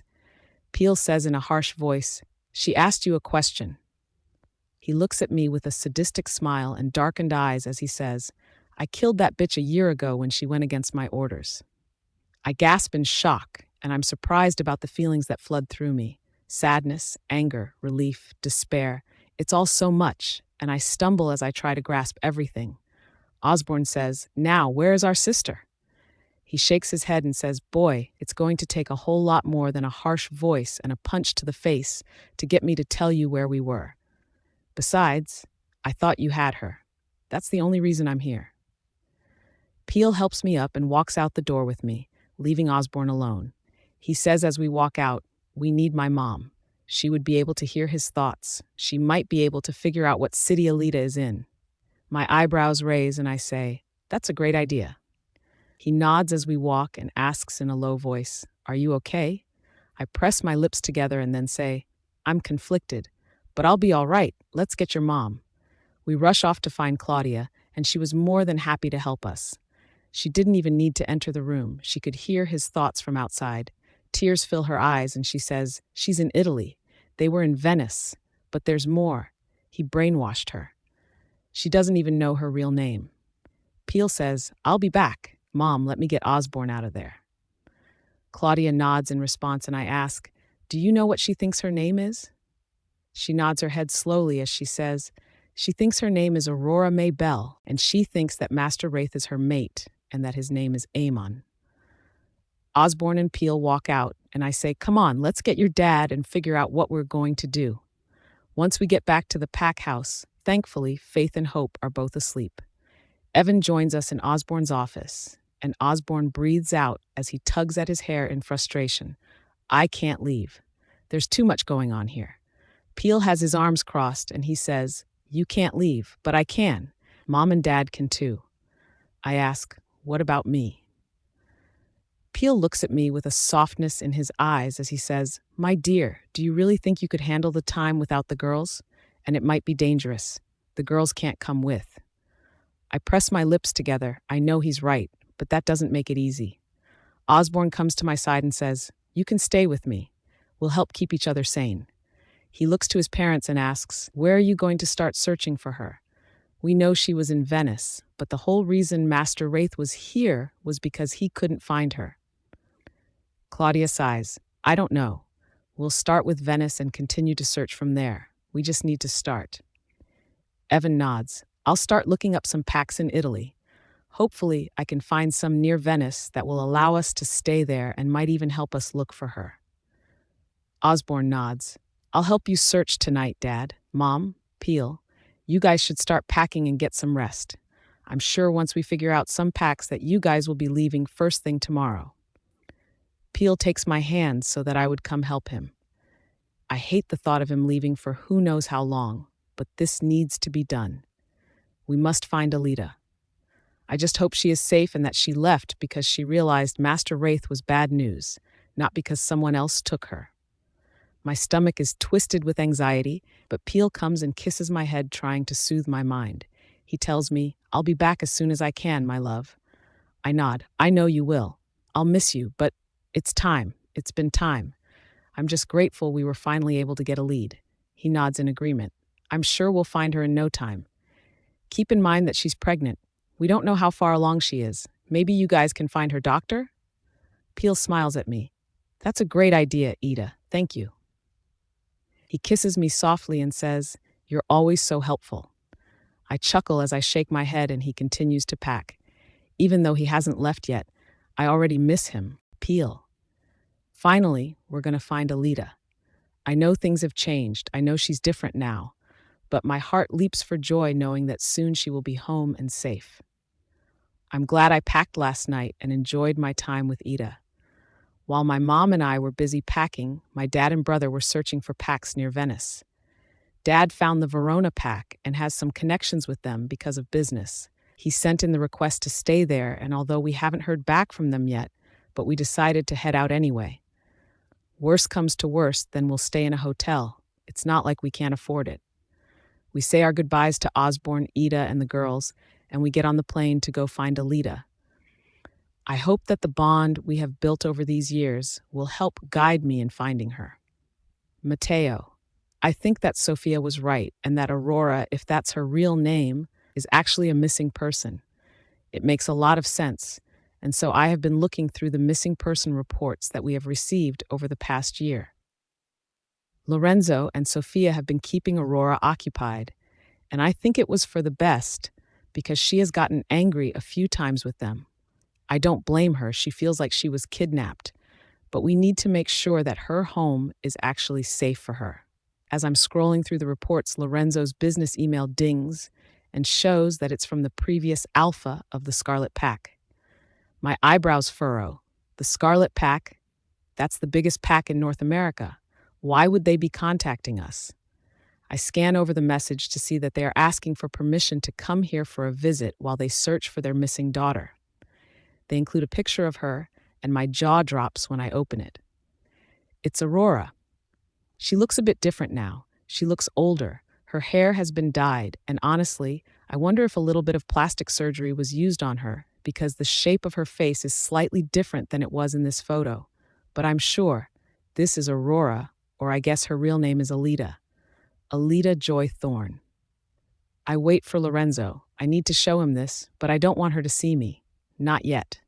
I can hear someone walking down the stairs, and I look up to see Sophia. She smiles at me and asks, "Any luck yet?" I nod. "Yes, actually. So we received an email from the previous alpha of the Scarlet Pack in North America." Her eyebrows furrow as she asks, "Isn't that like the biggest and most well-known pack?" I nod in confirmation and say, "They're requesting a visit. They're coming to search for their missing daughter, Alita. This is the most recent photo they had of her." Sophia gasps upon seeing the photo and says, That's Aurora. Apparently her real name is Alita. She breathes out, "I'll get Lorenzo so he can contact them. Perhaps it's time for you to try and settle your mate." I press my lips at her suggestion. I'm scared for how Alita, might react to my presence. I want to be with her, and I don't want her to be scared of me. I force myself to my feet and say, "I'll tell Lorenzo to come down." She smiles in approval as I turn to leave. I hope my mate will be okay with my presence. Aurora. I learned that the man's name was Lorenzo and that he is the alpha of this pack, the Verona pack. Eamon must be worried sick since I haven't returned home. These people believe they're helping me, but they're mistaken. They think that I'm in an abusive relationship or something, even though I've told them countless times that I'm happy with my mate and I want to go back home to him. Finally, the Alpha and Luna leave me. They said it was for me to process, although I don't know what I'm supposed to be processing. I look out the window, but I'm on the second story. If I wasn't pregnant, then I would take the risk of running. But even if I made it out from the window unscathed, then I'd still have to get past their patrol. I huff as I fall back on the bed. This is incredibly frustrating. There's a light knock on my door and I grunt, "What?" The door opens and I look over surprised to see a man I knew. A man I felt way too comfortable with. A man named Matteo. He smiles at me as he says, "Hey, Ali Aurora." What was he about to call me? I wonder. He sits at the edge of the bed and says, "I wanted to check in on you." I look at him and for some reason, I know I can trust him. If he wants what's best for me, then he would help me get away from here, right? I say, "I'm in an unknown place with no way to get back home. How do you think I am?" He chuckles. "I would think uncomfortable. But Lorenzo and Sophia, they are just trying to look out for you." I squint my eyes as I look him over and I say, "They hardly know me. Why would they want to look out for me?" Matteo looks at me and there's a moment of silence between us and I can see his mind working. He's trying to figure out how to talk to me and he seems uncomfortable. I wait and let him process, hoping that he would only speak the truth to me. He says, "They're the Alpha and Luna of this pack. It's their job to look out for their pack members." "Yeah, but I'm not a pack member." "True," he says, nodding his head before he adds on, "but you're the mate of one. So, they want to make sure you're okay." I scoff as I shake my head and say, "Ammon doesn't belong to a pack. I'm not talking about Ammon, I'm talking about me. Come on, Aurora. Surely you can feel the tingles between us." He touches my hand and I force myself not to react from the tingles erupting on my skin. He murmurs, "It can't be just me." I pull my hand away from him and say, "So you're a pack member here?" Matteo nods and says proudly, "I'm the beta, actually. It's a fantastic pack. I would love to show you around when you're not so on edge. Maybe in the morning we could go for a walk." Yes, that would be the perfect chance to escape. Now I just need to seem convincing. I touch his hand and his face moves up to look at me. His eyes are wide in surprise and I smile. "I'd like that." Matteo. I had dinner with Alita and it was wonderful. It doesn't matter if she has accepted me or not. Just being in her presence is more than enough. I need to talk to Lorenzo and Sophia and see what we should do with her, though. Should I tell her about the missing person notice? Or should we wait until her family gets here? I leave her so that she can rest, and my wolf is antsy inside my mind. He wants to come out and mark her. He's ready to know that she is 100% ours now and forever. When I walk into the room, both Lorenzo and Sophia look at me. Sophia asks, "How is she doing?" She's antsy. She's ready to get home to her mate. I scoff. It's hard to even think of another man being her mate. Having a relationship with her is the only way I should be able to have. Sophia looks at me sympathetically and says, "I think she's been brainwashed, Matteo. I think she truly believes that man is her mate. If she is this missing girl, it's the only thing that makes sense. Otherwise, why wouldn't she be fighting and trying to get back home?" I nod as I sit down. That makes sense. Should I talk to her about this? Or should we wait until her family comes? Lorenzo answers, "I've messaged her family and told them we found a girl that looks similar and she might be who they're looking for. They should arrive tomorrow afternoon. It's up to you what you want to do, Matteo, but we cannot let Alita leave." I nod. "Understood, I'll keep her occupied tomorrow." Sophia looks over toward the staircase and says, "I feel bad for her. Her whole life has turned upside down. She probably won't recognize her family tomorrow. She must be so scared." She's right. I feel bad for my mate. I long to comfort her and be by her side, but I know right now that won't do anything but upset her. Peel. It took us a day to get to Italy, but it was worth the travel. The country is beautiful, and I know for sure that we will be reunited with Alita. We got an email back from Alpha Lorenzo of the Verona pack, and he thinks that they might have found Alita and that she is currently at their pack. As our car gets closer to the destination, my stomach churns in anticipation. A part of me is worried that they will be mistaken, but I hope that she will be there. My mom and dad hold each other's hands and stare out the window. Their nervous energy is rolling off them in heavy waves. I know they're anxious to find out if their only daughter is here. We pull up to the pack borders, and all of us straighten as we pull up to a pack house. It's beautiful out here and so different from our home. Before we can even move from our seats, I see a girl walking around the house towards the front yard. She looks pissed. I open the door. Her hair is darker, but the closer she gets, the more I realize that she looks like Alita. She continues to rush away from a dark-haired man chasing after her. He calls her name, Alita. My eyes widen, and my mom lets out a weird gasp or sob as we get out of the car. I'm shocked when Alita takes off her shoes, and she throws one at the man as she yells, "My name is not Alita, it's Aurora. Say it with me, Aurora! You're not my mate, and you can't keep me here forever. Trust me, when my real mate finds out about this, all of you will be dead." The man huffs and says, "Please, just hear me out. That man is not your mate." She throws her other shoe as she screams with tears running down her face. "There's no way for you to know that." I can't keep quiet any longer. I rush over to her and call her name, Alita. She turns to face me, and the corner of my mouth twitches up into a smile. This is her. She's okay. And Master Wraith told us the truth. She really is pregnant. She huffs and rolls her eyes as she says, "My name isn't Alita. It's Aurora. I don't know who you are, but you clearly have the wrong person. Unless you plan to help me escape, then leave me the hell alone." I can hear my parents' footsteps behind me, and my mom's voice is shaky as she says, "Alita." Alita looks at our mom with a furrowed brow, and she mumbles softly to herself, "Why does everyone keep calling me that?" Two people come outside to join us, and the man says, "Welcome. So you're the infamous Alpha Evan," he says, nodding to my dad as he continues. "I was surprised to hear from the conqueror of packs." Alita snaps her head towards my dad and says, You're my mate's enemy." "What? Are you here to kill me to get back at him for some reason?" Dad's eyebrows furrow in confusion, and he says, "Alita, I would never hurt you." She lets out a growl as she says, "Stop calling me that. My name is not Alita. My name is Aurora Maybell. I'm so sick of everyone trying to tell me who I am." Dad takes a step towards her and says, "I know who you are. Your name is Alita Joy Thorne, and you are my daughter. I would never harm you." She takes a step back and looks like she's on verge of a full-blown breakdown. She shakes her head as she murmurs, "That's impossible." She screams at us, "You don't know who I am." Before I know it, she's unconscious and falling into the dark-haired man's arms.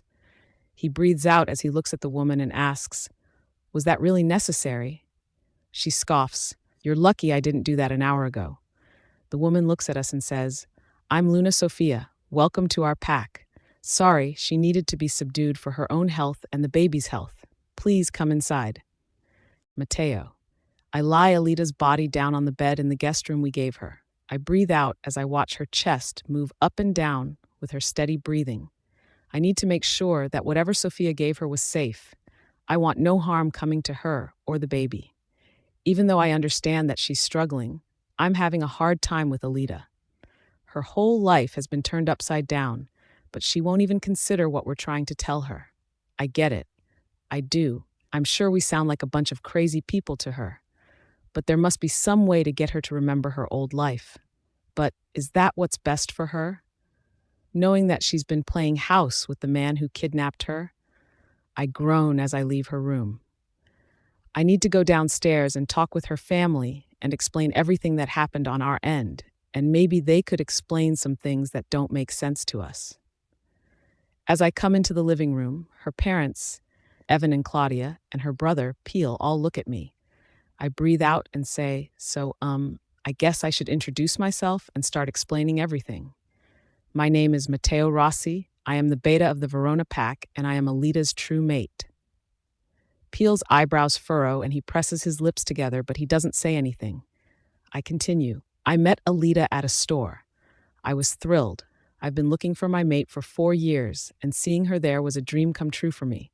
But when I hugged her and tried to tell her who I was, she didn't believe me. She told me she already had a mate and a baby on the way. At the time, she wasn't showing. I take a deep breath and try not to feel uncomfortable from her family staring. I continue.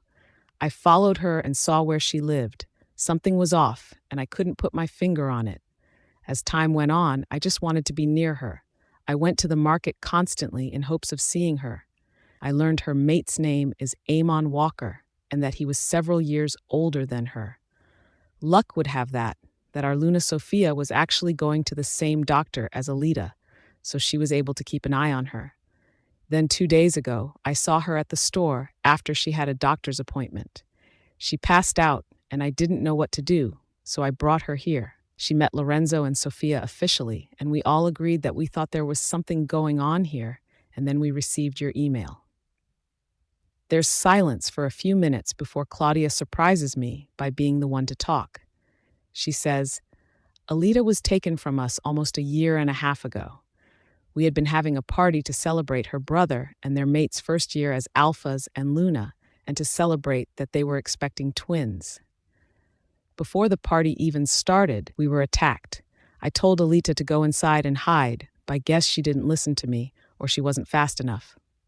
Claudia's voice cracks as tears fall down her face, and Evan puts his arm around her, pulling her into his chest. His eyes meet mine, and he says in a deep voice, I want to make this clear. My daughter will be coming home with us. My heart stops. Of course, they would want her to go back home. But what does that mean for us? She currently doesn't even recognize me as her mate, but I can't go back to a life where I don't see her. But how am I supposed to go to North America? I'm the beta. I can't just leave for who knows how long. Claudia sits up and notices my facial expression and says, we want her to come home, but we understand she's your mate. You're more than welcome to come back with us and help her adjust. Maybe when the time is right, she can come back with you. I force a smile. I appreciate the offer. I just don't know if it's doable. I'm grateful when Lorenzo speaks up. Matteo, you can go with them. No matter what, you'll still have a position here when you return. I turn to face Lorenzo and Sophia smiles at me. I ask, Are you sure? Sophia chuckles. Of course, Matteo. This is your mate. We can't tear you away from her. I can't help but smile as tears prickle in my eyes, and I say, thank you for understanding. Before anything else can happen, I notice her scent first. She's awake, and she's listening in. We all get a little too quiet, so she must have known her cover was blown, so Alita walks into the room. Her family stares at her like she's this long-lost treasure, but she doesn't pay attention to them. Her eyes are zeroed in on me. She takes a deep breath and says, You're supposed to be my mate, right? I nod in confirmation, and I answer with a small smile. I am your mate, Alita. Her eyes close, her face scrunches up, and her teeth clench together before she breathes out. My name is Aurora. Now, if you care about me the way you say that you do, then I demand for you to take me home. I stare at her for a moment, and I realize the obvious loophole in her words. She said for me to take her home, and I know she means for me to take her back to Amon in Venice. But her true home is in North America with her family. I smile at her as I take a step closer to her. Okay, if that's what would make you the happiest, then I will take you home.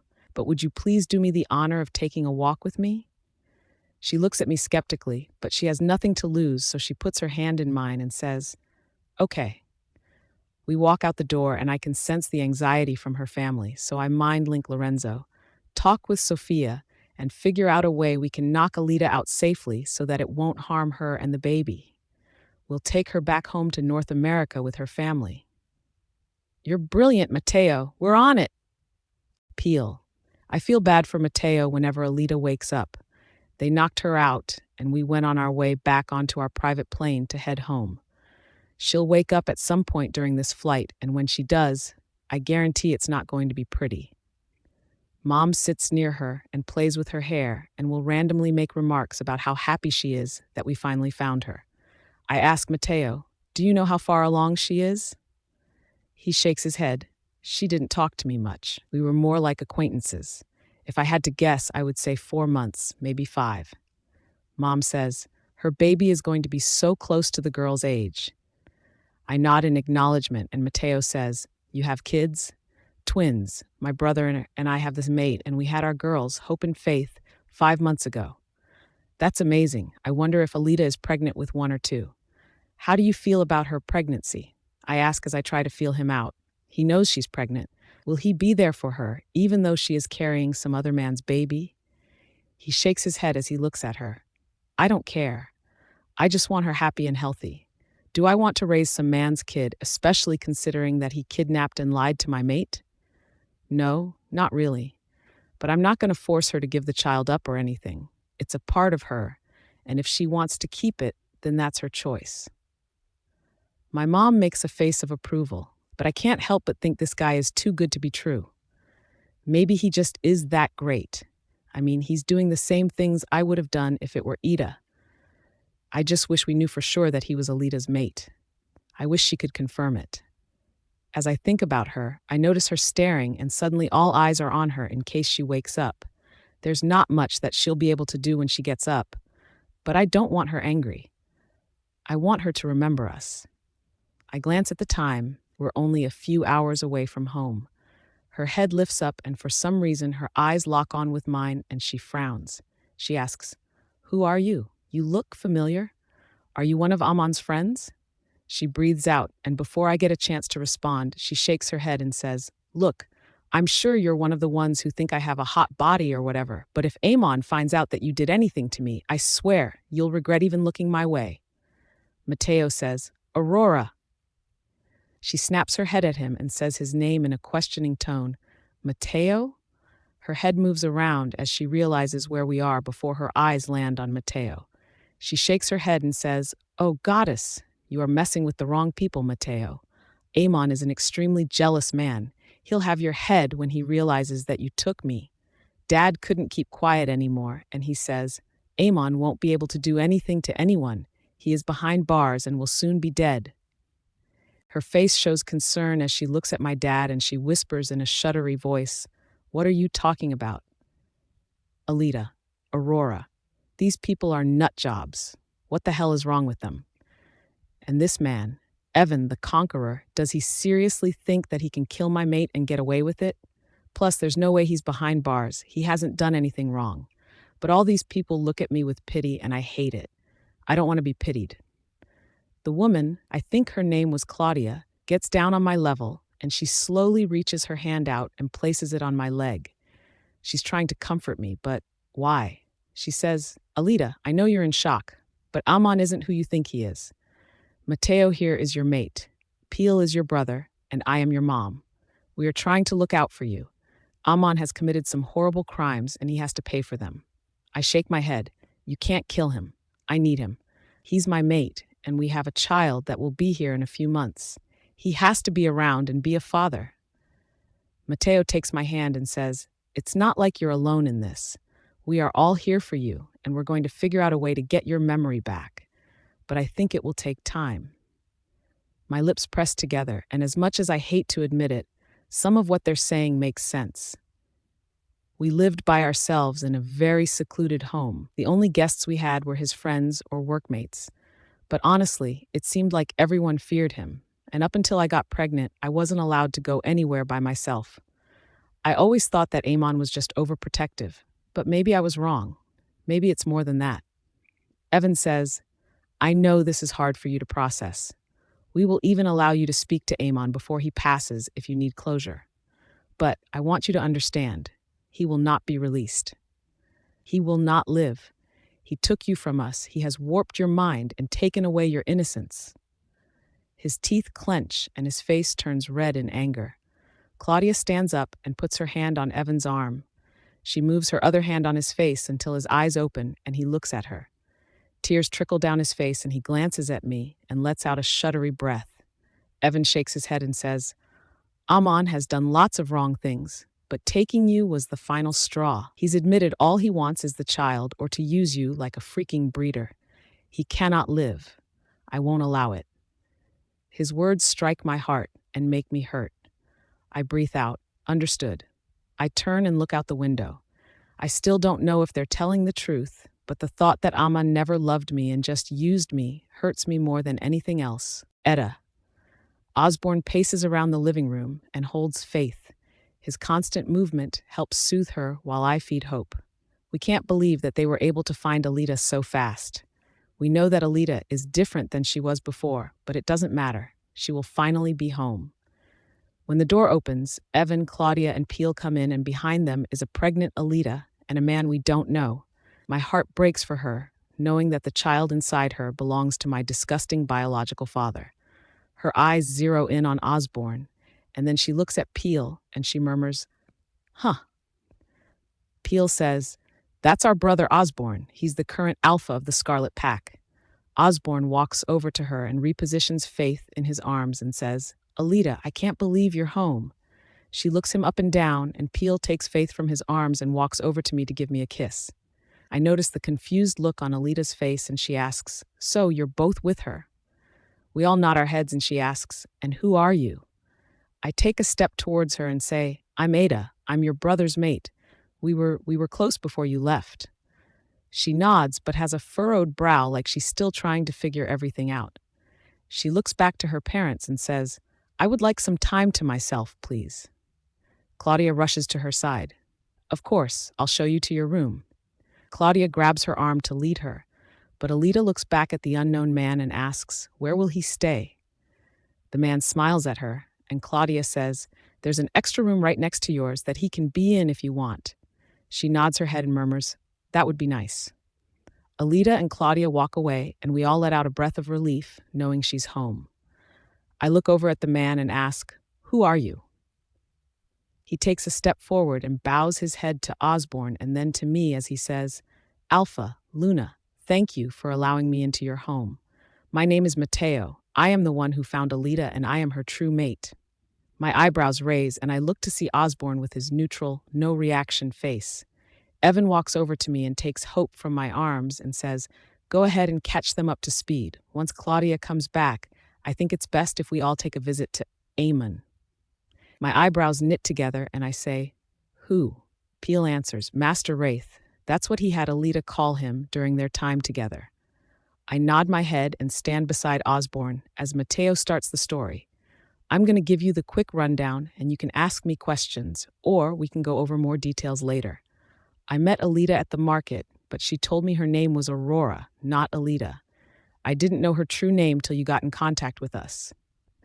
He shakes his head and breathes out, and you could see in his eyes it's like he was reliving their first meeting all over again. He continues, "I knew instantly that she was my mate, but she thought I was ridiculous because she said she already had a mate and was having a baby with him.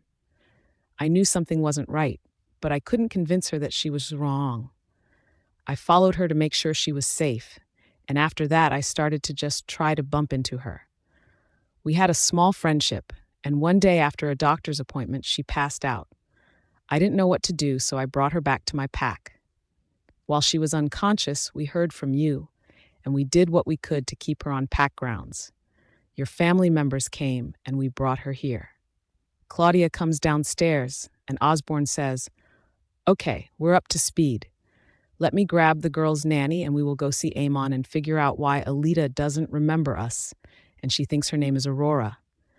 It doesn't take long for Osborne to find the nanny, and as he's returning, I tell Mateo, "Thank you for looking out for her." He shrugs. "She's my mate. It's my job." I can't help but smile from his words. He reminds me of Peel, and if Alita has been blessed with a man like her brother, then she is one lucky girl. Peel is one of the most caring men I've ever met, and it's good to know that there are others out there with such a good heart.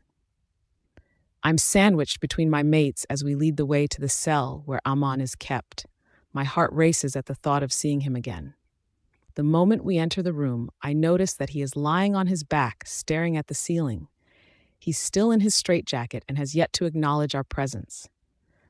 I almost jump when I hear his voice. "You know, the least you could do is provide me with a TV or some music to listen to. By having me in a room like this for an infinite amount of time, it is guaranteeing that I'll go crazy." Osborne scoffs. "You're already crazy. We need to talk to you. Sit up." Amon groans as he sits up and his eyes focus on the unknown person in the room, Mateo. His eyes narrow and he asks, "Who are you?" Mateo crosses his arms and says, "I am Alita's true mate. I want to know who the fuck you are and what you have done to her." Amon laughs. "You think you're so intimidating just because you have muscles, but you're not. Has she accepted you yet?" He taunts. "Or is she still loyal to me?" Mateo's jaws clench tight as he tries not to let Amon under his skin. Claudia takes a step forward and demands, "Quit playing around, Amon." She takes a breath and her eyes seem to spark with anger as she hisses, "What did you do to our daughter?" Claudia. Everything comes rushing back to me as I stare at this son of a bitch. He has ruined my life and my family. He has harmed my children in so many ways, and I want nothing more than for him to die. But then, he laughs at me and shakes his head. He snaps, "You don't intimidate me, mutt." Evan takes a step from behind me, and I can't help but smirk. Everyone is intimidated by my giant hulk of a man. But Amon shakes his head. "What are you going to do? Hit me? You have questions for me, and I guarantee I won't answer them just because you are trying to intimidate me." Mateo asks, "Then what will make you answer?" He lifts his head up and gives a smirk. "They already know what I want." Osborne steps forward. "You're not getting the child." He laughs. "Then I won't fix her memory." Osborne lets out a growl that feels like it shakes the whole room, and Amon looks at him and shakes his head. "I will fix her memory if I am guaranteed to leave with my child and no one attacks us." Osborne rushes towards him yelling, "I'll kill you." Amon smirks at him. "No one will kill me because I'm the only one that can get your precious Alita back to normal." I press my lips together. He's right. He's the only one who can do it. I don't know what we're going to do. He can't have the baby, but how else are we going to get Alita to remember who she is? Alita, Aurora. I lie on the bed of the room that used to be mine. The room is decorated in blue, purple, and black swirls. There's pictures of the people that claim they're my family with me, and there's pictures of people I don't remember. I huff. If this was truly my life, then why don't I remember it? It's driving me crazy. My wolf stirs inside me. She wants answers, and she's begging to be released. I breathe out and get out of bed. She is urging me to move and to go somewhere, and who am I to ignore my wolf? I follow her guidance, and as I walk around the home, I'm surprised to see that there is no one waiting for me. Maybe it's for the best. It helps me to explore and try to remember this part of who I am, or well, who I was. I continue to walk and even go outside until I find a building that my wolf is screaming at me to go to. I walk inside and listen out for voices, and then I hear a laugh that makes my heart stop. Amon. I walk into the room, and when they hear the door open, everyone looks at me. Mateo asks, "Alita, what are you doing?" Amon purrs my name. "Aurora, come here, baby. You look beautiful." I gulp as I walk towards him, and I say to the others, "Release him." Osborne scoffs. "What makes you think we would do that?" Evan talks firmly, but he has a softness to his voice that Osborne doesn't have. "Alita, we can't do that." I turn towards them and say, "You claim to care about me. This man is my mate and the father of my child." My words echo, and everyone stares at me like they're afraid to argue with me. I breathe out and say, "If any of you truly care about me and my well-being, then you will release Amon." Mateo takes a step toward me and says, "Alita, let's talk." I shake my head and I sit down beside Amon, and he grins at me. I look at Mateo and say, "No, this is what I want. I know that you think you're my mate, but you're not. I am sitting beside my mate. I love him and he loves me, and we have a child growing in my womb. You can't convince me to leave my life with him for you. You're just a stranger with some odd obsession with me. I can see the pain that I am causing Mateo, but I don't care. Everything I say is true, but that's a lie. I do care. My wolf is howling in my mind, angry that I have caused him to feel any sort of pain. Mateo breathes out and says, "I'm not giving up on you." I scoff and shake my head. "You're hopeless and insane. You should be the one in the straitjacket, not my Amon." Mateo closes his eyes and grinds his teeth, and I notice that everyone else is surprisingly quiet as they let us hash this thing out. When Mateo opens his eyes, I notice they have darkened a little, showing that his wolf is present. He says, "Things aren't the way they seem, Alita. Trust in me. I care about you more than Amon ever could. He is using you because you're part elf, not because he cares about you. If he truly cared about you, then he would fight for you as a person, but all he's been fighting for is your unborn child. And you care about me? I scoff. You don't even know me. He grabs his hair and tugs on it as he lets out an annoyed yell, and Aman chuckles behind me and remarks, "Someone seems to have a short temper." If looks could kill, then Aman would be dead from the glare Mateo shot at him. Mateo breathes out and says, "Trust in me, Alita." "Why would I trust a stranger?" I yell out in frustration. And suddenly, in an inhuman speed, he is kneeled down in front of me. Mateo grabs my face and kisses me. I yelp into his kiss and try to pull away, but he holds me there, and it's like my mind gets unlocked. I don't know how else to describe it, but I feel the tingles and the full effects of the mate bond through this kiss. Tears come down my face, and he pulls away and puts his forehead against mine as we both breathe deeply. He looks into my eyes and asks, "Do you believe I'm your mate now?" Alita. I can't stop staring at Mateo, and I notice he hasn't released his breath since he asked if I believe him. I slowly nod my head. I do believe him. The tingles, the sparks, his scent, and the overwhelming desire to be with him made it obvious. He is my mate. I force myself to stand up. Mateo holds his arm out, helping to steady me. I look down at Eamon, who is watching me curiously. I'm overwhelmed by the emotions, and tears threaten to fall down my face, and in a choppy voice I ask, "What the hell is going on? You clearly aren't my mate." His lips are pressed into a line, and he shakes his head, and then suddenly a laugh slips from his lips. His eyes flicker back to me, and he says, "You were so innocent and naive and so easy to brainwash, dear." Shock rushes through me, and I don't know how to respond. He shakes his head as he continues to chuckle, and at this moment I realize that everyone has been telling the truth. This man, I've lived with him for a year. I thought that I loved him, and he betrayed me. He took me from my home. He impregnated me. He doesn't care about me. I see red, and I lunge toward him with my arms out ready to strangle him.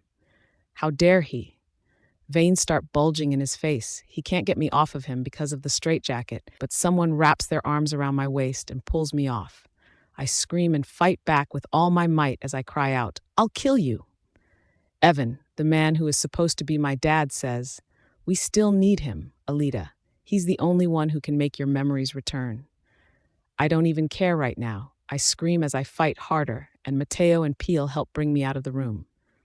Tears stream down my face, especially when I see Amon smirk at me, as if he's taunting me for not killing him fast enough. Mateo says, Hey, calm down. I promise we'll fix this. And if you want to kill Amon, then by all means do it. But we need to try and fix this." Tears pour down my face, and I nod and ask, "Will you sleep with me tonight?" He smiles. "I'd be honored to." He holds my hand as we walk out of the cell, and I can hear my family members follow behind me. As we enter the pack house, my mom, Claudia, says, "I'm going to call some of our family members. I'm sure you don't remember this, Alita, but I'm half elf. I have some healing qualities about me, and so do the other women in our family. Maybe if we all work together, we can get your memory back. If you're open to it?" I nod my head. "Whatever you think will work. Thanks." I turn around and head to the staircase. I can hear Mateo's footsteps behind me, and tears fill my eyes. Once we get to my room, I can't help but cry. He helps me get dressed for bed and puts me in one of his t-shirts. I was so distraught by everything, I didn't even think about the fact that he was seeing my naked. All I could focus on was the heavy grief in my heart. It took 1 week for all of the relatives that Claudia called to come here. Each one would spend time with me each day. We would listen to calm and sweet music while they held my hands and did their healing thing. Once a day, we would all sit together, and they would all put their hands on me and work together. Slowly, little snippets of my life came coming back. I remembered playing video games with Peel. I remember Ida, and the first time I met her. I remember taking my own blood, but I don't remember why. Mateo is fantastic. He stays by my side through everything, and if I ever ask him for time to myself, he doesn't hesitate to leave. He understands why I want to take things slow, and he never pressures me into doing anything. The furthest we have gone is kissing a little. Evan and Osborne continue to try and get Amon to talk, but it doesn't work and it's driving them crazy. I don't know what we're going to do. I think at this rate we should just kill him and move on with our lives, but my family won't stand for it. They want me to have my memory back. My baby is doing good, but I feel detached from it after learning the truth about its father. I don't want to know the gender. I don't want to get excited about it. I don't know how to feel anymore. I lay down in my bed and I feel the baby kick. I breathe out as I place my hand on my stomach and the baby kicks my hand. I breathe out. I want to feel happy, but I can't. Mateo's voice fills the room. You know, if you want to keep it, that's fine. I will love you and your child, and I will treat it like it's my own. I nod slowly. I know you would. This isn't about you. It's about me.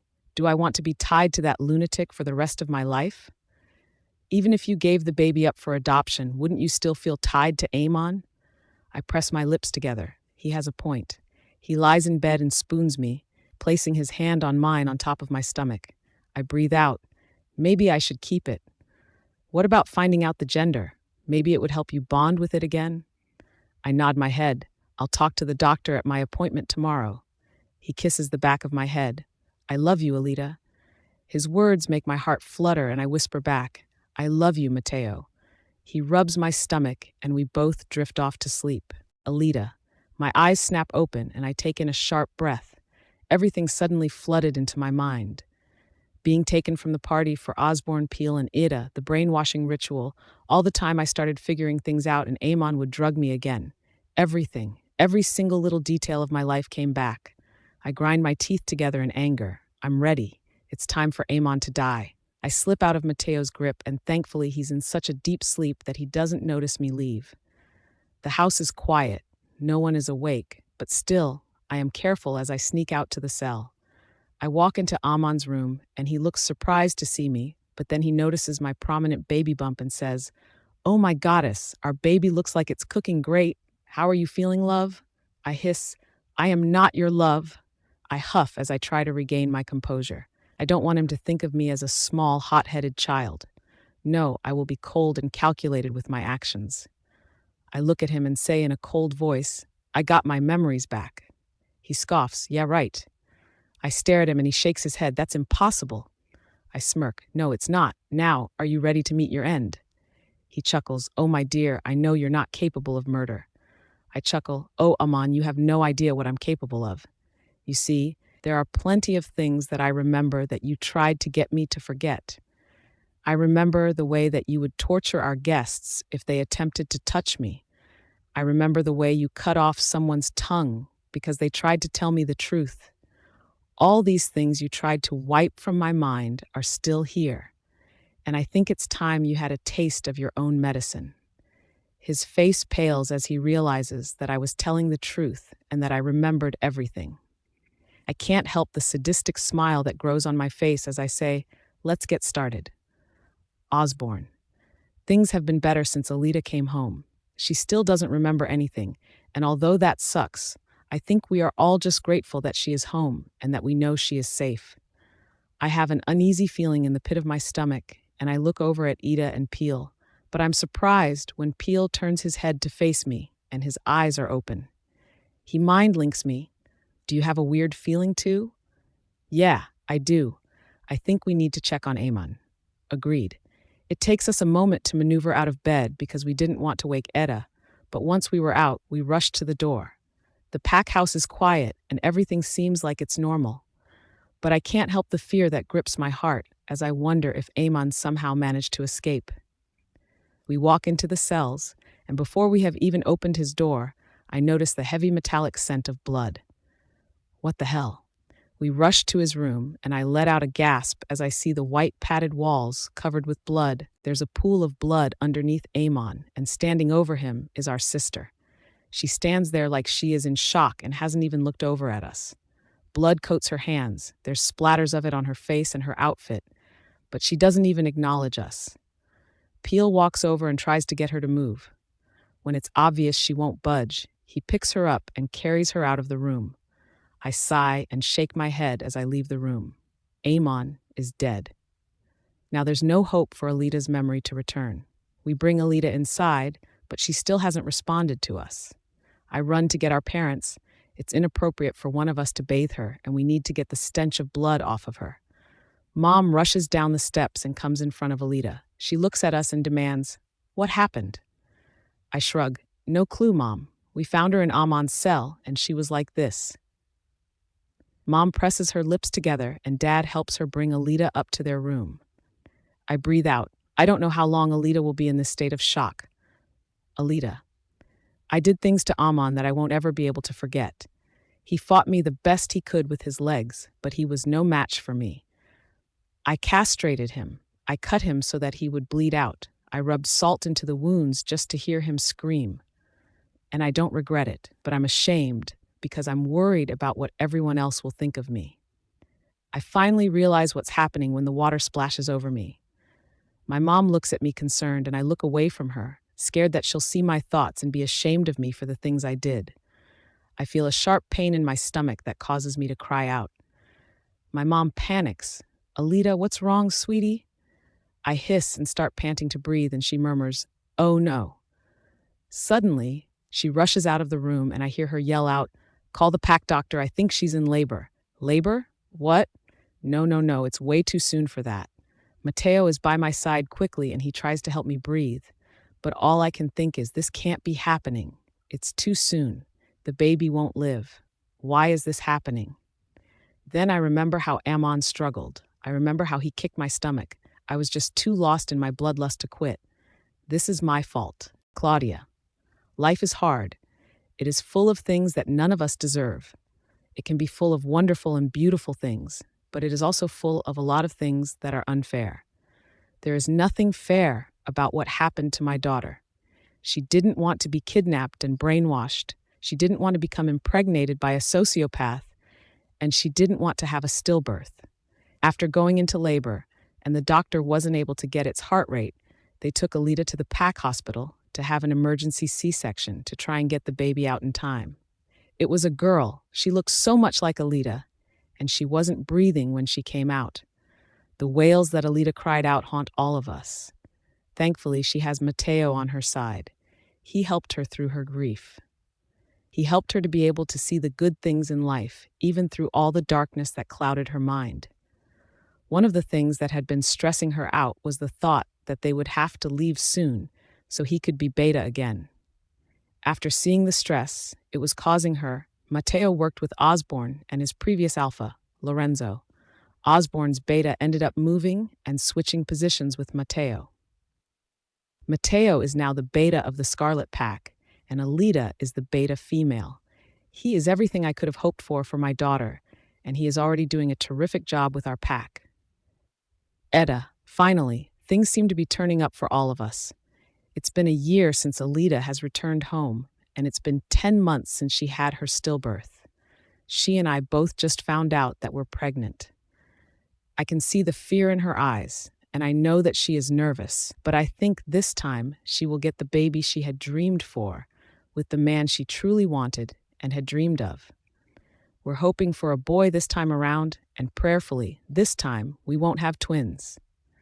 Hope and faith will be a little over 2 by the time this baby is born, but man, the girls already keep us on our toes. Since Alita has returned home, Evan and Claudia are even more hands-on with the grandkids than they were before. Mateo has been a wonderful addition to the pack. He, Peel, and Osborne all work so well together that you would have thought Mateo has been here his whole life. Each day, Alita seems to grow stronger. After she recovered from her C-section, she started training and now looks a lot more toned than she was before. She seems okay most of the time, but there are days that are really tough for her, and she has a hard time processing everything that happened to her. I thought the things I had been through were rough, but seeing the way that Alita has changed, she had it worse than I did, and what she went through really messed up who she was. The new Alita is more reserved and has a quiet strength about her. There's nothing wrong with it, but it is an adjustment. Alita. It's been 1 year and 9 months since I returned home. In that time, I had a stillbirth. I accepted my true mate, and I got pregnant with my second child. My second child, who was born today. She was a girl, and all I could think of was her sister, who I lost all because I had to attack Eamon. I've been told over and over that the stillbirth wasn't my fault and it couldn't be helped. But I know the truth. I'm not stupid. It's because of my actions that I lost that baby. I shouldn't know better, but I was too blinded by my own rage. I had named my first daughter Angel, because that is what she is, an angel. We ended up naming our second daughter Gianna, after Mateo's mother.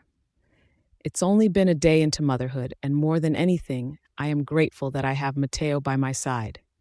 He can read me like a book, and he knows that at times it is too overwhelming for me to be around our daughter. She looks so much like the daughter I destroyed. I won't let anything happen to Gianna. She means too much to me. Osborne, Peel, and Ida ended up having their baby a few hours after I had mine. They had a son, and they named him Evan after our father. My dad cried when he held the baby and learned his name. But my dad deserves to have a namesake. I'm grateful that they chose that name because it is obvious how much it means to him. Christmas is coming up. It's my mom's favorite time of year. She's so excited for Hope and Faith to see their Christmas presents, and Mom is thrilled about the new additions to our family and has asked if she can get a Christmas photo shoot down for them. Honestly, I don't care. Whatever makes my mom happy. This year for Christmas, all I want is that this year will continue to bring healing to all of us because we all need it in our own ways. After everything we have all been through, I can finally say that we have gotten our happily ever afters. The thing you have to remember about a happily ever after is that it can look different to each person. My whole family has been through a lot, and our ending might not seem like it's the happiest, but that's okay. This is real life. I am still healing from everything that happened to me, but I am blessed with a fantastic mate and a new baby, and I will never take either one of them for granted. This is the life I wanted, this is the life I craved, and everything that has happened has led me to this, and that's a good thing. This is my happily ever after.